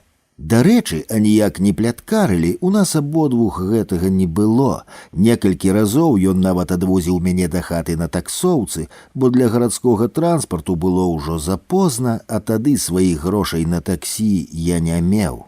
Агулам кажучы, у тую пару мне з ім было фантастычна утульна і свабодна, нягледзячы на тое, што я і блізу не меў пачуцця роўні з ім. Значна пазней, пасля эміграцыі Някляева ў Польшчу, рушэння ў прэзідэнты, зняволення, турмы, судзілішча, я неяк напішу, што сярод беларускіх пісьменнікаў Уладзімір Някляеў мае, відаць, самую багатую на падзеі біяграфію. А яшчэ і талентаў лёс нагрузіў яму ў дарогу праз жыццё цэлае бярэмя. Някляеў таксама вучыўся ў літаратурным інстытуце і таксама не застаўся ў Маскве, пісаў вершы па-руску, аднак нехта з мэтраў расійскай паэзіі пераканаў, што яму трэба вярнуцца да роднай мовы. Яго паэмы ў свой час мяне неверагодна ўражвалі, а Індыя і па сёння застаецца любімай. Гэта пры тым, што яго лепшай паэмай мне бачыцца ложак для пчалы. І не толькі ў яго, але і ва ўсёй беларускай паэзіі, калі пачынаць адлік пасля новай зямлі Якуба Коласа. А яшчэ, пакуль Някляеву не забаранілі эфір, ён настварыў столькі тэкстаў хітоў для песень, што не пералічыць. Між іншым, некаторыя, як гуляць дык гуляць, зрабіліся народнымі. З партыйнай трыбуны Някляеў чытаў свае пафасныя вершы генеральнаму сакратару ЦК КПСС. У часы перабудовы стварыў два унікальныя часопісы пад адной назвай «Крыніца». У дадатак узначаліў тыднёвік «Літаратура і мастацтва», а неўзабаве быў абраны яшчэ старшынёй Саюза пісьменнікаў Беларусі. На той час гэта была вельмі важкая пасада. Натуральна, такая абсалютызацыя літаратурнай улады мала каму падабалася. Між іншым, нам таксама, бо за мноствам справаў Някляеў амаль забыўся на часопіс. Натуральна, мы і без яго ўпраўляліся, толькі нам да таго ж зарплату перасталі плаціць. Карацей, усё гэта, як і шмат чаго іншага, урэшце спарадзіла цэлы суплёт розных бедаў, аднак пра гэта трохі пазней. Постскрыптум. Бадай найлепш з тых начных чытанак запомніўся, натуральна, толькі сэнсам запомніўся, вось гэты верш. У пакоі, замглёным ад дыму, непрытомным амаль ад віна, трое поўныя шклянкі падымуць і налітае вып'юць да дна. Утаропяцца ў сцены, запаляць, вочы ў вочы няўтульна зірнуць. Ні за што не зачэпіцца памяць, і яны наліваюць і п'юць. Трое з Менску, з Бярэсця, з Гародні ледзьве знаюць адзін аднаго, дык з чаго яны п'юць так гаротна? Проста так, проста п'юць, ні з чаго. Бо пакуль на абшарах айчыны, што ўсё толькі збіраецца быць, а ніводнай не знойдзеш прычыны, каб не піць. Праз колькі год з гэтага ды іншых тады чытаных мне вершаў Зміцер Вайцюшкевіч створыць выдатны музычны альбом і папросіць мяне напісаць на вокладку тэкстік. Я пагадзіўся, аднак папярэдзіў, што ў зададзеным фармаце нічога ў мяне не атрымаецца.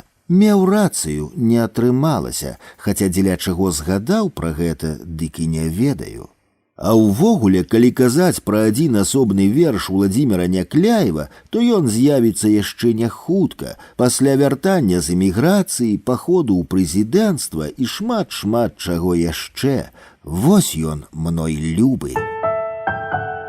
Пакуль Абаму не забілі, яшчэ мы шанец не згубілі, грахі прад Богам замаліць. І ўсіх, каго мы не любілі, пакуль Абаму не забілі, яшчэ мы зможам палюбіць. Пакуль, як на клавіятуры, свет беласкуры, чарнаскуры, чаму і музыка гучыць, мы можам не спраўляць хаўтуры па свеце і псалмы, і суры адной малітваю лучыць. Пакуль Абаму не забілі, яшчэ мы шанец не згубілі у храмах свечкі запаліць. Заб'юць Абаму, рухнуць храмы, і Бог памрэ, і тень Абамы над Богам будзе галасіць. Сваю кнігу «Дыялогі з Богам» я падпісаў Уладзіміру Някляеву, якога аднолькава моцна любяць Бог, д'ябал і аўтар гэтай кніжыцы.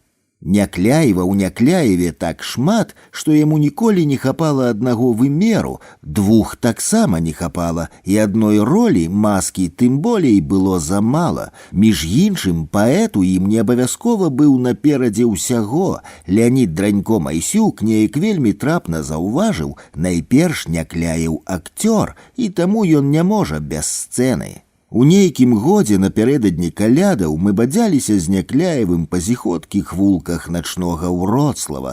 Потым ён сказаў: «Гэта вам даволі сабрацца ў 3-5 чалавек і чытаць адзін аднаму свае тэксты, а мне патрэбныя зала, стадыён, плошча». Авантурна заўважу, цалкам верагодна, і ў палітыку Някляев уплішчыўся перадусім таму, што імкнуўся з цэлым народам гутарку весці, тым болей, што літаратура ўжо на вачах губляла сваю універсалісцкую функцыю быць свецкім саборам для ўсяго соцыуму. Алесь Разанаў нешта зусім іншае, мне з ім так утульна, як з Някляевым, ніколі не было. Ці толькі зрэць час ды акрайчыкам, ды і не магло быць, здаецца, ён увогуле ад усіх чалавекаў быў як бы адслонены небам, мяно небажыхар яму пасавала абсалютна. Праўда, прамаўлялі яго па-рознаму, хто з экстазам, а хто здзекліва. Не, Разанаў не патрабаваў да сябе адмысловага піетэту, гэты піетэт сядзеў ва мне самім як цвік. Звыкла кажучы, на ўсё жыццё запомніўся адзін момант. Яшчэ толькі пачаўшы працаваць у культуры, я надрукаваў пра ягоныя вершаказы артыкульчык, хутчэй невялікае эсэ. Потым ён завітаў у рэдакцыю, і мы ўпершыню перамовіліся сам-насам, а калі я правёў яго на вуліцу і запаліў цыгарэту, то ўбачыў, што метраў праз 100 Разанаў азірнуўся і нейкі час углядаўся ў мой бок. Разанаў на мяне азірнуўся, ад шчасця ледзьве не прысеў, а як ачомаўся, дык чамусьці сам сабой недарэчна згадаўся радок з Фолкнера. Няшчасная тая жанчына, на якую ніводны мужчына не азірнуўся двойчы. Трэба ж такая ерундзень, а праз дзесяцігоддзі запомнілася. Таму не было нічога дзіўнага, што як мы згуртаваліся ў крыніцы, дык за галоўнай творчай фігурай тут мне бачыўся не галоўны рэдактар Някляев, а Разанаў. Якім жа было маё здзіўленне, калі неўзабаве высветлілася, што суладна са мной мяркуе няшмат хто, ды, відаць, і сам Разанаў не быў пэўны ў сваім вершэнстве. Чамусьці менавіта так я падумаў, калі аднойчы ў адзіноце ён з захапленнем прачытаў мне на памяць верш Някляева. Нервова накінуў кашне французскае нешта. Ты прыйдзеш яшчэ да мяне? Канешне, глядзіць, як русалка ў ваду, сагрэць яшчэ чаю. Я ведаю, што не прыйду, яна адчувае. Паводле законаў гульні, абняўшы за плечы, пакорліва кажа: звані, пакуль да сустрэчы. З двара азірнуся ў вакно, рукой памахае, за ёй тэлевізар міргае, французскае сёння кино. А значна пазней нечакана ўзважылася, цалкам верагодна, што Разанаў і Някляеў аднолькава таленавітыя, проста ў іх розныя мэтавыя аўдыторыі. Разанаў паэт для багоў, Някляеў для жывых людзей. Можа, яно і насамрэч так, толькі чаму аднойчы ранкам падумалася ні з чаго прачнуцца праз 1000 год і пачытаць Разанава.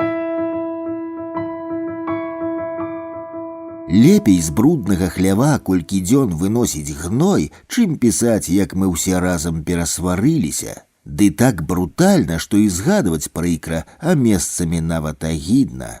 Я б з палёгкай прамінуў гэты сюжэт, колькі ўсяго благога застаецца ў патаемным, ды нешта ўва мне самім моцна пярэчыць, хоць контурам, але мус. Грошай не было, Някляева не было, а спякота была, пякельная. Нехта напісаў у адпаведныя органы ананімку данос на Някляева. Па сёння, здаецца, невядома, хто гэта быў і што там было напісана. Пачаліся розныя праверкі. Нас выклікалі на размову, прасілі пісаць тлумачэнні з той ці іншай нагоды. Я таксама пісаў. У рэзюмэ заўважылі нястачу зношаных дывановых ходнікаў, чайнага сервізу і нечага трохі больш істотнага ў фінансавай дакументацыі. Агулам казалі ці не пра $2000 страты, хаця гэта былі толькі чуткі. Само паводле сябе ўсё гэта не выглядала такой ужо вялікай драмай, аднак яно нешта зрушыла ў нас саміх. Мы раз'юшыліся і пачалі сварыцца міжсобку. Нехта запрапанаваў прасіць у міністэрства змены галоўнага рэдактара. Кандыдатурай быў прапанаваны Алесь Разанаў. Рэдакцыйная каманда расклалася на 2 групы. Разанава моцна падтрымлівалі Леонид Голубович і Анатоль Сідарэвіч, Някляева Леонид Дранько-Майсюк, а Пантана я спрабаваў трымацца сярэдзіны, вінаваціў і адных і другіх, пры гэтым у пэўныя моманты спрабаваў іх абараняць. Блізкім да трацейства быў і Владзімір Арлоў, прынамсі так выглядала. Нават не разумею, як у мяне атрымалася не згубіць любоў да ўсіх нас разам, улучна з Някляевым і Разанавым, пасля ўсяго таго, што за тыя дні я наслухаўся, набачыўся і сам нагаварыў. Бог не такі шчодры, каб аднаму чалавеку даваць і талент творцы, і талент чалавека. Так неаднойчы думалася мне ў тыя некалькі пякельных тыдняў. Пэўна, якраз у такую спякоту герой Альбера Камю без дай прычыны забіў негра, чужаніца. Скончылася ўся гэтая гістэрыя тым, што Някляеў схаваўся ад уладаў у Польшчы, а на кандыдатуру Разанава, як я ўжо раней казаў, не пагадзілася міністэрства. Замест яго нам прапанавалі Галіну Булыка. Пра мяне не так ужо і шмат часу, і яе зменіць паэтка Алла Канапелька, неверагодна харошы і здольны да арганізацыйных справаў чалавек. У яе спакваля атрымалася ўпарадкаваць усе нашыя бязладдзі і можна было працаваць далей, хаця, як кажуць японцы, разбітую філіжанку не склеіш, а калі і склеіш, дык яна не звініць. Толькі і без звону доўга працаваць нам не дазволілі. Часы пачаліся яшчэ горшыя ад былых. Улада стварыла холдынг літаратура і мастацтва і ці не ва ўсіх выданнях холдынгу змяніла галоўных рэдактараў. Знянацку камісія з 2 гідкімі дэпутатамі Вярхоўнага Савета прыйшла і да нас мяняць нашу Алу на нейкага свайго курдупеля. Гэта была яшчэ тая зборня. Выслухаўшы іх, я падпёр крэслам дзверы, патлумачыўшы, што ніхто адсюль не сыдзе, пакуль не скажу ўсё, што пра іх думаю. А далей Астапа панесла сваю доўгую раз'юшаную прамову, я не памятаў, ужо выскачыўшы за дзверы. Адно памятаў, што нагаварыў дык нагаварыў, і пра іх нялюдскую ўладу, і пра іх саміх, і чорт ведама чаго яшчэ там. А на астачу сказаў, што болей нагі маёй не будзе ў гэтай рэдакцыі, і паспрабаваў грымнуць дзвярыма, толькі з тымі вялізнымі і маруднымі дзвярыма ніякіх грымотаў не атрымалася. Шкада. Дарэчы, праз некалькі дзён здарылася нечаканае, следам за мной звольнілася ўся рэдакцыя улучна з прыбіральніцай. Наколькі я ведаю, калектыўнага сыходу літаратурнай рэдакцыі паводле палітычных матывацый раней у Беларусі яшчэ не было. Прамінула няшмат часу, і нехта запрапанаваў зладзіць прэс-канферэнцыю, каб распавесці пра гэтае паскудства ўсяму свету. Прадстаўнікі ўсіх пакрыўджаных рэдакцыяў сабраліся ў нашым пракураным кабінеце, і я зачытаў усім прысутным, але перадусім журналістам, тэкст заявы.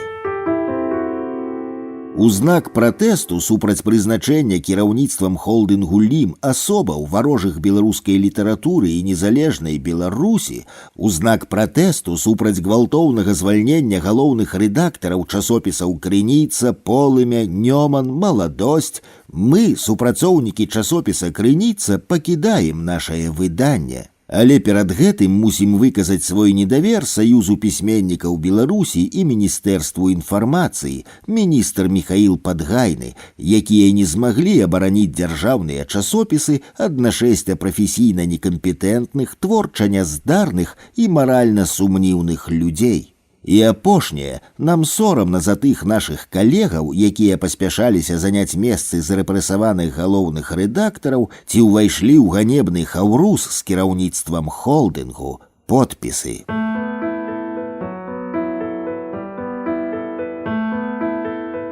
Прысвячэнні сябрам.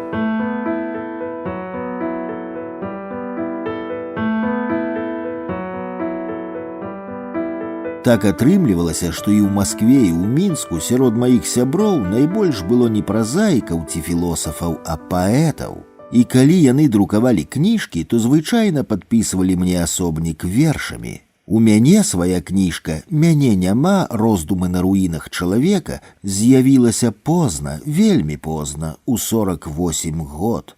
Тады я працаваў у Крыніцы, дзе нават празаікі былі паэтамі.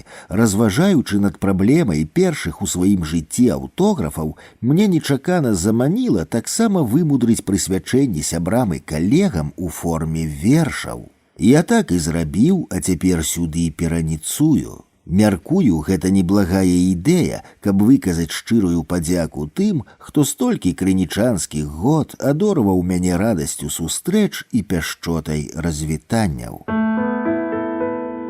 Перадусім, я толькі месца сустрэчы і рэшта спатканняў, іншыя меркаванні лічыце лухтой, і з гэтага там, дзе мяне не стане, не знікне ніхто.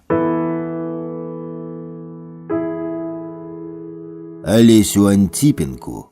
Позвоніць Алесь і скажа: «Поедем у лес, а потым грыбоў насмажым». Поедем, не лес, а сонца бярлога, пэўна тут недзе сцежка да Бога. Колькі хопіць ног, абшукаю спрэс, калі ёсць блізу Бог, то Бог гэты лес. Ды пра тое казаць я Алесю не буду, лес, каб маўчаць ці крычаць з перапуду. Потым грыбоў насмажым і пад чарку Алесь, беражы нас Бог, скажа, я падумаю, лес.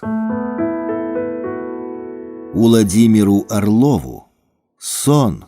По белым ходніку босонож, у зялёных кашулях і з ветрам пад пахамі мы аднекуль ідём ці кудысьці вяртаемся.